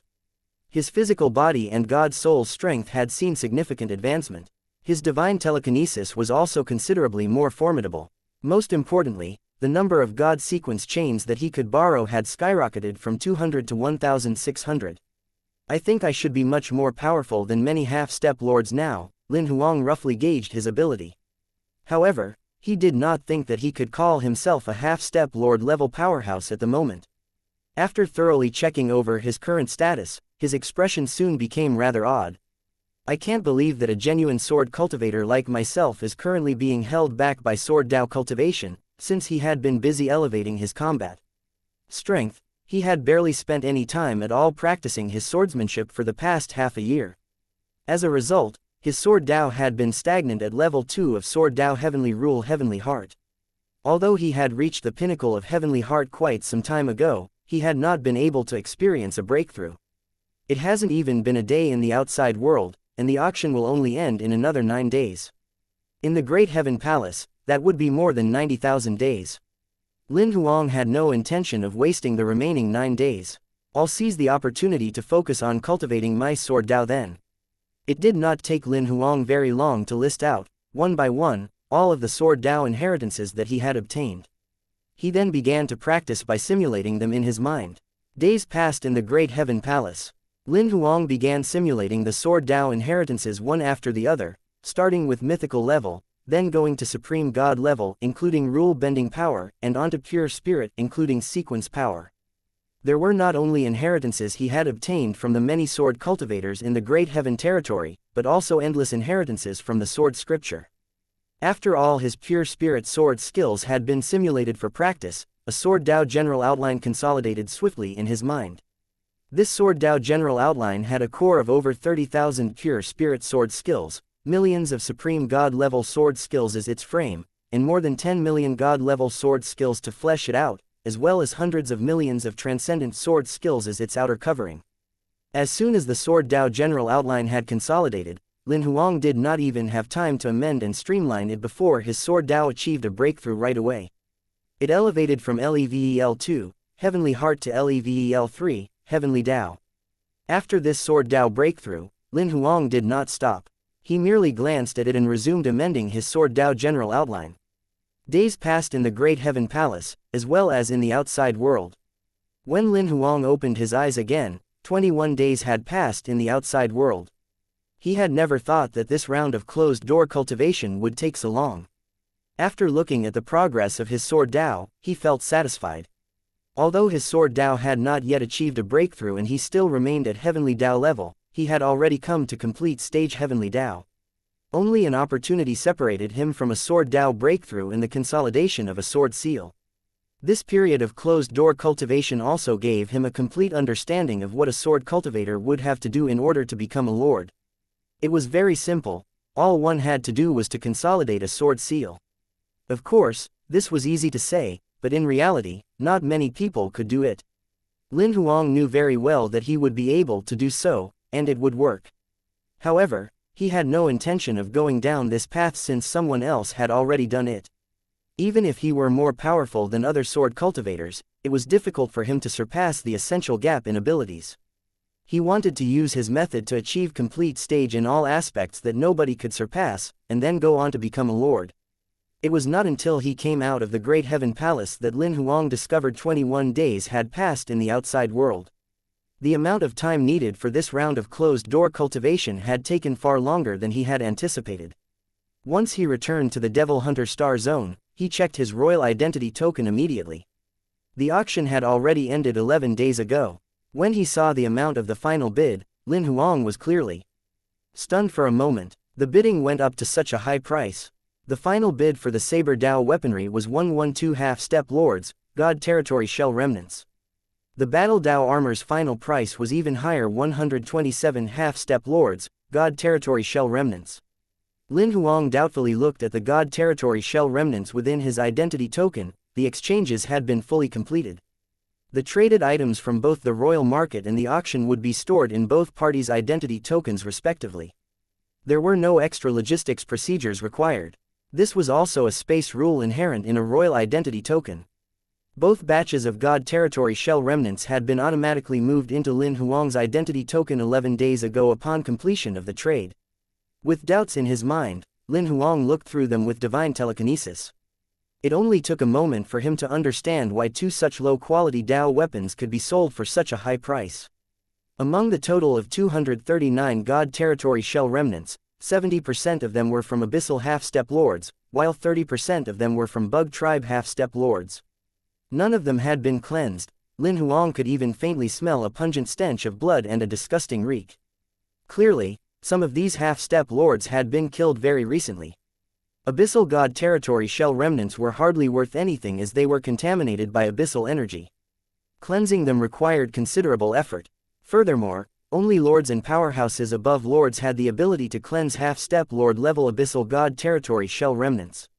As for the Bug Tribe's God Territory Shell Remnants, nobody wanted them as they were just too incompatible. Bug Tribe powerhouses obtained God Sequence chains by inheriting or plundering them, so the interior of their God Territory was extremely disorderly. The expulsion rate from God Territories of other living beings was very high. They were also highly difficult to refine and integrate. Compared to other God Territories of the same rank, refining Bug Tribe God Territories of that rank might well take several dozen times longer or more. Not only that, the Bug Tribe God Territories might be expelled as well. Not only would one be unable to strengthen their personal God Territory, but it might also cause problems for their own God Territory. However, none of these things were problems for Lin Huang at all. Chapter 1619. Elevated to 8th rank. After putting Royal's identity token away, Lin Huang tapped open his communications page. Very soon, he saw 2 missed call requests. One was from Lin Xin half a month ago. Another one was from 18 days ago. It was Sword 12 who had called. He did not call back right away. Instead, he opened up his message page and checked it. As expected, he saw the messages that Lin Xin and Sword 12 had sent. There was also a message from buried heaven, as well as an unfamiliar number. With some curiosity, he tapped on Lin Xin's message first. Only after reading the message did he breathe a sigh of relief. Initially, he thought Lin Xin might be calling him about some urgent matter. It turned out she was entering the battlefield of the Dragon Abyss with Xiao Mo and the rest and only wanted to inform him of this. Lin Huang then opened the message from Sword 12. It was nothing too urgent either. Sword 12 was merely informing him that he had sorted everything out for Sword 1 and the others. Sword 12 also mentioned that he had turned over everything regarding the Sword Alliance to Sword 1, and he would now be assisting Sword 1 instead. Lin Huang had anticipated that such a thing might happen. From Great Heaven's inheritance memories, he had realized that Swords 1 to 10's functions were more complicated compared to those of the other sword servants. Apart from guarding the Swordmaster, they were also involved in combat, as well as managing and coordinating all the other sword servants. All of that was included in their job scope. Naturally, the girl Sword 8 was excluded. As for the sword servants after Sword 11, they were actually only combat personnel. Lin Huang had previously assigned Sword 12 to be responsible for the Sword Alliance as he had been training Wu Hao back then, and Sword 12 had the highest authority among the sword servants. Sword 12 had no inherent work experience of this kind, so he was thrown entirely into the deep end with something far beyond his skills. Since the Swordmaster had requested it, he had no choice but to take up the task regardless. Now that Sword 1 and the others had taken over, he was more than happy to be a backseat boss. After reading over Sword 12's message, Lin Huang thought about it and decided to send a brief reply back to him. After that, he glanced at the topmost message, which was from Buried Heaven. He skipped it for now and opened the message from the unfamiliar number. The communicator he had was different from mobile phones on Earth in that there were hardly any messages that were related. When Lin Huang saw the stranger's number, the name that flashed through his mind immediately was, without question, Yang Ling. However, on second thoughts, he remembered that Yang Ling was now dead. He opened the message with some misgivings. Only after quickly glancing over the message was he able to ascertain the sender. It was not Yang Ling but Sword 1. This unfamiliar number was Sword 1's new communicator number in the Great World. Sword 1 was not the only one. In fact, Swords 1 to 10 all had their own respective communicators. Sword 1 had sent the message to give Lin Huang a brief update on their current situation. He and the other Swordmaster's guardians had taken over management of the Sword Alliance. Sword 12 remained a member of the management team, but no longer had any real authority. Sword 1 also gave a brief description of the future development plans he had drawn up for the Sword Alliance. Apart from that, he also indicated to Lin Huang that whenever the Swordmaster was out, he had to have guardians with him at all times, at least 2 each time. His position required a show of prestige. After all, Lin Huang was rendered slightly speechless upon reading this, but he did not directly reject it. Naturally, he knew that Sword 1 meant well. After reading Sword 1's long message, Lin Huang gave it some thought, then replied as well. He suggested promoting Sword 11 and Sword 12 to become Swordmaster's guardians. After all, be it ability or prestige among the sword servants, both were eminently qualified. Sword 1 replied almost immediately after the message was sent. I'll arrange it accordingly. Lord Swordmaster does not need to worry. Only after replying to Sword 1 did Lin Huang look at the message from Buried Heaven. It had been sent just a day ago. Upon opening it, he only saw 2 brief sentences. I'll officially perform unification in 10 days' time. If you'd like to witness the ceremony, you can come and watch. The message came with a star map attached that had coordinates marked on it. It had to be said that Buried Heaven trusted Lin Huang implicitly. The process of a heavenly god's unification for elevating to become a lord was very risky. The slightest mistake might see one forever doomed. Under normal circumstances, one would only invite one's closest friends to witness a heavenly god unification ceremony. Furthermore, the ceremony's coordinates were secret and not disclosed to the public. This was to prevent any disruptions when one was performing the unification. One must know that if by chance the unification failed, the most minor consequence would be the individual failing to consolidate their Dao seal and being unable to elevate to Lord level forever. The worst-case scenario was that their Dao seal would collapse, and they would immediately disintegrate into smoke and ash. Lin Huang knew that one of the reasons Buried Heaven had invited him was because he trusted Lin Huang. For another, he thought highly of Lin Huang, so he had specially given him an opportunity to observe the ceremony. After all, Lin Huang would certainly have to elevate to Lord level in the future, so he would have to go through the unification process as well. He sent this yesterday, so I still have 9 more days. Lin Huang checked the date and replied to Buried Heaven right away.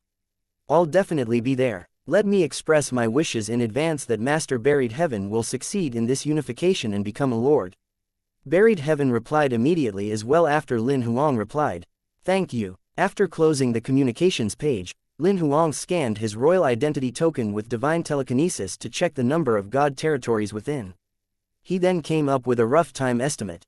There should be enough time. He gave this some thought, then set a date reminder on his communicator. After that, he did not waste any more time but teleported straight back to the Great Heaven Palace in a flash. After entering the palace, he adjusted the time to be 10,000 times faster than the outside world again. He then retrieved the half-step lords, god territory shell remnants one after the other. Time went by in the Great Heaven Palace.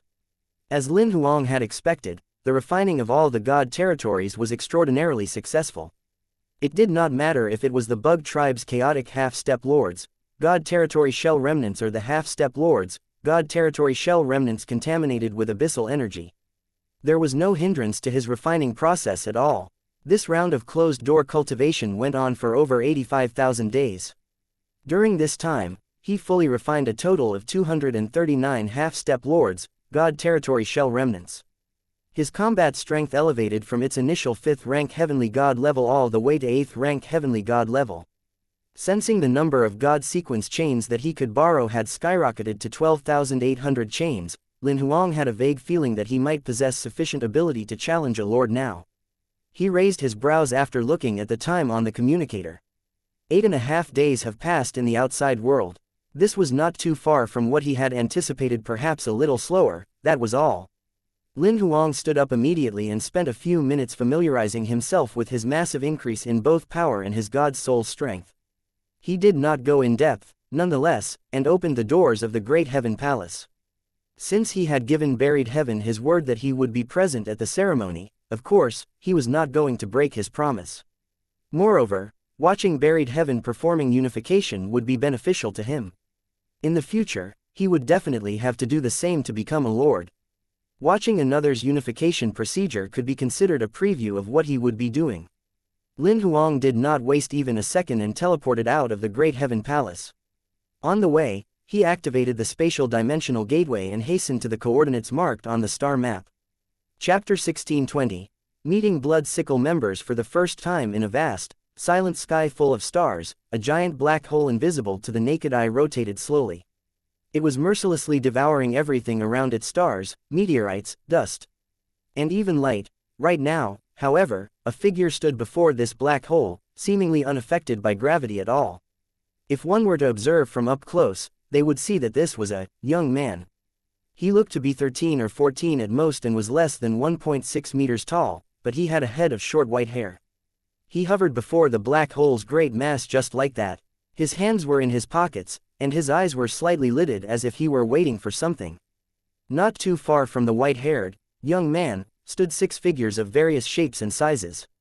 If any senior Gold Sickle members from Death Sickle were here, they would be able to identify these 6 as Death Sickle's Blood Sickle members. 6 out of the 7 Blood Sickle members were present. Clearly, they were guarding Buried Heaven's unification ceremony to prevent anyone from interfering. When Lin Huang traversed the void and showed up, the 6 Blood Sickle members immediately had their guards up. Fortunately, from quite a distance, Lin Huang had sensed the presence of 7 people and had revealed himself. Otherwise, he might really have been attacked by the 6 Blood Sickles. Sensing Lin Huang's arrival, Buried Heaven slowly opened his eyes and nodded at him. Lin Huang nodded slightly in response, then turned his head to study the 6 Blood Sickle members. He had never seen the Blood Sickles before. However, judging from the intensity of their auras, all 6 were half-step lords. Furthermore, among half-step lords, they would be considered powerhouses. Meanwhile, the 6 Blood Sickle members were weighing Lin Huang up as well. Over the course of this year, they had naturally heard many stories about Lin Huang, this exceptional newly emerged genius.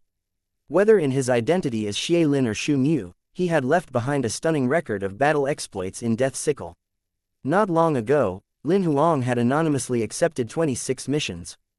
They knew about his consecutive killing of the geniuses on the Heavenly God leaderboard in the God territory, as well as how he had managed to successfully assassinate Shen Yu and Shen Ju despite a half-step lord attempting to stop him.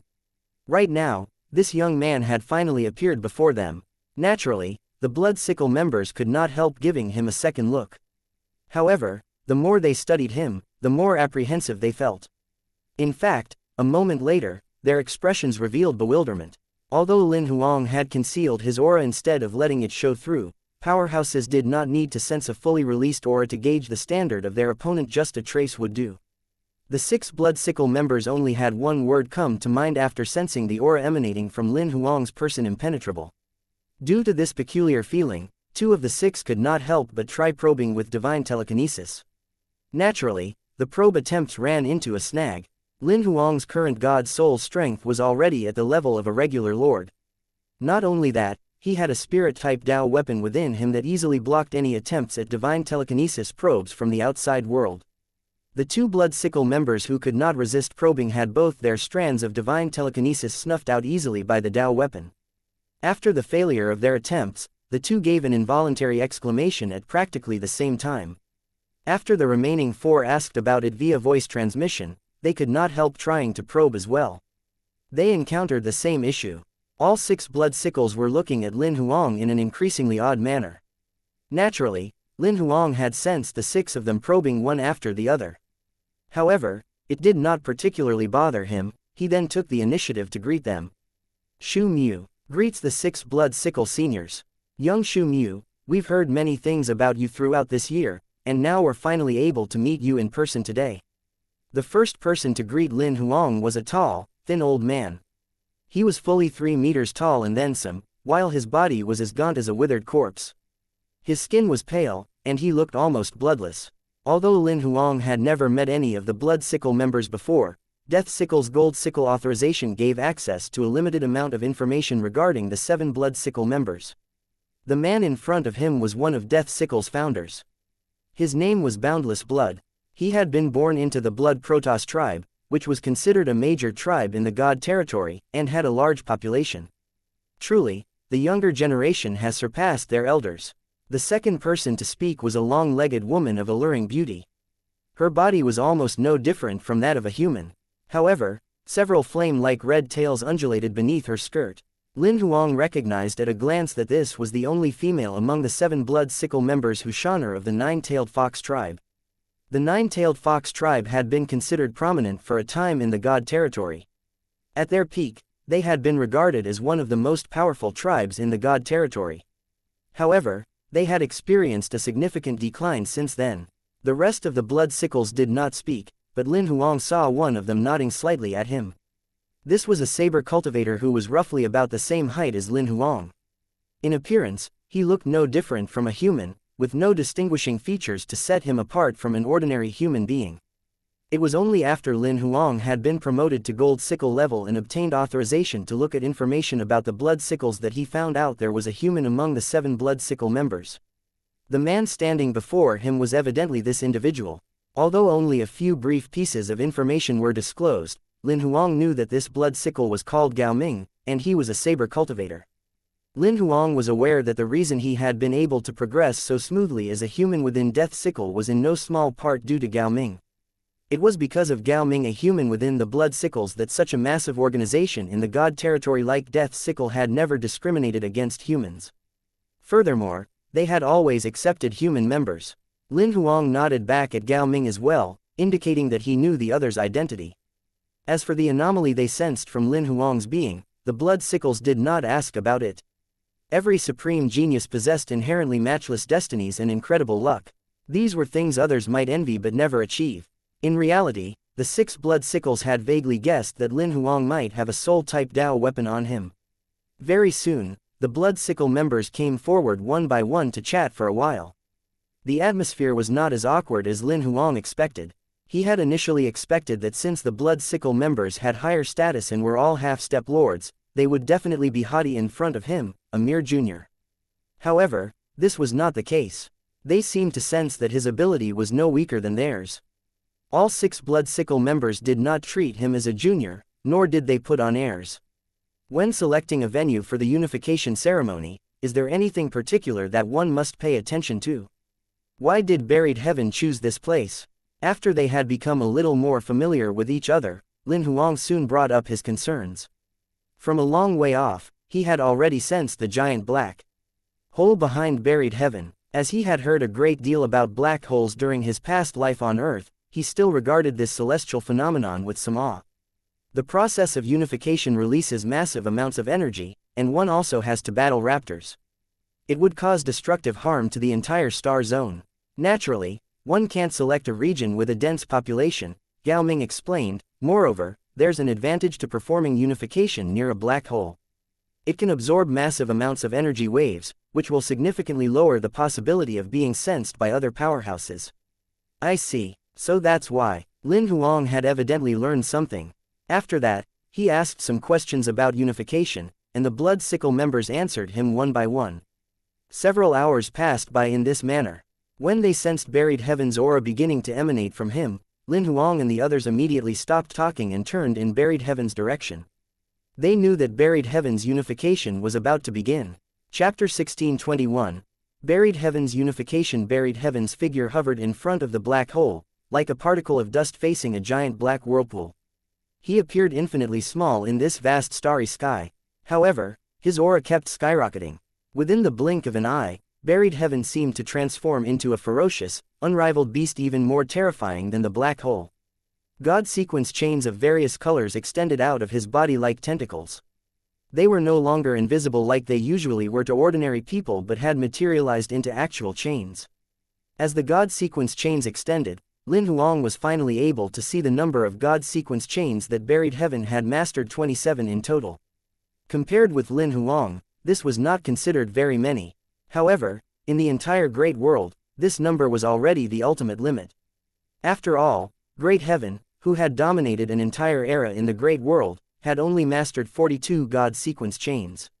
Although Lin Huang could control over 10,000 God sequence chains, most of them were borrowed and were not ones he had comprehended himself. In all honesty, the number of God sequence chains that he had comprehended was far less than Buried Heaven. Lin Huang did not find it that impressive, but the 6 Blood Sickle members were clearly envious. The more God sequence chains a heavenly god had mastered, the more powerful the Tao Seal would be after unification. From this standpoint, Buried Heaven's foundation was enough to suppress most heavenly gods.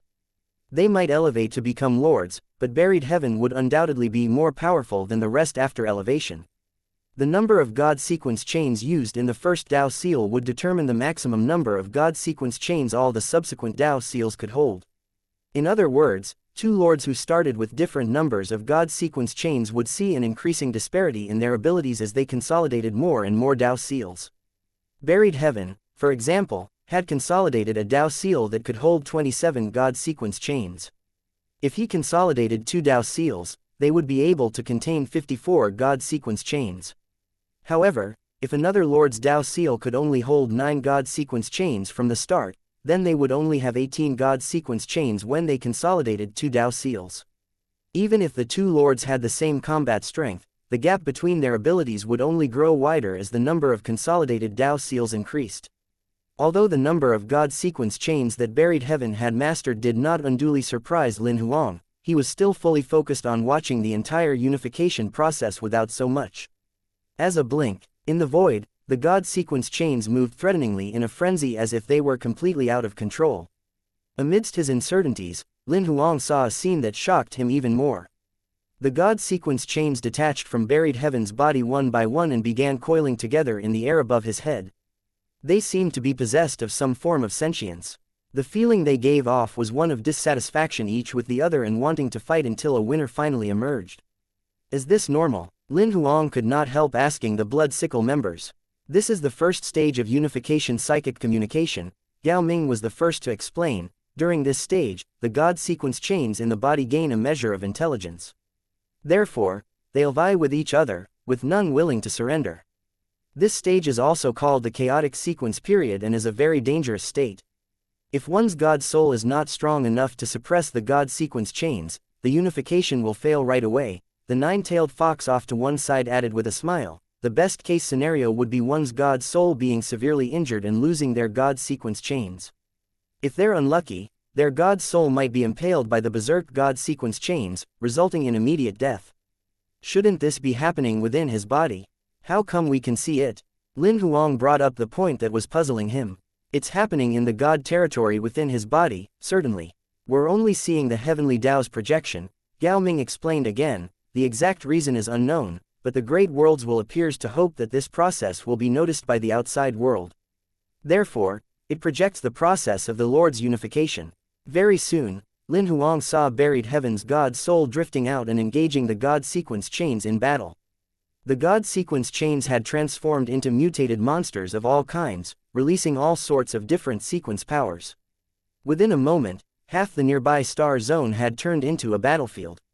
However, Lin Huang and the rest did not retreat. As this was just a projection, it would not interfere with reality. Nevertheless, they could all fully witness the intense battle in buried heaven's god territory. The resilience of a combat cultivator was no exaggeration. Buried heaven was completely fearless in the face of the multitude of sequence powers, inflicting heavy blows on them. Within half an hour, he had forced all 27 god sequence chains to surrender. Only at that moment did the god sequence chains gradually consolidate into line after line of Tao tattoos. All 27 Tao tattoos swiftly coiled together, forming a Tao tattoo in the void. At the same time, buried heaven's god territory materialized before them at last. It was like a phantom galaxy suspended in front of them. Before Lin Huang could ask, Gao Ming immediately explained right away. This is the second stage of unification. Simply put, it's the god sequence chains turning into a Tao tattoo and consolidating into a Tao seal. This process is also the one that has the highest failure rate in heavenly god unification. In the past, over 80% of individuals failed at this stage of unification. Since the process of consolidating god sequence chains into a Tao seal releases terrifying energy, it's a triple test of the individual performing the unification in terms of their physical body, their god soul, and their god territory. The energy released from consolidating god sequence chains into a Tao seal impacts the individual's god territory first.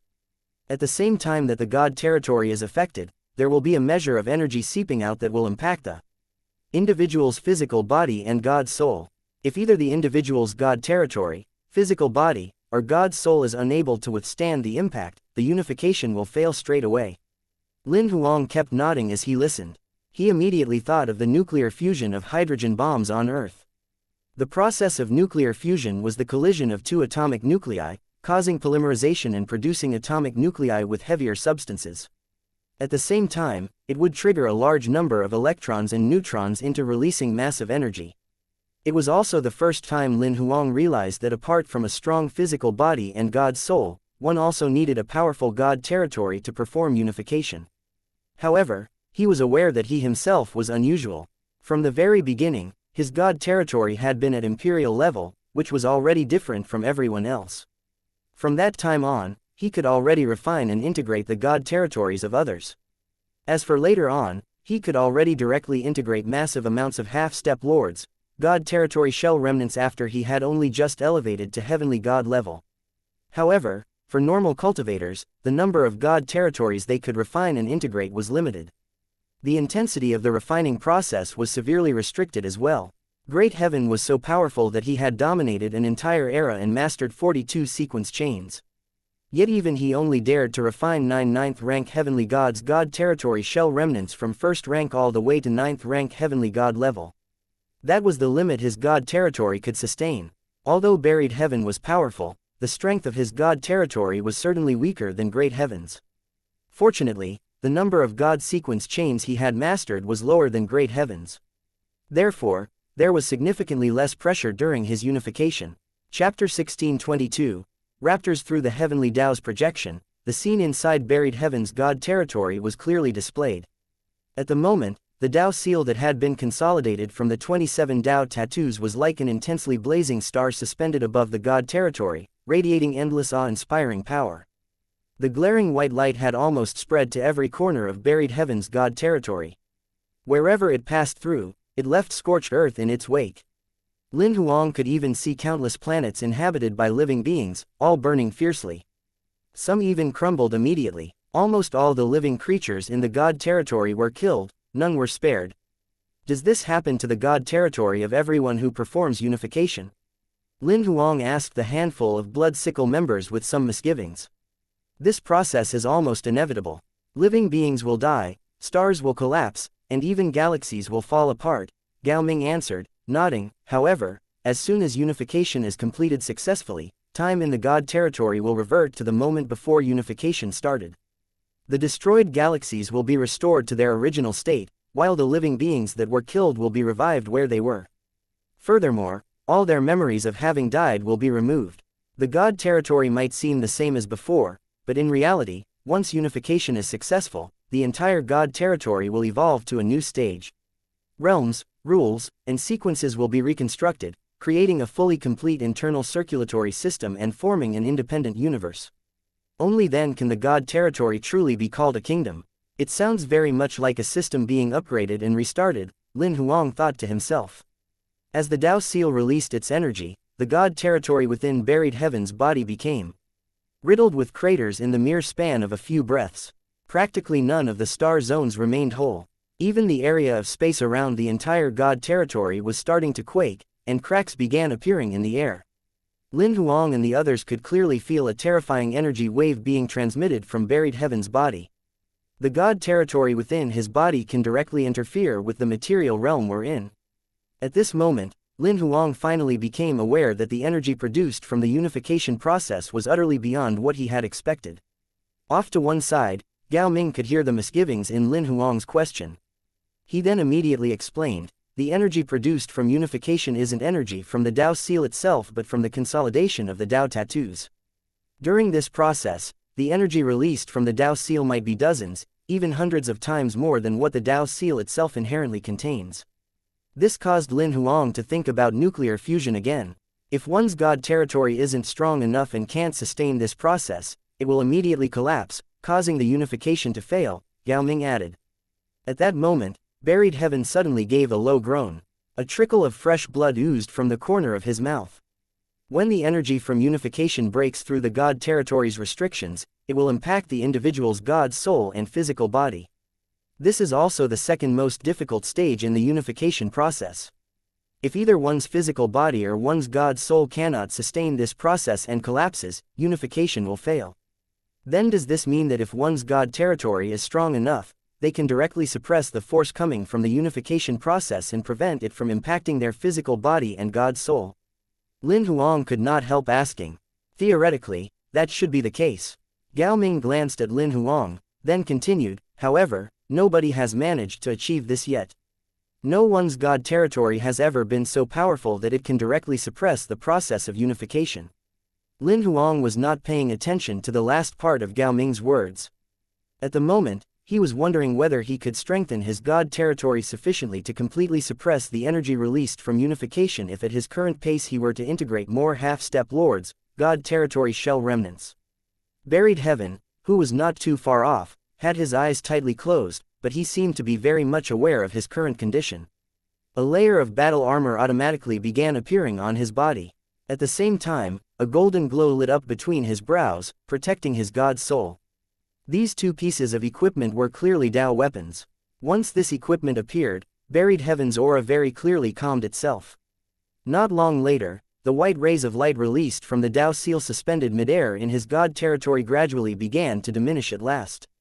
The expressions of the watching blood sickle members finally relaxed slightly. I think we can consider him as having made it through this stage, Nine-Tailed Fox Hushoner said with a smile. Lin Huang was slightly relieved as well. He could sense that the crest of energy released by the Dao Seal had passed and was beginning to wane. Buried heaven making it past this crest meant that half the unification process was already complete. In a little while, the white glow radiating from the Dao Seal faded entirely. Buried heaven finally opened his eyes and exhaled long and slow. Without hesitation, he retrieved a handful of elixirs from his storage ring and gulped them down one after the other. The most difficult stage is coming up next, Gao Ming said softly. Lin Huang was stunned when he heard that. His first reaction was to wonder, didn't they say earlier that consolidation of the Dao Seal had the highest failure rate over 80%? Why is the next stage the most difficult one? However, he quickly revised this first impulse. The most difficult stage did not mean that it had the highest failure rate. This was because 80% of the candidates had not made it past the consolidation of the Dao seal. Therefore, less than 20% would make it to the next stage. What's the next stage? Lin Huang could not help tilting his head and asking. The third stage of unification, which is also the last stage, Dao plundering. When a Dao seal has been properly consolidated through unification, it will attract the attention of raptors who covet and desire it. Raptors. This was not Lin Huang's first time hearing this term. However, he had only heard it, he did not really understand what it meant. That's right, we're not sure where the raptors come from. We only know they don't belong to the material realm. Each raptor is unbelievably powerful. They only appear they sense a Dao seal, and they always show up without warning. These raptors will steal the Dao seal of the individual performing unification. The individual must defeat the raptor to officially gain control of their Dao seal. If the individual is defeated and the raptor takes the Dao seal, what will happen then? Lin Huang asked curiously. When an individual performing unification loses their Dao seal, they lose all of their cultivation abilities and become an ordinary mortal, if the consequences are light. Severe consequences would mean immediate death, Gao Ming explained patiently. As soon as the raptors obtain the Dao seal, they'll refine it almost immediately and arrive in the material realm as a lord. This would result in an utter catastrophe. I've read related records from historical data where a raptor in the ancient epic took someone's Dao seal during unification. When the raptor arrived in the material realm, the lords could not kill it immediately, and it was able to escape. It caused a terrible disaster. That raptor devoured many heavenly gods, half-step lords, and lords within a short few years, causing it to become extraordinarily powerful. In the end, the Almighty's above Lord level had to take a hand before it was finally suppressed for good. As he listened to this story, Lin Huang had already started pondering. In the event buried heaven failed his unification, and the raptor took his Dao seal, arriving in the material realm, Lin Huang wondered if he should show his hand and reveal his true abilities. Just when Lin Huang was still turning the issue over in his mind, a change happened in buried heaven's god territory. Not far above the Dao seal, an irregular space rift began to form at a speed visible to the naked eye. Within less than the time it took for a breath, the rift had expanded to the maximum. It looked like a malevolent eye. Lin Huang was stunned when he saw the rift. Isn't that the virtual eye from the gravel world? Chapter 1623. Buried Heaven vs. the Raptor. Lin Huang was slightly dazed when he saw the space rift in buried heaven's god territory. It was as if he had returned to the gravel world and was seeing the virtual eye opening in the heavens. From the very beginning, he had already known the truth about why the gravel world had been invaded by the virtual eye. It was a result of the Emperor's heart performing modifications to the gravel world in order to train the native residents. Seeing the space rift that preceded the raptor's arrival, Lin Huang immediately understood that this must be the inspiration for the Emperor's heart in creating the virtual eye. The space rift above the Dao seal split apart like an eye opening. In the black, fathomless void, a massive, muscled arm suddenly extended out of nowhere, reaching right through the space rift and into buried heaven's god territory. Immediately after, a head poked through as well. The head had a face that looked human. It was bald, and there was a single eye on its forehead, while a huge mouth occupied almost half its face. The creature's inky black eye swept its gaze over buried heaven's god territory and finally alighted on buried heaven. It opened its huge mouth, revealing a maw full of sharp, shark-like teeth. So this is the unification raptor, Lin Huang mumbled softly. He did not verbalize the second part of the sentence, which was, it doesn't look very powerful. Off to one side, Gao Ming heard Lin Huang muttering and explained earnestly, the raptor's form isn't fixed. The fact is, the people who performed unification, the ones we know about, encountered different raptors. None of them were the same. However, the one thing we're certain of is that the raptor has a specific connection to the individual. Almost all saber cultivators will encounter a saber cultivator type raptor. Almost every sword cultivator will encounter sword cultivator type monsters. Buried Heaven is a combat cultivator, so the raptor he's encountering this time is clearly a combat cultivator like him. What if it's someone like me, who is a sword cultivator and a psychic? Lin Huang asked rather curiously. Ordinarily speaking, the raptor you encounter at that point will most likely be a sword cultivator type monster. After all, sword cultivation is your main cultivation path. There were lords in the great world who were in the same boat as you. In essence, they encountered raptors that cultivated the same path. There doesn't seem to have been anyone who's encountered a raptor that cultivated their secondary path, Gao Ming answered after giving this some thought. During Gao Ming and Lin Huang's conversation, the raptor had fully emerged from the space rift and intruded into buried heaven's god territory. Only now were Lin Huang and the others finally able to see the monster's full appearance. It was a one-eyed giant that was at least 100 meters tall. It looked like a skinned, deformed human. The surface of its body was enveloped in a layer of blood-red energy that did not give off the feel of divine power. It was another type of energy. An indeterminate aura radiated from its entire being. Its single eye had practically never left buried heaven. What a powerful flesh and blood aura. You're definitely delicious. Just catching a whiff of the scent on you from far away has already increased my appetite. As the one-eyed raptor spoke, it extended its long tongue to lick its lips. It did not seem to care what an ugly, drooling spectacle it made. I've made up my mind. I'm going to devour you first, then refine your Dao seal. The one-eyed raptor had only just finished speaking when buried heaven attacked from his end. Even though the raptor was unbelievably arrogant and aggressive, right now buried heaven did not fear it in the least. One must know that this was his god territory. He had full advantage on his turf. Moreover, his Dao seal had already been consolidated, which also gave him absolute confidence in his abilities. As buried heaven was illuminated by the Dao seal's light, a Dao tattoo that was exactly the same as the Dao seal formed on his forehead. At the same time, golden odor began flowing through his entire body. At that moment, it was as if he had transformed into a golden armored combat god. Within the blink of an eye, his figure darted forward like lightning. Landing in front of the raptor, he landed a heavy blow on it. He did not bother testing this blow at all, he launched into it full force. A combat. Cultivator's physical body was already formidable. In addition, this basic punch had been compounded with all the sequence powers that buried heaven could borrow in his god territory. In fact, its sheer power could be considered earth-shattering. The 6 blood sickle members watched with wide eyes. Clearly, the force of buried heaven's blow was way beyond anything they had expected. Even Lin Huang could not help raising his brows. He's compounded over 1,800 levels of sequence power. Is this the godly rights effect in his god territory then? Through his inherited memories, Lin Huang had discovered that powerhouses who elevated to heavenly god level by the usual methods could within their god territory boost their godly right by using rule-bending power. An example was Great Heaven, who had only mastered 42 god sequence chains. However, from 1st rank all the way to 9th rank, he had integrated 9th rank heavenly god level god territories when he first constructed his godly right and during every subsequent elevation. This had given his godly right a full 81-fold boost. This meant that in his god territory, he could allocate a maximum of 3,402 sequence powers when using his godly right. As for buried heaven, he had mastered 27 god sequence chains. He could compound 1,800 levels of sequence power in his god territory because his godly right had clearly given him a 60-fold boost. Lin Huang's godly right, however, was completely different from theirs. His godly right's maximum limit was far beyond that of buried heaven and great heaven, and not just in terms of numbers.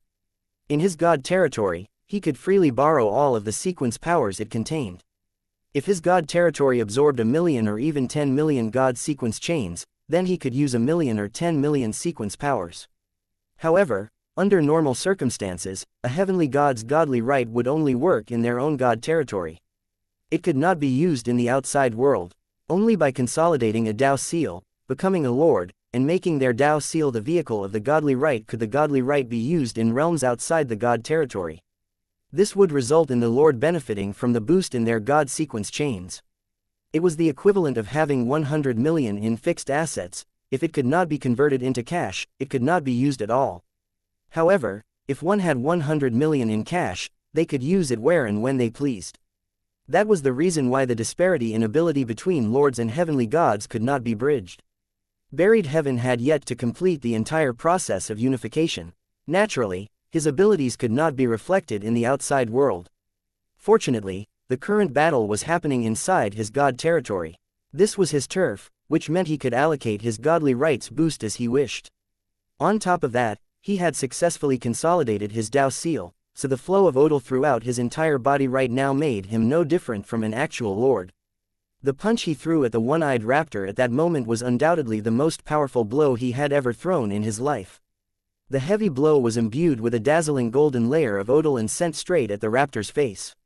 It was unbelievably fast. However, just as the punch was about to strike the raptor's face, the raptor suddenly grinned at buried heaven. The next second, its hand shot out, transforming into eagle-like talons that stopped buried heaven's attack midway. With its other hand, it curled its fist and sent an even faster punch at buried heaven. Boom! The 6 blood sickle members had not even been able to see very much of the exchange of blows between the two when they heard the loud boom. Dust and smoke rose from every corner of the god territory after that, obscuring the figures of the two combatants. Lin Huang was the only one who could see everything clearly, and he could not help but frown slightly. This raptor's physical strength is even more powerful than buried heaven's. Not only that, it's far more familiar with using its body than he is. I'm afraid buried heaven might have a difficult time in this battle. Chapter 16:24. Leave it here. Smoke and dust rose from every corner of buried heaven's god territory. This first clash between buried heaven and the raptor was extraordinarily spectacular. However, Lin Huang was frowning slightly as he watched. Buried heaven's situation was not exactly ideal. Whether it was physical strength, power, or speed, the raptor was still a cut above. Furthermore, its battle style was based more on instinct. Even when encountering techniques that it had never seen before, it could react accurately in time. As for buried heaven, even though he displayed great initiative and did not withhold any of his martial arts skills, he was gradually losing the upper hand. His tempo of battle was also beginning to be affected by his opponent. Buried heaven's expression was gradually becoming more serious as well. From the very beginning, he had not made the mistake of underestimating the raptor. However, after they had exchanged blows, he realized that the raptor was more powerful than he had expected. The 6 blood sickle members could only see the two fighting within the smoke and dust. They seemed to be equally matched. However, Lin Huang saw what was going on more clearly than the rest. The raptor's overall ability was certainly more powerful than buried heaven's, but its ability also had its limits. Buried heaven's advantage was that the god territory was his turf. The drain on his divine power was minimal there. As long as he stood his ground and fought steadily without making mistakes and did not allow his opponent to affect his tempo of battle, he would, in essence, be undefeatable. The raptor was only able to remain in the material realm for a limited time. The longer the battle took, the more it would be at a disadvantage. Lin Huang had initially thought that buried heaven would be aware of this logic. However, he had never expected that buried heaven might fall prey to rashness right from the start, to where his battle rhythm now was affected by the raptor. If this went on and the raptor gained full control of the tempo of battle, buried heaven would completely lose his chance to turn things around. As a bystander, Lin Huang felt somewhat anxious for him as he watched. However, buried heaven's physical body was currently in his god territory at the moment.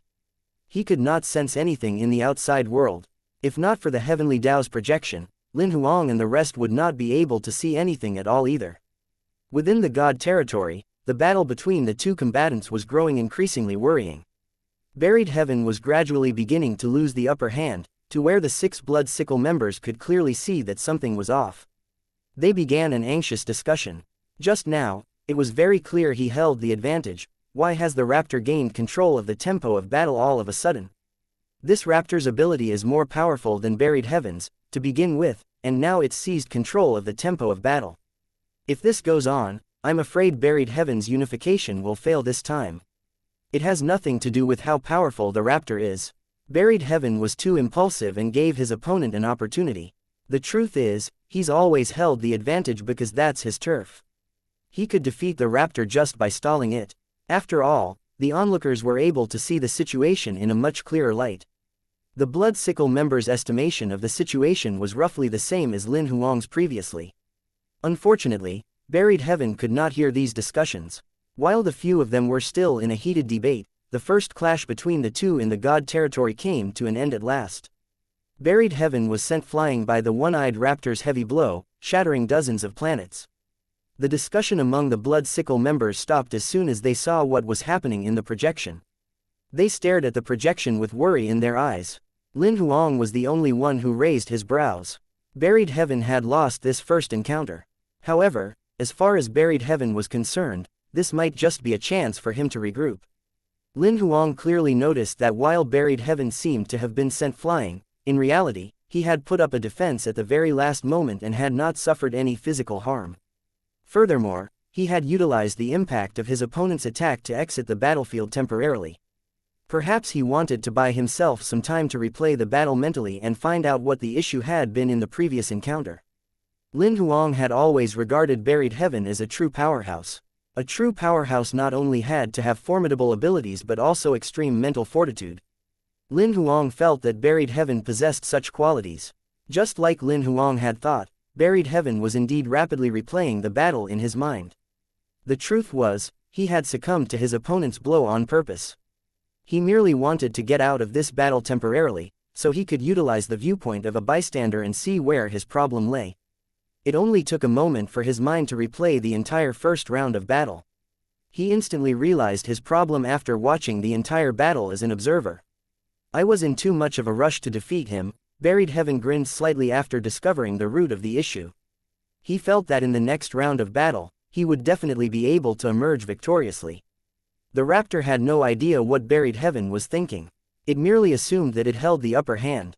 It did not intend to give Buried Heaven a chance to recoup at all. Right after it had sent Buried Heaven flying, it leapt into the air and pursued its opponent's falling body.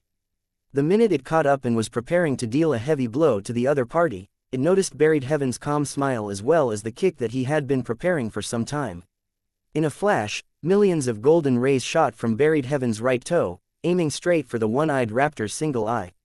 The angle of the attack was extremely tricky, it was also swift, accurate, and savage. The raptor immediately used its hands to block the attack. It was then sent flying by Buried Heaven's kick. Almost simultaneously, countless golden chains emerged like undulating boa constrictors, sweeping toward the raptor. Buried Heaven had now fully understood that this was his turf and he possessed not just combat cultivator techniques. He had consolidated these chains by invoking the use of his godly rites sequence powers. He did not need the chains to cause any harm to the raptor. All he needed was for them to obstruct its movements just a little, which would be enough to affect the entire battle situation. Watching as the raptor tried to free itself from the chains, Buried Heaven was in no hurry to take the initiative and engage in hand-to-hand combat. Instead, he consolidated more chains to interfere with it, then looked for an opportunity to attack. Within a few short seconds, he had already taken control of the entire tempo of battle. Things should be stable from now on. Lin Huang gave a slight nod.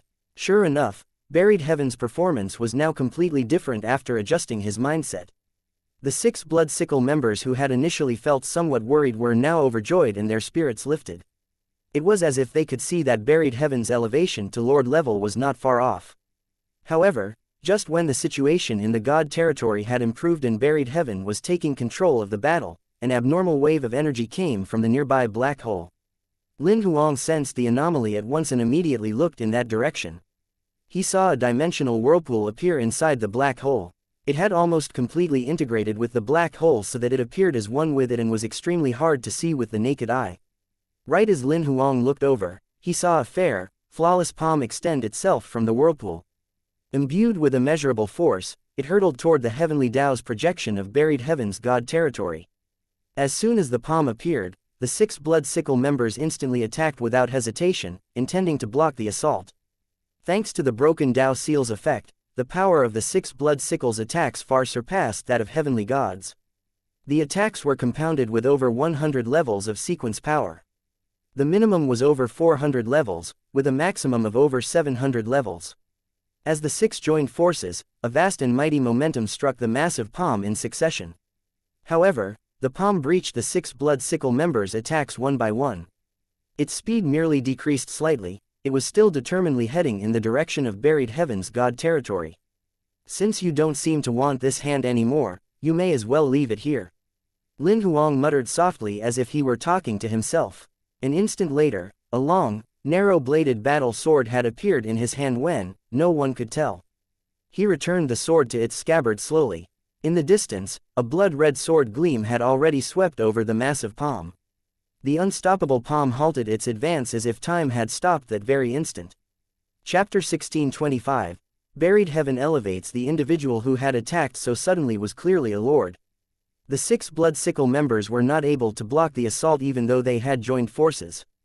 If the massive palm struck Buried Heaven's God territory, it might wreck the God territory altogether. Once buried heaven's God territory was damaged, the unification raptor would certainly escape. Since the God territory was buried heaven's turf, for the raptor, the only fair place to do battle was outside the God territory. As soon as the raptor escaped out of the God territory, buried heaven would lose his home ground advantage. Although his Dao seal had already consolidated, and he could invoke the boost from his God sequence chains outside his God territory, the divine power within his body would not be inexhaustible like it was within his God territory. In his God territory, at least he could exhaust the raptor to death. However, outside his God territory, the raptor would most likely wear him down instead. Furthermore, once the raptor escaped, buried heaven would have no choice but to follow it out. Once he did so, he would become the target of the Lord's attack. That was why Lin Huang and the rest wanted to stop that massive palm. Although the onslaught of the 6 blood sickle members was halted, Lin Huang made his move in the nick of time, stopping the enemy's attack. In truth, he was rather unwilling to display his real ability in front of the 6 blood sickles. After all, he was not familiar with any of them. He knew nothing of their characters, nor did he know if there were any raider spies among the 6. However, he had no choice. If he did not show his hand, there was a high possibility that buried heaven's unification this time would fail. Within the dimensional whirlpool inside the black hole, the Lord Powerhouse who had attempted the stealth attack withdrew its arm, turned around and made good their escape after the attack failed. They did not even retrieve their severed hand. From that one clash alone, they knew that they were not Lin Huang's match. In fact, they feared that Lin Huang would kill them on the spot. It's certainly fleeing very quickly. Naturally, Lin Huang immediately sensed the other party escaping far away. He did not pursue it either. For one, he was worried that the opponent might be creating a diversion once he left in pursuit, another lord would attack buried heaven. For another, he felt that he might not be able to catch up. The black hole inherently possessed a spatial distortion effect. Even if he followed the other via teleportation, the tiniest variance would result in the dimensional coordinates being completely different. Lin Huang knew that it was only a matter of time before his true ability was revealed. He could hide it for a time, but he could not hide it forever. Compared to before, now, he no longer shied away from his identity being exposed. After all, he already possessed the ability to fight on equal footing with lords. Watching the severed hand hovering in the air, the 6 blood sickle members only snapped back to their senses a moment later. They all turned to look at Lin Huang. They knew Lin Huang was a genius with astounding ability. After all, he had previously assassinated the twins, Shen Yu and Shen Ju. However, in their eyes, this young fellow named Shu Mu could only be regarded as a mere junior. At most, he was just a slightly bigger fish in the pond. After all, no matter how powerful a heavenly god was, their godly right would only be effective in their own god territory. Outside the god territory, it would be useless. However, at that very moment, the 6 of them finally realized just how much of a mistake they had made. Lin Huang had suppressed a bona fide lord on his own. If not for the fact that their attacks had been easily countered, the 6 might even have had doubts about the ability of the stealth attacker. However, they had attacked full force earlier, yet they had failed to stop their opponent by even a fraction. Lin Huang, however, had not only stopped the stealth attack, but he had even severed the other's hand. The disparity in ability was extremely obvious. Your cultivation base is at lord level. Gao Ming could not help but ask. Actually, this was the speculation of the remaining 5 blood sickles as well. After all, the preconception they had was that only lords could fight lords. Not yet. Lin Huang shook his head. He did not mention exactly which rank he was at. He did not think this was necessary. How is that possible? Boundless Blood was in slight disbelief. A heavenly god's godly right can only be used inside their god territory. The sequence powers they've mastered in the outside world won't gain a boost. Your attack earlier likely had over 10,000 levels of compounded sequence power. How is it possible that it wasn't a boost? Why do I need that? Can't I have mastered up over 10,000 types of sequence power? Lin Huang retorted at once. The 6 blood sickle members present thought Lin Huang was spouting nonsense. One had to be aware that individuals with a normal heavenly god level aptitude would need tens of thousands of years to master one god sequence chain. Even if it were a 1 in a million talented genius, they would need hundreds of years at least to master a single god sequence chain. They would need tens of thousands of years to accrue mastery for over 10,000 God sequence chains. Moreover, Lin Huang was a newly emerged genius. According to Death Sickle's investigation, he might not be even 100 years old. Naturally, he could not possibly have mastered 10,000 God sequence chains. It was even more unlikely that he had already elevated to Lord. The 6 Blood Sickle members rapidly calmed down when they remembered Lin Huang's identity information. All 6 had practically the same speculation. Lin Huang must have used some special technique, such as borrowing an almighty's power. That was how he had managed to stop the Lord's massive palm. Indeed, logically speaking, that was the most reasonable explanation. In addition, Lin Huang had also stopped a half-step Lord's attack previously during Shen Yu and Shen Zhu's assassination, and the technique he had used then was very obviously not inherently his own. This made the few half-step Lords even more certain of this point. Lin Huang had a powerful survival trump card left to him by an almighty. Only after they had thought this out did the Blood Sickle members come out of their shocked state and regain their composure. Seeing that Lin Huang was stubbornly denying any use of an almighty's technique, they did not pursue the matter further. Lin Huang, on the other hand, had no idea what the Blood Sickle members were thinking. Since they had stopped asking, he also did not bother to explain further. He extended a telekinetic thread and coiled it around the severed hand. He then put the hand away in his storage space. Only then did he turn his head to watch the projection of buried heaven's God territory. The 6 Blood Sickle members did not speak any further.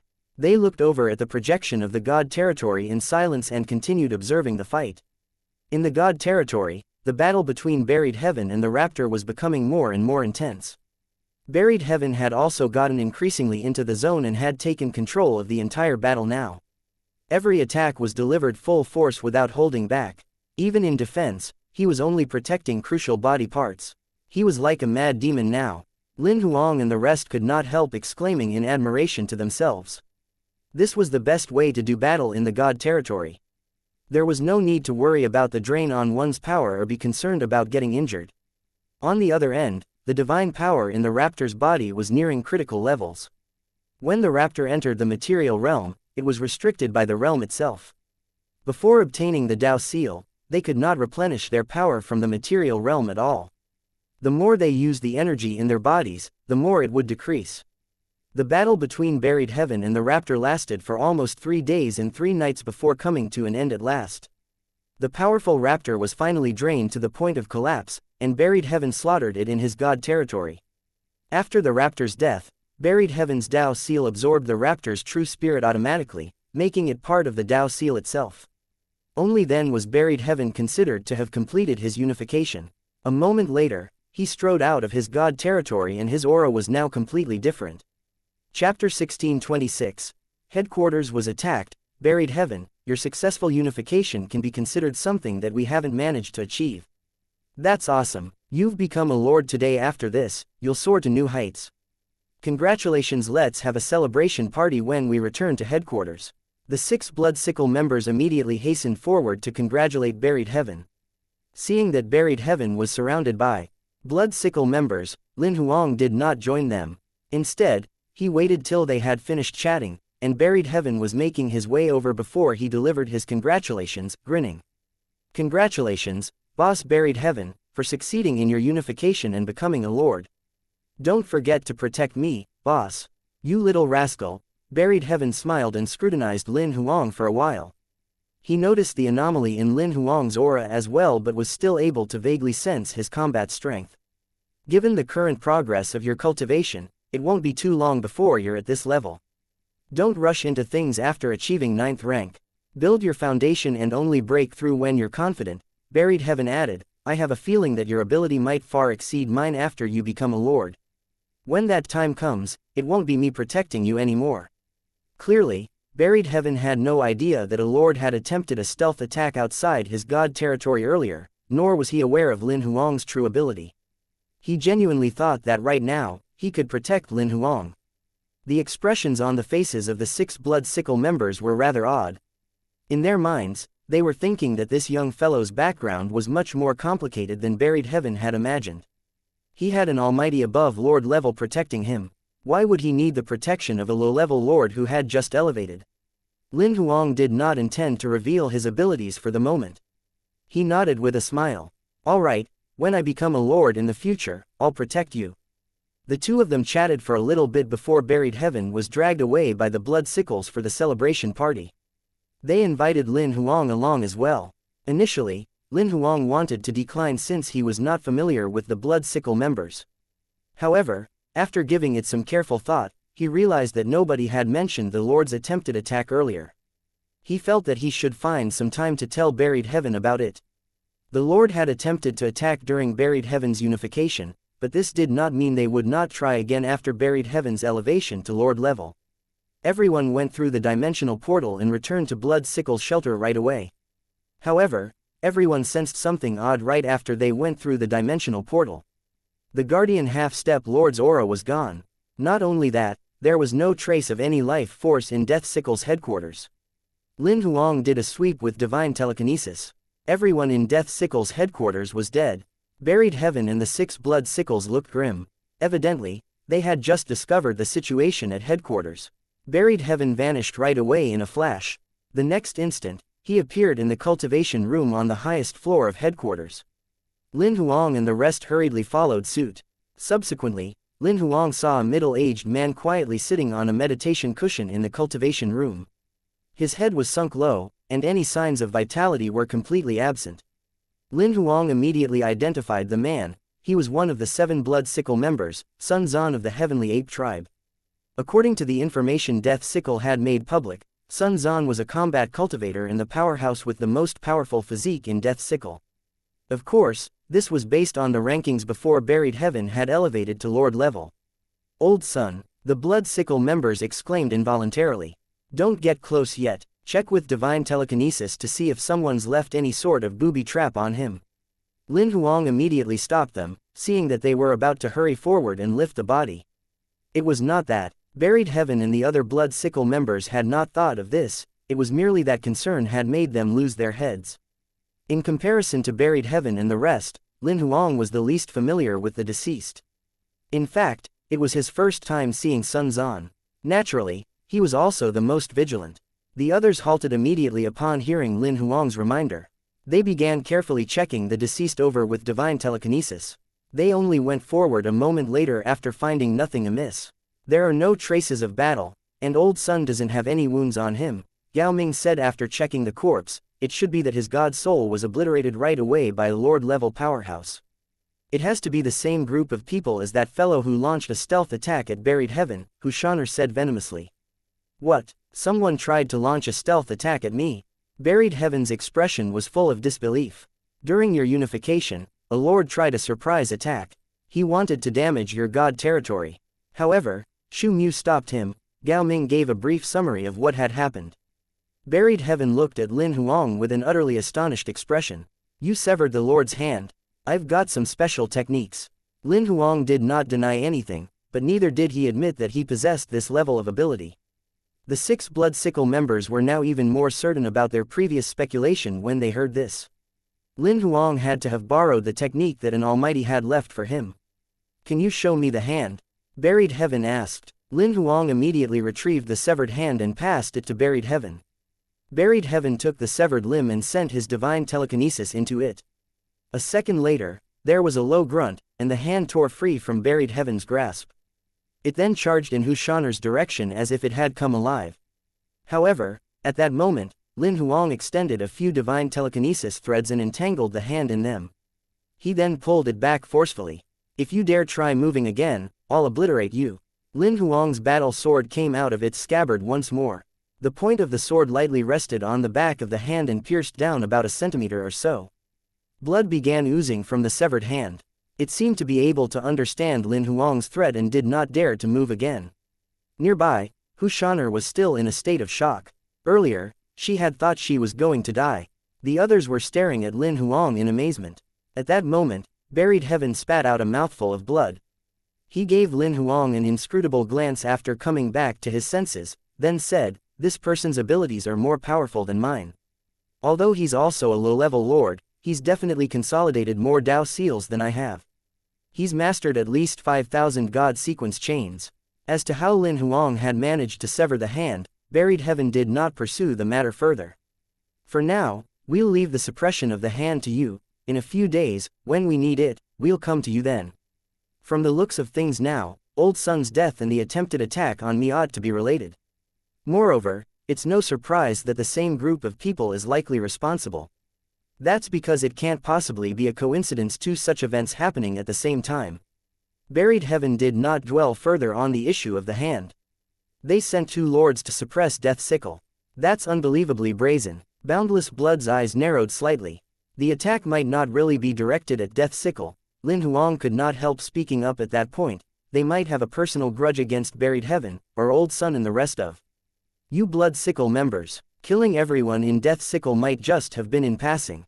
It's also possible that they targeted some other Death Sickle members rather than all of you. Lin Huang thought of the raiders when he said that. Of course, I'm just stating other possibilities. They're not necessarily correct, Lin Huang added.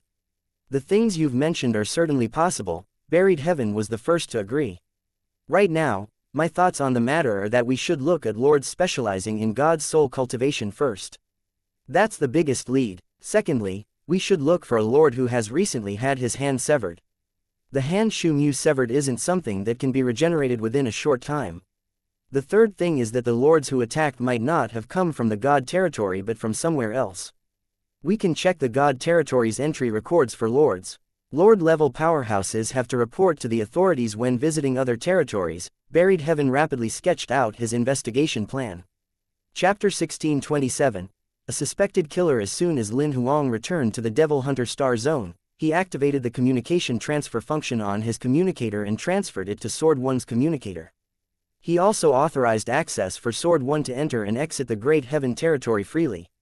Furthermore, he let Sword One know that if he received news from Death Sickle or any other important information, he could come into the Great Heaven territory and knock on the door of the Great Heaven Palace. After making these arrangements, Lin Huang entered the Great Heaven Palace again and went into closed-door cultivation. As for the matter of Death Sickle's headquarters being attacked, he did not participate any further in subsequent discussions.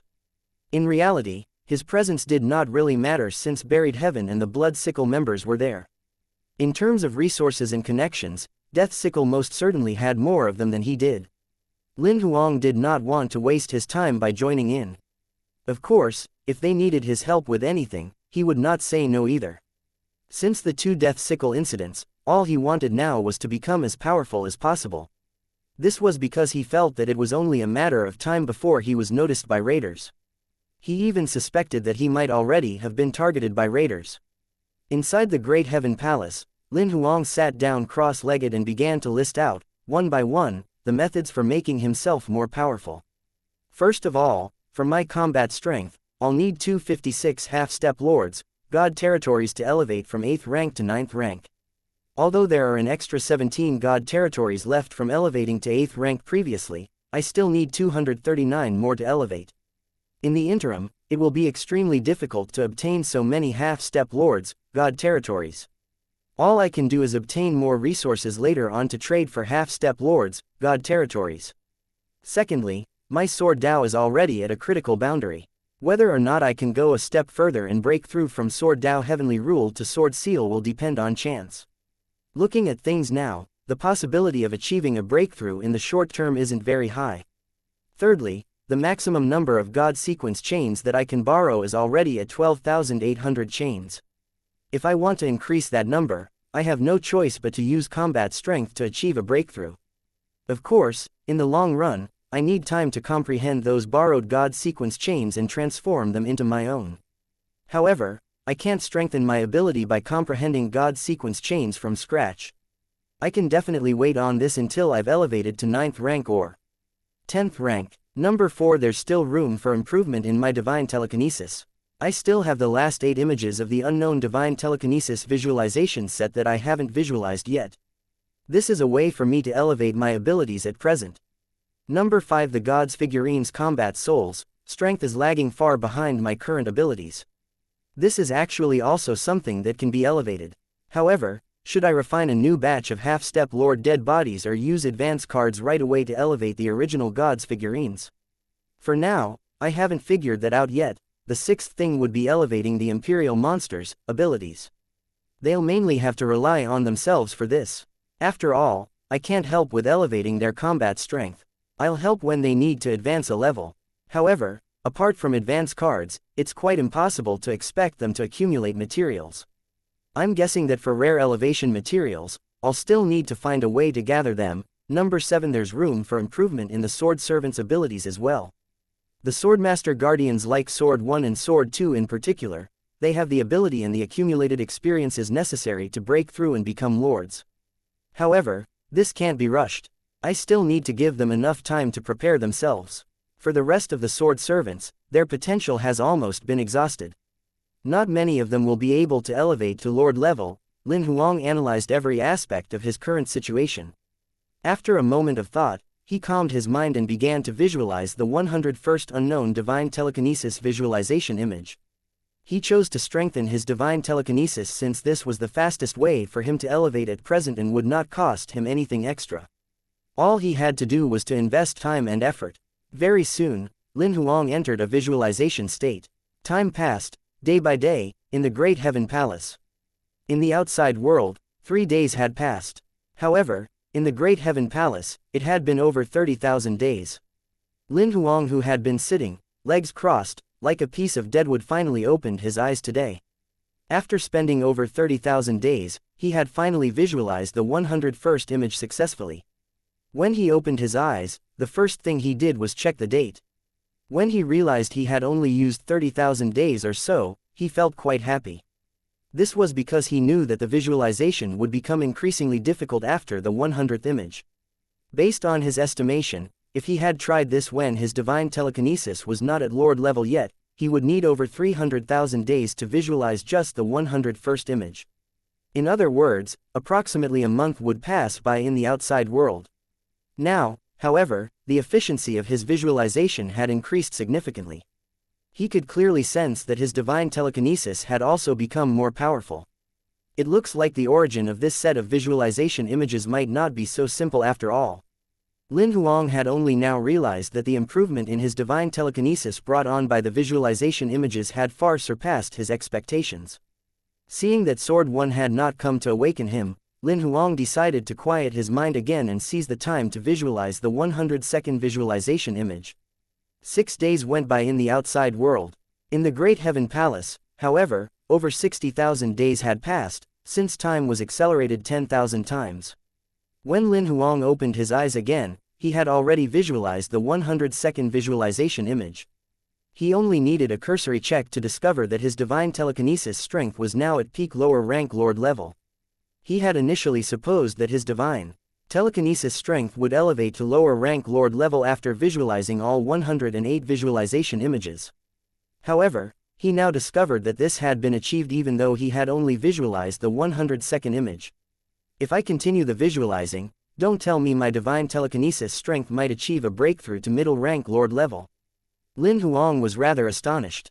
Seeing that there was still no news yet from Sword 1, Lin Huang calmed his mind again and continued to visualize the 103rd visualization image. However, this time, he had only been visualizing for a few days before a series of knocks sounded on the door of the Great Heaven Palace. Lin Huang immediately came out of his visualization state. It looks like news has probably come from Death Sickle. He gestured, and the door of the Great Heaven Palace opened. Sword 1 was standing there, clad in a long green robe. Lord Swordmaster, news has come from Buried Heaven. I've already informed him that you'll reply to him in a little while. All right, Lin Huang nodded slightly and strode out of the Great Heaven Palace. A moment later, the two teleported back to the Devil Hunter Star Zone. Lin Huang returned alone to his courtyard and called Buried Heaven's number. In just a little while, the video call connected. Buried Heaven's white-haired, youthful figure projected into the courtyard. How is the investigation going? Lin Huang asked right away, without bothering about niceties. We've located someone whom we suspect might be the owner of the hand you severed. Buried Heaven paused and took stock of Lin Huang. But I need you to bring the severed hand over to verify it. Not a problem. Where do we meet? Lin Huang agreed readily. Let's meet at headquarters, Buried Heaven said, a ferocious gleam flashing through his eyes. After that, we'll both go and pay a visit to the Combat God Temple. Chapter 1628. The Combat God Temple's Temple Master Kratos' star zone was a galaxy supercluster with a diameter of over 180 million light-years. If it were viewed from sufficiently far away, the shape of this star zone looked a little like a battle axe. This was also the location of the Combat God Temple's headquarters. It was Lin Huang's first time setting foot on this star zone. It was also his first time at the Combat God Temple's headquarters, the Combat God Shelter. Looking at the massive palace in front of him that seemed to be built for giants hundreds of meters tall, Lin Huang was somewhat bereft of speech. The door alone measured at least 500 meters in height. The Combat God Temple's headquarters is a Dao weapon left behind from the ancient epic. It's said to be the palace of the giant king of the ancient epic's giant tribe, Buried Heaven explained offhandedly as if noticing Lin Huang's confusion. Both of them made their way slowly to the door. A warrior in silver armor, who was guarding the door, quickly went to announce their arrival. A moment later, the warrior returned and said to them respectfully, "Please follow me." Led by the silver-armored warrior, Lin Huang and Buried Heaven made their way into the palace. After all, this was the Combat God Temple's headquarters. It would be imprudent for them to invade the place before they had ascertained the facts of the matter that would be equivalent to a complete falling out with the God Combat Temple. Therefore, Buried Heaven led Lin Huang through the usual visitation procedures. Right after they stepped into the Combat God Temple, many people in the palace turned their gazes toward them. Not many were able to identify Lin Huang as Xu Mu, but almost everyone recognized Buried Heaven. Of course, Buried Heaven was not using his youthful primordial form right now, but the muscular form that he displayed to the outside world. In the crowd, countless people whispered among themselves, "Is that fellow Buried Heaven? Why is Buried Heaven here at the Combat God Temple? I heard a rumor a few days back that Buried Heaven succeeded in unification and elevated to become a lord. I saw the gossip thread online too. What's strange is that Death Sickle didn't deny it, nor did they give a definitive answer. I think that's got to be fake news. If I were Death Sickle's upper echelons and Buried Heaven really did successfully undergo unification to become a lord, I'd trumpet it with a foghorn everywhere I went. I'd want everyone in the entire God territory to know. What's there to hide? That's right, Death Sickle has been so low-key lately. It doesn't look as if they have a new lord." Naturally, Lin Huang and Buried Heaven heard the gossip among the crowd as clear as could be. Lin Huang felt rather puzzled. He had thought the news about Buried Heaven's elevation to lord level had been circulated much earlier. That was because good news like this would usually be announced right away. Furthermore, it was also considered a boost for Death Sickle's reputation. "The news of your successful unification hasn't been announced?" Lin Huang asked rather doubtfully through voice transmission. "Not yet." Buried Heaven shook his head. "As soon as it's announced, we'll have to temporarily shelve the investigation. That's because the God territory gaining a new lord is no small matter. All the major organizations would take turns to congratulate us, and we'd need to host a banquet out of courtesy and invite them. It would be at least half a month before things settle down." Lin Huang immediately understood Buried Heaven and the few Blood Sickle members' points of view. The longer the two cases dragged on, the attempted attack on Buried Heaven, as well as the massacre at Death Sickle's headquarters, the more difficult it would be to find the murderer. Buried Heaven and the others had prioritized investigating the truth over Death Sickle's honor to find the perpetrator as soon as possible. The warrior in silver armor led Buried Heaven and Lin Huang through the crowd. They ascended a floating staircase and soon came to a cultivation room. "Please go in, both of you." The two opened the door and went in. Lin Huang realized that the cultivation room was completely bare. There were no furnishings. Even the walls, ceiling, and floor were like those of the most rudimentary unfinished house. There was only a woolen blanket on the floor in the middle of the room. An old man with white hair sat upon it, cross-legged. Lin Huang identified the man at a glance. This was the Combat God Temple's current temple master Zhang. Lin Huang had seen his picture on the internet more than once. Zhang opened his eyes when the two of them entered, then locked his gaze on Buried Heaven. Only after observing him for a good while did he venture, "So you really have succeeded in unification and elevated to become a lord, young fellow. I knew I wasn't mistaken in you. Senior Zhang, you praise me too highly," Buried Heaven said respectfully. Zhang was a veteran lord. Even the few Blood Sickle members from Death Sickle would have to address him as their senior. Zhang then turned his gaze to Lin Huang. It was not long before he discovered that there was something odd about the young man. "This humble junior is Xu Mu. It's a pleasure to meet you, senior." Lin Huang went forward and offered his greetings. No matter what, They were still not enemies for now and should not skip the usual formalities. Zhan Guang scrutinized Lin Huang again and realized that he was still unable to read this young man. He could not help exclaiming, "The younger generation has certainly surpassed the old. Please take a seat." Zhan Guang casually brought out a teapot and arranged the tea service, taking his own time. "Peerless told me there's something important that you'd like to speak to me about in person." "What is it exactly?" The Peerless mentioned was the Combat God Temple's Peerless Overlord, whose rank was on par with Buried Heaven. "During this junior's unification, a lord attempted a stealth attack on me. Buried Heaven took his seat directly across from Zhan Guang. Lin Huang followed suit and sat beside Buried Heaven. Such a thing actually happened." Before Buried Heaven could finish speaking, Zhan Guang paused in the middle of what he was doing. Frowning, he asked, "Do you suspect that this was someone from the Combat God Temple?" Buried Heaven did not answer this question. Instead, he continued, "Almost the same time as the attempted assault on me, Death Sickle's headquarters was attacked. Old Sun, who was standing guard, was killed. Besides him, there were also 513 lives lost. Nobody was spared." Zhan Guang's expression was one of utter shock when he heard this. Old Sun, the combat cultivator. How did he die? There were no traces of battle at all in Death Sickle's headquarters, nor did Old Sun have any wounds on him. His god soul was instantly obliterated, Buried Heaven explained. This must have been done by a lord whose main cultivation path is God's soul. Zhan Guang said with certainty, "None of the 4 lords from the Combat God Temple are experts in God's soul techniques, let alone specializing in God's soul cultivation. I know that, however, it's impossible for there not to be a connection between the 2 attackers. It's just too much of a coincidence." Buried Heaven nodded. "So what you're saying is that the lord who tried to attack you is from the Combat God Temple. And he collaborated with another lord to destroy your headquarters." Zhan Guang looked at Buried Heaven with a displeased expression. Although he had always thought well of this junior sitting in front of him, Zhan Guang would definitely turn violent if Buried Heaven dared to slander the Combat God Temple. "I only suspect this is so, nothing has been confirmed yet."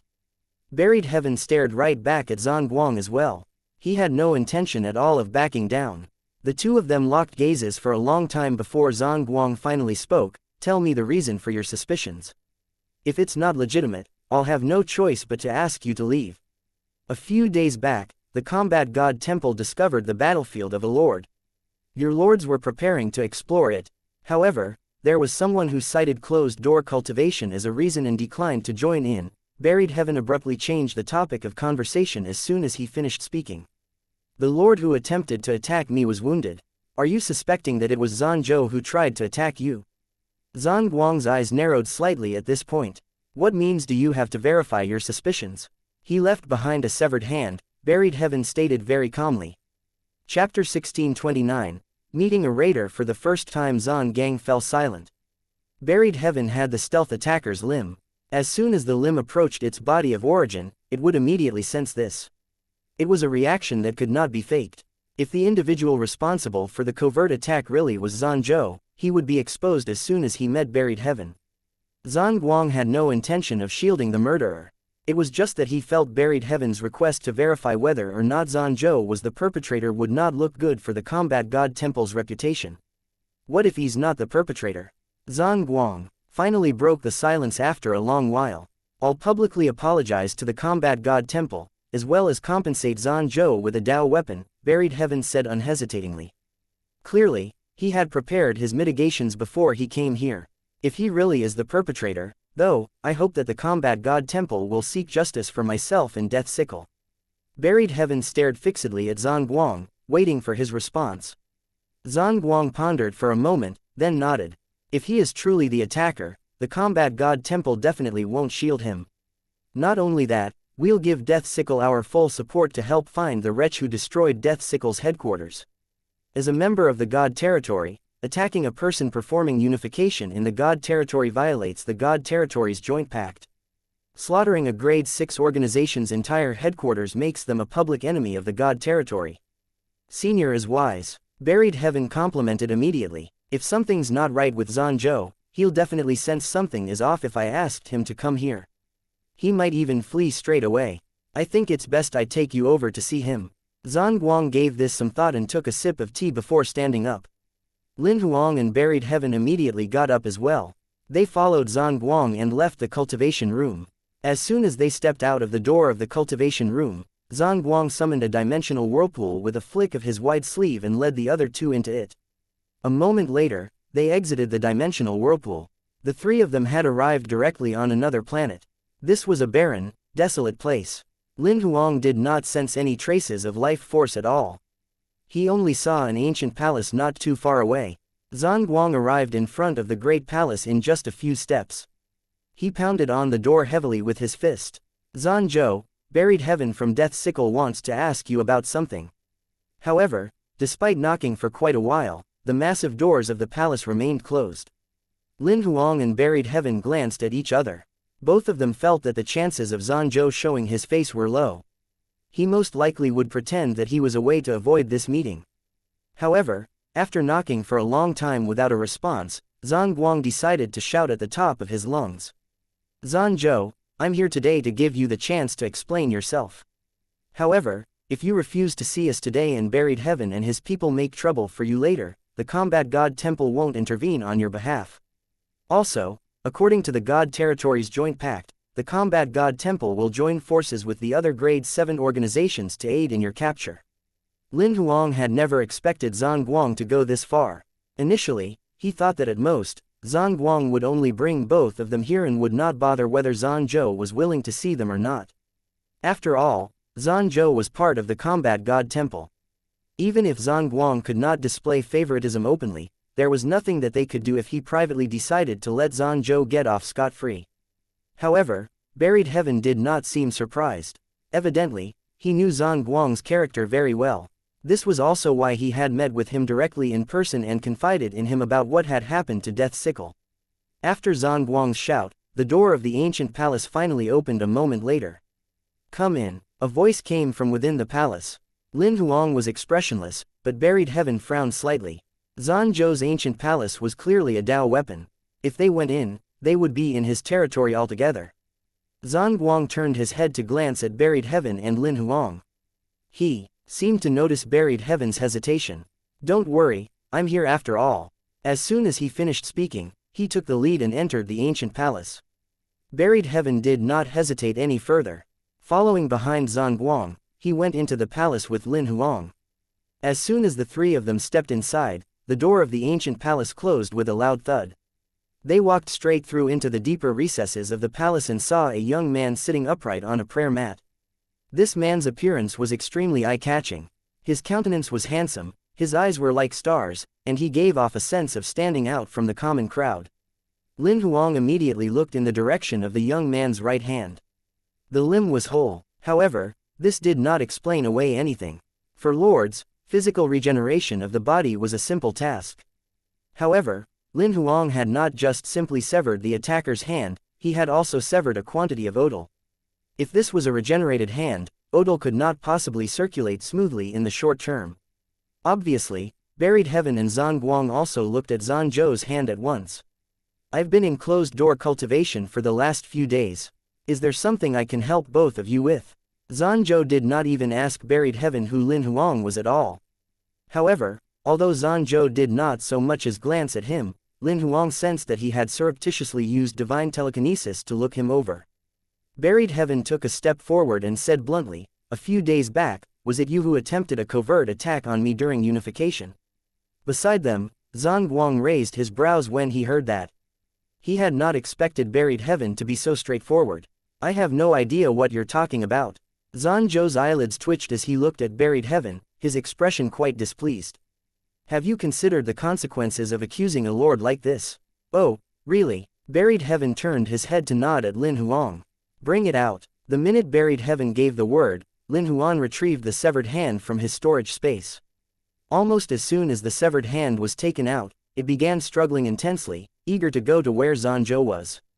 However, several of Lin Huang's telekinetic threads secured it in a death grip, forcibly suppressing it. Zhan Guang's brow furrowed tightly when he saw what was happening. Although he had already been mentally prepared, feeling that Buried Heaven would not have come here without a strong case, he still found it hard to accept the evidence of his eyes that the severed hand was clearly Zhan Zhou's. "Do you have any other explanation for that?" Buried Heaven stared at Zanzhou coldly. Zanzhou did not answer the question, nor did he continue feigning ignorance by asking what the hand was. Instead, he turned his head to look at Zhanguang. You shouldn't have come. Covertly attacking an individual during unification is behavior that violates the God Territory's joint pact. Zhanguang's expression was severe. Why did you do that? The God Territory's joint pact.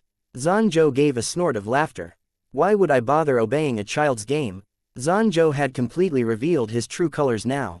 His gaze had finally settled on Lin Huang as well. I never thought that we'd actually manage to lure you here, even though we were just attacking to test the waters. Lin Huang's heart sank when he heard that. You're a raider. Zanzhou smirked suddenly. I was merely guessing just now, so I used that simple sentence to test you. Who would have thought that you would betray yourself? Lin Huang frowned. Only travelers were aware of the raider's existence. His question earlier had completely exposed his identity as a traveler. You've not lived this life in vain, seeing that you'll have two lords as your burial companions. As soon as Zanzhou finished speaking, the hand seals that he had been secretly performing within his sleeves suddenly took effect. The relief carvings on the bronze pillars in the palace seemed to come alive. Every single one of their auras was lord level. Chapter 1630. The raiders' creed buried heaven, and Zhanguang frowned when they saw what was happening. Zanzhou, are you out of your mind? Zhanguang realized that Zanzhou was going to kill him as well. I already said you shouldn't have come. Zanzhou turned his head to look at Zhanguang, his eyes set with killing intent. After you brought them here, you could have just given an obligatory show of courtesy and left after you knocked and the door didn't open. You should have just let them figure something out. But no, you had to make threats, demanding I open the door so you could force me into confronting them. Senior Zhanguang, you needn't indulge in wishful thinking anymore. From the moment this fellow opened the palace door, he already knew that his deeds would be exposed. From that instant as well, he never intended to leave any of us alive. Lin Huang did not use voice transmission, his voice resounded through the great palace.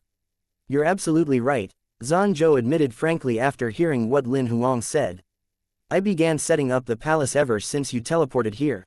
I opened the door because I had completed my preparations. What a pity all of you were so foolish as to step right into my carefully prepared trap. One by one, the relief-carved monsters on the bronze pillars came alive and materialized in the palace. There were a full 20 to 30 of them, and the intensity of each of their auras was obviously lord level. Buried Heaven and Zhanguang's expressions were rather odd. Both of them could clearly sense that the monsters' auras were very similar to that of the unification raptors.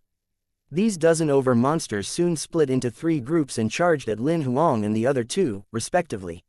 When Zhanguang saw this, he did not hold back any longer. He made a sweep with the Dao weaponry spear in his hand, aiming at the monsters surrounding him. On the other end, Buried Heaven was frowning hard.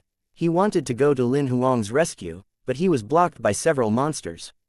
Although he had roughly guessed that Lin Huang had severed Zanzhou's hand using his own inherent abilities and not some unique technique, he did not dare guarantee that his speculations were correct. If Lin Huang had indeed previously used the trump card that an almighty had left for him, then what he faced now under the current circumstances was certain death. However, the next instant, Buried Heaven saw dozens of blood-red gleams shooting out from Lin Huang's sleeves. They shot through the air like dozens of lightning bolts. A moment later, the monsters charging at Lin Huang all toppled to the ground and did not get up again. Not only that, even the monsters that surrounded Buried Heaven and Zhanguang all fell to the ground. When Buried Heaven took a closer look, he realized that all the monsters' heads had been instantly impaled, and their god souls removed. This is your carefully prepared setup. Lin Huang took a step forward and asked Zanzhou calmly. The flying daggers he used earlier were his elevated Dao weapon rank telekinetic god weapon. Each of the daggers had up over 10,000 levels of compounded sequence power. One could say that the power of each attack far surpassed Zanzhou's inherent full-force attack, what more the relief-carving combat spirits he had conjured up. For a moment, it was difficult for Buried Heaven to regain his composure. Although he had guessed long ago that Lin Huang's abilities might be astounding, Lin Huang's attack earlier had startled him a little. He could clearly sense that if he had been attacked by any of the flying daggers earlier, there was a very high chance that he would have been killed instantly. Nearby, Zhanguang was dumbfounded. He had never expected that the heavenly god-level junior Buried Heaven had brought along possessed such terrifying ability. He was powerful enough to suppress Zhanguang himself. Zhanguang had no idea what to say at the moment. Zhanzhou's expression, on the other hand, was not very pleasant. Initially, he had thought he would win through numbers by draining the three's divine power. He had never expected that the first phase of his setup would be destroyed completely in just the first encounter. Although he had intentionally given Lin Huang's abilities as high an estimate as possible, Zhanzhou could not believe he had still underestimated him. "It's too early for you to celebrate yet." Zhanzhou gave a cold snort. Lin Huang and the other two could clearly sense that more auras were rapidly awakening in the shadows all over the palace. The auras were similar to the 20-over monsters, but they had doubled in number now. When they sensed the monsters' auras again, Buried Heaven and Zhanguang were finally able to confirm that these monsters were unification raptors. They did not know what method Zhanzhou had used to summon so many unification raptors and seal them within the relief carvings of the ancient palace. What he had done subsequently was merely to unseal the carvings and release these raptors. In reality, the unification raptors were not very powerful in terms of ability. The most powerful one had only mastered less than 2,000 god sequence chains.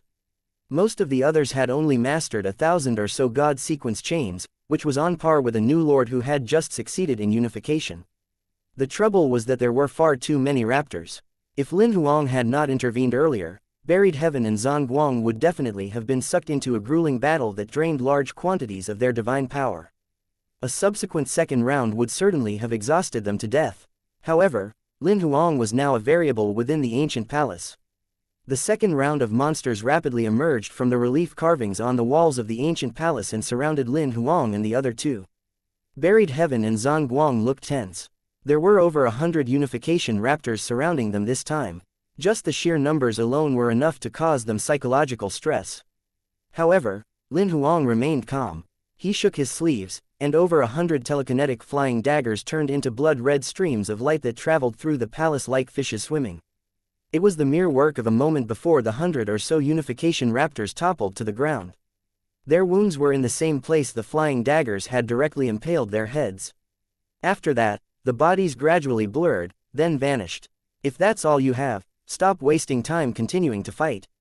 Surrender your partner willingly, and I'll make sure to give you a quick death." Lin Huang withdrew the telekinetic flying daggers and turned his head to look at Zhanzhou. From off to one side, Zhanguang spoke as well. "Stop persisting in the error of your ways. Do any of you know the nature of the raptors?" Zhanzhou suddenly asked with a smirk. Lin Huang and the other two thought it ridiculous of Zhanzhou to ask such a thing out of nowhere. "The world the raptors inhabit is called the virtual realm. What we know as raptors are actually the resident living beings of this virtual realm," Zhanzhou explained, heedless of anyone but himself. "Do you know what the virtual realm is?" he asked again. Lin Huang, Buried Heaven, and Zhanguang had even more misgivings now. They could not figure out what Zhanzhou was trying to say at all. The virtual realm is the reflection of the material realm. The size of the material realm will be the size of the virtual realm. It's not just the whole universe, it stretches even beyond that. All of you are just ants with no idea of how vast this world truly is. The boundless great world that you see is essentially a speck of dust. Death Sickle, the combat god temple, the god territory, what of them? They're just dust within the dust. To us raiders, every living thing, every item, all the power, all the worlds, in fact, everything that there is, their targets for plundering as long as they bring us benefits. To me, the three of you will forever be mere targets to be plundered." As soon as Zhanzhou finished speaking, 3 virtual eyes opened in the vault of the heavens. They were like living eyes staring at Lin Huang and the other two. Chapter 1631. The Voids, enjoy the big gift that I've prepared for the three of you. The 3 virtual eyes in the void opened slowly, while Zhanzhou's figure became increasingly indistinct as well, vanishing a moment later. "We're in his god territory." Buried Heaven frowned slightly. After undergoing unification just a few days ago, seeing the virtual eyes opening once again gave him a vague sense of unease. He must have shrouded the entire ancient palace with his god territory before we entered. Zhanguang seemed to have noticed this as well. However, I have no idea how he managed to do it and spontaneously open a passage to a virtual zone within his own god territory. Under normal circumstances, the consolidation of a Dao seal during a heavenly god's unification would attract raptors. This process would be initiated by the raptors opening a passage from the virtual zone to come into the material realm. However, Zanzhou had currently used some unknown method to spontaneously open a passage to the virtual zone on his own. As to what methods Zanzhou had used, Lin Huang had a vague suspicion that it might be connected to the other party's Goldfinger. That was because he could not figure what other methods Zanzhou could have used to do this. Furthermore, ever since the beginning of the fight until now, Zanzhou did not seem to have displayed his Goldfinger's ability. If that were the case, it was entirely possible that communicating with the virtual realm was his Goldfinger's ability. The auras emanating from the virtual eyes were becoming increasingly powerful. Lin Huang could even clearly sense that the aura radiating from one of the virtual eyes was already a threat to him. Zhanguang and Buried Heaven looked grim as well. Both of them also clearly sensed that the monsters within the virtual eyes this time were much more powerful than those that Lin Huang had killed earlier. In particular, as the aura of the strongest monster began permeating through, both of them experienced the suffocating feeling that preceded death. Although they had seen Lin Huang's display of ability earlier, they did not think that he stood a chance of defeating this creature at all. I'm mainly responsible for both of you ending up in this situation. I shouldn't have brought you in here, Zhanguang apologized with a wry smile. He knew that if he had not led them in, Lin Huang and Buried Heaven would certainly not have entered the ancient palace recklessly, and they would not have fallen into Zanzhou's trap. Right now, we should be thinking more of how to deal with the impending threat. Buried Heaven glanced at Zhanguang. Although he did not think they had very much chance of winning at all, he still had no intention of giving up just like that. In the virtual eyes, the figures of three monsters began to coalesce. If I'm not wrong, these few monsters should have the same nature as the raptors, they're attracted by our auras. Therefore, even if they're more powerful than we are, they won't be that much more powerful. This ought to be a rule limitation when arriving from the virtual realm, Lin Huang ventured a guess. The reason for his speculation was that he sensed the strength of the three monsters' auras, which was similar to their own auras. However, Lin Huang had been hiding his aura all along, so Buried Heaven and Zhanguang could not sense it. That was why they had erred in supposing that his ability was much weaker than the most powerful monster of the three. In reality, if Lin Huang were to fully unmask his aura, it would not be very much weaker than that of the monster. So the most powerful one was attracted by your aura. Zhanguang came to a sudden realization. I think so. Lin Huang nodded. Are you confident enough to fight the strongest monster? Buried Heaven turned his head to ask Lin Huang. If I don't use my trump card, maybe about 50% confident, Lin Huang admitted after thinking about it. Buried Heaven really wanted to follow up by asking, what if you used your trump card? Seeing Lin Huang's calm expression, however, he felt there was not much point to the question. Within the virtual eyes, the forms of the three monsters rapidly materialized. One was a giant ape monster, one was a black armored cavalry soldier, and one looked almost entirely like a human. The one whose aura was so powerful it gave Buried Heaven and Zhanguang the shudders was the humanoid fellow. His appearance was that of a handsome young man who looked to be in his early 20s. His hair was pulled up in a man bun, and he was clad in white. His build was slim, and his fingers were long and slender. If he were on Earth, this man would definitely be a top celebrity. Be it appearance or charisma, he made a definite impression. He was certainly the sort of person one would be unable to forget after merely meeting them once. The handsome man's gaze immediately fixed on Lin Huang. He did not even give Buried Heaven and Zhanguang so much as a glance. The man smirked slightly after that. With one stride, he passed through the virtual eye and appeared not too far from Lin Huang. You're human, the man in white asked Lin Huang directly. His tone was calm, without a trace of killing intent at all. Lin Huang was stunned when he heard that. He had previously determined that the enemies the three of them were about to face ought to be entities similar to raptors. However, this fellow in front of him did not look like a raptor no matter what. Not only that, he was even engaging in small talk with Lin Huang. That's right. However, Lin Huang quickly regained his composure and asked immediately, "You're human too?" Upon hearing that question, the expression in the man's eyes altered slightly. Human? I was considered one in the past. How about now? Lin Huang followed up by asking. Now, I'm a void, the man in white answered with a smile, as if he felt this was nothing to be ashamed of. Li Huang became quite curious upon suddenly hearing the term, void. Are all living beings in the virtual realm called voids? Your understanding is not wrong. The man in white nodded. You said you were human before, so how did you become a void? Lin Huang asked curiously. The smile on the man in white's face became rather mysterious upon hearing that question. Do you really want to know? I don't mind letting you experience it.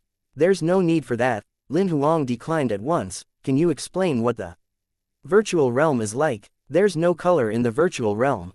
Everything is black and white. The man in white did not elaborate further. Black and white, and barren. It's not like your material realm, rich and colorful and vibrant. The man in white clearly displayed a look of yearning. It's so wonderful. Do you want to stay in the material realm? Lin Huang inquired. More precisely, I want to return to it. The man in white eyed Lin Huang and corrected him. All voids wish to return to the material realm. Return? This term caught Lin Huang's attention. Do you mean to say all of the voids used to be living beings in the material realm? The man in white smiled when he heard Lin Huang's question. Some things are secrets that only voids know. Are you sure you want to hear them? Lin Huang smiled awkwardly and without mirth when he heard the man's reply. During their conversation, the two monsters from the other two virtual eyes rapidly emerged as well. Seeing that, Lin Huang finally set aside his curiosity and got down to the subject matter. How were you able to enter the material realm this time without someone consolidating their Dao seal during unification? Someone opened the passage for us and offered the three of you to us as sacrifices for free. Lin Huang could not help frowning slightly when he heard the man in white's answer. At that moment, the two other monsters passed through the virtual eyes almost simultaneously. Their eyes locked onto Buried Heaven and Zhongguang, respectively. Chapter 1632. Dark Sword. Both the monsters fully unleashed their auras as soon as they stepped out of the virtual eyes, targeting Buried Heaven and Zhongguang respectively. Buried Heaven and Zhongguang's nerves were taut. Both could clearly sense that the two monsters in front of them were no weaker in terms of ability. Right as both parties were on the verge of beginning a massive battle, the man in white suddenly turned his head to look at his two partners. A black battle sword suddenly appeared in his hand, and he swung out with it immediately. A circle of faint black fog seemed to spread through the air, piercing straight through the bodies of the two voids. An instant later, both voids were sliced in two. Immediately after that, their bisected bodies burst apart on the spot. Lin Huang, Buried Heaven, and Zhongguang were stunned to see him attack. Lin Huang raised his brows. He could see that the man in white's sword Dao attainment was higher than his own. This fellow must have consolidated a sword seal and become a lord. After their initial shock, Buried Heaven and Zhongguang felt goosebumps rising on their skin. The two monsters as powerful as themselves had been easily disposed of by the man in white. Not only that, he had killed both of them instantly with just one slash. This meant that the man in white possessed the fearsome ability to kill them both in one attack as well. I don't like being interrupted in a fight. The man in white calmly slid his sword back into its scabbard, as if what he had just done was something not worth mentioning. These words made Buried Heaven and Zhongguang tense up. The man in white seemed to guess their thoughts. He smirked lightly. Don't worry, I have no interest in the two of you. However, if this fellow loses, after I kill him, I don't mind taking both of you as well so you can be his escorts. Buried Heaven and Zhongguang were bereft of speech when they heard this. The two of them were overlord-ranked personages in the god territory. They had never expected to be reduced to someone else's escorts once they arrived here. However, after witnessing the man in white's display of ability, they did not dare to refute his words. After all, he was a terrifying entity who could kill both of them immediately. Lin Huang, on the other hand, did not seem to be shocked by the man in white's ability at all. I have another question. Lin Huang gestured to the spot where the two voids had been killed. Their corpse remains had vanished completely. Do voids die after they're killed? Or do they return to the virtual realm? The man in white smiled when he heard Lin Huang's question. Voids can only be expelled from the material realm. They can't be killed. Then after a person undergoing unification kills a raptor, what's the true spirit that gets left behind? That's the price to pay for accepting a Dao plundering contract. The man in white paused, then elaborated more in detail. Under normal circumstances, voids must pay a price to enter the material realm. To plunder a unification Dao seal, they must sign a Dao plundering contract. The minute the plundering fails, they'll be stripped of a portion of their origin energy. It's rather appropriate that you call it true spirit. This is what's known as heavenly Dao balance. When there's a catastrophe, there will be good fortune also. Every gain has its price. Just like how I'm answering your questions and helping all of you expel those two voids, I'm actually paying a price first. Although on the surface it seems as if it cost nothing for me to come to the material realm this time, I know that if I kill all of you without paying something, there'll be a bigger price for me to pay later. Lin Huang was somewhat speechless after hearing what the man in white had to say. Naturally, he was aware of the gain some, lose some theory. However, the man in white seemed to wholeheartedly regard it as an absolute law by which things worked. All along, Lin Huang had been curious why the man in white was so easy to talk to and why he answered almost everything Lin Huang asked. It turned out that the other party had drawn up this set of peculiar rules that governed his behavior. In that case, what if I kill you instead? Lin Huang asked mockingly. Wouldn't you have paid that price in vain then? If that's the case, I'd be even happier. The man in white smiled. You would expel me back to the virtual realm so I wouldn't gain anything this time. In that case, I'd definitely be able to gain even more at some point in the future. Lin Huang was speechless when he heard the man in white's perfect circular logic. Do you have any more questions? If not, let's begin as soon as possible. After all, the time I have here is limited. The man in white's tone remained amiable. He did not display any trace of enmity at all toward Lin Huang. One last question. Lin Huang thought about it and felt he had asked almost everything necessary. If he asked any further about the virtual realm's secrets, the man probably would not answer him either. How do I address you? You mean my name? The man in white did not answer the question right away. Instead, he lifted his head to look at the ceiling of the ancient palace as if he were trying to recall something. I don't remember anymore. Names have no meaning in the virtual realm. We simply give ourselves a codename. My codename is Dark Sword. Lin Huang looked at the black sword that the man in white held. He guessed that this black sword must be the source of his codename. Alright, I have no more questions. An inky black, narrow-bladed sword coalesced in Lin Huang's hand as soon as he finished speaking. An excellent sword. Dark Sword could not help complimenting Lin Huang when he saw the god weapon in Lin Huang's hand. Yours isn't too shabby either.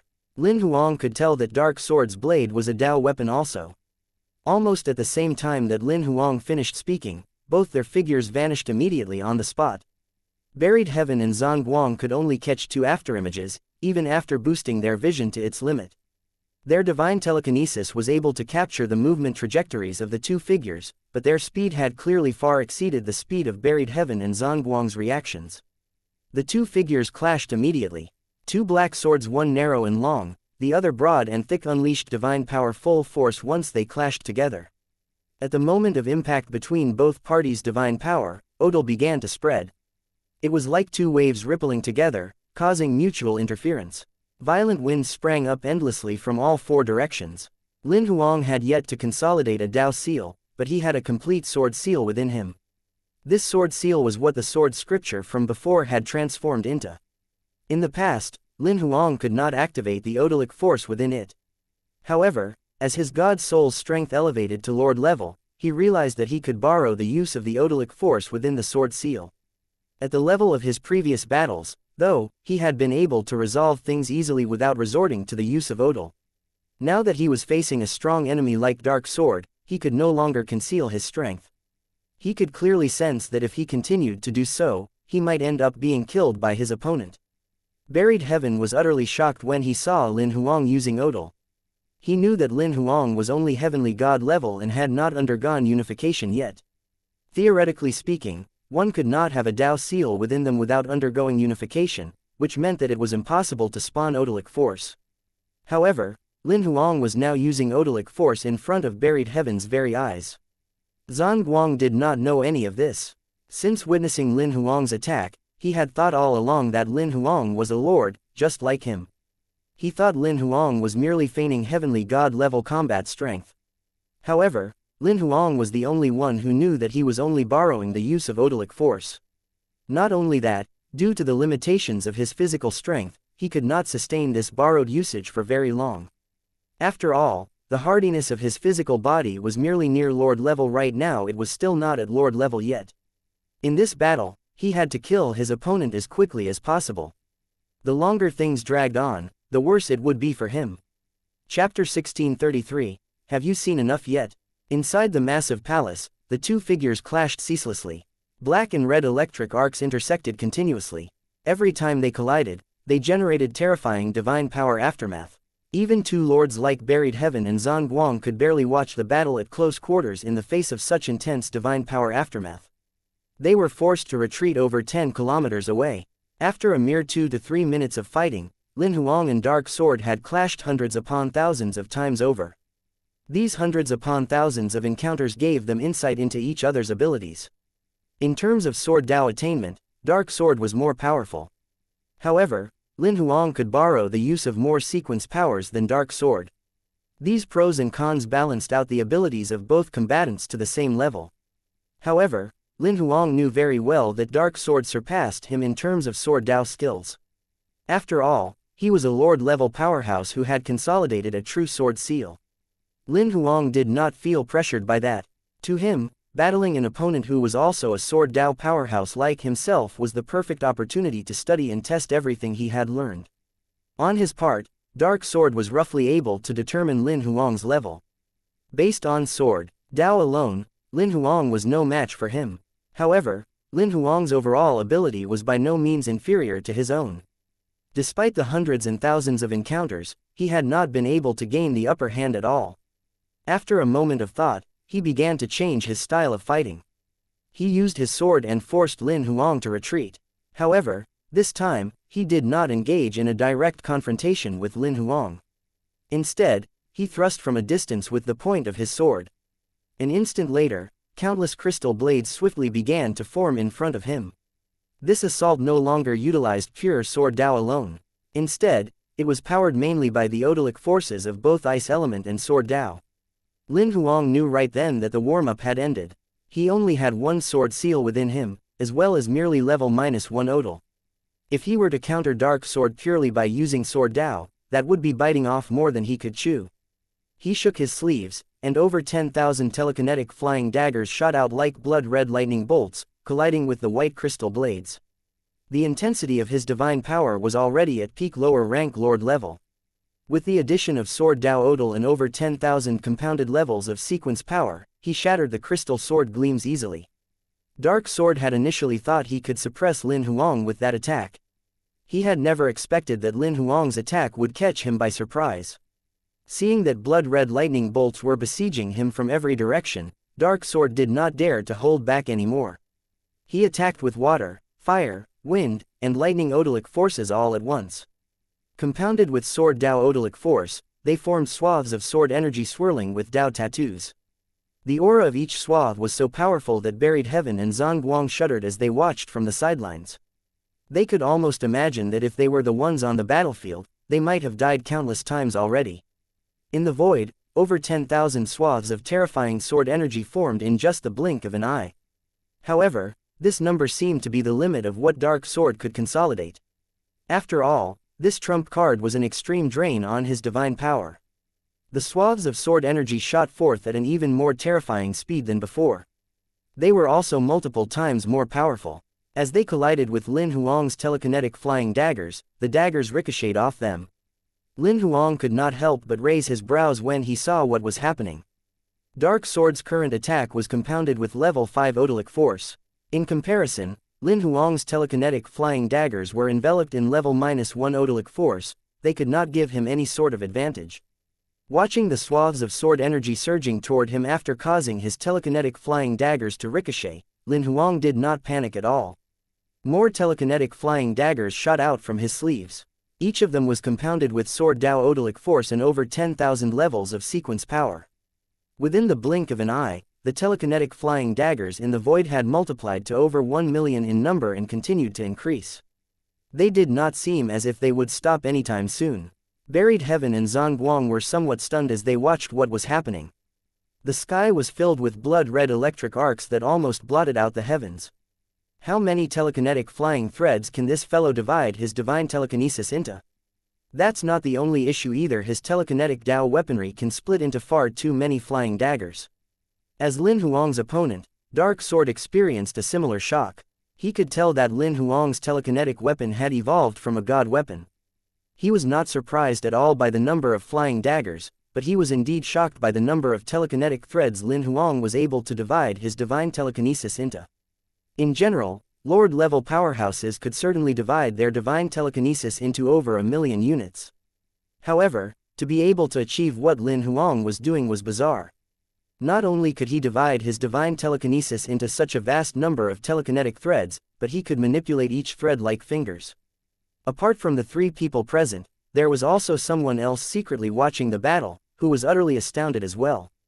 After leaving his god territory, Zanzhou had actually been covertly watching the battle happening inside his god territory. When Dark Sword displayed his true ability, he thought that Lin Huang would be defeated. He had never expected that Lin Huang's ability would be on par with Dark Sword. This round of battle completely turned everything he had imagined upside down even more than before. Dark Sword had already compounded his attack with level 5 odalic force. However, using merely level -1 odalic force, Lin Huang had found his own way to forcefully suppress Dark Sword's lethal attack by countering with sheer numbers of flying daggers. Lin Huang had certainly used that rationale. Since he only possessed level -1 odalic force, which was not enough to defeat Dark Sword, he would overpower him by sheer numbers. If he could not drain Dark Sword's sword energy in one clash, then he would clash with him 10 times, 100 times, even 1,000 times. He wanted to whittle down the layers of sword energy one by one. That was what he was doing by using the telekinetic flying daggers to surround the swaths of sword energy and besiege them. Very soon, the odal on the sword energy was stripped away one layer at a time and eventually destroyed altogether. In contrast, Lin Huang's flying daggers had not decreased at all. Instead, they had now accumulated to over 10 million in number. One needed to be aware that these flying daggers were a bona fide Dao weapon. Even if the outer layers of odalic force and sequence power were destroyed, the Dao weapon itself would not be damaged.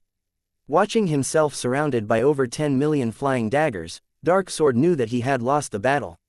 The attack earlier was already his lethal move, it had drained 90% of the divine power within him. Lin Huang had successfully countered Dark Sword's assault, the void no longer had the capacity to fight. Dark Sword did not bother to try and mount a defense. Instead, he slid his sword back into its scabbard and looked at Lin Huang with a smile. "I've lost this battle. I feel we'll probably encounter each other again, though. I hope you'll have become even more powerful when we next meet. If we do have a chance to meet again, I also hope that I'll be able to defeat you with my sword." Lin Huang nodded slightly. The minute he finished speaking, all 10 million or more telekinetic flying daggers shot forth at almost the same time. They turned into an endless blood-red lightning storm that utterly swallowed up Dark Sword's figure. A moment later, the last virtual eye in the sky gradually closed, then vanished from sight. Lin Huang lifted his head and looked at the sky. "Zanzhou, have you seen enough yet?" Almost simultaneously, Lin Huang attacked again. The 10 million or more telekinetic flying daggers hurtled toward the heavens. In an instant, the entire world seemed to be deluged with lightning raining down from the sky. In just the time it took for a few breaths, buried heaven and Zhongguang saw that the ceiling of the massive palace had split open immediately. Chapter 1634, Holding Zanzhou captive. Lin Huang, buried heaven, and Zhongguang were preparing to fly through the crack in the ceiling, but suddenly the view in front of them began shaking violently. Zanzhou had directly teleported them out. Clearly, he was worried that Lin Huang would really destroy his kingdom, so he teleported all of them out with no hesitation at all. The 3 of them had only just managed to find stable footing when they immediately felt an intensely powerful suction force pulling at them. Instantly, they could not stop themselves from shooting backward toward the door of the massive palace. Zanzhou was evidently manipulating the ancient palace into ejecting them. Lin Huang made a prompt decision. His telekinetic flying daggers turned into a blood-red stream of light that surged toward Zanzhou in an attack. He knew that if they were really ejected out of the ancient palace, it would be hard for them to act against Zanzhou again. A Dao weapon. Ancient palace's defenses like these were not something Lin Huang would be able to breach on his own. Not only that, there was usually a teleportation function. As soon as the 3 of them left the dimension that the ancient palace was in, Zanzhou would certainly activate the ancient palace and flee immediately. It would be extremely difficult to find him again. Zanzhou did not dare hold back any of his abilities after seeing Lin Huang's 10 million or more telekinetic flying daggers coming at him. The Dao weaponry in his hand formed countless saber gleams that charged toward the telekinetic flying daggers. Each saber gleam was compounded with level 3 odalic force, as well as over 5,000 levels of sequence power. Although they were not as numerous as the telekinetic flying daggers, they sent Lin Huang's telekinetic flying daggers, which were almost completely drained of divine power, ricocheting away with ease. Lin Huang's telekinetic flying daggers this round were the same ones he had used to battle Dark Shadow earlier. Even the divine power on them had basically been completely stripped away, let alone any odalic force. Now that he was encountering an attack from Zhou, who was at his peak, it was inevitable that Lin Huang seemed somewhat tired. Seeing that the three of them were about to be forcibly driven to the door of the palace, Lin Huang smirked without a trace of panic. His fingers moved slightly after that. The next second, Zhou's movements were suddenly halted. Right after this, his figure flew in Lin Huang's direction at a speed more than several times faster. However, his movements were peculiar no matter how one looked at them. He seemed to be tied up by something and could not move a muscle. Not only that, it was very evident that he was hurtling toward Lin Huang entirely not of his own volition. It looked more like something was pulling him over. At first, Buried Heaven and Zhang were stunned, but subsequently, they realized that Lin Huang had done this using telekinetic threads. Although his telekinetic flying daggers had ricocheted away, the telekinetic threads had secretly entangled themselves around Zhou's body one by one without him realizing it at all. At the very last critical moment, Lin Huang was finally able to close the net on his opponent. Even if Zhou had regrets, it was too late now. Against his will, his body was pulled along by Lin Huang's telekinetic threads as he too was driven out of the ancient palace by its force of repulsion. He looked at the swiftly closing great door of the ancient palace as well as his feet at the bottom of the palace steps, then at the three people who were watching him like a hawk. Zhou felt a little like crying, but he could not muster up the tears. He could only blame the ancient palace for being too intelligent and immediately carrying out the ejection order he had given. By the time he was able to react and wished to cancel and amend his order, Lin Huang had already dragged him out of the massive palace. It's a little late now for you to think of escaping. As Lin Huang spoke, the narrow blade in his hand was already against Zhou's neck. The razor-sharp sword sliced a faint, bloody wound across his neck. Zhou could clearly sense the pain and the faint trace of coldness emanating from his neck. "Who is your partner who attacked Death Sickle's headquarters?" Buried Heaven asked immediately, seeing that Zhou was now being held captive. Zhou glared at Buried Heaven with no small amount of disdain. "Do you think I'm going to tell you? I'll slaughter you if you don't." The battle sword in Lin Huang's hand pushed down 2 centimeters deeper, cutting into the flesh of Zhou's neck. Blood began to flow from the wound. Zhou could even clearly sense the warm blood slowly trickling from his neck to his collarbone. It continued to drip down. At this point, Zhang finally spoke as well. "You should be very aware how our combat god temple interrogates traitors in our midst." Zhou was evidently swayed from his stubbornness by what Zhang had said. "I don't know who he is, only that he's not from the god territory. There aren't that many raiders in the great world. For safety, we don't know each other's real identities. The only thing we know is each other's codenames. That fellow's codename is Babel. I only know that his abilities should be higher than mine. If you don't know each other's identity, then how do you get in contact?" Lin Huang asked with a slight frown. "All our missions are assigned by a superior, and he assigns our collaborators as well," Zhou continued after he finished. "For this mission, both of us worked separately. We actually had no contact with each other at all. Our superior set a time for us and told us to go into action at the same time." "So you can only contact your superior?" Lin Huang asked again. "He can contact me, but I can't contact him." Zhou shook his head. "What if something major happens and you need to contact him? Generally, we try to resolve any problems ourselves. However, if it's something really major, Spy would know, and they'd contact a superior. That's Spy's specific duty, it's not part of our job scope." "Is Spy someone's codename, or is it the job title of a group of people?" Lin Huang pursued the matter further. "I'm not too sure about this. I think both are possible," Zhou replied after thinking for a moment. "Can you contact Spy?" "I can't, only he can contact me," Zhou finished speaking, then added, "I think we should skip any discussion of him. I've had a vague feeling all along that he's more dangerous than my superior. Spy knows everything, he might be watching everything that we're doing now." Lin Huang narrowed his eyes slightly at this point. He vaguely thought of someone.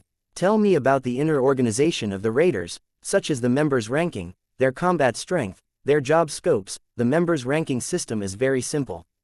It's grade -1 to grade 5, from lowest to highest. It's mainly related to their combat strength. Lower rank lords are basically grade -1, middle rank lords would be grade 2, upper rank lords would be grade 3, and ultimate rank lords would be grade -4. Above that would be grade 5 for individuals who are above the level of lords. From what I've heard, grade 5 is the highest rank. As to whether they have any higher rankings than that, this I'm not sure about. After all, there's a lot of information that I can't see with my grade -1 authorization.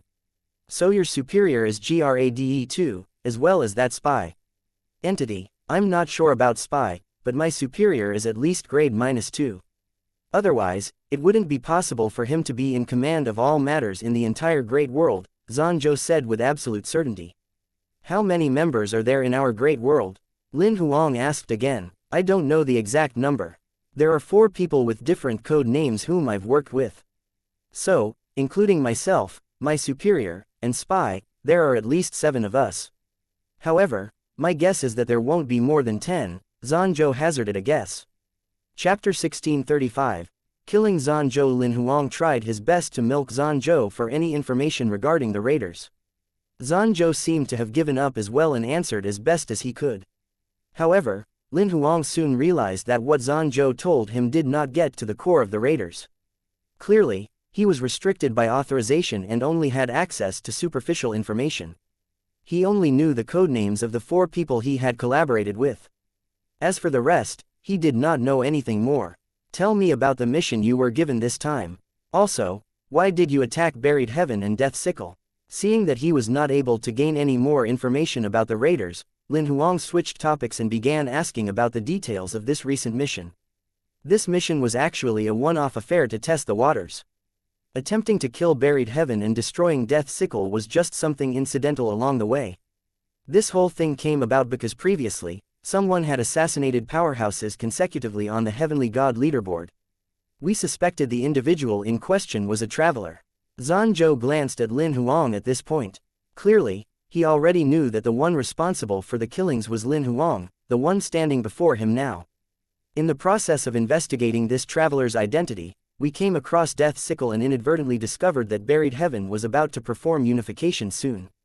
We felt that it was an opportunity to kill several birds with one stone. For one, if we got rid of Buried Heaven and nipped things in the bud, it would be the equivalent of destroying Death Sickle's chances of elevating to a grade 7 organization. Once Death Sickle elevated to grade 7, there would be a significant increase of difficulty in many of the missions targeting them. For another, we discovered that you were the one who killed the powerhouses on the Heavenly God leaderboard previously. Furthermore, you're close to Buried Heaven. If he died, you would lose your backing, which would make it easier for us to move against you. Thirdly, we wanted to weaken Death Sickle and decrease their popularity. This would benefit us in our covert scheme to take over Death Sickle in the future. For you to accurately obtain Buried Heaven's unification coordinates, it ought to have been one of the Blood Sickle members from Death Sickle who leaked the information, right? Who exactly was your informant? Lin Huang continued to pursue the matter. This, I don't know. However, I suspect that the coordinates being leaked has something to do with Babel. He might very well have used some sort of technique on one of the Blood Sickle members. I'm not sure exactly what he did. So you found out about my identity through the Blood Sickle authorization, including the fact that I accepted Death Sickle's missions anonymously to kill those fellows on the Heavenly God leaderboard. Lin Huang had actually long since suspected that his identity had already been exposed. However, he had not expected that Zanzhou would verify this. Yes, it was only after discovering your identity that we began to suspect you might be a traveler. However, it was merely an unconfirmed suspicion. Our initial plan was to kill Buried Heaven first and move against you after that. Didn't you intend to confirm my identity as a traveler first, then directly attack me? Lin Huang was rather confused. There's no need for any confirmation. Zhou shook his head. If you were truly a traveler and we disposed of you right away, that would be equivalent to eradicating any future problems. If you weren't a traveler, we'd just be killing a heavenly god by mistake. As far as we're concerned, we'd rather kill the wrong person than let the chance slip by. You really treat lives like nothing at all. Lin Huang could not help sneering when he heard that. Why did you murder Old Sun then? Lin Huang raised a new point of doubt. I'm not sure exactly what mission Babel was entrusted with. Sun Zan was no threat to us at all. I think Babel might have killed him because he was alone and an easy target. Naturally, we can't rule out the possibility that Sun Zan was the spy that Babel set up. If so, he was killed to silence him. Buried Heaven was simmering with rage at this point. Since they had both been combat cultivators, he and Sun Zan had gotten along very well all this time and had often sparred with each other. It could even be said that out of the 7 blood sickles, Sun Zan had been the one closest to him. In reality, Sun Zan's death was what had upset Buried Heaven the most, even more so than being covertly attacked. Based on what you've said, your main target this time was actually me. So how far did your investigations go, and what did you find out? Lin Huang glanced at Zhan Guang. He did not mind that the man was standing on the sidelines and listening to what was being said. We know everything that a Blood Sickle member of Death Sickle would know. We know that you have 2 identities in Death Sickle, one is Xu Mu, and the other is Xie Lin. We also know that you're actually a human. Your real name is Lin Huang, and you come from an unknown gravel world. We suspected that you were most probably a traveler because the rate of your combat strength elevation is just too astounding. Furthermore, the abilities you've displayed are also very unusual. However, all along, there hasn't been enough evidence to prove this. Even when you severed my hand during Buried Heaven's unification, at the time, I merely thought that you had a trump card left to you by an almighty. I didn't think you were using your true ability. It wasn't until I tricked you into admitting it in the palace earlier that I was able to officially confirm that you're a traveler. So the others don't know the latest news. Lin Huang raised his brows at this point. Zhan Zhou heard the underlying killing intent concealed in Lin Huang's words. Honestly, it doesn't matter whether we verify your identity or not. When we found your real identity information on Death Sickle, you were already put on the raiders' list of individuals who were marked for death. It doesn't matter if you're a reincarnated being, a traveler, the chosen one, the reincarnation of an almighty, or something else entirely. It won't change the fact that you're already on the death list. Since I'm your target and you've already discovered my identity, why didn't you attack me directly? Lin Huang voiced out the biggest point of confusion he had up to this point. We didn't know your coordinates. Someone with Blood Sickle authorization wiped out your mailing addresses completely. Even your sender information was deleted as well. We couldn't find out who the senders were. That's why we changed our target to Buried Heaven instead. We thought we'd kill him first, then wait for you to show yourself. I was the one who deleted your mailing information and sender information. Buried Heaven could not help speaking up at this point. Not long after I elevated to 9th rank Heavenly God level, a few of the Blood Sickle members gave me Death Sickle's Blood Sickle level authorization access. Very few of the Blood Sickle members knew about this. I've been continuously deleting your mailing address and sender information because one of the Blood Sickle members is rather biased against humans. He complained about your hidden identity during meetings more than once. I was worried that he'd stir up trouble for you, Buried Heaven explained. No wonder I had to fill in my address and contact number every time I accepted missions. I thought Death Sickle's forum deleted them automatically for confidentiality purposes. I figured everyone had to do the same. This was something Lin Huang had not expected. Buried Heaven's actions had certainly protected Lin Huang and the Sword Alliance, but it had brought disaster upon himself as well as Death Sickle. Lin Huang also realized that Death Sickle had indeed taken the fall for him. After Lin Huang had asked Zhan Zhou almost everything that he wanted to know, Buried Heaven and Zhan Guang took turns to interrogate him. Zhan Zhou was also very much aware of the situation he was in and answered everything that he could. He cooperated with them also because he wanted a chance to stay alive. After Zhan Guang finished his interrogation, he looked at Lin Huang. Young Lin, will you let us handle Zhan Zhou? He belongs to the Combat God Temple, after all. We can compensate you accordingly. It's not that I don't want to hand him over to you alive. Lin Huang looked at Zhan Guang, his expression very serious. But if you bring him back to the Combat God Temple, you'll only bring disaster upon yourselves. The raiders would never allow any of their members to be captured alive. You heard it yourself earlier. There are at least 7 raiders in this great world we're in right now. Each of them possesses abilities that are on par with Zhan Zhou. In fact, they're even more powerful. Not only that, there's at least one middle-rank lord. Zhan Guang's lips moved, but in the end, he did not raise any objections. Indeed, he had not thoroughly thought things through earlier. He felt that since Zhan Zhou was a member of the Combat God Temple, it only made sense that the combat god temple should handle the matter. Lin Huang's analysis made him break out in a cold sweat. The trouble Zanzhou would bring down upon their heads would far exceed what the combat god temple could handle.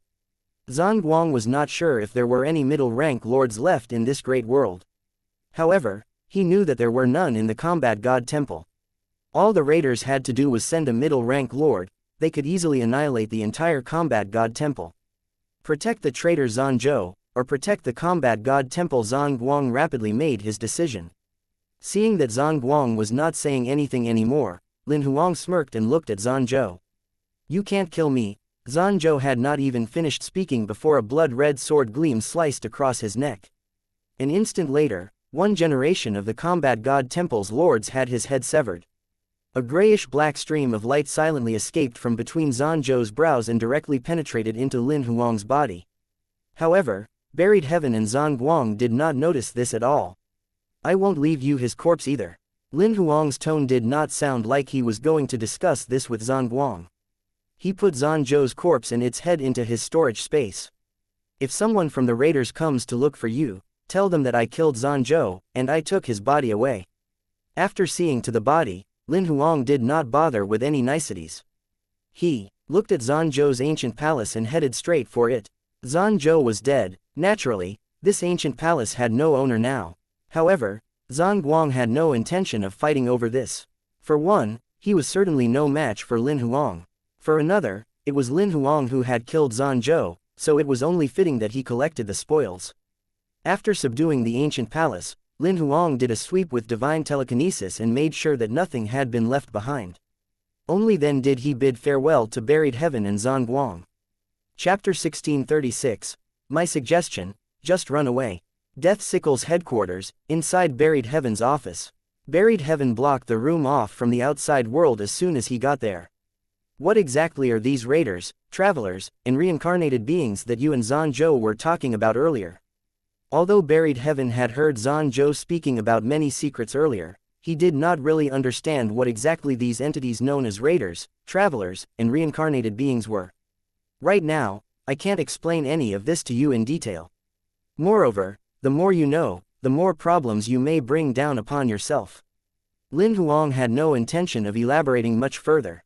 I can only tell you that the raiders are an evil organization. Any and all outstanding genius powerhouses are their targets. This group of people will do anything to become more powerful.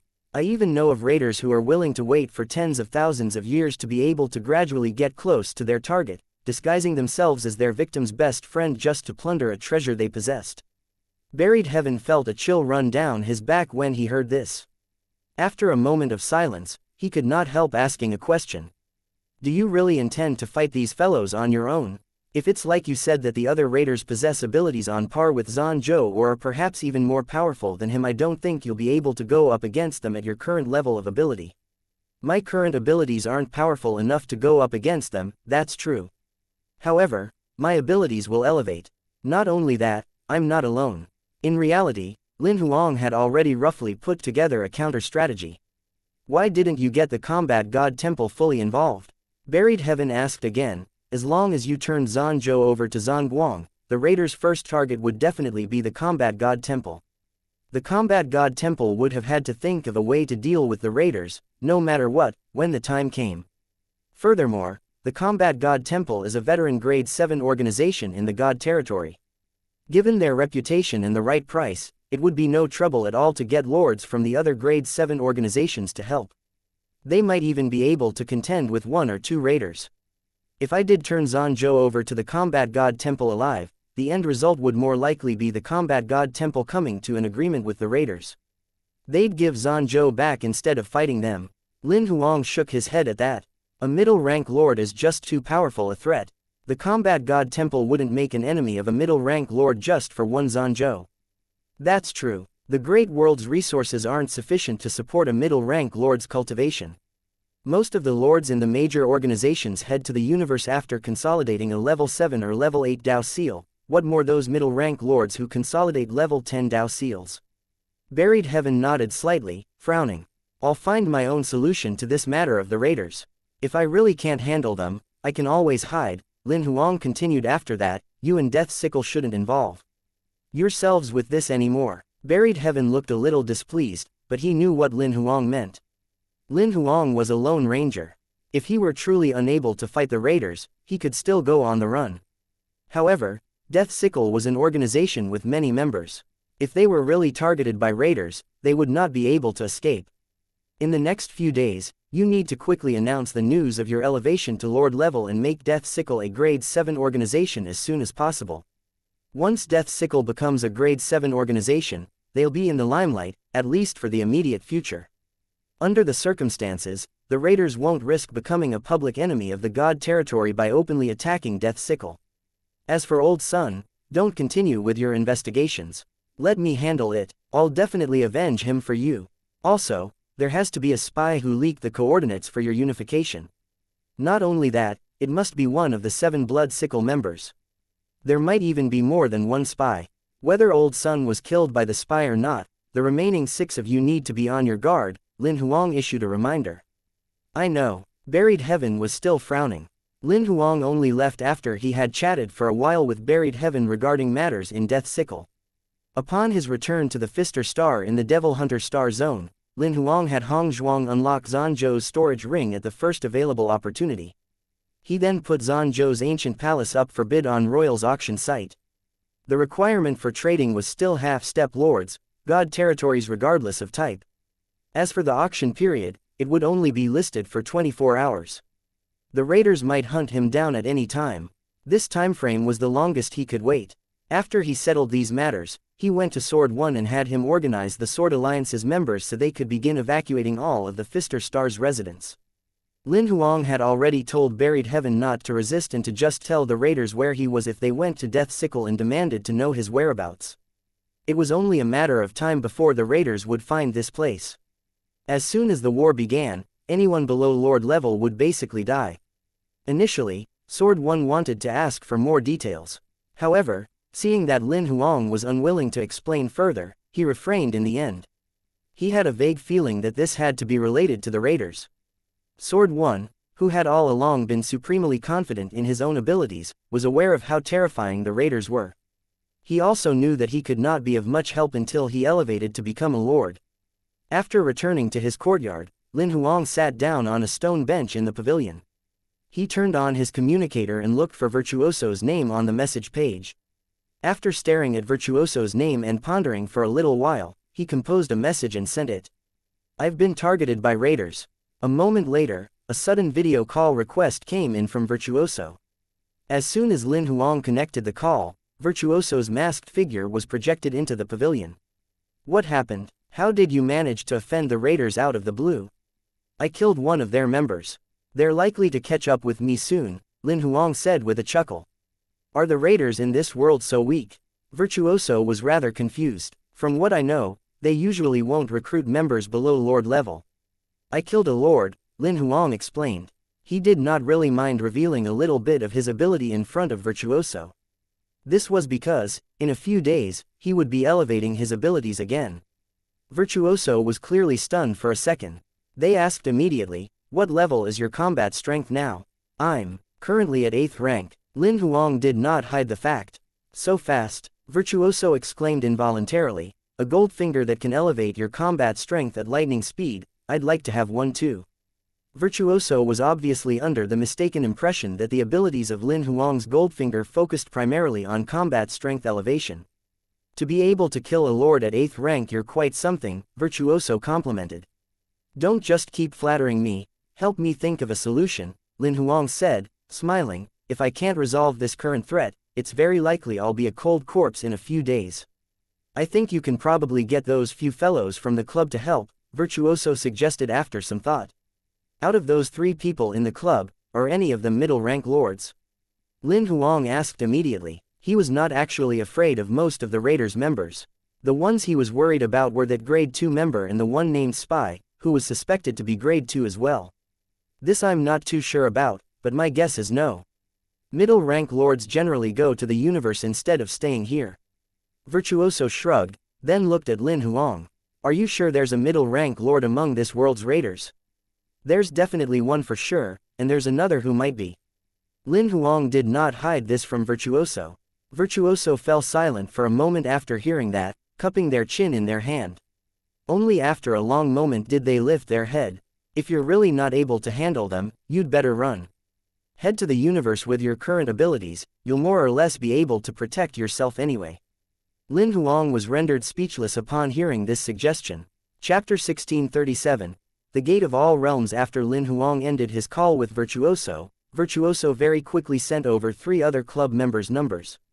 Lin Huang saved the 3 numbers and composed a message which he then sent to the 3 of them. Greetings, respected seniors. I'm the club's new member, Shu Mu. I killed a raider by the codename of Mr. Gate, so I've been targeted by them. If you happen to be interested, I can be the bait, and we can hunt the remaining raiders together. Less than 10 seconds after the message was sent, one of them replied. How much do you know about the raiders? This individual's codename at the club was Epic Player. According to the information Virtuoso had provided, this individual was like Virtuoso. He was also a clone left by reincarnated being. In the universe, his primordium was an almighty who was higher than Lord level.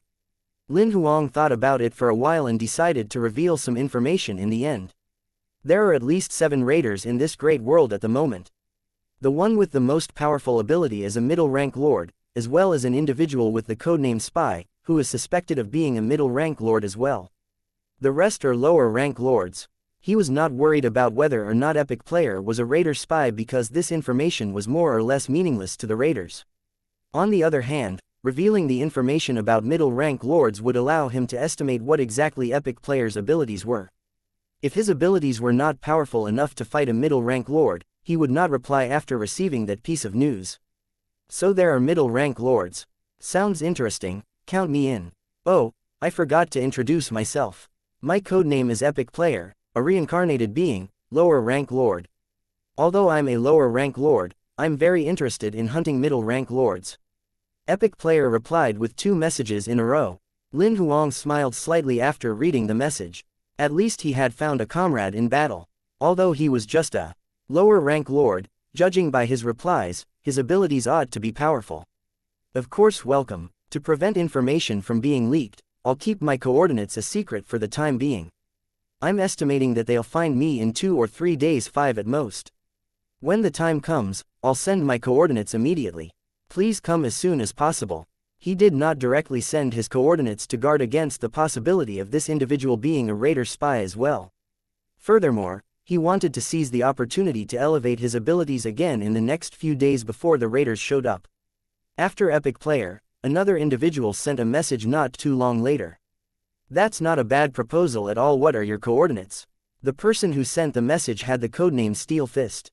However, after reading the message, Lin Huang had some suspicions about whether or not this individual was a spy.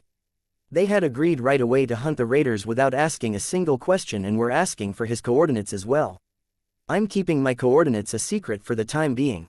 I'll send them to you 2 days later. Lin Huang thought about it and decided to reply to the message. I've confirmed that there's a middle-rank lord among the raiders, and there's another who's suspected of being a middle-rank lord. Are you sure you want to come? By this great world's rating, the raiders won't too powerful even if they have a middle-rank lord as a guardian. He definitely won't have a Dao seal above level -20. Even if we're no match for him, I have sufficient means to survive. You, on the other hand, are a rookie. Don't underestimate other raiders just because you've killed one. You'll die very quickly if you have such a mindset. Thank you for your reminder, senior. I'll take note. When Lin Huang saw this reply, he was not angry at all. Although the other's words were hard to swallow, what they said was spot on. Lin Huang could even tell by this that the other was most probably not a raider spy. Upon reading the other's first message again, he felt that it was actually reasonable. Steel Fist had replied in such a straightforward manner because he knew the limits of the highest combat strength level for the raiders in the Great World. Any other information was extraneous. They did not need to ask about it. Lin Huang was in an excellent mood after obtaining 2 battle comrades. He waited for a while but did not see a reply from the third individual. He felt this was nothing out of the ordinary. It was completely understandable for someone to be unwilling to take part in something related to the raiders. This individual might also be in closed-door cultivation, in a ruin, or in a secret zone where they were unable to receive news from the outside world. This individual might also be a spy for the raiders and could be currently reporting to the other raiders about Lin Huang asking for help. There were many possibilities. After turning off his communicator, Lin Huang quickly set aside his delight. His partners from the club were external forces. It was hard to say exactly how much help they would be. Lin Huang was very much aware that his ability was the only thing he could rely on. If he could fight off a middle-rank lord using his own abilities, he would not have to worry at all about the raiders finding him.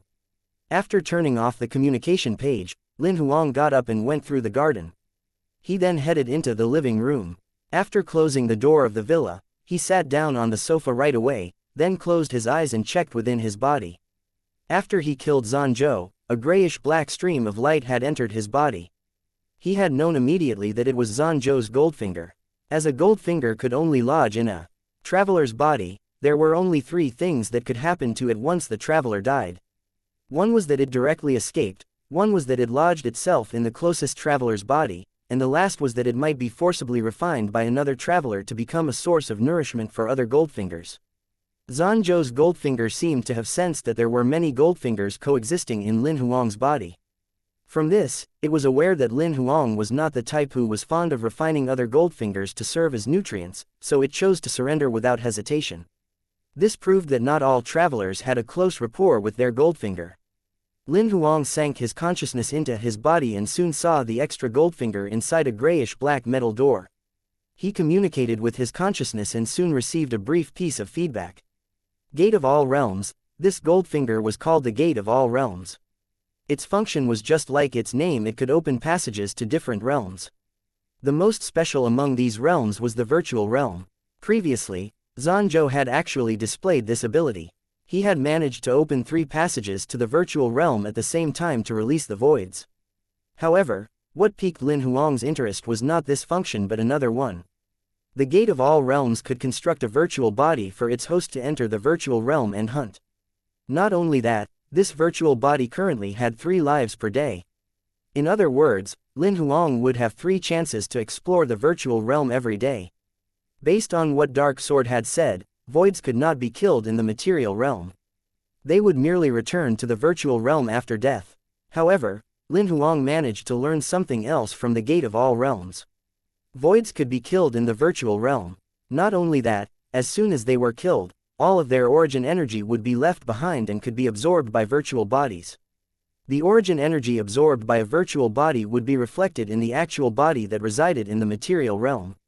Lin Huang was extraordinarily excited to see this information. He knew that he had found another way to increase his ability. Chapter 1638.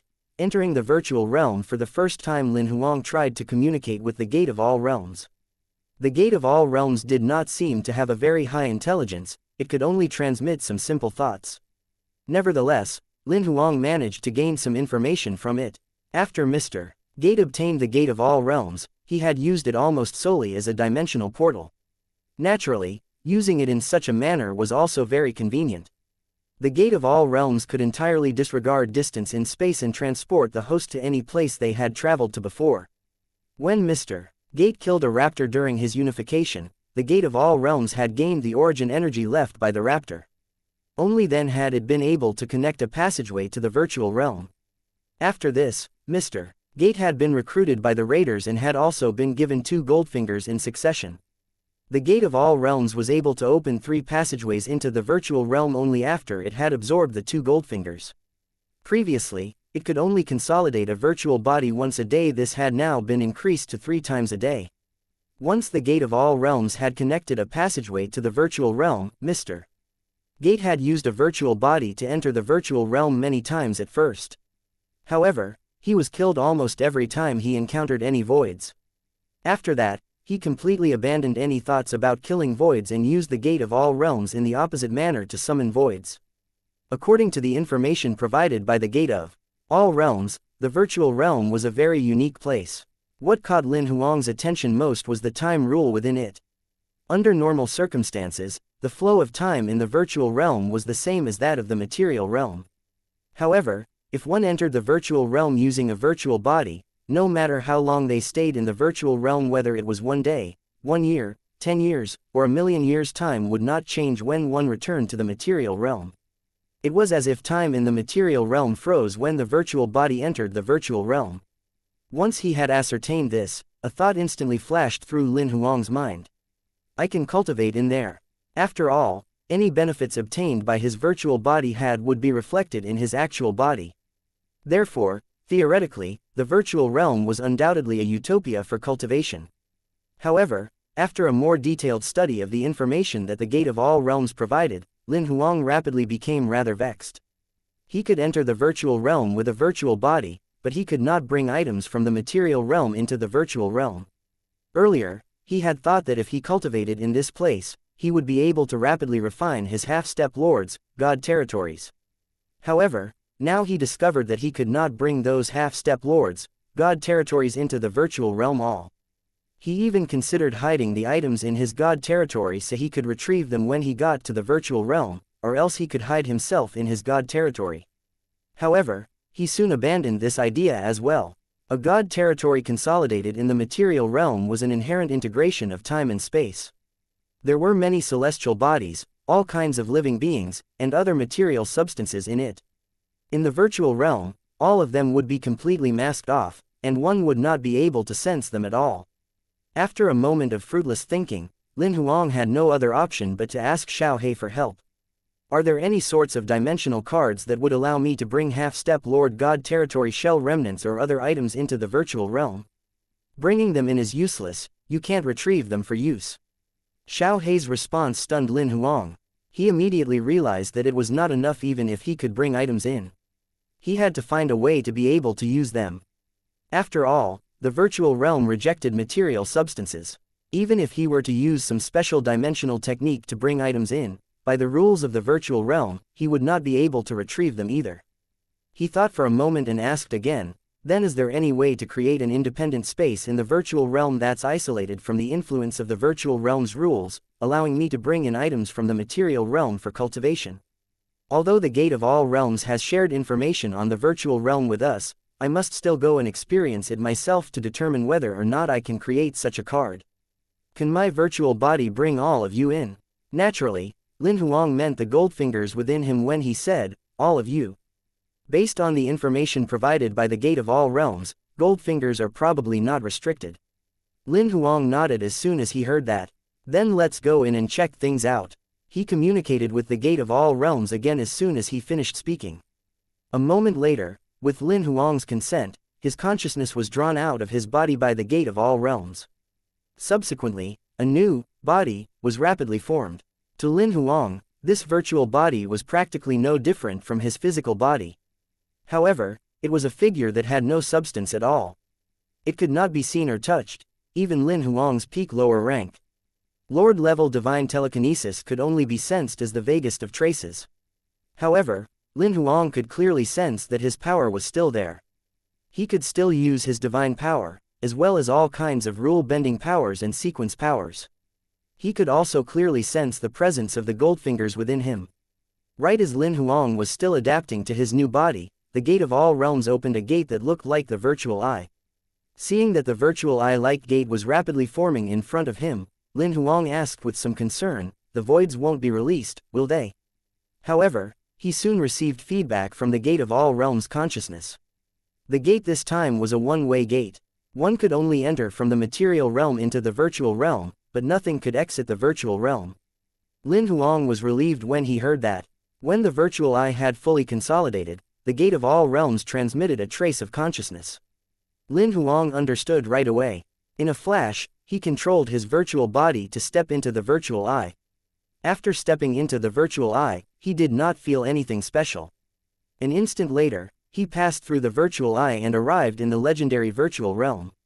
This was a black and white world, there were no other colors. For a moment, Lin Huang felt as if he had become colorblind.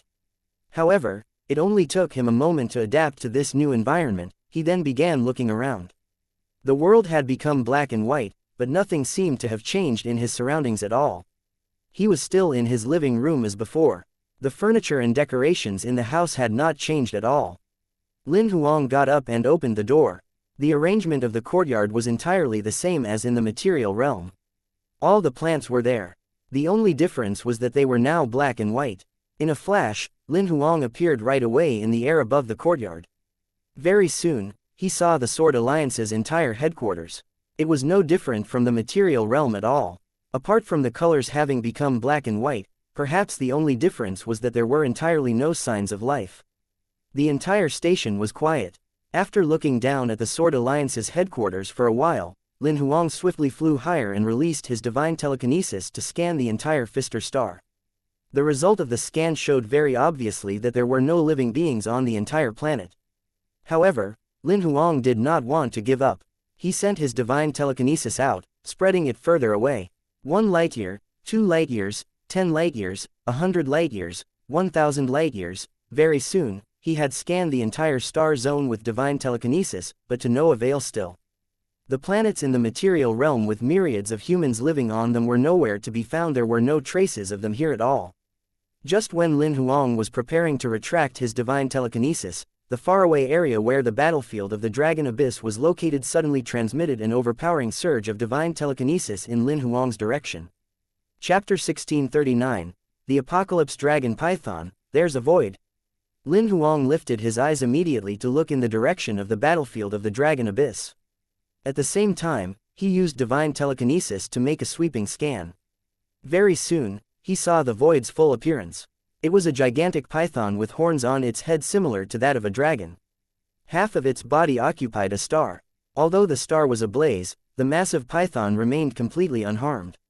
The upper half of its body was raised high and was more than 7 to 8 times longer than the star's diameter. The black bat wings on its back were only slightly unfurled and were already more than several times larger than the surface area of the star. The 8 crimson eyes on its head spewed lava-like sparks. Each of its eyeballs was far bigger than the other surrounding stars. It was, without a doubt, a colossus. Is this the legendary Apocalypse Dragon Python?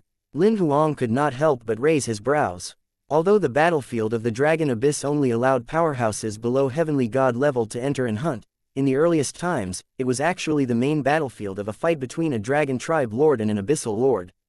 Back then, the Abyssal Lord was an Apocalypse Dragon Python that had been killed here by the Dragon Tribe Lord. The information that Lin Huang had read about this fight in the battlefield of the Dragon Abyss was by no means detailed, and much of the information was unclear. However, he managed to guess at a glance that this creature ought to be the Apocalypse Dragon Python that had been killed. Upon seeing the Apocalypse Dragon Python, Lin Huang immediately realized why there was not a single void in the entire star zone. This Apocalypse Dragon Python had most likely eaten all the voids, not just in the Devil Hunter star zone, but probably in the several other star zones near the battlefield of the Dragon Abyss as well. While Lin Huang was scrutinizing the Apocalypse Dragon Python, it was weighing him up as well. It found it rather peculiar that this human had appeared without warning. However, its thoughts were soon occupied by its appetite.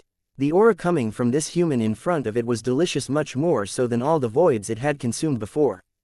From the time it sensed the aura emanating from Lin Huang, it had been drooling involuntarily. Naturally, Lin Huang became aware of why the other was drooling and could not help raising his brows. You think I'm as big a prize as the elixir of immortality? At that moment, the Apocalypse Dragon Python suddenly flapped its wings. Its gigantic figure leapt forward and swooped toward the Devil Hunter star zone where Lin Huang was. Lin Huang smirked and shook his sleeves. Countless god weapon flying daggers shot out furiously, forming a giant dragon in the starry dome of the heavens, which then charged toward the Apocalypse Dragon Python. That was one of the advantages Lin Huang had. Unlike Zanzhou, his god weapons could be brought into the virtual realm. This was because god weapons were different from ordinary equipment in that they became entirely part of the body after they were refined. They would be considered bones or organs by the virtual realm, so they would not be restricted. The Apocalypse Dragon Python was furious when it saw the dragon beast that suddenly appeared in the void. Although it had long since lost any memories from when it was alive, it would still become enraged for no reason whenever it saw dragon beasts now. In reality, Lin Huang had done this on purpose to irk it. Although the size of this dragon beast formed from over 1,000,000 god weapon flying daggers could not compare to the Apocalypse Dragon Python at all, it was not even as big as one of the Apocalypse Dragon Python's eyes. Lin Huang was very confident about his attack. In the starry sky, endless black rays radiated simultaneously from the Apocalypse Dragon Python's 8 eyes, as if 8 massive shockwaves were attacking the blood-red dragon beast made from the god weapon flying daggers. The dragon beast scattered into countless lightning arcs immediately and spread in all directions, easily dodging the other's attack. It then reformed, charging toward the Apocalypse Dragon Python. By the time the Apocalypse Dragon Python wanted to react, it was a little too late. Powered by the Dao Seal and compounded with over 12,000 levels of sequence power, the blood-red dragon beast went through one of the Apocalypse Dragon Python's 8 eyes immediately and exited through another eye. Within the blink of an eye, it had destroyed 2 of the Apocalypse Dragon Python's eyes.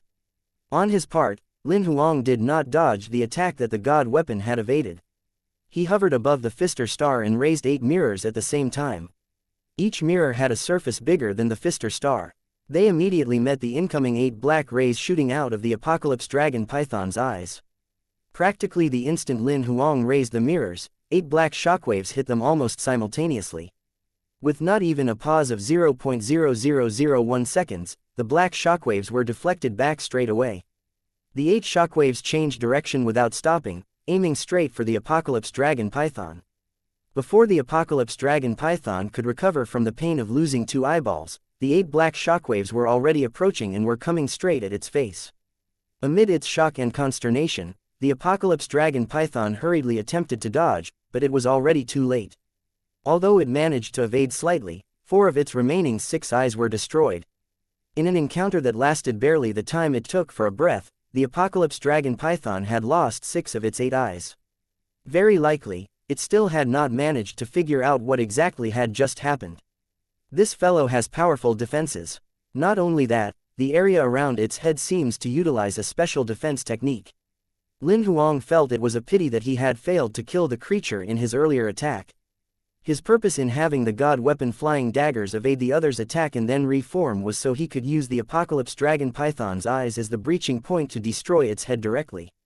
He had never expected that after the god weapon flying daggers penetrated its eye, there would be another shielding layer protecting its head. Lin Huang had no choice but to retreat and settle for the next best option, manipulating the god weapon flying daggers to pierce through its second eyeball. The deflected attack seemed to have hit it directly in the face and destroyed 4 of its eyeballs. In all honesty, Lin Huang had not expected that to happen. He thought the creature would be able to react in time and shield its eyes since they were such vital points. Perhaps it had been too long since it had encountered a powerful opponent, so its actual combat abilities had weakened. Perhaps it had been momentarily careless, or whatever other reason, allowing the attack to achieve unexpected results. Although Lin Huang had gained the upper hand in this encounter, he did not dare to underestimate the creature in the least. After all, it was a bona fide lord, and its physical strength might already be near middle-rank lord level. Eyes were indeed crucial to ordinary people. However, to lord-level powerhouses, eyes did not have a significant effect. This was because lord-level powerhouses rarely relied solely on their vision to capture their opponents' movements in battle. They depended on divine telekinesis most of the time. Lin Huang destroying his opponent's 6 eyes at the beginning of the battle did not have any substantial effects on the Apocalypse Dragon Python's abilities. At most, it had only taken away one of its attack methods, but it had also made the creature more cautious now. After this, Lin Huang controlled the god weapon flying daggers, intending to try and destroy the Apocalypse Dragon Python's remaining 2 eyes. However, it was clearly more alert now and did not give him so much as a chance for that. This fellow has such thick skin. I'm afraid this battle is going to consume a considerable amount of time. Lin Huang tried attacking the Apocalypse Dragon Python's other body parts. After a moment, he could not help frowning slightly. Chapter 1640. Lin Huang's killing move. After merely one clash, Lin Huang already had some general insight into the ability of the Apocalypse Dragon Python that he was facing. This was a lord with 5 Dao seals that had mastered a total of some 10,000 god sequence chains. Overall, its ability was similar to Dark Sword, whom he had encountered previously. However, Dark Sword was a sword cultivator, after all, and more proficient in attacks. His techniques were also more varied. In comparison, the Apocalypse Dragon Python had a more powerful physical body and stronger defenses. For Lin Huang, the Apocalypse Dragon Python was more difficult to deal with compared to Dark Sword. Its physical body was almost perfectly integrated with its Dao seals, and the surface of its scales was completely covered by Dao seal layers. For Lin Huang, who only had a level -1 sword seal, it would be very difficult for him to breach the creature's defenses. Whenever the blood-red dragon beast formed from the god weapon flying daggers struck the body of the apocalypse dragon python, there would be the ringing sound of metal striking against metal. Sometimes, there would even be sparks. Even if that happened, however, the daggers only left faint scratches on the creature's scales at most. This definitely won't do if I go on exhausting myself. Given the current strength of my attacks, it's able to defend itself without expending that much divine power at all. In his mind, Lin Huang was rapidly thinking through all sorts of countermeasures. I have to increase my attack power. While Lin Huang was still considering combat tactics, the apocalypse dragon python had swiftly regrouped from its earlier injuries. Losing 6 of its eyes did not make it fear Lin Huang. Instead, the injury had aroused its ferocity. As far as the apocalypse dragon python was concerned, Lin Huang was just a lord with one Dao seal who had managed to injure it earlier through sheer luck. It lowered its head, its 2 remaining crimson eyes staring fixedly at Lin Huang. However, this time, it did not dare to release any more shockwaves. Instead, it opened its enormous mouth and spewed out endless black flames. The flames were like a flowing galaxy. Within the blink of an eye, they had spread over a distance of several dozen light-years, surging toward Lin Huang. Even a small part of the Devil Hunter Star Zone was swallowed up. Although it was not particularly intelligent, the apocalypse dragon python had clearly learned its lesson from earlier. It did not plan on giving Lin Huang a chance to deflect the attack. It used a ranged attack right away. Lin Huang smirked slightly. He had no intention at all of fighting the tsunami-like inferno that was surging toward him. In a flash, he vanished on the spot. When he reappeared, he was already outside the area that the black flames covered. As for the Fister star, he would not feel psychologically burdened at all if such a barren planet was destroyed in the material realm, much less in this virtual realm. After dodging the apocalypse dragon python's black flame attack, Lin Huang began to perform hand seals rapidly. In the starry sky, the million or more god weapon flying daggers swiftly began changing shape. In an instant, they transformed into over 1,000,000 swords. The dragon beast form dispersed completely as well, rapidly forming a massive sword formation in the air. This was the killing move that Bloody had left for Lin Huang the last time they met. In total, there were 12 sets of ultimate sword formations. Bloody had derived these ultimate killing formations using her own spirit strength and computational skills. Based on what Bloody had mentioned at the time, if Lin Huang were able to use them, it should not be difficult for him to kill a half-step lord. The abilities Lin Huang displayed currently were at least 100 times more powerful than before as well. It was also his first time using this type of sword formation in actual combat. He could clearly sense that as the countless battle swords returned to their places in the sword formation and resonated with each other, the formation's power was also continuously increasing. In less than the time it took for a breath, the formation's power had shot up to its peak. It's almost the equivalent of compounding 2 additional sword seal levels. Lin Huang's eyes lit up. The power of his compounded sword seal far exceeded the apocalypse dragon python's level 5 Dao seal. This was because his level -1 sword seal contained the power of over 12,000 god sequence chains.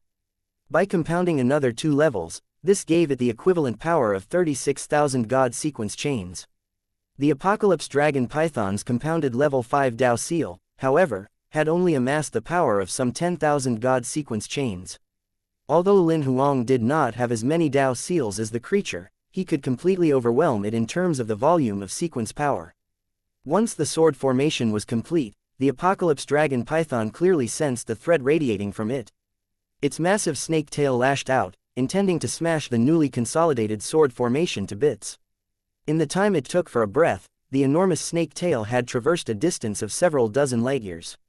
At the same time, the huge sword formation began spinning furiously as Lin Huang controlled it with his mind.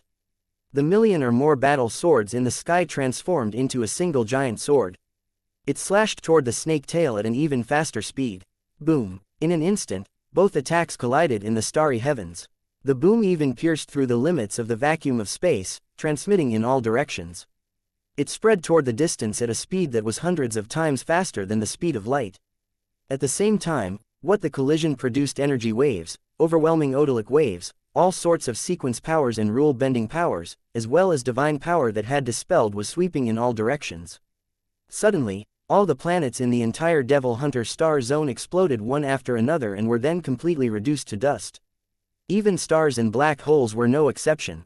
They were crushed to powder by the escaping energies caused by the two combatants. This, then, was the holy power of Lord-level powerhouses. They could destroy the entire galaxy in the time it took to turn one hand over.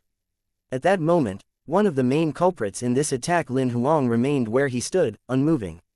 He watched the Apocalypse Dragon Python across from him with calm, clear eyes. The tail that the Apocalypse Dragon Python was so proud of now sported a massive wound so deep the bone could be seen. It was very evident who the winner of this encounter was. The corners of Lin Huang's mouth quirked up slightly when he saw the wound. It was at least 1,000 kilometers long and was still bleeding. He had finally breached the creature's defenses. Although it was a far cry from directly severing its tail, the fact that he had broken through its defenses and had been able to cause such a massive wound was already good news. Lin Huang finally felt completely relieved when he saw the Apocalypse Dragon Python's wound. Only now was he sure that he had a chance of winning. Roar! The Apocalypse Dragon Python released a terrifying roar at Lin Huang, whether from anger, pain, or whatever other reason was unknown. Endless black flames accompanied the roar. This time, the Apocalypse Dragon Python spewed considerably more black flame than previously. If it had been just a river bursting its dams before, it was now truly a surging tsunami. It flung its head and spurted flames in every direction. It clearly wanted to seal off all possible escape routes for Lin Huang. However, in face of the Apocalypse Dragon Python's behavior, Lin Huang merely shook his head and smiled. This was nothing more than a child throwing a tantrum after losing a game. It would not affect the final outcome of the game at all. Lin Huang did not even bother to evade this time. As he moved his fingers slightly, mirror consolidated in front of him immediately. It then turned into a sphere over 2 meters in diameter, entirely enveloping his body with no neglected areas in his defenses at all. At the same time, he used his mind again. In the distance, the sword formation made from the god weapon flying daggers transformed into a giant, blood-red sword once more and slashed at the Apocalypse Dragon Python. This time, the target of its attack was the creature's vital parts. Chapter 1641. Xiao Hei's Secret. Approximately half an hour later, Lin Huang looked at the severed carcass of the dragon python. He then recalled the innumerable god weapon battle swords that were gliding around like a school of fish. The Apocalypse Dragon Python's carcass hovered in the starry heavens, its body full of wounds both deep and shallow. What had finally killed it, however, was most certainly the wound on its vital parts, which had completely sliced it in two. Naturally, a mortal wound like that had not been caused by just a single attack. It was the result of Lin Huang releasing more god weapon flying daggers, utilizing fully 8 sword formations, and spending more than half an hour to finally kill it. The Apocalypse Dragon Python was undoubtedly the most powerful opponent that Lin Huang had ever encountered. As he sensed the Apocalypse Dragon Python's life force dissipating entirely from not too far away, Lin Huang suddenly raised his brows involuntarily. This was because the dragon python's carcass was disintegrating gradually into grayish-black points of light. They swiftly consolidated together and transformed into a grayish-black cloud of mist that was merely the size of a soccer ball.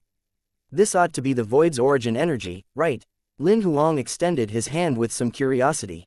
The cloud of mist not only did not reject his advances but seeped into Lin Huang's body through his fingers. Lin Huang did not sense any threat at all. He sent his consciousness into his body and discovered that the sphere of energy had immersed itself in the god territory within him. After using his consciousness to seek it out, countless memories began wildly surging into his mind. Lin Huang finally opened his eyes again after a long time. So that's how it is. Full origin energy contains everything there is to know about a void. From the Apocalypse Dragon Python's memory, Lin Huang rapidly obtained all sorts of information about origin energy.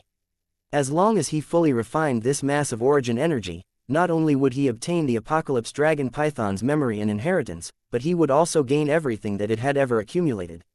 This included the Dao seals it had mastered, its sequence powers and rule-bending powers, its god territory. It even included everything the Apocalypse Dragon Python had obtained from refining other origin energies in the past. However, Lin Huang soon noticed something odd. After killing the Apocalypse Dragon Python, although a fatality notification had popped up from Xiao Hei, there was no notification at all about any rewards. There was not even a piece of the Apocalypse Dragon Python's card fragment. Why isn't there even a card fragment this time after I killed the Apocalypse Dragon Python?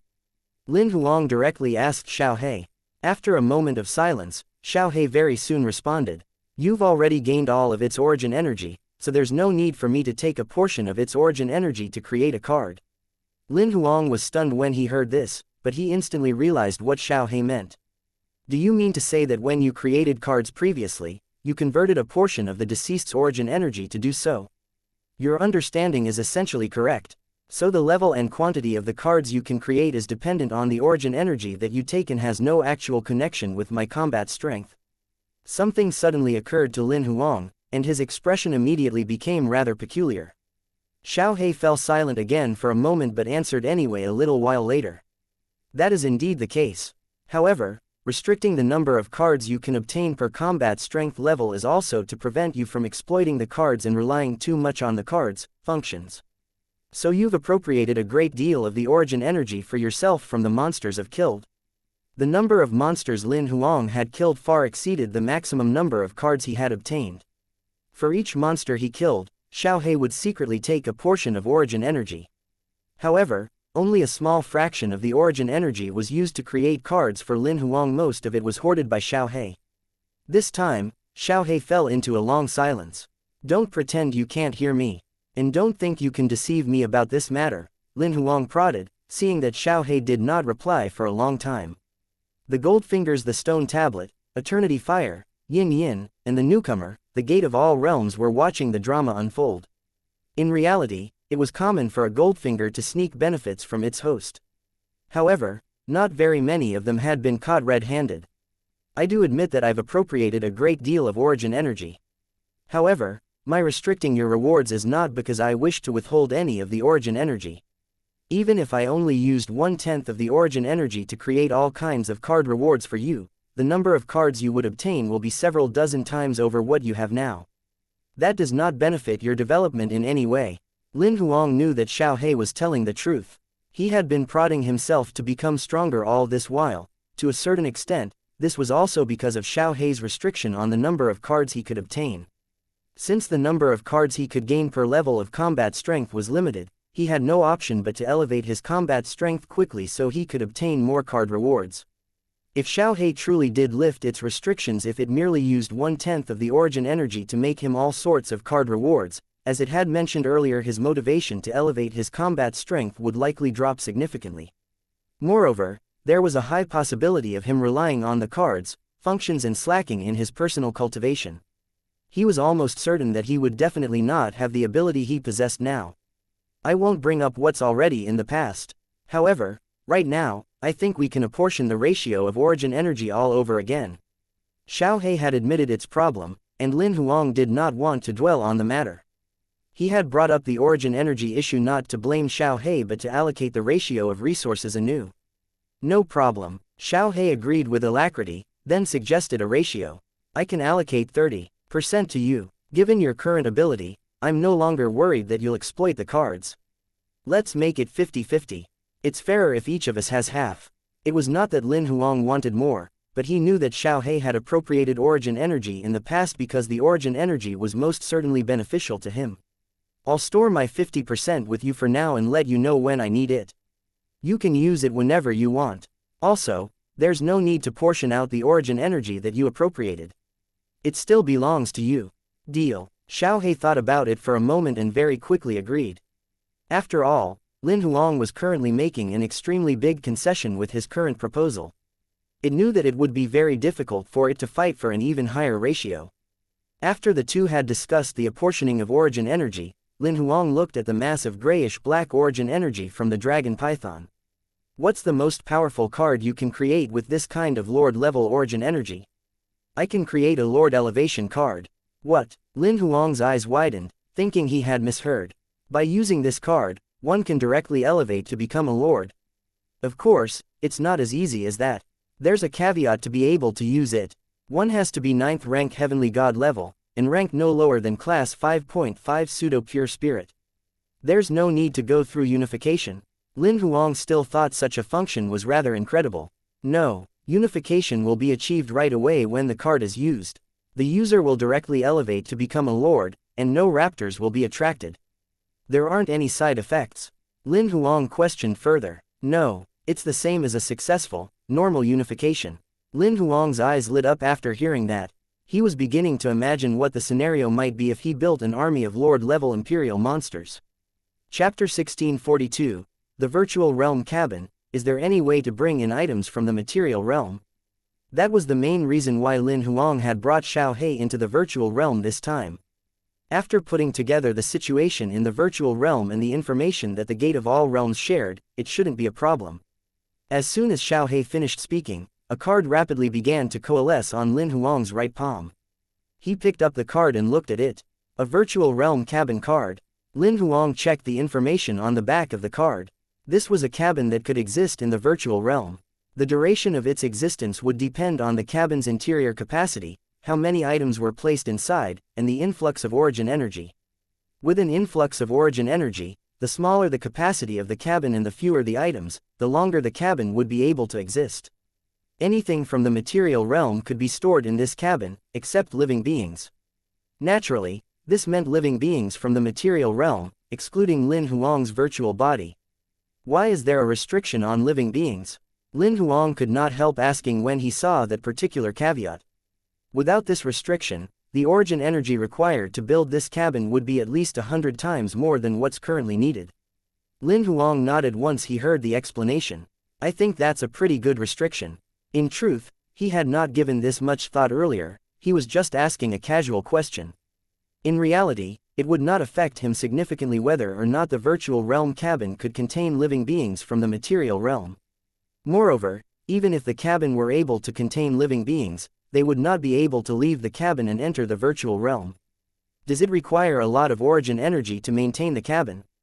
Lin Huang asked again. As long as you don't make the capacity of the cabin too extreme and store too many items inside, the daily consumption is practically negligible. That's good then. Lin Huang could finally be at ease. He did not ask Xiao He about how to use the cabin, as it was clearly stated on the information on the back of the card. In one move, Lin Huang teleported to a nearby planet that had not been damaged.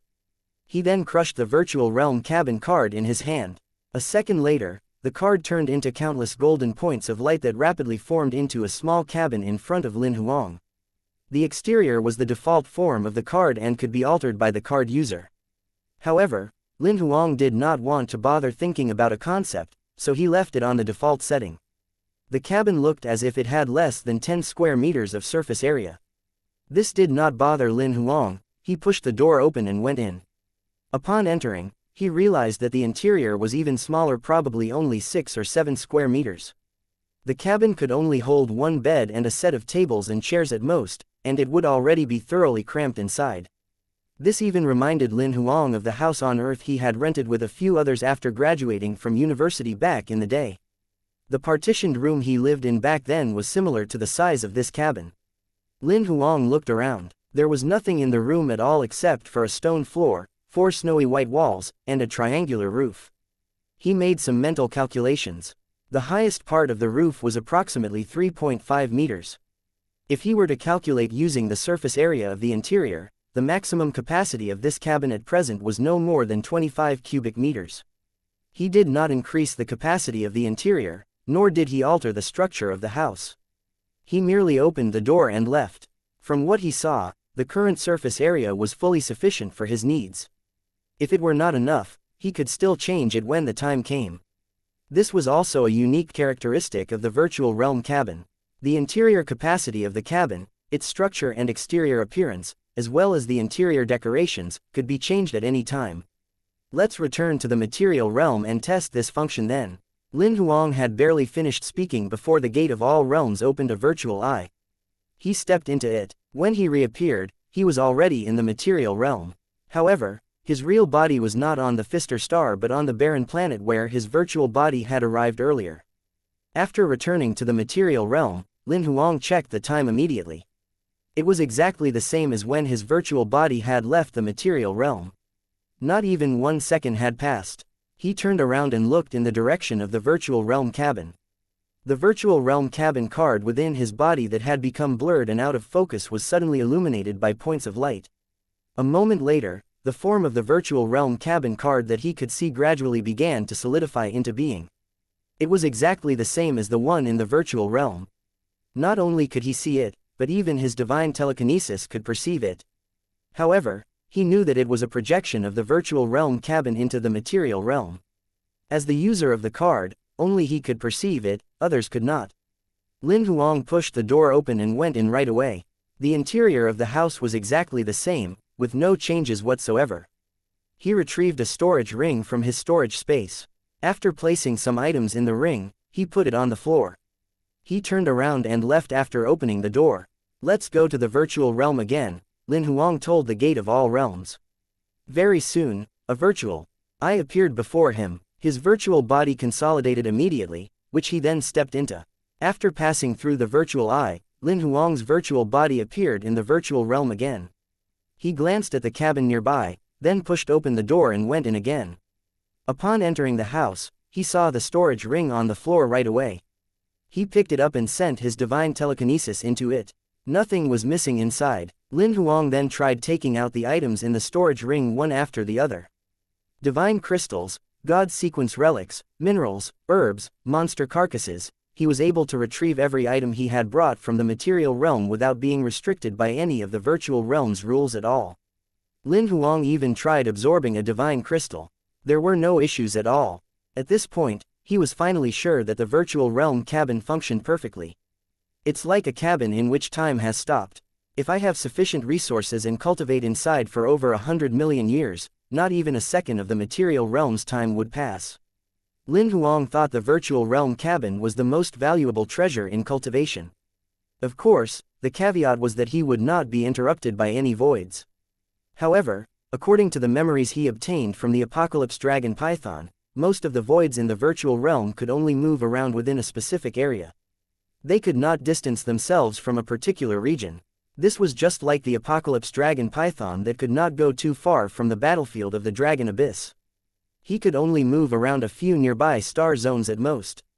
Furthermore, he could not leave the battlefield of the Dragon Abyss for too long, or he would be teleported back by force. Lin Huang had some speculations about this unique characteristic of the voids. It was possible that the voids were unable to leave the place where they had died or the place where their corpses were in the material realm. However, such a restriction was not absolute. According to the Apocalypse Dragon Python's memories, some powerful existences could break such restrictions. However, Lin Huang gauged that the only ones who could do that would be super powerhouses above Lord level. Therefore, he was not worried about being disturbed when he cultivated in the virtual realm cabin. After all, the only void nearby, the Apocalypse Dragon Python, had been killed by him.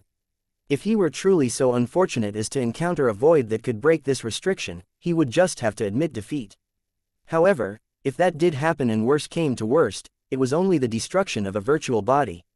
Besides, the Gate of All Realms could currently create 3 virtual bodies per day.